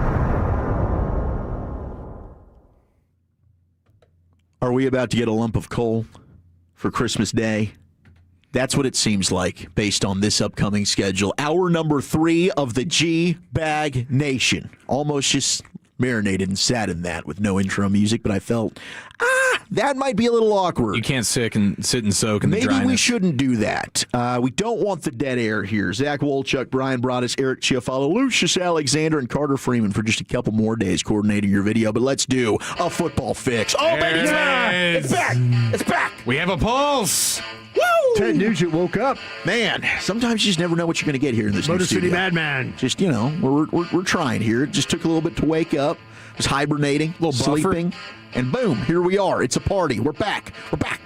We got Shoddy doing his pressure here in about an hour. We'll do Sounds of the Sports Day coming up on the other side. Football fix, though, right now. You think football is still fun? Yes. Sir. Wrong side! Left side! Wrong side! Left side! I use these for acid indigestion. So what are we going to use these for? Intimidation. You know I got to get my fix, man. We thought, we wondered, we hoped this Christmas Day triple header, the holiday games on Thursday. Could the playoffs be in store? Brian, you once told me, you promised me, you said, Zach, don't worry. Washington, Dallas, a playoff spot would be on the line. I thought when I looked at the schedule in May, June, whenever that was, I thought this Christmas Day game was going to be winner gets in, loser goes home. Dang it. It's more like I don't even know what. Eric, I'm usually pretty good with this pregame, like what this game means. Yeah. I don't have any idea what this one's going to mean. No, it's draft positioning. This is draft positioning. This is try and get to 500 if you're the Cowboys, right? Which is such a BS goal. Like, who cares, man? They care. They care. But I'm saying they shouldn't care. We don't care. They care. It's such a short-sighted thing to like, oh, yay, we get to go into the offseason feeling like we weren't a totally ass team. We were just a mediocre team that couldn't make the playoffs. We're half-ass. So. Yeah, it's going to be Josh Johnson, looks like, quarterbacking for the Commanders.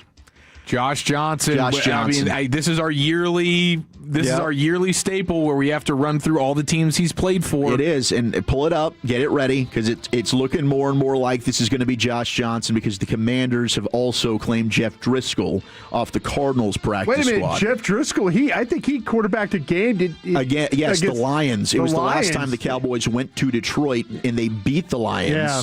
But Driscoll had himself a hell of a game. He really, really did. And then I think he might have quarterbacked them with Houston when the Cowboys had to come back on that 99-yard drive. And that was when did they alternate quarterbacks between? They were alternating quarterbacks. Yeah. Yes, they did. Yeah. So Driscoll's had some success against the Cowboys, but I don't think on a short week. Davis Mills start that game, and then Driscoll was coming in? I think so. Oh, yeah. They were running the ball with Jeff Driscoll. Yeah. It was like the option quarterback. And he was running around and doing some decent things. God. But, so Driscoll, they're signing him off the Cardinals practice squad because Mariota's got a hand injury, and they shut down Jaden Daniels. So now you're looking at Josh Johnson versus Dak Prescott. Steven confirming today with KNC, Dak will be starting. And I think everybody's going to be playing that can play for the Cowboys on Thursday, Christmas Day, noon, 9 a.m. pregame here on The Fan. All right, so here it is. You ready? Let's do it. The long career history of Josh Johnson. He was drafted by the Bucs in the 5th round in 2008.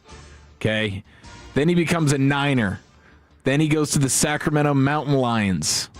Was that like the UFL or something like that? Yeah. Or USFL? It was the one before that, even the one that got canceled. The Spring League thing, yeah. That Daryl Johnston was heading up. Daryl was hosting the XFL. He's done them all. He's done them far. all. Yeah, okay. Yeah, you're right about that. Then he goes to the Cleveland Browns, then the Cincinnati Bengals, then back to the San Francisco 49ers, then back to the Bengals, then to the Jets, then to the Colts, then to the Bills, then to the Ravens, then to the Giants, then to the Texans, then to the Raiders, then to the San Diego Fleet. which is another one of those Moose Johnston failed leagues. That's AFL? That's AFL, yeah. Then he was on the Redskins, then the Lions. Don't say that. Then, well, it was. Yeah. Then it's the Los Angeles Wildcats. Okay, so he's back into one of those leagues.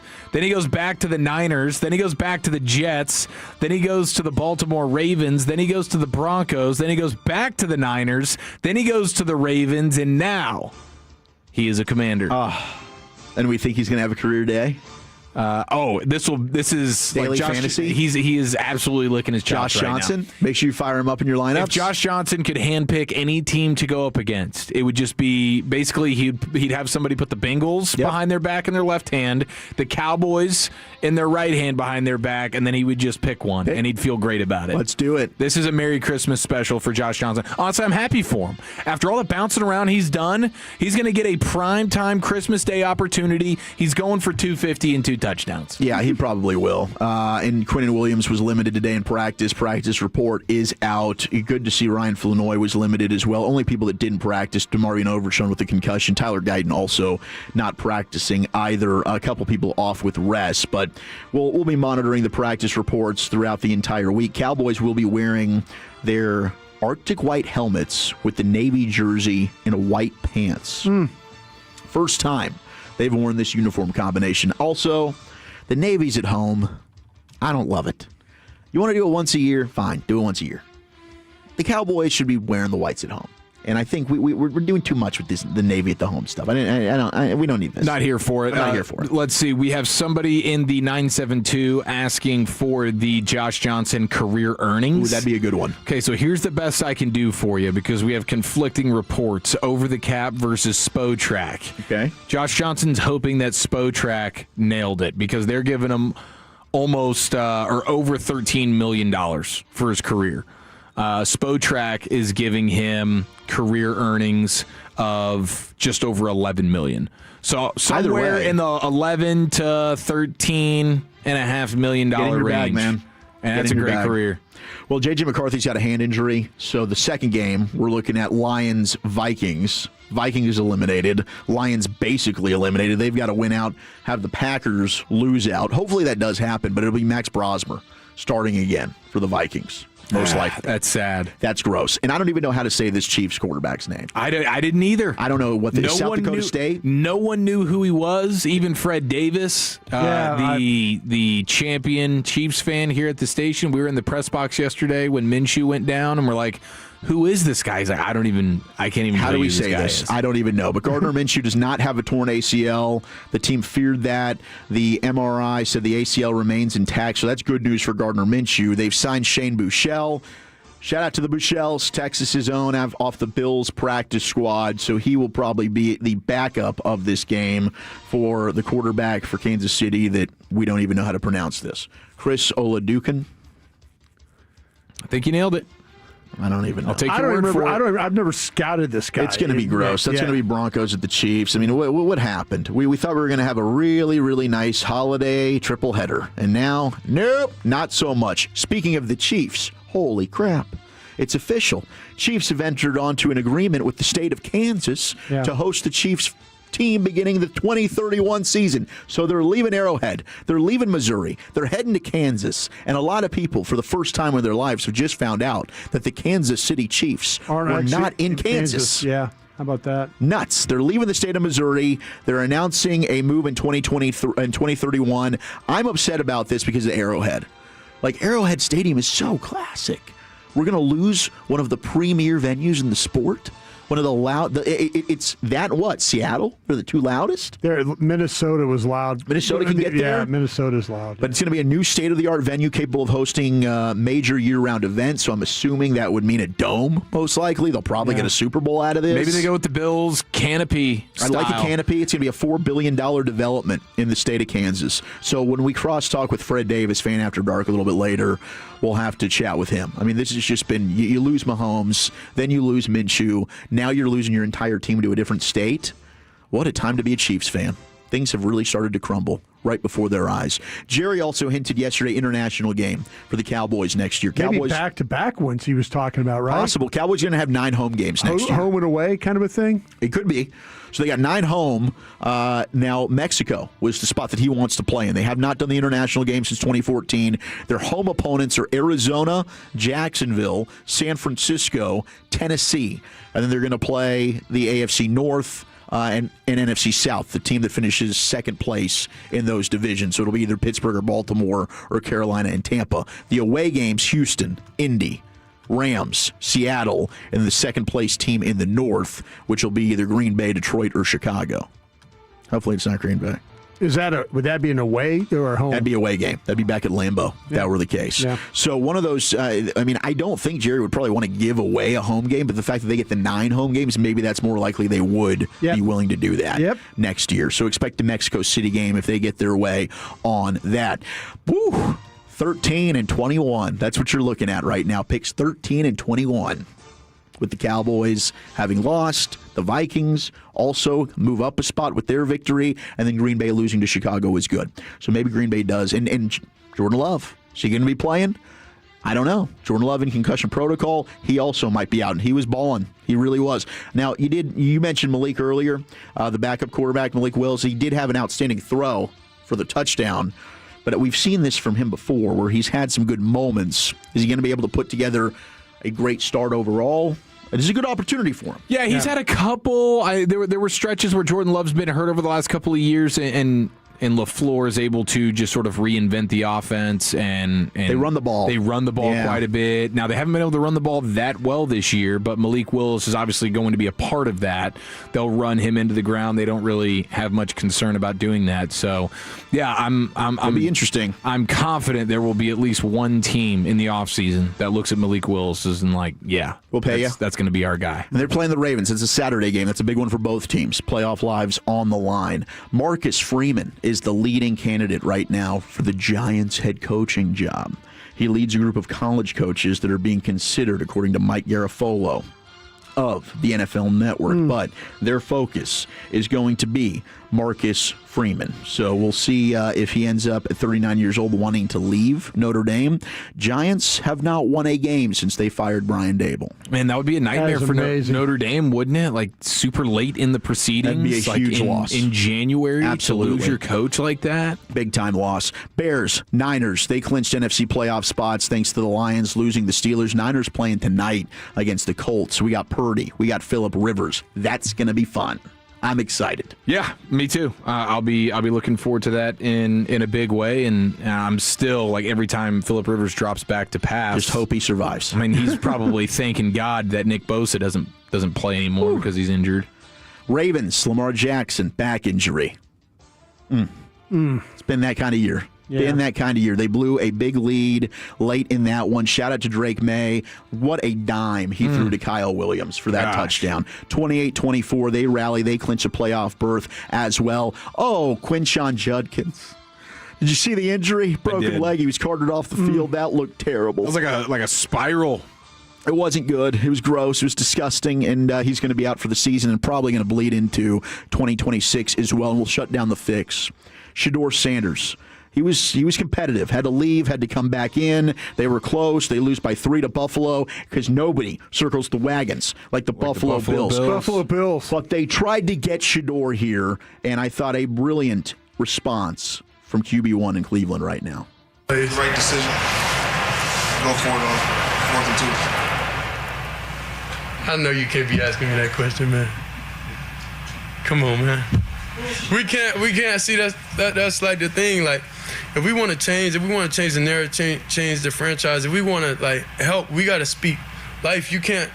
Those type of things is like separate us.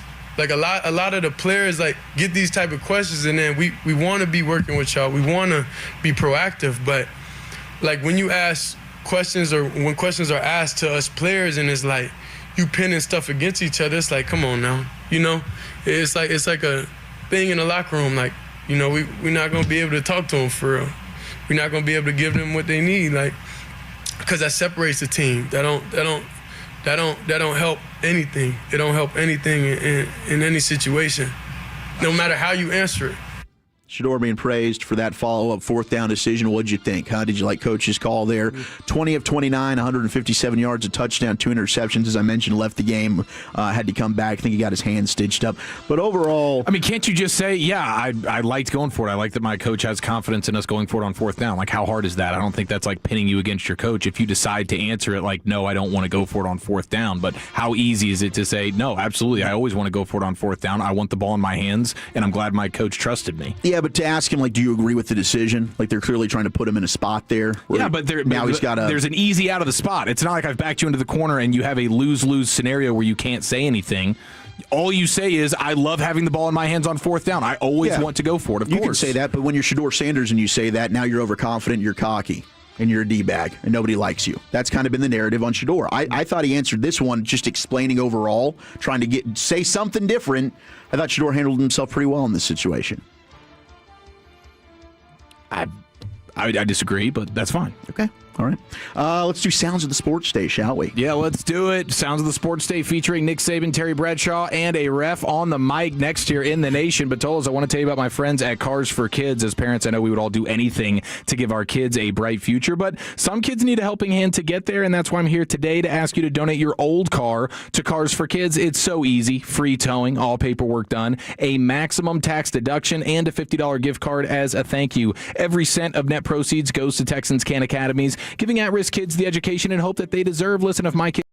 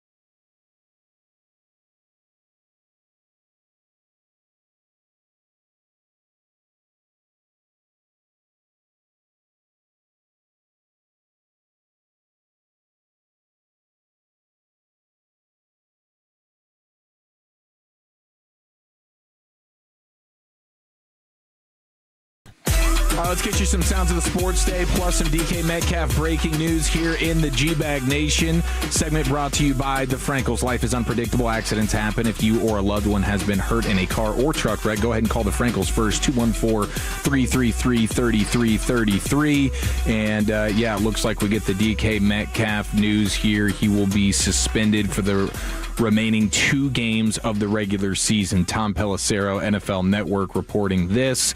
So suspended 2 games without pay. He doesn't say anything about the playoffs, so I believe it's just the final regular season games here. And the NFL policy says players may not enter the stands or otherwise confront fans at any time on game day. And if a player makes unnecessary physical contact with a fan in any way, that constitutes unsportsmanlike conduct or presents crowd control issues and or risk of injury, he will be held accountable. So that's from the NFL policy there. But I mean, he's got a heck of a contract. Like those game checks, that's got to be hefty. That's got to be at least $1 million a game right there. Yeah. Jeez. That hurts. That hurts. Big time. Man. So 2 game suspension. I think that's pretty fair here. Yeah, I think so. For the rest of the season, and if they make the playoffs, then he's back. He's going to miss a big game against Baltimore. Yeah. Which could be for the division. And Pittsburgh's playing some really good football right now. It's crazy that's where we live right here in the NFL, where the Steelers and Aaron Rodgers are very likely to go ahead and win that division. But DK Metcalf, he will be suspended for the final 2 regular season games. All right, let's go ahead and get you some sounds of the sports day here, and we'll just go chronologically from the weekend. We start at Kyle Field, College Game Day. Here's Nick Saban showing love to both the offensive lines in this game. Both these teams, the offensive line that we got warming up right behind us, they got some big old wide asses like I like. And that other offensive line at the other end, they got some big old wide asses like I like. So, we like big bodies. Even if they just stand by me on the sidelines, I feel good. Yes. How about that? He's not wrong. He's not wrong. That's part of the scouting report. Like, you want to get the width of the backside? You can watch guys line up and plays like that guy's got like an ass that's 2 axe handles wide. That's always one of those old scouting terms, axe handles, and that's how you describe the width. That's what you want to see out there. That's what you want to see, a 2 axe handle guy wide. That big ass. Well, that'll be an interesting game for you guys to scout there. I mean, I guess the Hurricanes offensive line. All these games are big. Seriously. Is that do you put more stock into these playoff games? You absolutely. You actually get the competition level, I guess, is what you want to see. You want to see them going up against the absolute best. You really, really do. And these playoff games, there's so many. I remember back in the day of we used to watch the Miami-Florida State games, the wide right games, with Florida State. It seemed like that the first tape you would start with would be that game, and then you go from there. But the one thing the playoffs do is it gives you a really good idea about the competition level.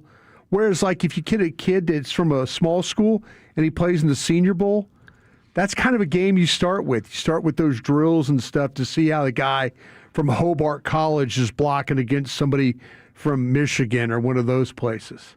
So, yeah, the good versus good is really key. Hobart College. You guys are scouting dudes at Hobart College. Allie Marpet. You don't remember Allie Marpet? Allie Marpet, yes. Yeah. Allie Marpet was second-round pick by the Buccaneers. He was supposed to be a dog on the offensive line. Allie Marpet. Allie Marpet, yeah. But, that you watch that film, Hobart College, they had bounce houses in the end zone. Your kids were out there playing in the end zone while the game was going on. They're bouncing around sweaty in the out there while Hobart College was battling. Get some entertainment while you're scouting them out. Absolutely. That or kids playing cup football out there. You get a lot of cup football in some of these games. Cup football? Cup football. Yeah. Some of these kids don't bring their footballs in. They're outside the end zone, and they're kind of but they got a cup. They got a bunch of cups, and that's what they're using for a ball. So they're throwing the cups around as snapping, throwing, resourceful. I like running it. Routes. Yeah, Cup football out Cup there. football. Yeah. All right. I'm evaluating those kids out there too. Yeah, never too early. Who's throwing the cups? Yeah, got to see the good. And you're a cup collector. I'm a cup collector. I do. I have a lot of them. 1986 is my oldest cups. Yeah. 1986 is your oldest cup. What's your newest cup? Is it the World Series? Masters. Well, I got one. Well, the World Series, the slash Masters would be the newest one. The newest one because I get a cup from the Masters every year, and then thanks to my friend David Brissett who goes, and then but yeah, like I'm not. Listen, if I'm walking through the crowd and you're walking with me, say after like we got media credentials on.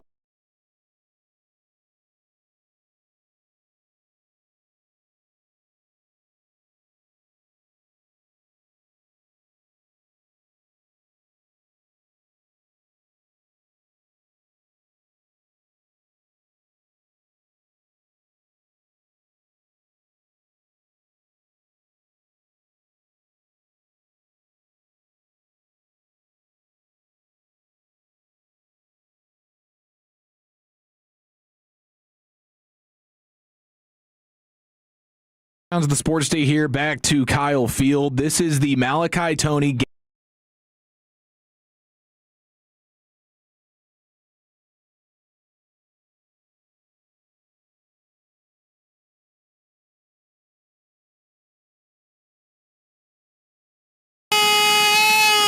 ¡Touchdown Miami!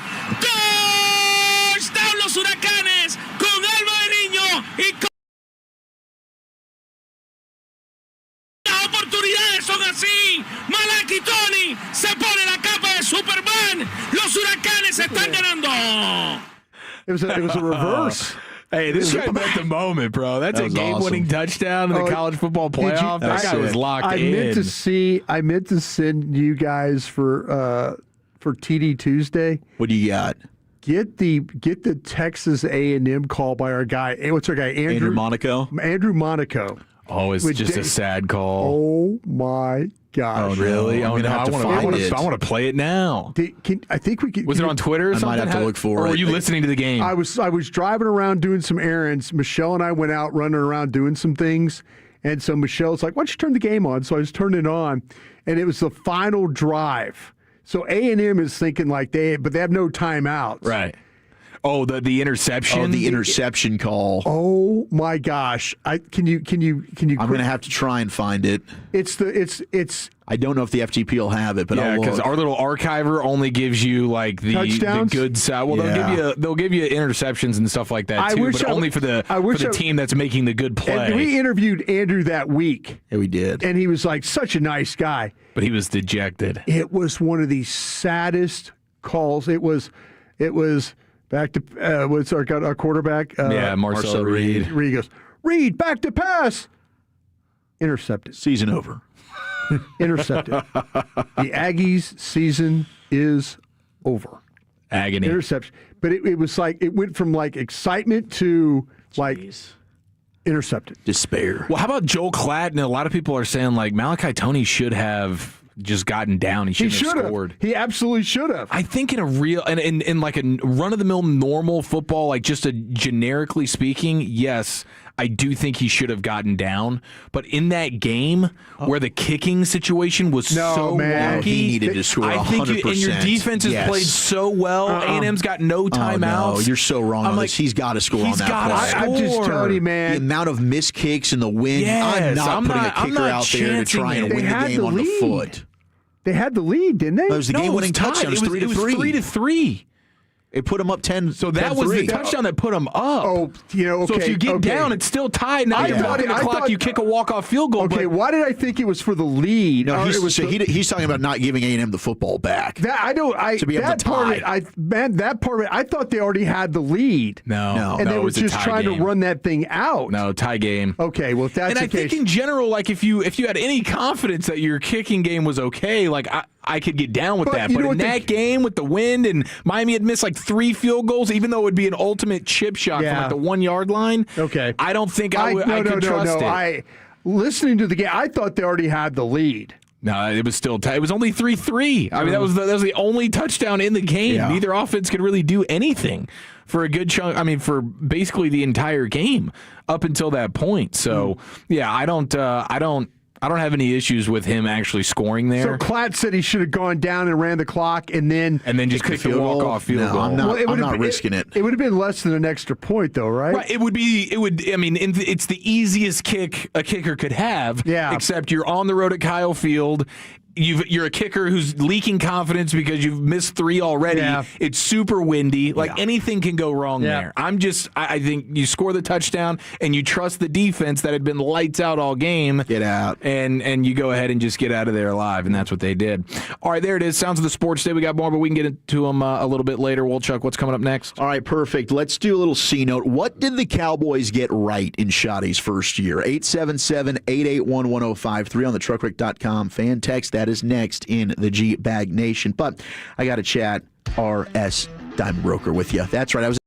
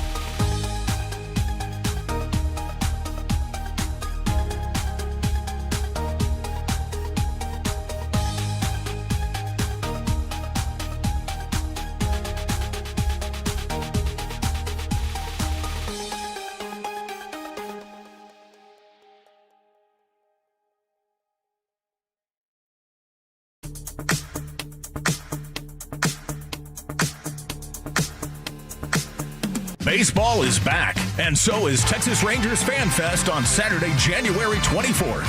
You'll have a chance to get autographs from Rangers players and alumni. There'll be a baseball card show, run the bases, enjoy Q&A sessions, and much more. Tickets just $10 for kids, $20 for adults, and parking is free. For more information, go to rangers.com/fanfest. If you're in the market to upgrade your vehicle, get to Classic Chevrolet in Grapevine. Back-to-back #1 Chevy dealership in the world. They've got more new Chevys than anyone, and they're all priced to sell. Silverados, Tahoes, Blazers, Malibus, Equinox, and more. Visit ClassicChevrolet.com. This is Texas. This is Classic Chevrolet. Together, let's drive, relax, and enjoy the difference. Based on new Chevrolet registrations 2023 and 2024.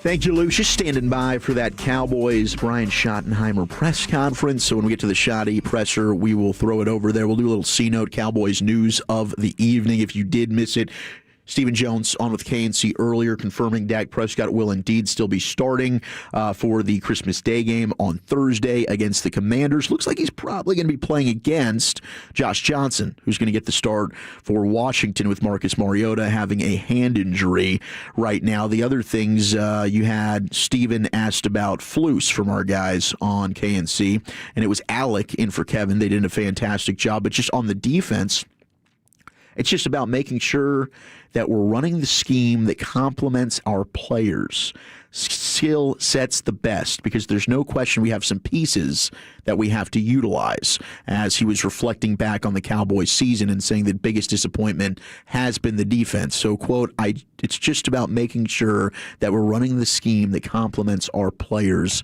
I think, that's something that it doesn't seem as though this current defensive coordinator is built for. And that goes back to the hire in the first place. So it would be, I think, the third one and done outside of Dan Quinn. This is going to be the third one and done defensive coordinator if indeed Flus gets fired. Yeah, it's unfortunate, but Jerry's talking about continuity, but I don't know how you can think about continuity when it's this bad. No, you gotta look at it as like, okay, I mean, it's kind of been really all year. And, if you're Jerry Jones, Stephen Jones, even Brian Schottenheimer, how many weeks have we broken down a Cowboy game on a Wednesday or a Thursday and then talked about compromised offensive line? Mm-hmm. Need to get pressure. Need to find ways to. And what's the one thing? Now, listen, the Joneses have a hand in this too. They hired Eberflus. They were convinced that he could generate pressure. I'll say this. Yesterday, he did more in the way of games up front. Down, around. Sure. That 34-yard run that Herbert had. Oh. He couldn't have schemed up Murray to get home any cleaner than he did. Just make the play. Just make the play. It goes from being a 5 to 7, 8-yard loss to being a 34-yard run. Is that Flus's fault? No, it's not. But ultimately, who pays for the sins of a team that doesn't play well? The head coach, the coordinators, the position coach. Yep. That's the problem. Because he schemed up some guys being able to get home. They haven't finished all year with pass rush. And that's why, to pretend that the personnel's not a problem, which Jerry did tell Sean and RJ, but I think that they know that it is a problem. It is a problem. They're just saying that publicly. It's an absolute problem. They don't want to. You don't want to hack off the players. No. It's easier to get rid of coaches than it is players. 100%. But Joseph Hoyt putting out the Cowboys have 28 sacks through 16 games this season. There's only 3 teams in franchise history that have had less through a 16-game stretch. The Cowboys had 32 sacks during the 9-game strike-shortened season in 1987. Yeah. How crazy is that? I'll tell you, they don't intercept the ball either. That's another one. I guess they haven't had 15 straight games like the Jets, but they're definitely not taking the ball away. Yeah. So Todd Archer has a piece out. What did the Cowboys get right in Shoddy's first season? 877-881-1053. We got a couple of texts in about the culture and the offense. That might be trending in the right direction. Now, offensively, I do think overall it's definitely improved 100%. But there are areas I think that are starting to pop up as glaring concerns. Like Bobby had the numbers. The Cowboys were 83% in the red zone their first 3 games this year. They have failed to convert in the red zone just twice in 12 opportunities since. Yeah. They've had at least twice in every one of their final 5 home games failed to convert in the red zone. So that's 45% of the time. They went from 83% to 45% of the time. They've definitely struggled in that area of the field. Yeah. So, we knew the defense was going to be bad. We mentioned that on the post game. The offense at times, and it's tough, right? Because even in the Lions, they scored enough points to win that game, but they've got to be putting up 30 points to have a chance. And yesterday, when you get shut out in the second half, you're not going to have an opportunity to win. But Dak overall has had one of his best statistical seasons. He's thrown for over 4,000 yards, 28 touchdowns, 10 picks. At least Dak in this offense, you have seen the best version of him, and he's healthy. I mean, he's been running around a lot more. Yeah, that's been huge, and that's one of the biggest bummers about this season. Like, if you said Dak was going to have one of his best seasons and he was going to be healthy at this point in the year, you would think they have more wins at this point. Sure. And so everything really starts with the defense, and I understand the offense has a lot of pressure, and every mistake they make is really amplified because of how bad the defense is. But the offense has slipped as the season's gone on. And the red zone stuff, like, that's going to be a big-time look in the mirror. Like, when you have Dak Prescott, CeeDee Lamb, and George Pickens, scoring touchdowns in the red zone shouldn't be the hardest thing in the world. No. But the other thing, too, is, like, the protection started to fail you, and there was a good chunk here leading up to these last couple of games where, like, your rushing attack kind of disappeared. Yeah. Yep. And that was, that's another thing that was problematic. So being able to sustain it and, as the season goes on, find other things to do as defenses sort of get a beat on you a little bit. So there's definitely room for improvement for the offense, but overall it's been a solid year for them. And for Dak in particular, I think that's the big thing. Like, Dak finally has a coach that is helping him more than he's hurting him. And, I mean, Pickens, that trade has worked out. We'll see what happens with possibly the franchise tag or a long-term contract this offseason. CD reaching 1,000 receiving yards for the 5th straight season, despite missing 4 games. I mean, his numbers have been unreal. Javonte Williams, low-cost free agent signing, that's been a home run. I think it's pretty evident, though, even if you bring Javonte Williams back, you've got to find another back to spell him. I mean, it wasn't until, 2-3 weeks ago they finally started giving Malik Davis a little bit of a run. Before that, they clearly didn't trust Jaden Blue. They weren't using Hunter Lipke. It was just the Malik Davis show, and now he's really started to get beat up towards the end of the season.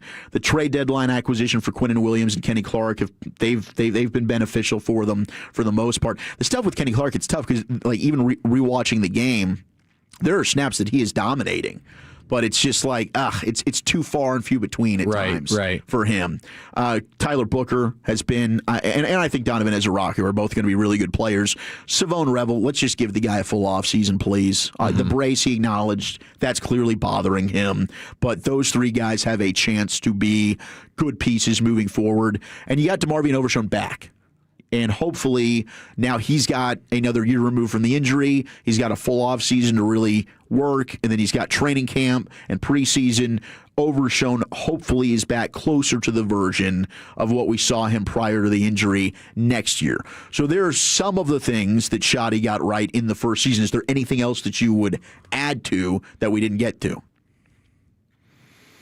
No, I mean, I think it's just being able to adjust on the fly as the season goes on, and being able to be better in the red zone and having a rushing attack that doesn't disappear.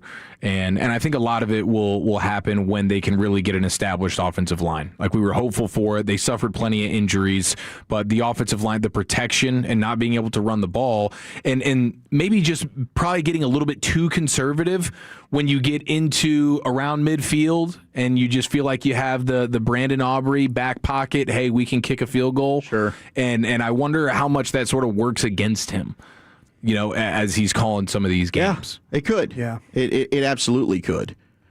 Jerry also was talking about the defense, and that clearly has been a massive problem.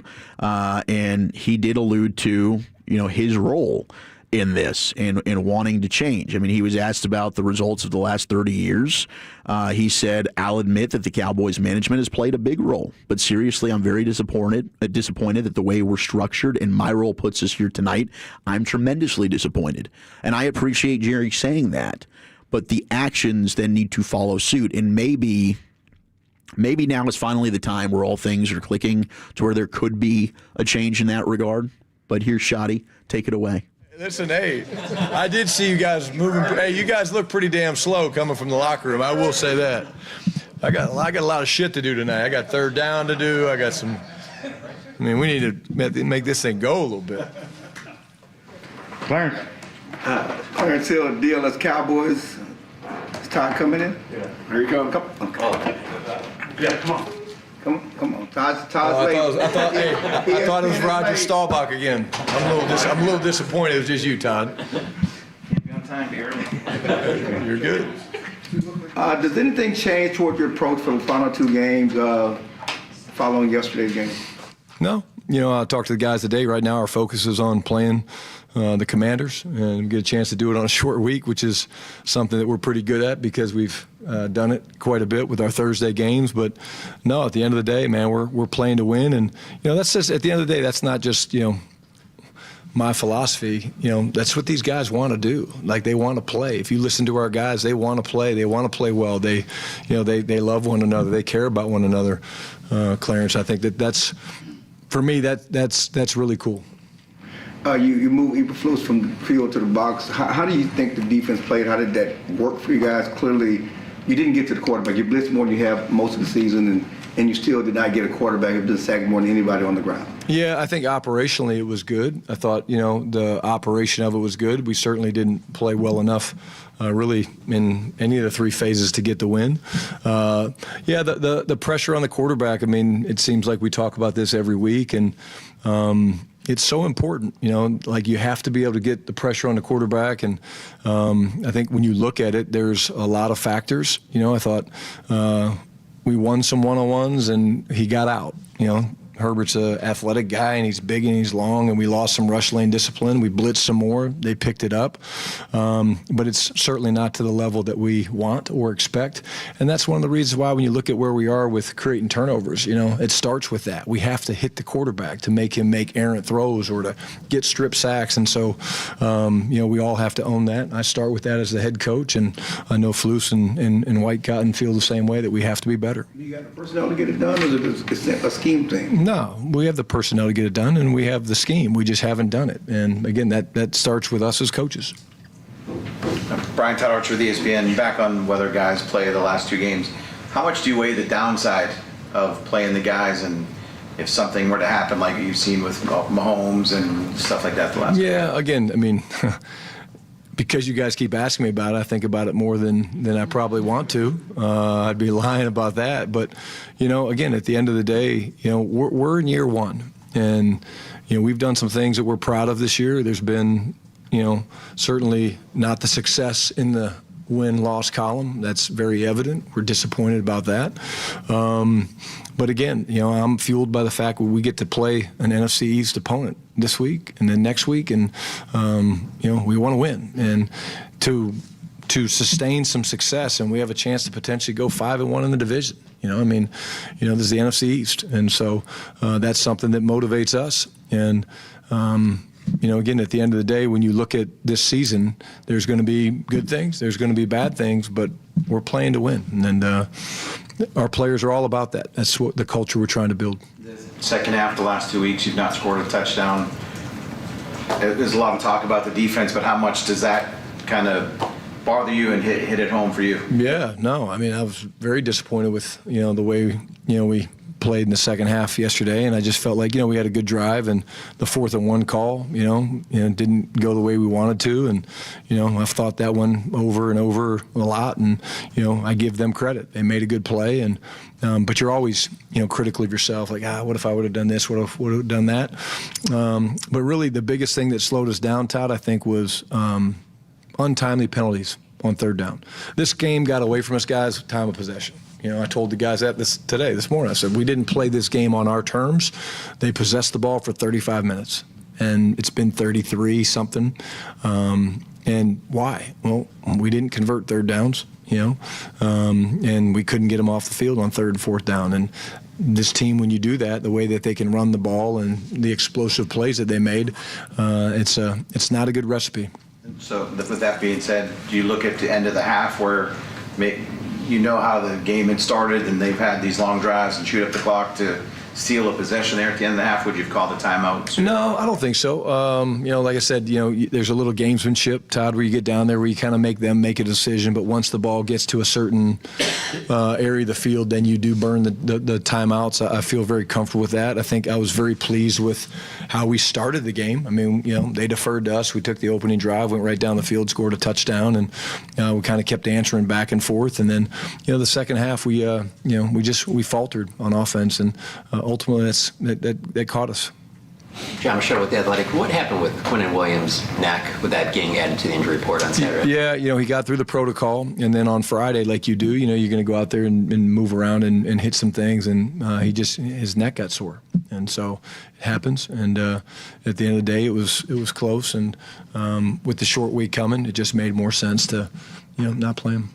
After the game yesterday, Jade Evan Clowney had a pretty interesting quote talking about what motivates him to keep playing. Obviously, through his last two games, Dak has done the same. I was wondering if you ever have some of those veteran-type guys talk in front of the team, or do you leave that kind of stuff up to them to do individually? No. I mean, I think they do a lot of that in the locker room. I mean, that's very distracting. I mean, can you ask the question? No, I'm just kidding. I heard the question. You're good. No, again, you know me. I'm big on player leadership. When I talked to the guys the other day about, after walkthrough, I said, hey, there's a chance we come to meetings tonight that we'll have been eliminated from the postseason.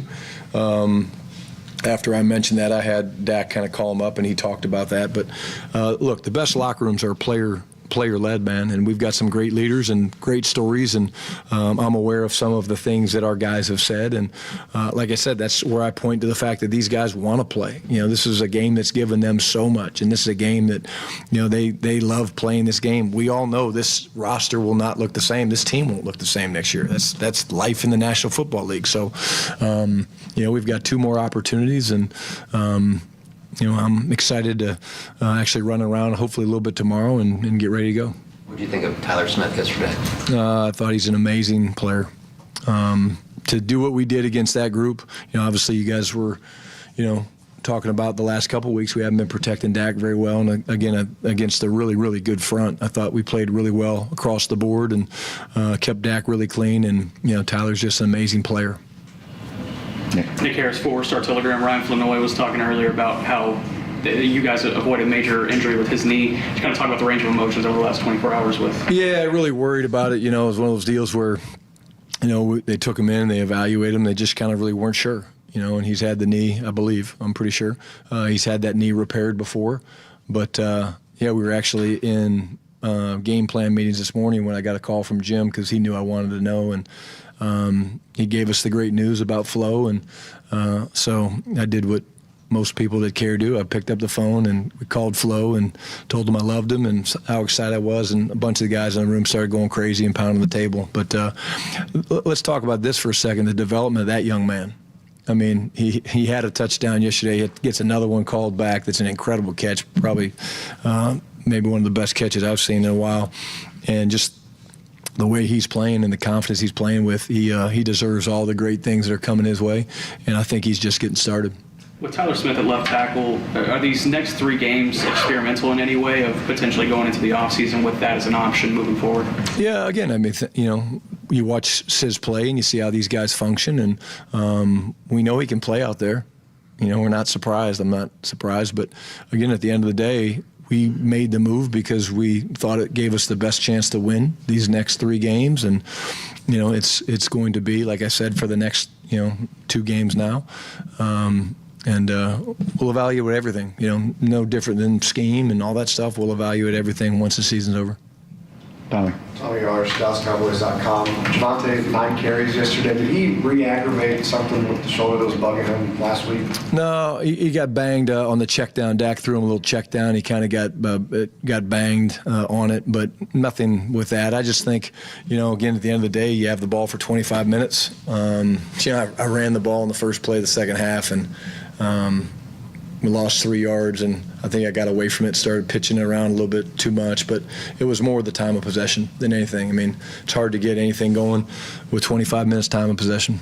And then with some of the other guys, Demarvion in the protocol, is that something you're expecting will probably? Yeah, it's a tough week, short week, it's a tough week. So I think we're holding our breath if we think he'll be able to play, but we'll see. But it's tough with a short week. And then just Thursday games overall, with this being your 4th one this year, you playing Thursday games before in your career, but from your chair now as a head coach, how have you seen the operation in terms of getting ready for this many in your first year as a head coach? Well, I mean, the fact that we're the first team to ever play 4, I think, is unique. Certainly, it's never happened before, so that's interesting. The first one doesn't really count. I mean, it's the first game of the year. Doesn't really count, but the other ones do. You play Philly, and then you have a normal 7-day routine. And I do think,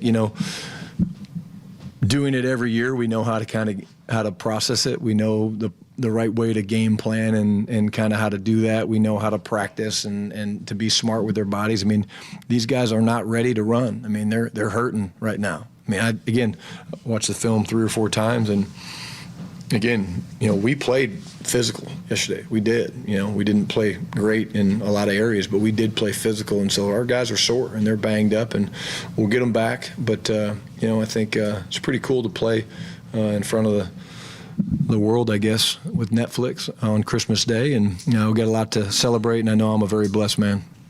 Dave Lockmer, 105.3, The Fan, Cowboys Radio. To your point of untimely third down penalties or whatnot, you had the ball up there 49, kind of middle of the 4th quarter, you're down 10.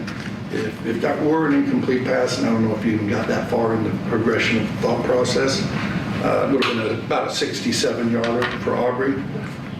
Cut it to a 1-possession game. Was that going through your mind? Then obviously Yeah, I don't remember the exact situation, babe, but if you're telling me I have a chance with 10 minutes to go for him to kick a 67-yard field goal, yeah, I'd probably take a flyer on it, depending on what the D&D was. If it was 4th and 5 or less, 4 or less, I probably would go for it. But if it was 4th and long like that, or long, in that mid-range, I'd have a decision to make. Obviously the penalty put you to third. Yeah, and again, it was, a couple, at a false start, and, BB kind of goes to pull one, C flinched on one, and just, things untimely. And that's what I mentioned last night, talking to you guys, and I'll say it again, like, it's real. The complimentary aspect of what we did, you get stopped on 4th and 1, get ready to go, hopefully tie it up, right? And then they go down and get a field goal, and then you come down, same thing, we're in 3rd down. I thought, they did a good job of forcing some 3rd downs in long, because we did it. They didn't force it, we did it. So those are things that you can't do. Joe. Joe White, Dallas Morning News. I know Tyler Smith moving to left tackle. Tyler Guyton, though, he's been out a month. Was that injury maybe originally or worse than originally anticipated? These injuries, the ankles are weird, Joe. They just, it's different. You're not talking about a 180-pound, receiver. You're talking about a, 300-plus man that's used to moving backwards, and not going forwards.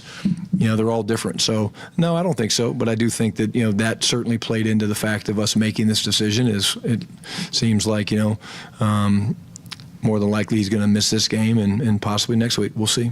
And then Matty Flu's big reason moving up to the booth was for his adjustment purposes. How did you see him adjust this past game? Yeah, I think we fired more blitzes. We weren't getting home. And so I do think that we brought more blitzes. Unfortunately, those didn't really get home either. And again, it's so funny because when you talk about affecting the quarterback, you talk about hitting the quarterback, sacking the quarterback. Man, I wish it was just about defensive linemen.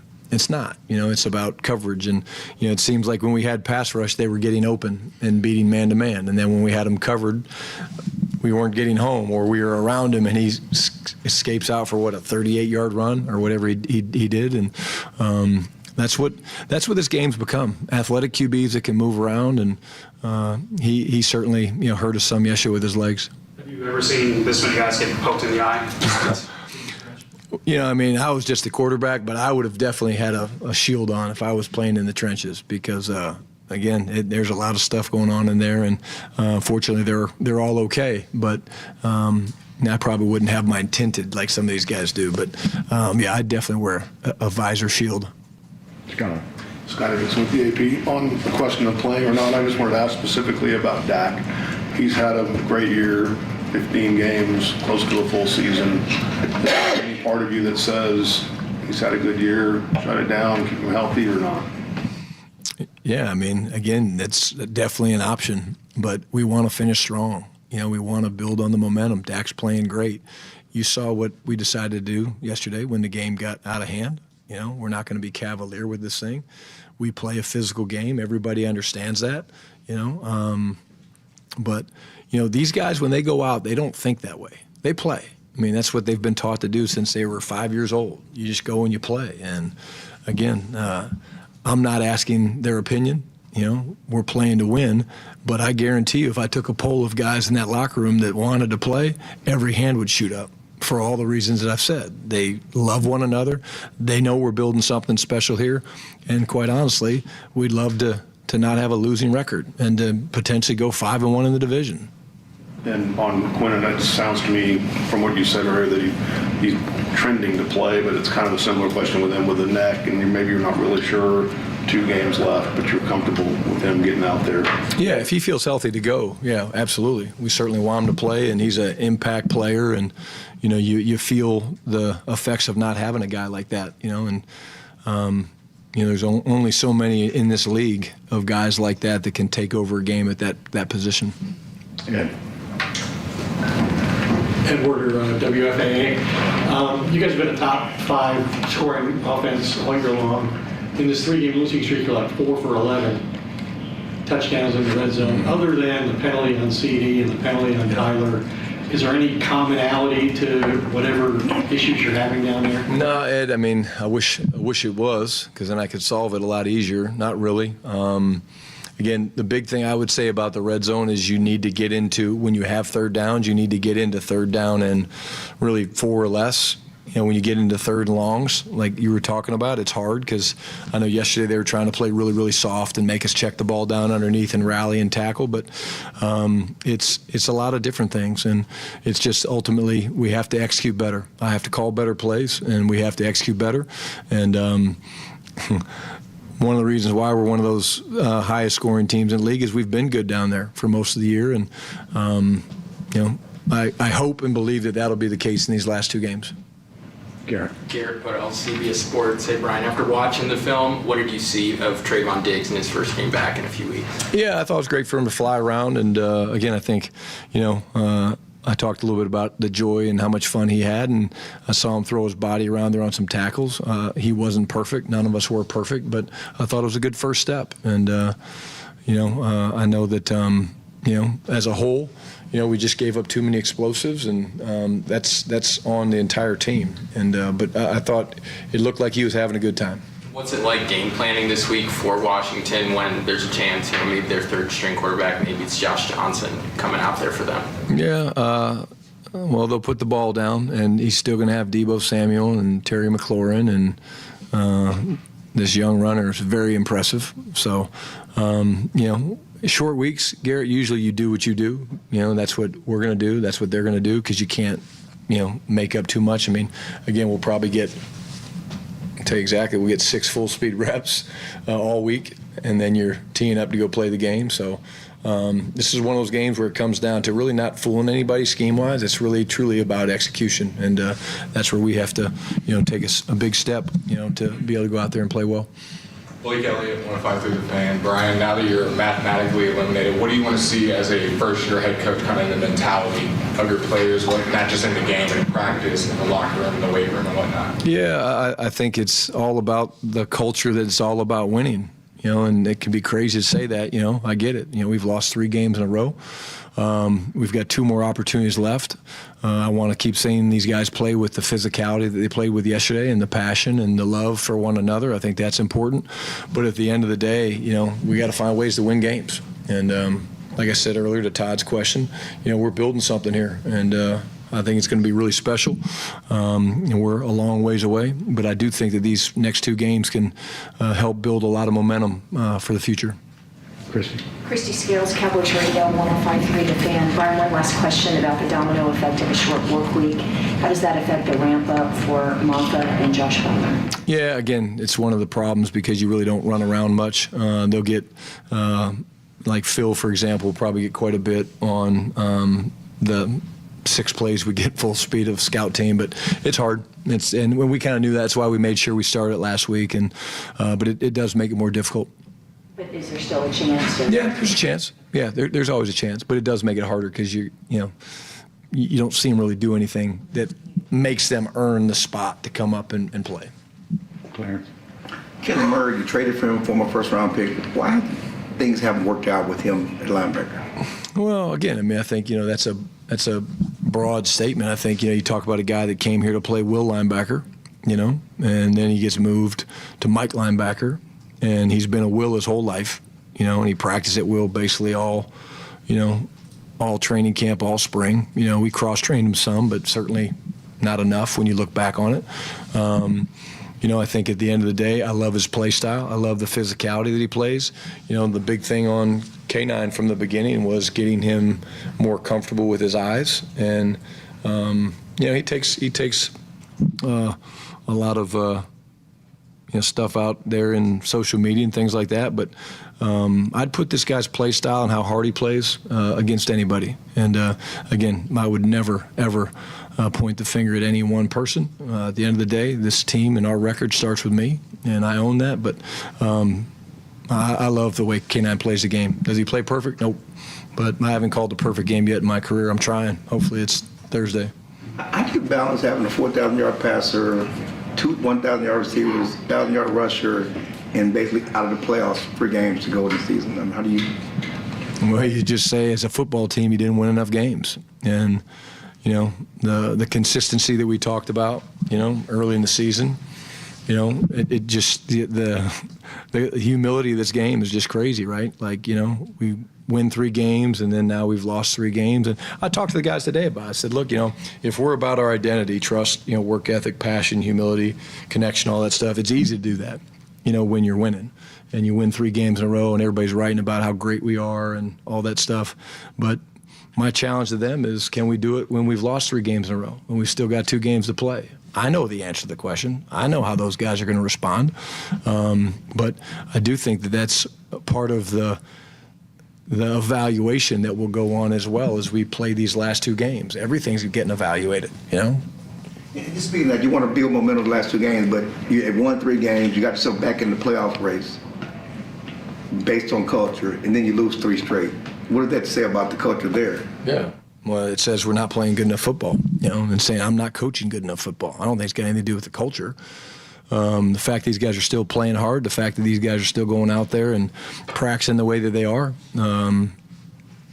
If you didn't have culture, I'd be more concerned. But the fact that we have such a strong culture is why you've got guys like, Dak and Tyler Smith and, JD, talking the way hey, I'm going out there for my brothers, and it's because this game's given me so much. And that tells you we've built this locker room the right way. We've built this locker room to sustain, and we just got to get some things fixed. Coach, Fred Davis, 105 The Fan, kind of piggybacking off what Clarence said, talking yesterday to players in the locker room, I'd asked, hey, what happened in these last 6 games? 3 games, yep. Raiders, Philly, Chiefs, looked like world beaters. Obviously, we know what happened the last 3 games. He said maybe some complacency set in and guys weren't attacking things the same way they had those previous 3 games. Do you believe that, or do you buy that, and how do you fix that? Well, I think each individual can only answer that question. I never got that sense, with the way we practiced. Was there sloppiness at times with things? Absolutely. When we won 3 games, I literally said to the players, don't believe the bullshit that's out there about how good we are. The minute you start reading literally my phone blows up. People send me shit all the time about, hey, you're such a great coach. I'm like, yep, not reading that. And I'm not going to read what they're saying about me now either. So, pretty good logic, right? But no, I didn't say that. Again, I didn't see that. I felt like these guys have practiced well. At the end of the day, we haven't performed well enough. And, that's what we're trying to figure out over these next 2 games. Nick? Real quick, do these guys know anything about the Schottenheimer polka? And is it something we might break out over the last 2 weeks? I know the Schottenheimer polka. These guys don't. Clarence definitely doesn't know it, but it's been a while. It was a song that they wrote about my dad and the Chiefs when they were in the playoff runs in one of the years. I can't remember, but it's kind of catchy. Check it out on probably iTunes, yeah. Nick. What facilitated the move from Will to Mike? Well, it started with when we moved, when Jack got hurt, and then Demo was coming back. And you guys, I know it's a big deal to play on Christmas. From a sacrificing standpoint, though, you guys already play on Thanksgiving every year. From a family perspective with you and some of the guys that have families at home, how tough is it to play on both holidays? You make sacrifice for this game. When you love what you do, and which we all do, and I mean, you guys make sacrifices. You guys are jumping on a plane to go up there and cover, or maybe some of you aren't. I'll be there. He's glazing himself. You guys see that? No one else said anything, and this guy totally just glazed himself. I'm just saying, I wasn't looking for a response. So Todd's going to be there. He's making sacrifices. But again, you know me and my shopping habits. I still don't have anything for my wife for Christmas, or her birthday, quite honestly. So I got a lot to make up for when the season ends. Yeah, it's too expensive. Babe. Brian, the McConkey touchdown looked like you guys were in cover 2 there. They motioned across. Nobody got a jam on the receivers. Malik kind of jumps the inside. Could you just walk through the coaching points on that play? Yeah, it was good build by them. When they motion over, it kind of takes the jam off because of the speed that they're developing, so it takes the jam off. And cover 2 obviously has holes in it. They got us on another play down the boundary. And again, Malik had eyes on the inside guy. Really, Trey can kind of keep pedaling. But again, I think he made a really good throw, and he's that type of passer that if you're not in the right perfect spots and you don't get the reroute and the safeties don't get wide enough, you can be punished on it. So the coaching point, if it comes up again? Yeah, same thing. Trey's just got to keep losing depth, and Malik got to try to get wider and trust the guy running down the hole. But again, I've seen him make that throw quite a bit in his career. You've probably hit a few hole shots in your life. No, not like that. No, his ball spins a little different. Yeah, his ball does spin a little bit different. All righty, thank you. All right, thanks, guys. All right, there's the Brian Schottenheimer press conference. Players want to play. We got our boys Fred and Blake asking a couple of questions there as well. The Schottenheimer polka. We got a glazing himself. We got some glazing in there. Like we got 15 S-bombs. Oh yeah, the Tyler Smith stuff. He'll be evaluated again in the offseason. They're hoping that maybe they can get Tyler back, but they're not sure. So he's going to start there at left tackle. He's likely going to miss the game against the Commanders on Thursday, and then they'll reassess for the Giants game. Overshown, he said, quote, short week, tough week. So I think we're holding our breath. We think he'll be able to play, but we'll see. So we'll get more information on that as the days unfold. But we, of course, do have the Expressway on the other side. We've also got G-Bag of the Day. We got LA Live. A lot to get to. That's next year in the G-Bag Nation.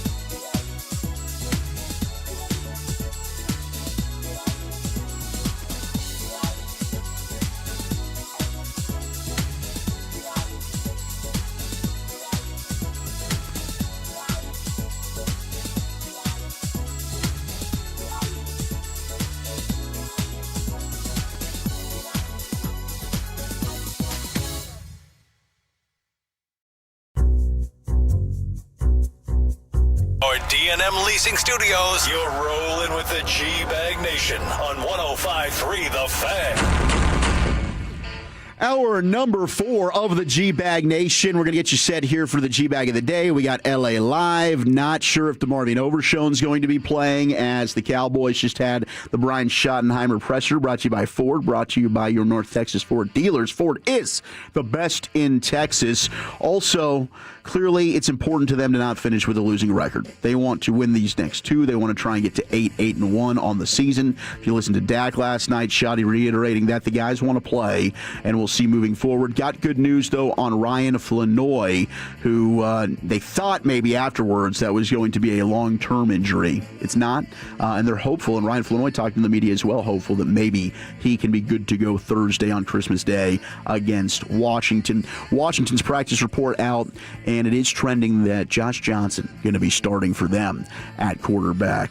So it could be Dak Prescott versus Josh Johnson. 9 a.m. pregame right here on The Fan. Zach Wolchuk, Brian Broaddus, Eric Chiafalo. We got Lucius Alexander, and we'll have G-Bag of the Day and LA Live as we hit the Expressway coming up next in the Nation.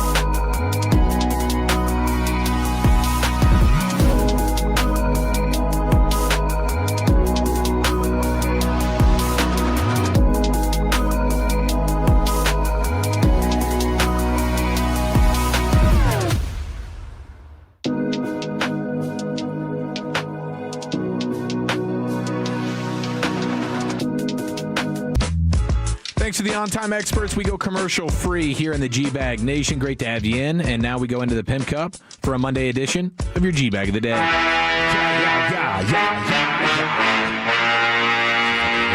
Check. There we go. All right. Yeah. G-Bag of the Day. We do it every weekday on the Fan 5:30 unless Shotty comes in here and pushes that time a little long. Dropping mad S-bombs. I'm hitting the dump button. I don't even know if I caught them all, bro. Yeah. We'll find out if I'm not here in a few days. Yeah. It's just an image of what I used to be. But yeah, he didn't catch some S-bombs. FCC got him. Well, it's Fred. Fred's the one that drove him into the S-bombs. There's a couple. I mean, Shoot. Sure I think Fred had 3 of them. He started it. Fred did? Fred's question got it for 3. He asked him about the shoddy polka. Oh, my gosh. And then he just, Too much going on up in this joint. Yeah, for now, G-Bag of the Day is right here at 5:30 with L.A. My name is Lucius Alexander. By the way, if you see anything out there this week, on Christmas week, hit me up, bro. I'll play it. Been talking to you guys in the inboxes, too. Shout out to y'all. I love the Tolo Shop. Pretty cool. Some of y'all. When's the 30 for 30 on your vacation? Well, it was a little quick dip, bro. Man, I had a hell of a time, bro. I'll tell you what. Yeah. All right, so our winner and champ so far is a Giants fan right here. Yeah, he said they are a cursed franchise. He's going through it. I went into the locker room with 5 minutes and 14 seconds to play in the game to take a shit. What the happened during that shit? What kind of insanity happened on that field? Then I come out and watch the shit fest of insanity that occurred over the last 60 seconds, and now I am convinced that evil forces are working against us. That is the only explanation for how we can lose this game.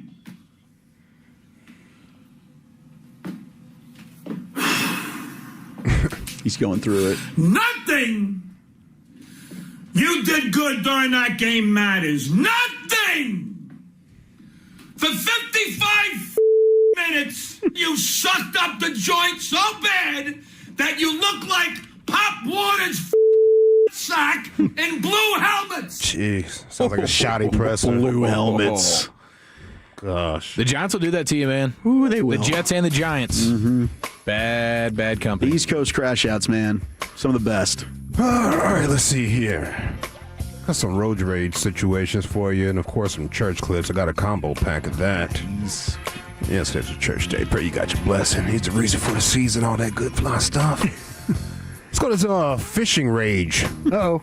Another boat pulled up on this guy, and they were in the spots. Don't do that. They pulled up and they started casting over his lines and everything. Real disrespectful, real disrespectful, man. You gotta wait till we leave or catch it on another day. You didn't get it. Or circle around and ask him, hey, what are you catching them on? Yeah. And see if they'll tell you. Some people will tell you, oh yeah, we got those. We got some minnows we're fishing with. Yeah. We got some deep dive. We got some square bills. We got, sometimes people you got to be will tell you, respectful. yeah, and then when that person leaves, maybe you circle back and then throw some in there and see if, okay, this guy ain't lying. That's rude. Yeah, but don't just ask. Pulled up on them and started fishing right there in their spot. Nah, just go on by. And don't go fast too. Just do your trolling motor or whatever. Don't make a lot of wake or anything like that. Just go on by. Here, record that, mother. Oh, jeez. Pull up on somebody and then you cast. You pulled up on us. You cast right over my. You pulled up on us. You were way the down. We were right there by that tree. Here. We were right by the tree.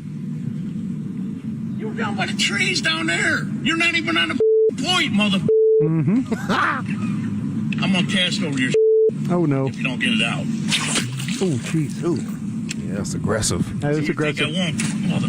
I'll rip that mother out of your hand. Get the out of here. Ignorant jag. You get the out of here. Like I said, we've been here all morning. I don't give a if you've been here all morning. Good for you. Good for you. Man. I don't give a damn if you've been here all morning. We're taking over your fishing spot. That's not good. Cast over you with that damn That's pull. pretty aggressive. Just kind of go back, hit the bank, go work up and down the bank a little bit. You see it open up, come on back by. Yeah. You know, don't be a jerk about it. Hey, this isn't one, but the kids are still going crazy over this 6'7" thing, bro. It hasn't stopped. It's not I going don't to stop. understand it at all. That's the thing. I really don't. And I see people do it, and I guess, it's crazy when they hear the number, everybody just loses their mind. When it's 6'7" is the score. And they do things. If you're on the free throw line and it's 66, you cannot mess up. No. 65, you got to get them both. No. You can't play games.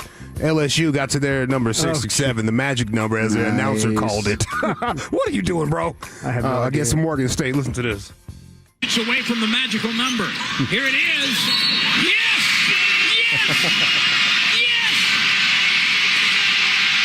DJ in the back, 6'7". Take me back decades to my youth. They just won a national championship. That's LSU? He's leaning right into that thing. Oh, my. What are we doing? Acting like he cares. I like the DJ in the back. Air horn. Air horn. 6'7", 6'7". Yes. How about this road rage situation? It's the commentary I like. The commentary. This old couple, they called a real crazy road rage situation, and they called 911 and tried to, alert the authorities. Yeah, we're in Archer and Meade, and there's an accident here, and a guy's out of his car, one's in his car. Oh. There's a huge fight going on. Right now. Yes, that's the white one. Yeah, he just threw a hammer at him. Oh, no, it's an axe. It's an axe. He just threw an axe at him. He just hit his car. Oh. Yeah, Archer and Meade, you got to get here in a hurry. Oh, God, they're probably going to kill each other. He just rear-ended the pickup truck and his bags went off. He's getting out. Oh, no. Oh, here we go. Oh, no, don't hurry. Oh, he's getting in his car now. Oh, holy shit. Everybody's ass is out. Wait, don't Everybody's ass. That's good play-by-play right there. That's great play-by-play, bro. Get in his car. Everybody's ass is out. That was great. I watched a clip the other day, Lucius, where a lady, like her mom and her kids were in a house in Beverly Hills, and the house was getting robbed while the mom and the kids were there. Oh, no. And a car was out front, and this lady had her G-Wagon. Oh. And you see her flying down the street, and she takes that G-Wagon and rams it right into that car and jumps out. And like the people who robbed the house are like scrambling around. Like she literally tried. G-Wagon, She bro? took her G-Wagon. She was on the phone with her mom, and her mom's like, "Oh my gosh, they're in the house. And she comes flying around the corner and takes that G-Wagon and just destroys that car. Don't be a hero, man. Yeah, and the cops showed up and everything. I mean, it was. Damn. But she did. She took her car and just destroyed their getaway vehicle. Talk about crazy look. Yesterday's your church day. That person right there needs it, Mr. Brothers. Yeah. Pray you got your blessing. Shout out to my Reverend Dr. Pastor Freddie Haynes out there. This church was live streaming, and they had to cut their live stream after this situation. And then this right here gonna really shock you. This right here gonna really shock you. Get whatever they come to church doing. Being gay. Yeah, you gotta come to him being gay. Bring a little gay spirit in him. Yeah, just walking past you like this. Yeah. Yeah, you at church being gay. How dare you? Want to get tight, deep undercovers. You feel me? Got these undercovers scattered throughout here. I got a couple of y'all be looking at me. I'm telling you, boy. People stick next. I got a couple of y'all looking at me. I don't know why he screamed it like that, bro. Gay! Hold on. And then this right here gonna really shock you. This right here gonna really shock you. Get whatever they come to church doing. Being gay! Why he screaming like that? A couple of them looking at me. Oh my goodness. He is angry. Screaming like that, bro. Being gay. Hold on, dog. That's hilarious, bro. Being gay! To this day. Yeah. I'm not going to do it. I'm not going to combo with it. We ain't losing this time. But, yeah, here we go. That's it. All right, there it is. That's Is it your one-time champ, the Giants fan crash out? Is it the Fisherman crash out? Doesn't give an F if you've been there all morning. Not one, the 6-7 bit at LSU. Road Rage play-by-play. They're throwing axes. That was pretty incredible. Then you have the Church Day clip. Being gay is a problem. Okay, let's see here. Give me. I'm going to go with the Road Rage play-by-play. I thought that was pretty dang strong. Lucius? Oh, shoot. I was up here reading how many S-bombs went across the line. Let's see here. Bring me dabba fishing guys. Okay, we're tied at 1. Broadus or Wolchuk. We go with the play-by-play as well. Okay, 2-1, Broadus. Yeah, the play-by-play will be good. There it is. 3-1 in your new G-Bag of the Day champion. The Road Rage play-by-play. That was amazing. Back into the Pimp Cup. LA Live on a Monday. Yeah, man, let's get into a Monday, Friday edition of LA Live right after the great Rick James, man.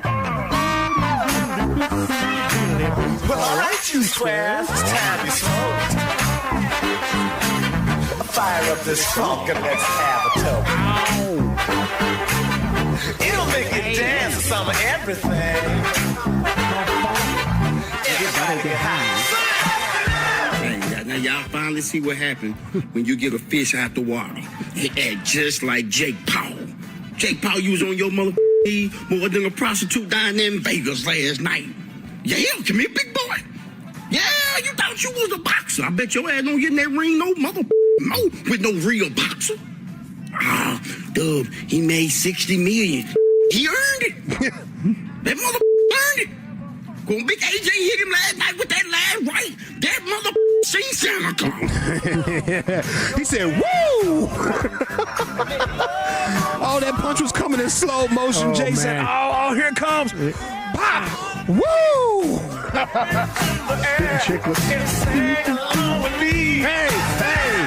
This is LA Live for Monday, December 22nd, 2025. It is a Monday, Friday edition of LA Live. Welcome in, folks.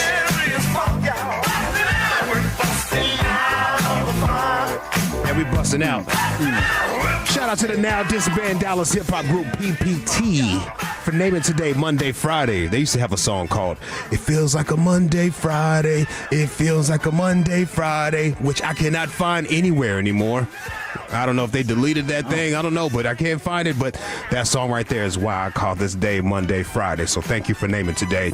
LA Live is sponsored by Greystone Roofing and Construction. That is greystone-roofing.com. You guys ever heard of any PPT songs? Any one PPT song? Not off the top of my head. Don't know. This is one. Like, I would have to hear the song. I've always been terrible with song names and what band sings what. I just got to hear it and be like, yeah, I recognize that song. They used to do songs for the Mavericks back in the day. Really? Yeah, they used to do like the Mavericks theme songs and whatnot. Did videos and everything for them. They had this song called Frustrated right here. It's probably one of the biggest hits. Oh. PPT.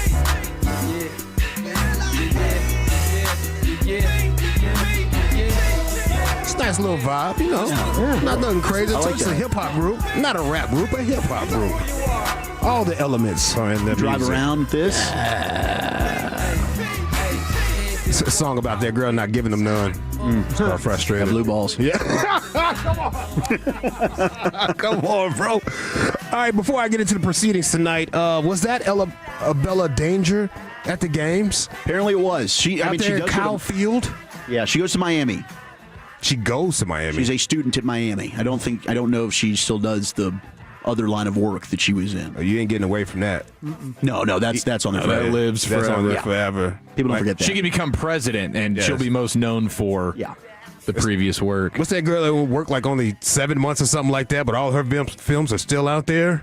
They stay out there forever. They never forget about her. Oh, bro. she was a star? It's going to pop up on the fan text. Yeah, somebody will text that in. Yeah, they're going to text that in, bro. 877-881-1053. Yeah, trust and believe. She didn't do a whole lot of scenes, but they live forever, bro. All right, shout out to Anthony Joshua for getting Jake Paul out of there in the 6th round. Mm-hmm. Got him in the 6th round. He's seen it coming. Do you think there was some over and under games being played before that 6th round? I can't put when it comes to that. Absolutely, there probably was. A lot of people say that should have happened a little bit earlier in the fight. Yeah. Should have got him out there in the first 3 rounds instead of getting all the way to 6. I mean, it looked like it was pretty easy money for Anthony Joshua. If he wanted it earlier, he could have had it earlier. I mean, Jake was trying to take him down. Jake was on his back foot. Yeah. Yeah, he was on his back foot the whole time, running from that man. And that, 22-foot ring, whatever he got. Yeah. Yeah, it didn't look too good. Anthony Joshua. The text is trying to help you here, Lucius. Mia Khalifa? Yeah! They have Chrissy Morgan, too, is another one. Yeah, Mia Khalifa. That's the one I'm talking about. okay. Somebody said my mom.